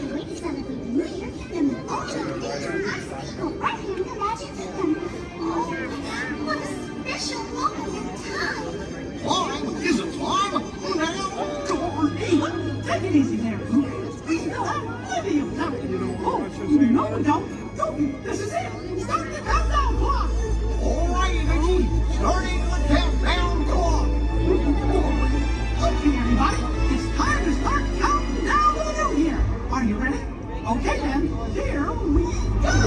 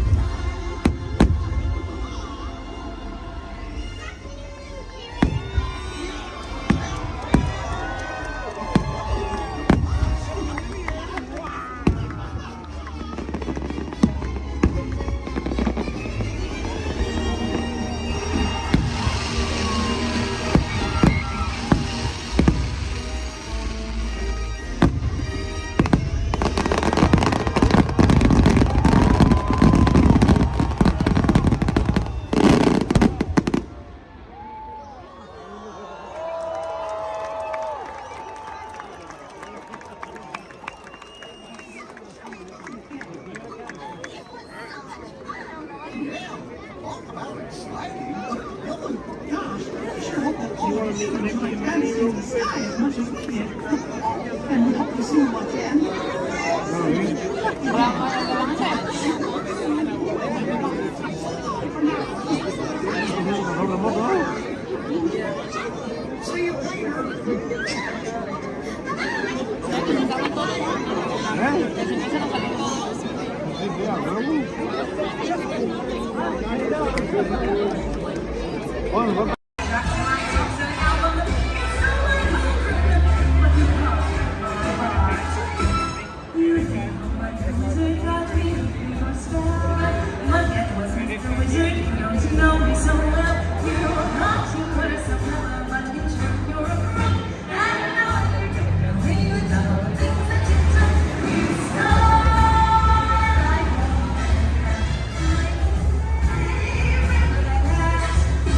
Hey!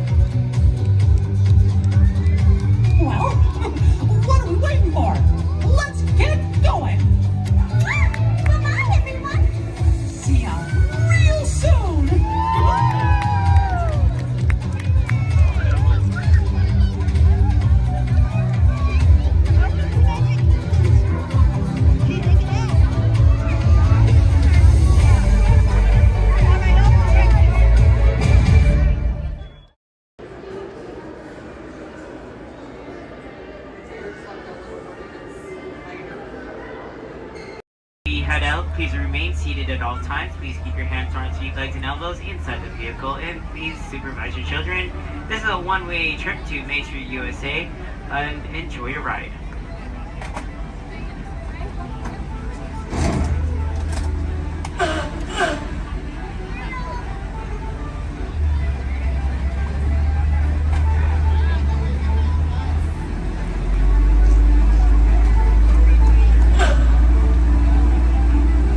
On your right-hand side is Sleeping Beauty Castle, your gateway to Fantasyland.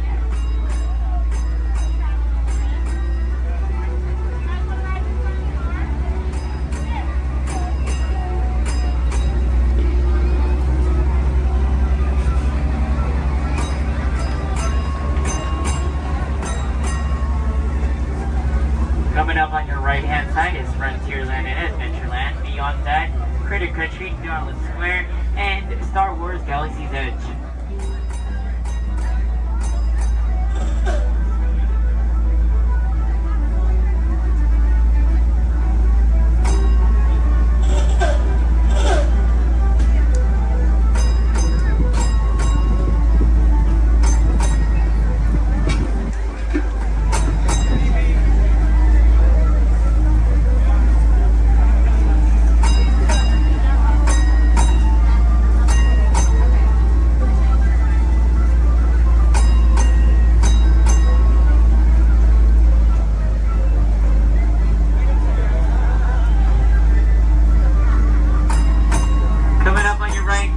Left-hand side, there's our first aid center, our baby care center, and our lost child center. On your right-hand side, if you enjoy ragtime piano, we got some music going on over at the Coca-Cola Refreshment Center on your right.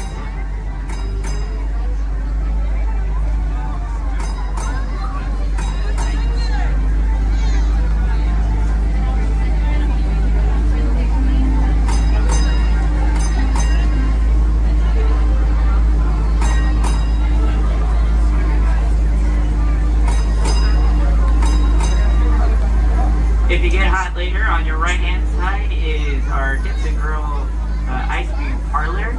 And on your left is Market House, where you can find our Starbucks coffee and tea. Beyond that is our locker station.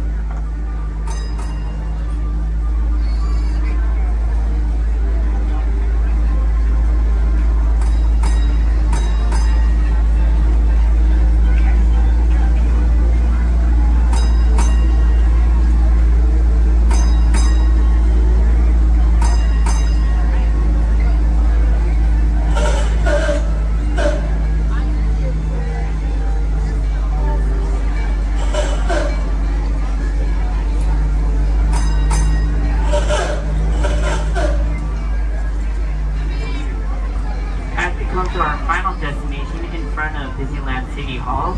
Please remain seated until the bus has come to a full and complete stop. For those of you who are sitting in the top stairs, please watch your step as you exit the stairs and assist young children, and enjoy the rest of your day here in the Magic Kingdom. My name is Justin, and thank you for riding.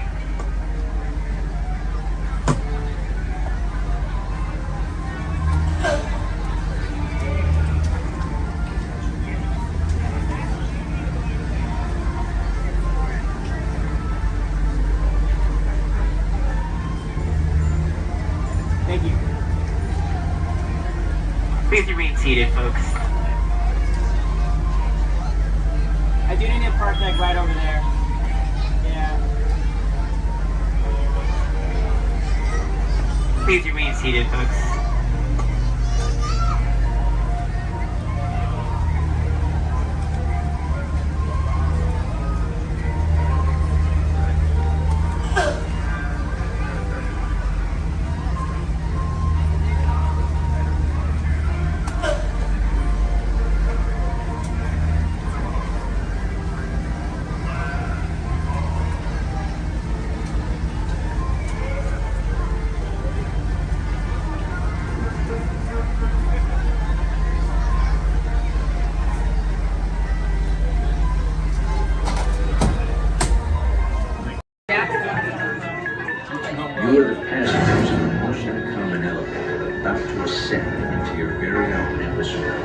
cool twilight zone.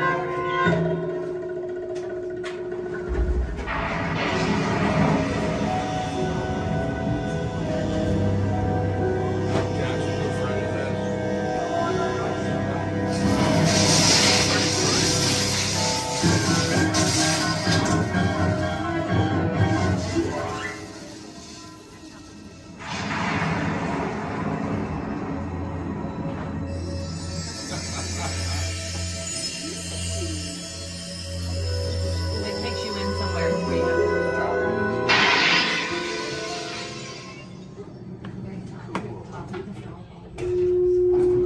One stormy night long ago, 5 people stepped through the door of an elevator and had a nightmare. That door is opening once again, this time.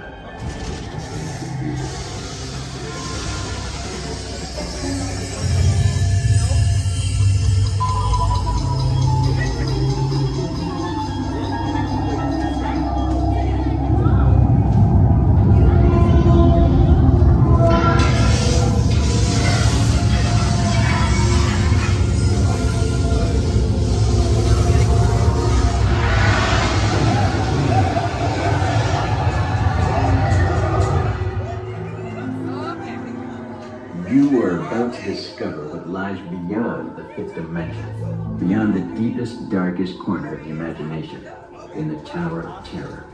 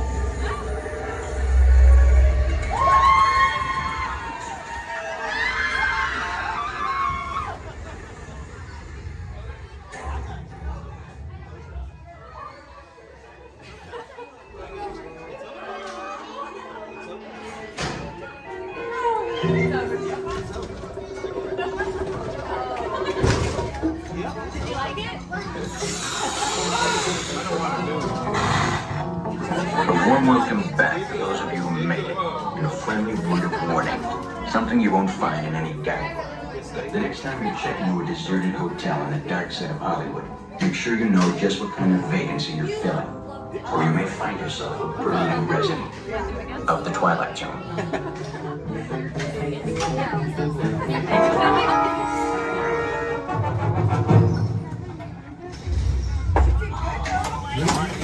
Welcome back, everyone.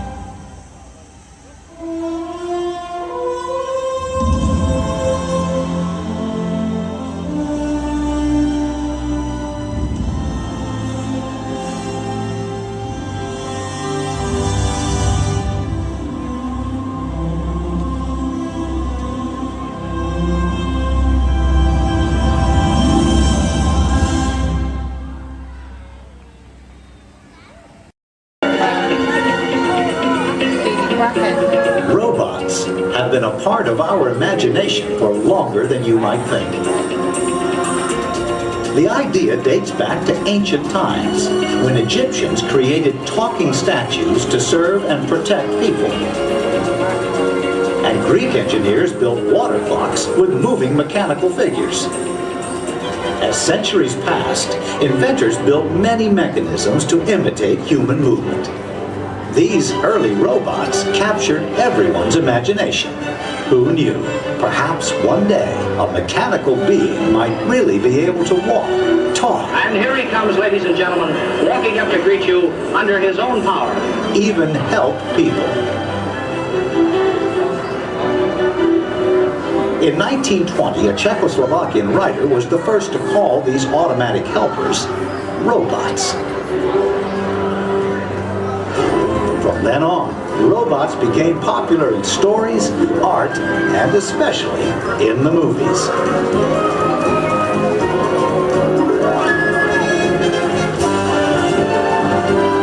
Movie robots often had fantastic abilities. And not all were helpful. Some were downright scary. Like most 20th century kids, Walt Disney grew up fascinated by robots. They quickly found their way into classic Disney cartoons.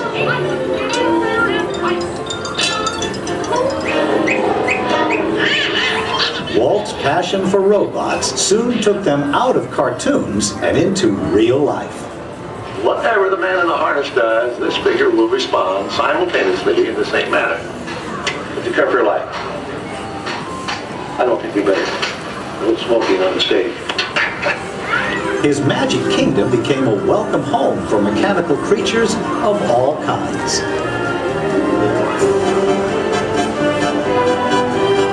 Walt's pioneering work in audio animatronics made robots familiar entertainers at Disneyland, delighting millions of visitors.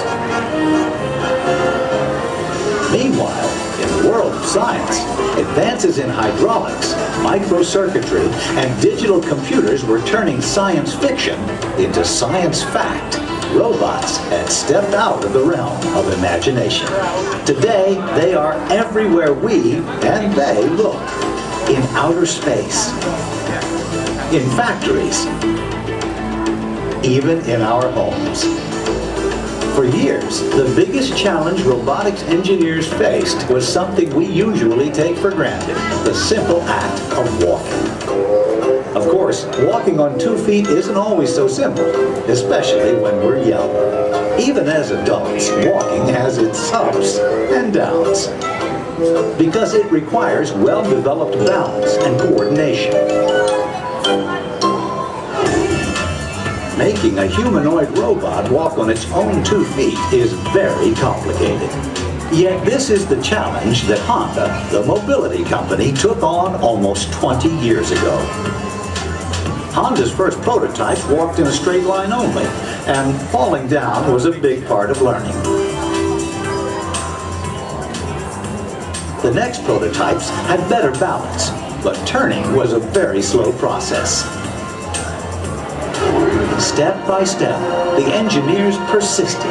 They built more and more capable models, and finally succeeded in making the most sophisticated humanoid robot the world has ever seen.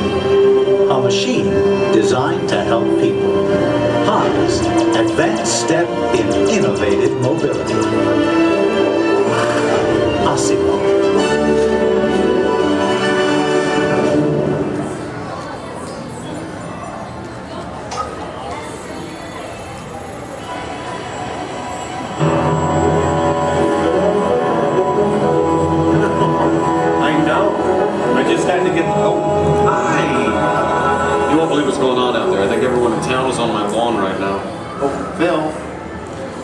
Stay out of the rose bushes, buddy. Okay. I'm sorry, I'm Kevin McGuire. Welcome to the McGuire household.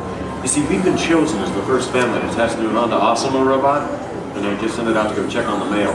It was so much fun watching the neighbors' faces when they first see Asimo. Like, they all... No, you can't borrow the robot.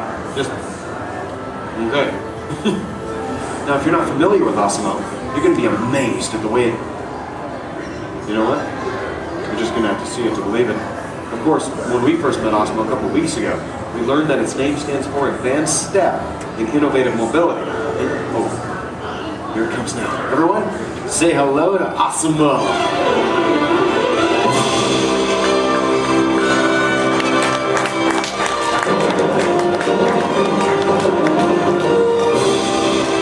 That's a good idea. Everyone welcome the newest member of the Blyer family, Asimo.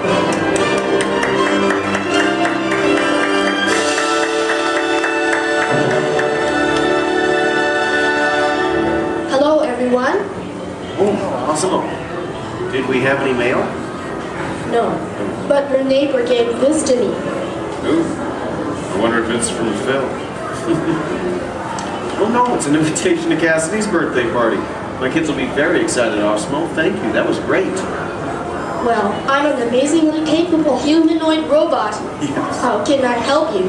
Well, actually, my parents are coming over later because my wife and I... Oh my goodness, I completely forgot. I was supposed to call my wife as soon as you got here. I was just having so much fun with the neighbors, but... You know what? We should probably call her right now. Come on, I've got her on speed dial.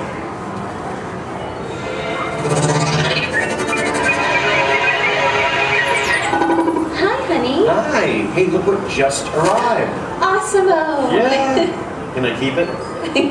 Sure. Hello. Hi, Asimo. I'm leaving work early today, and I'll pick up the kids. Okay. They are so excited. So I'll see you in a while. Oh, and honey, don't forget we're going out tonight. So remind your parents that they're babysitting and order pizza. Oh, yeah. Thanks. See you. Bye, honey. Bye. Bye, Asimo. Goodbye. Well, Asimo, welcome to the family. Thank you. I just need to remember to order that pizza. What do you think, sausage or pepperoni? What am I talking about? Now, developing the world's most advanced humanoid robot didn't happen overnight. It took teams of Honda experts over 20 years to create this amazing piece of technology. And we're talking about experts in the fields of physics, anatomy, mathematics, computer sciences, chemistry, mechanical, and electrical engineering. Oh, check this out. Asimo? Come this way, please. Now, if I'm sitting down, or in a wheelchair like my wife, Asimo's camera eyes are at about the same level as my eyes, and this makes communication very simple. In fact, if you take a look at the screen, you can see Asimo looking at me. Hello, Asimo. Hello, Kevin. Oh, Asimo, please turn out to all of our new friends. And everyone, wave and say, hello, Asimo. Hello, everybody. And there you are. Now you might be wondering why Asimo isn't on wheels or treads or something like that. Well, Asimo is designed to help people and to be a helper in our world, a world where we need to reach for things and pick things up, or to navigate along floors and sidewalks, even just to climb a set of stairs.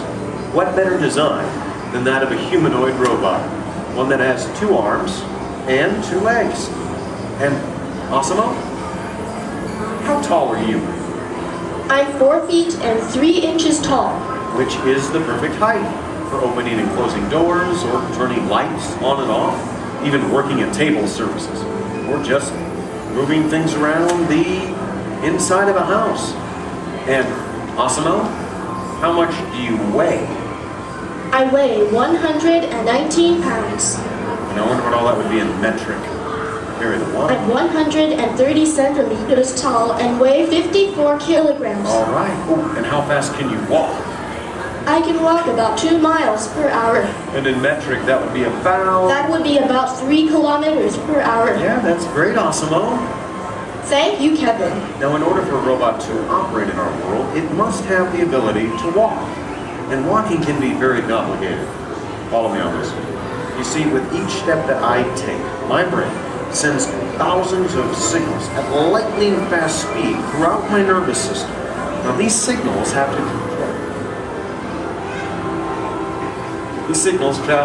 to the muscles, tendons, and ligaments in my legs, hips, arms, and shoulders, which all have to move in sync just for me to keep my balance. But the really amazing thing is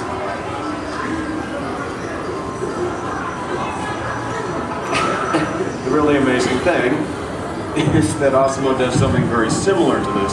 It uses motors, sensors, and computers to keep its balance and walk like a human. Now, Asimo can also sidestep in a straight line or on a curve. And this makes navigating through a house with all of its constantly changing obstacles very simple. And believe me, Asimo, that move's going to come in very handy with my kids and all of their constantly changing obstacles.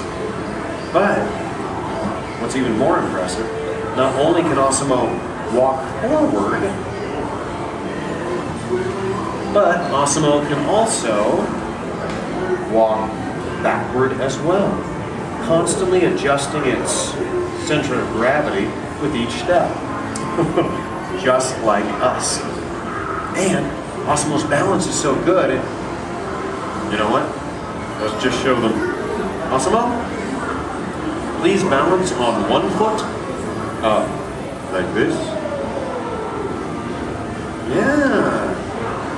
Now Asimo makes it look easy. How about the other foot? All right. And Asimo must constantly analyze the data from all of its sensors and 34 separate servo motors. Well, Asimo, I guess it's true. There's really nothing you can't do, except fly, right? But I could play soccer. Yes, you can. You know, I think Molly left her soccer ball here, so yeah.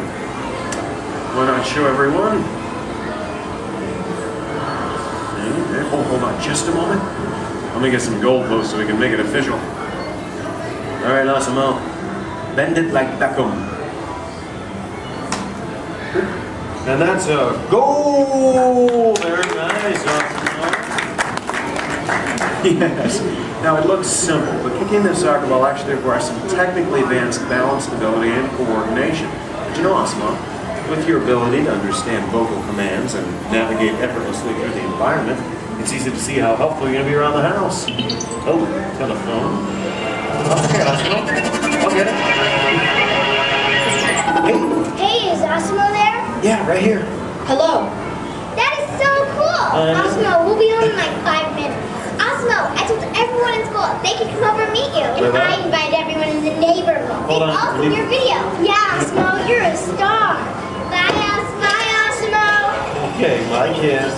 I know. How about a bye, Dad? Bye, Dad. Love you. You're cool. Well, Asimo, looks like you're pretty popular with my kids. Oh, come on. You know what I'm talking about.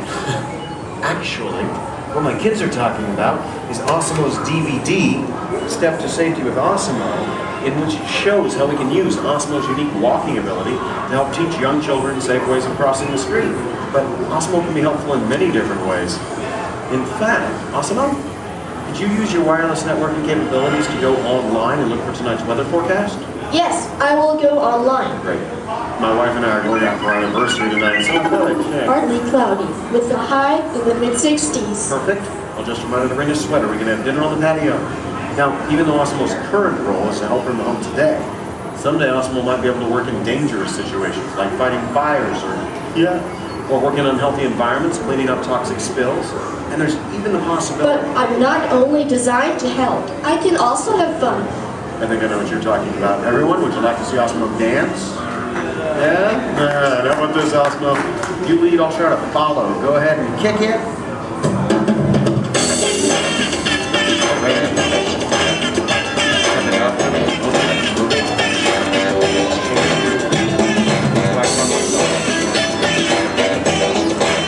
I have no real sense of rhythm. Maybe I don't have it.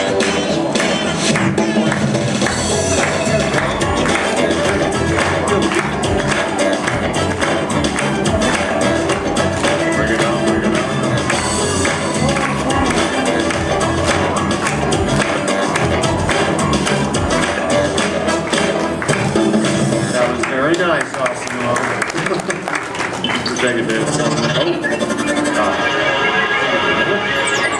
Hey guys. It's on, Dorothy. Hello. Oh, hi dear. Hi, Mom. What are you doing? Trying to keep the rhythm. Tell them to be over in a while. Oh, your father says to tell you we'll be over in a while to watch the kids. Okay. Ask about the robot. Oh, did that cute little robot arrive? Yes, Mom. Asimo's right here. Oh, good. Well, we'll see soon. Okay. Make sure our room is ready. Make sure our room is ready. Dad, I can hear you. We can all hear you. I can hear you, Earl. We're good. Okay, honey. Bye. Bye. How do I turn this thing off, Earl? Use the remote. Use the button on the right.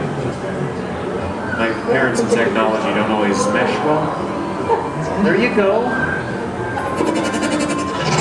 Although, you know, this is the first time in a long time my parents have actually volunteered to watch the kids. I wonder why. It's a mystery. Anyway, if you'll excuse me a moment, I need to go check on them. A second, Asimo? Could you do me a favor? Yes, Kevin. Could you go upstairs and look into the room on the right to see if it's ready for my parents? Of course. Great. Now, what you're about to see is one of Asimo's most challenging maneuvers, made possible by combining all of its onboard technology. The ability to climb a set of stairs with balance and precision is a culmination of over 2 decades of research and development. Now, first, Asimo stops momentarily at the foot of the stairs and adjusts its position by reading a mark on the floor using the sensor in its torso. Oh, are you all ready, Asimo?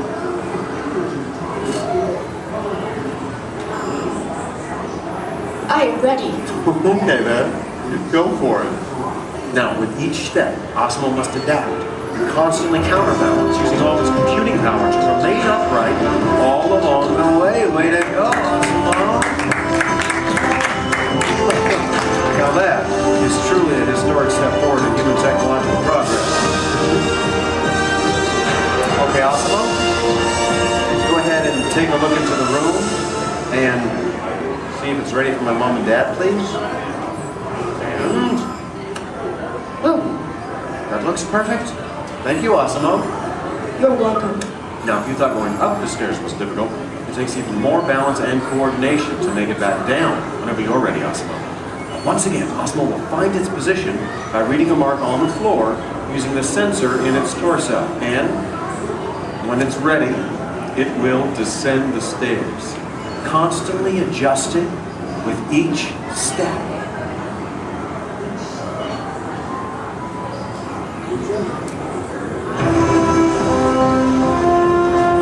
All the way down. That was amazing.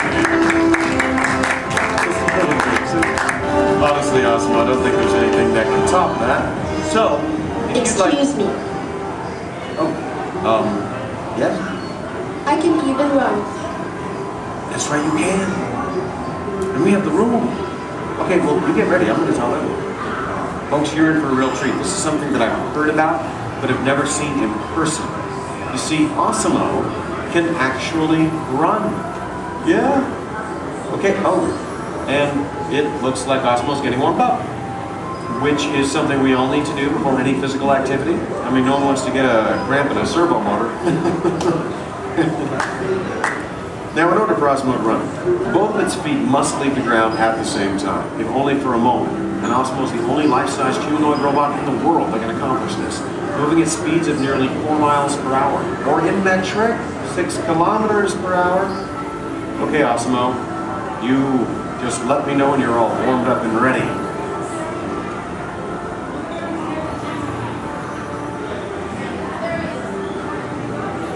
I am ready. Alrighty then. On your mark, get set, go!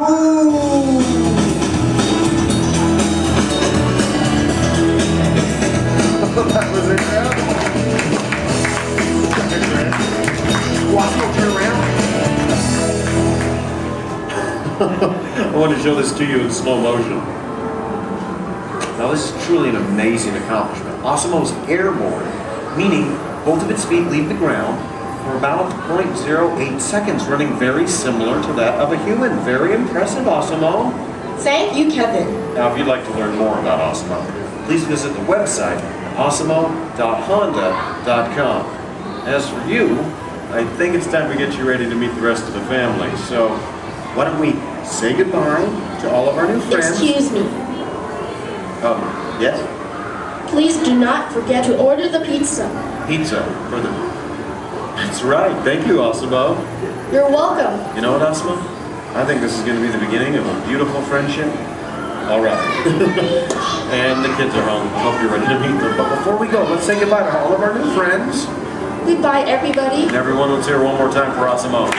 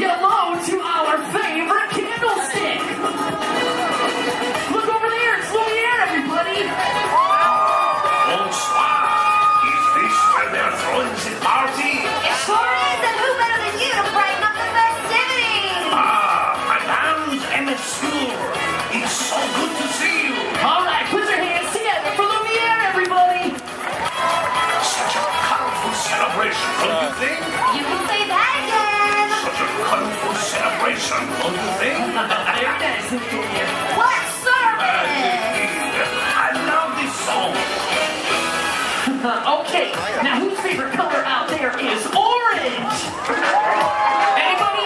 Well, gee, I sure wish I knew somebody orange who could kick this party up a notch. Well, I know somebody, and I'll give you a hint. He's orange and black, and he loves to bounce. That's right, it's not a tiger, it's a tiger! It's time for a little bouncing. All right, everybody, now's your chance to get bouncing! There ain't nothing can bounce like the tiger, except maybe you. Keep on bouncing! All right, we've got yellow, we've got orange, now we need somebody green! Oh, don't tell me, Peter Pan! No. Who's the other kid? Alex! Too many crickets! Picture somebody larger and a little more round. Just picture a big billiard ball with one eye. Did somebody say there was a party?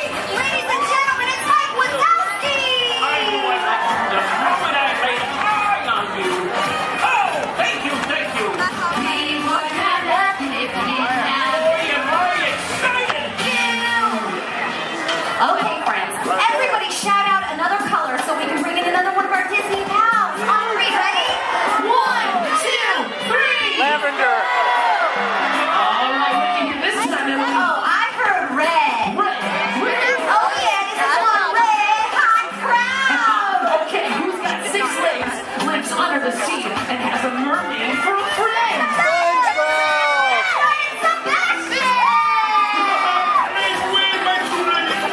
I love to celebrate.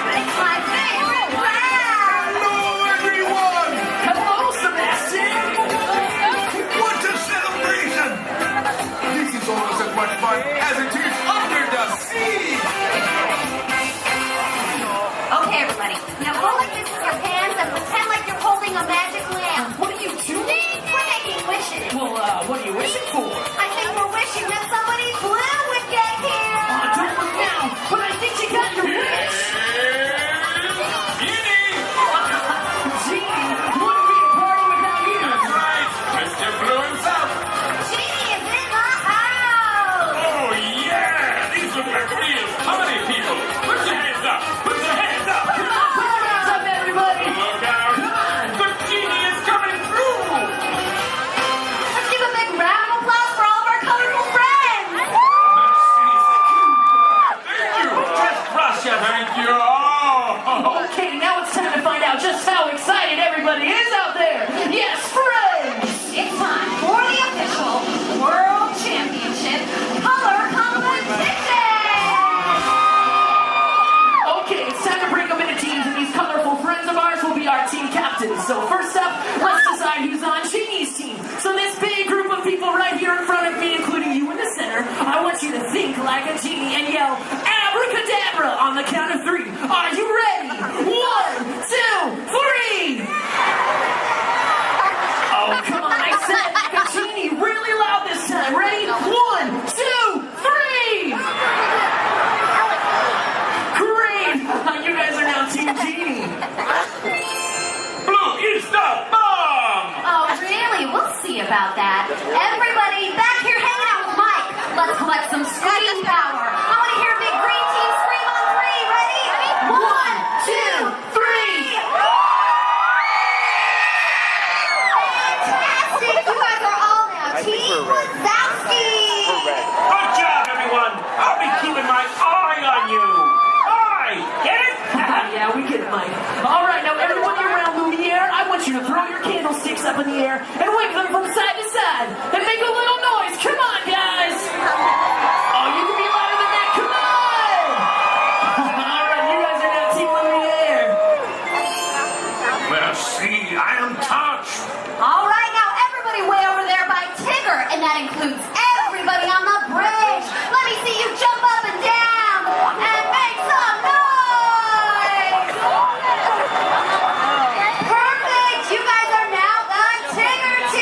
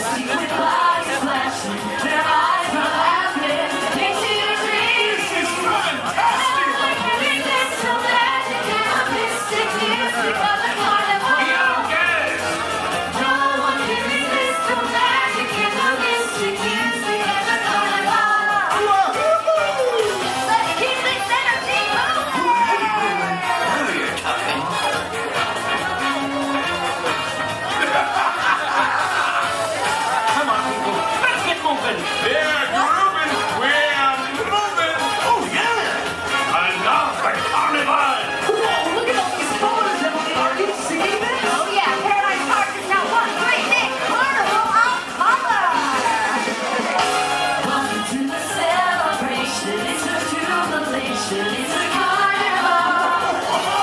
People in the streets are dancing. No time for romancing. It's a carnival. All the secret bodies flashing. Their eyes are laughing. It's your dream. Wonderful. No one can resist the magic and the mystic music of the carnival. No one can resist the magic and the mystic music of the carnival. All right, everybody. I don't know about you, but I had a blast. All right, it's about time for all of us to take our places for World of Color.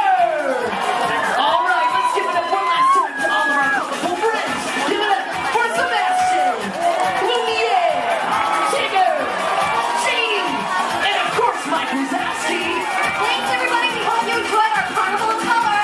Remember the exciting colorful magic is over. Now we're going to show something really spectacular. Something, something, something good.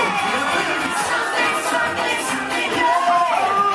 Something, something, something good. Party people. Something, something, something good. Good. Real good. Good. Something real good. In just 15 minutes.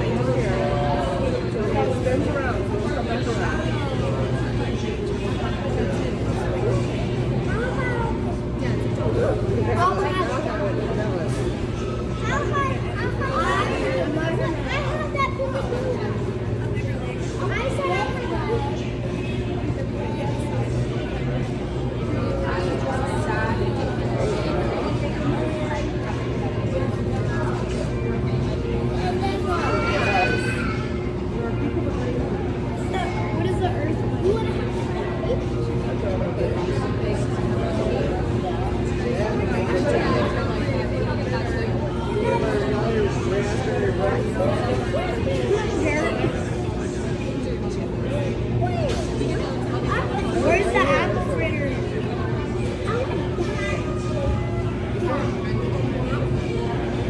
How much stones can we have? Where's the apple fritter? How much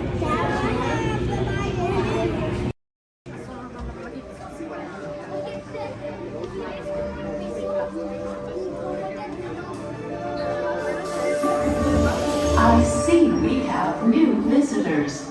Welcome, Terrans, to the wonders of Xandar. I am World Mind, sentient supercomputer of Xandar. I hold the knowledge, memory, and experiences of all Xandarian citizens, past and present. This gives me extensive knowledge, yet I am constantly learning, and I am now learning about you and your planet, Terra.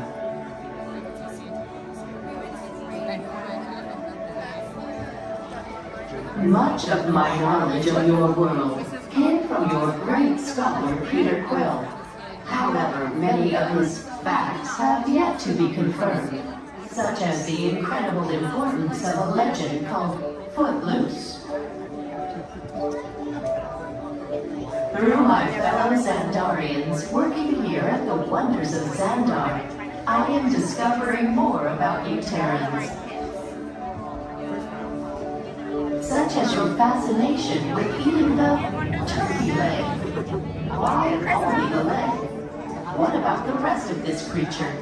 We are eager to learn the answers to these questions and so much more about your world. In return, we Xandarians hope to share with you more about ours. Although Xandar is 2.537 million light years away from your planet Terra, our worlds are actually quite similar and began at precisely the same moment. We refer to this as Time Zero. before the existence of anything. Our worlds were born of a single point of matter and energy that blasted outward in what you Terrans refer to as the Big Bang. And from nothing came the beginning of everything.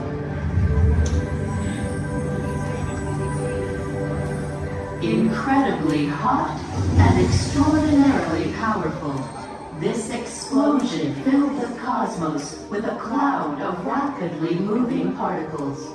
Over the next 100 million years, space continued to expand, and the particles cooled and slowed. As they coalesced into huge swirling clouds, gravity pulled them into larger, denser clusters. At the heart of these clusters, the temperature rose, and the particles were compressed so tightly they fused, releasing enormous amounts of heat and light. This is how the very first stars in our shared universe were born.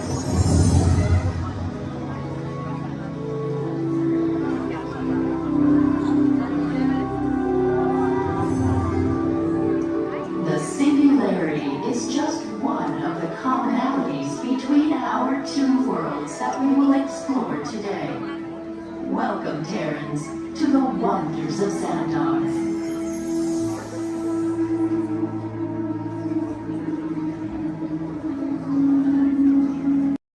Beginning a 2.5-mile journey to downtown Disney Station and back. For a safe trip, remain seated, keeping your hands, arms, feet, and legs inside the cabin. Be sure to watch your children, and no smoking, please. Bienvenidos. Para su seguridad, permanezca sentado y mantenga las manos, brazos, pies y piernas dentro del tren y cuide a los niños. Por favor, se ruega no fumar. You're riding aboard a Mark 7 monorail, the latest generation of Disneyland monorails. When Walt Disney introduced this attraction in 1939, it was the first daily operating monorail system in the Western Hemisphere.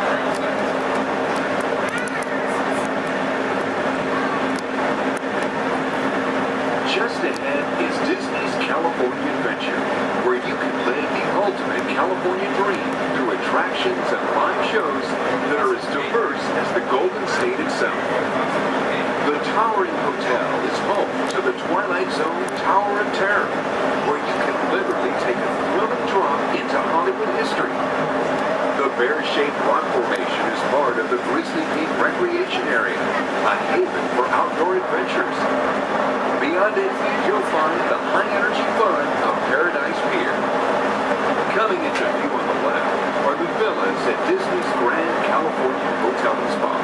It's the first Disney Vacation Club resort on the West Coast and shares the same arts and crafts style as the famous hotel which we are now entering.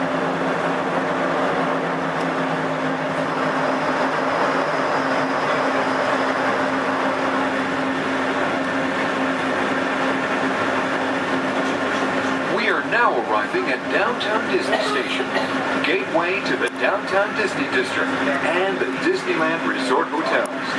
If you will be leaving us here and returning later today, please hold on to your park ticket and have your hand stamped as you leave the station.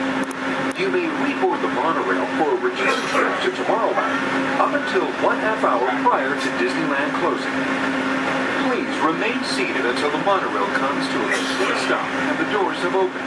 Then, gather your belongings, lower your head, watch your step, and exit to the left of the monorail.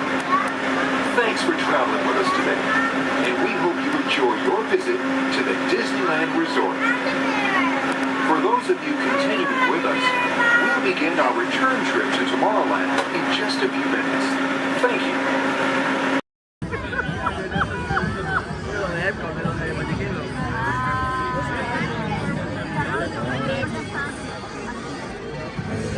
Un minuto.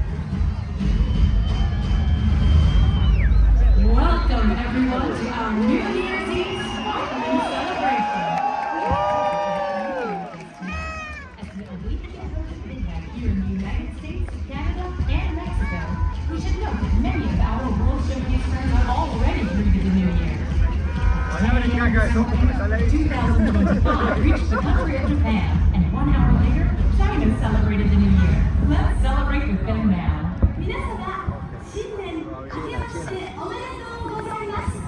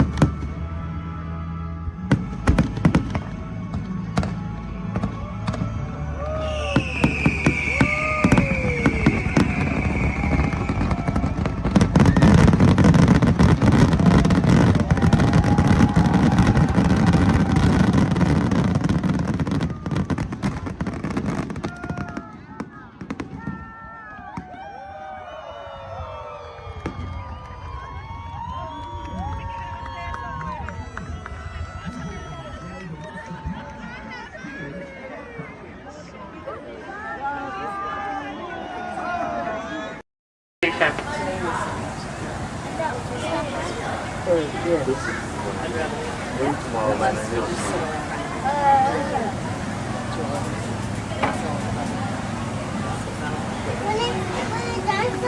Maybe we're too right.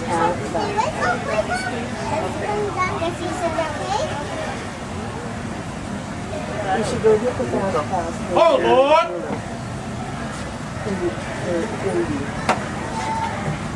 Because they're all right there.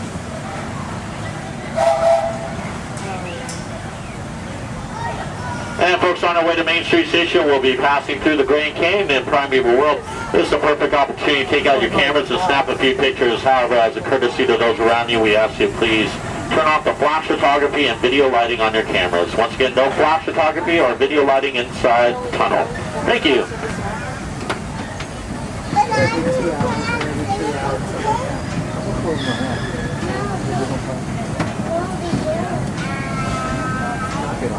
To those joining us, welcome aboard. The next leg of our journey will take us along the rim of the Grand Canyon. It's a mighty long drop to the canyon floor, so for your safety, stay seated with your hands, arms, feet, and legs inside the train. Be sure to watch your kids and no flash pictures, please. Para su seguridad, permanezca sentado y mantenga las manos, brazos, pies y piernas dentro del tren y cuide a los pequeños. Por favor, no tome fotografías con flash.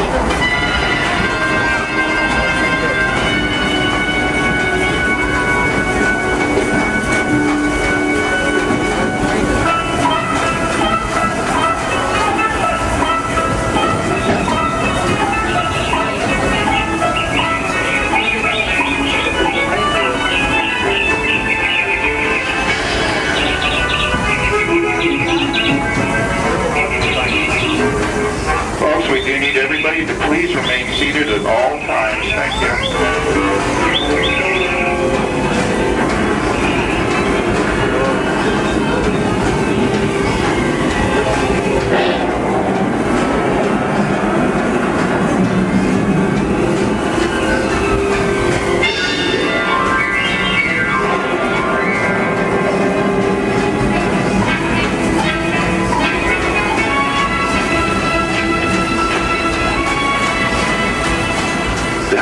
Grand Canyon as we know it today, but it wasn't always that way.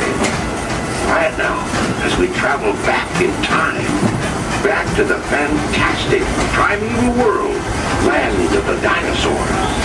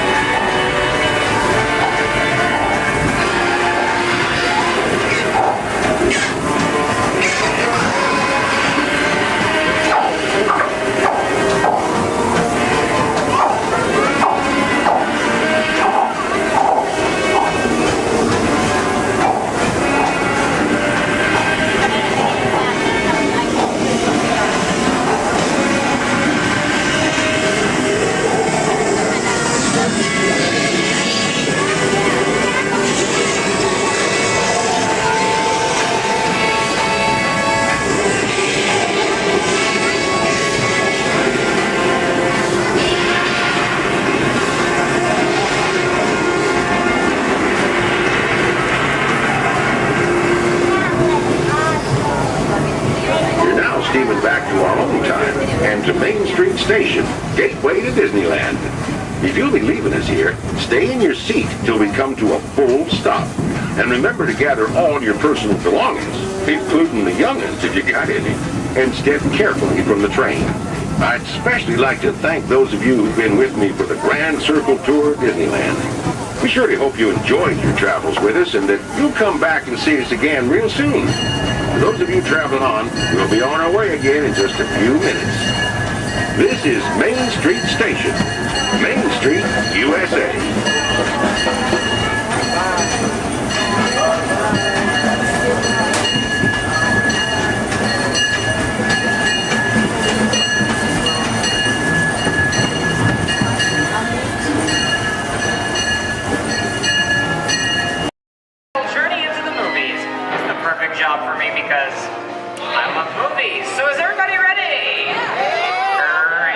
it's showtime. Ready when you are, CB.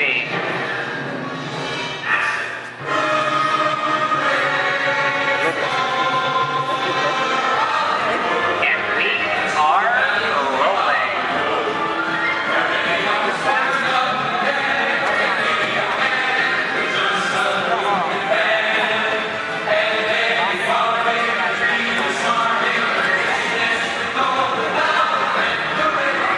Hello everyone and welcome to the Great Movie Ride. Once again, my name is Michael, and I'll be taking you from this Hollywood soundstage right into some of the greatest movies of all time, all on one tour.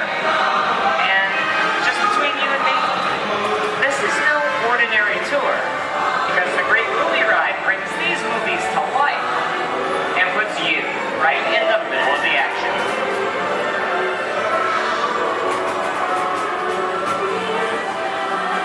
I don't know about you folks, but I just love those great Hollywood musicals of the 1930s.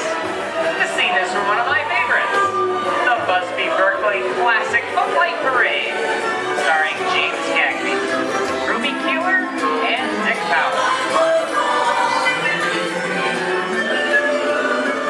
In 1952, Gene Kelly was singing in the rain with Debbie Reynolds and Donald O'Connor. Did you know that Gene Kelly co-directed this movie? And can anyone tell me what movie this is? That's right, it's Walt Disney's Academy Award-winning film from 1964, Mary Poppins, starring Julie Andrews and Dick Van Dyke. Julie Andrews won an Oscar for her portrayal of the nanny who was practically perfect in every way.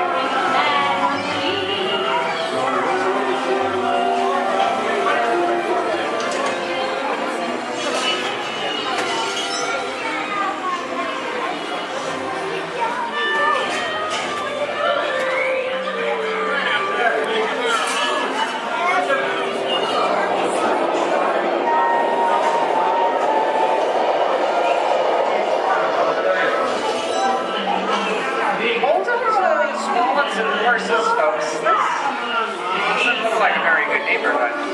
In fact, it looks a lot like the underworld. Scene of such classic gangster films as The Public Enemy, starring one of my favorite tough guys, James Cagney. Even though Cagney is best known as one of the movie's greatest gangsters, he won his only Oscar for his role as the song and dance man George M. Cohan in Yankee Doodle Dandy. I'm telling you, very nice time. George comes around, he's gonna leave you some beer, but you're gonna take it. And you're gonna kick in with the dog. And if you don't, somebody's gonna drop by here and kick your teeth out one at a time. Get me? Somebody's coming! Somebody's coming! Get down! Oh, there isn't them. Yeah, just a bunch of rubber-necked tourists. Sorry for the delay, folks. I don't want to run a red light, even if it is just a movie. You talking to me? You talking to me? No, sweetheart. Talking to the dame in the funny-looking outfit over there. Yeah, I'm talking to you, honey. I'm not supposed to leave my vehicle. I said get over here. Okay, Muggsy, whatever you say. Hey. How'd you know my name anyway? I've seen this movie before. You're making a big mistake here, Muggsy. I can't slug out in the middle of a movie. Here they come, I'll go for some more.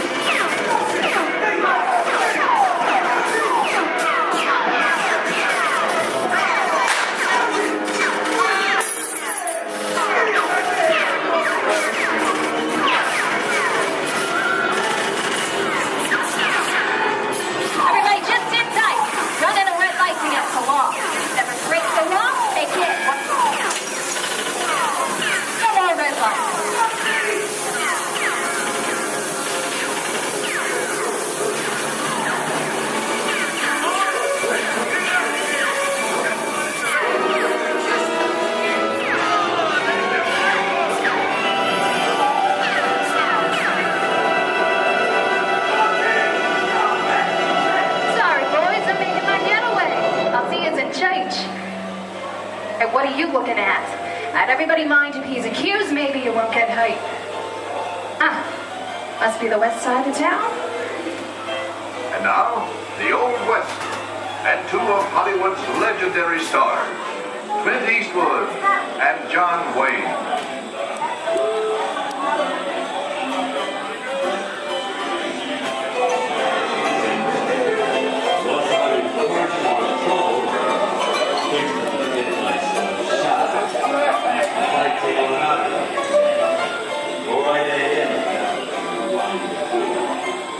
Long time ago, I made a rule.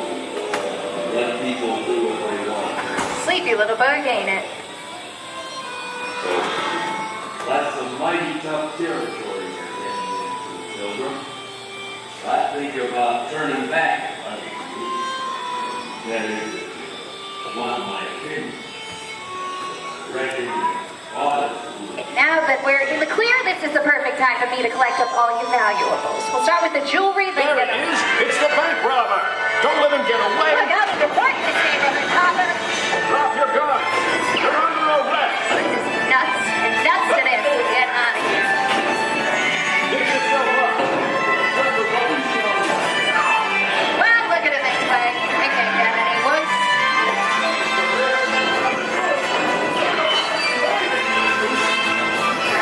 Okay, it's worse.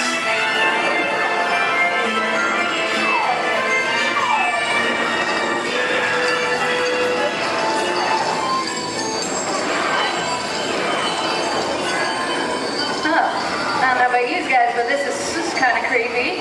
What is this? This is Alien. You are with Sigourney Weaver aboard the spaceship Nostromo. Something has gone wrong. One by one, the crew has vanished. And somewhere in the ship, some terrifying creature waits to claim its next victim. Look, pal, I ain't no victim. Warning, remain in your vehicle. The area you are entering is extremely dangerous. Proceed with caution.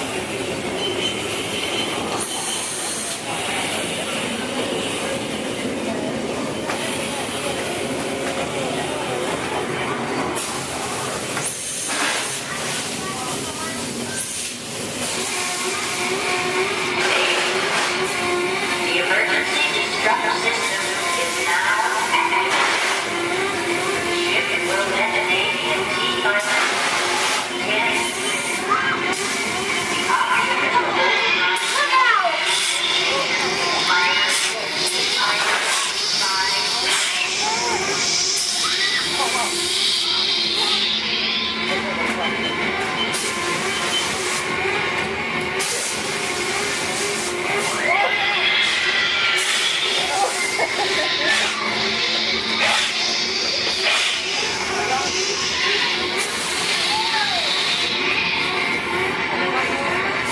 Oh, there he is again! Okay, that's enough creepy crawly things for one day, right? Wrong. Here in Raiders of the Lost Ark, amid 1,000 deadly snakes, Indiana Jones unearths a great treasure. Will Harrison Ford escape with his discovery? And what will be your Snakes. Why did it have to be snakes?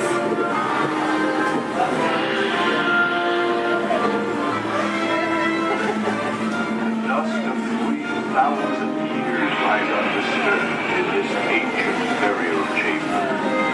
And on the chest, the great stone god, a priceless. Wow. Yeah, a load of that chunk of ice. Now for me to get back to work. And don't nobody move, honey, go get the goods. I don't think they notice a few extra bodies around here. You know what I mean? But the jewel is guarded by a curse. And those who dare defy that curse must pay with their lives.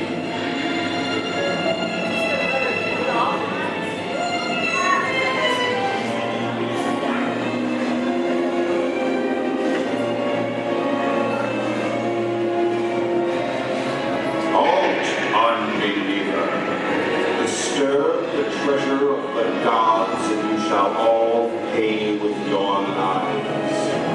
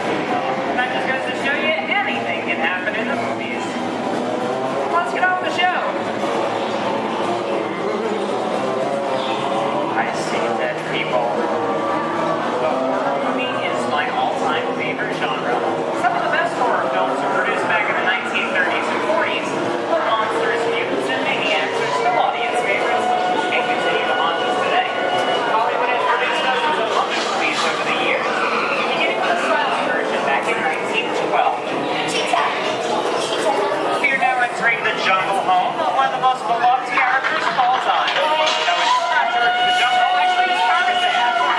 Presented by Johnny Weissmuller. There we have Maureen O'Sullivan as Jane and the lovely and talented Cheetah as herself.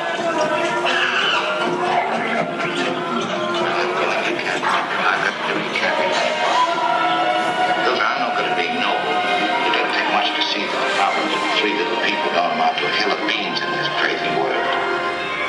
Someday you'll understand that. Louis, I think this is the beginning of a beautiful friendship. The best last line of a movie ever. On the Ringo Garden, favorite birthday, fantastic romance.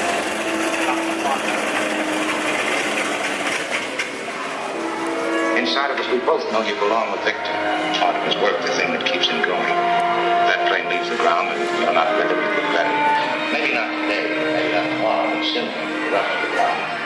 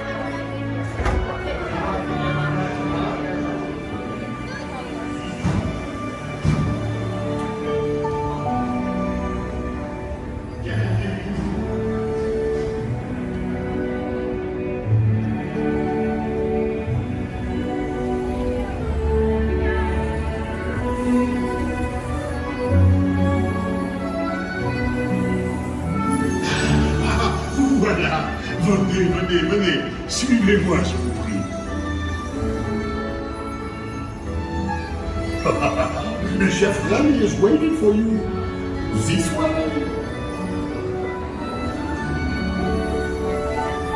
Qu'attendez-vous?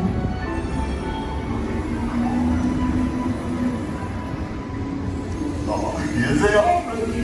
Les invités pour le dîner. Yes, but what to prepare? Hein? Pour le repas idéal? Coq au vin? Non. A simple omelet? Too simple. Voilà. Mais oui, that's it!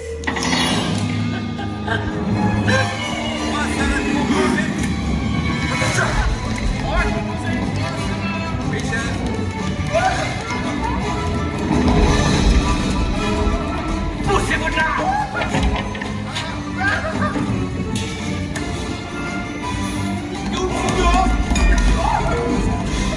Vite, par ici!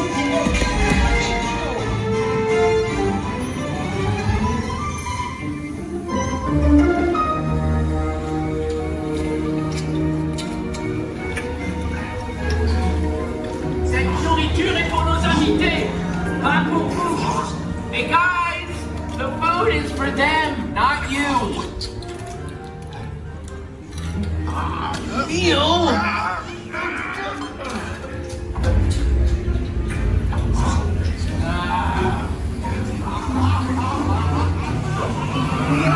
Everything must be perfect! Et tout est en salle!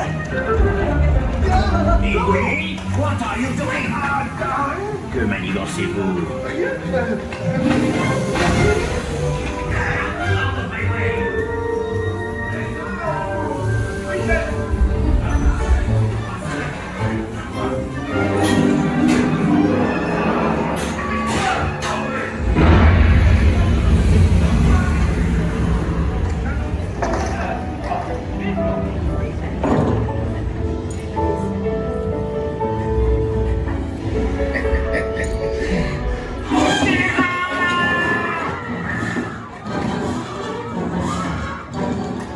Dépêchez-vous! Par ici! Go! Go!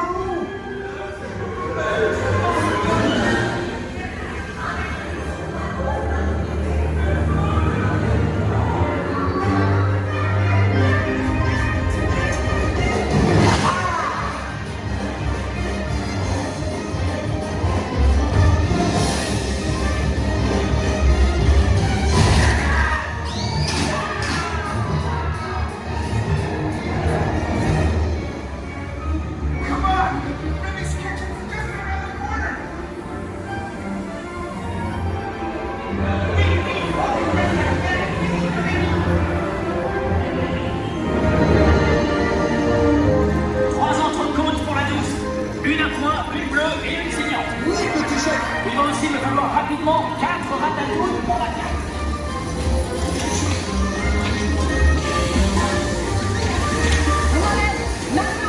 Oui, ma chérie.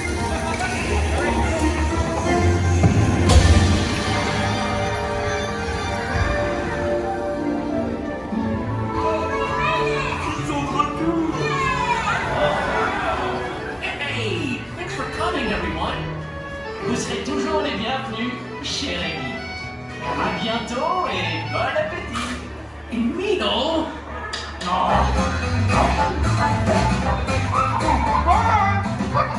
Au revoir.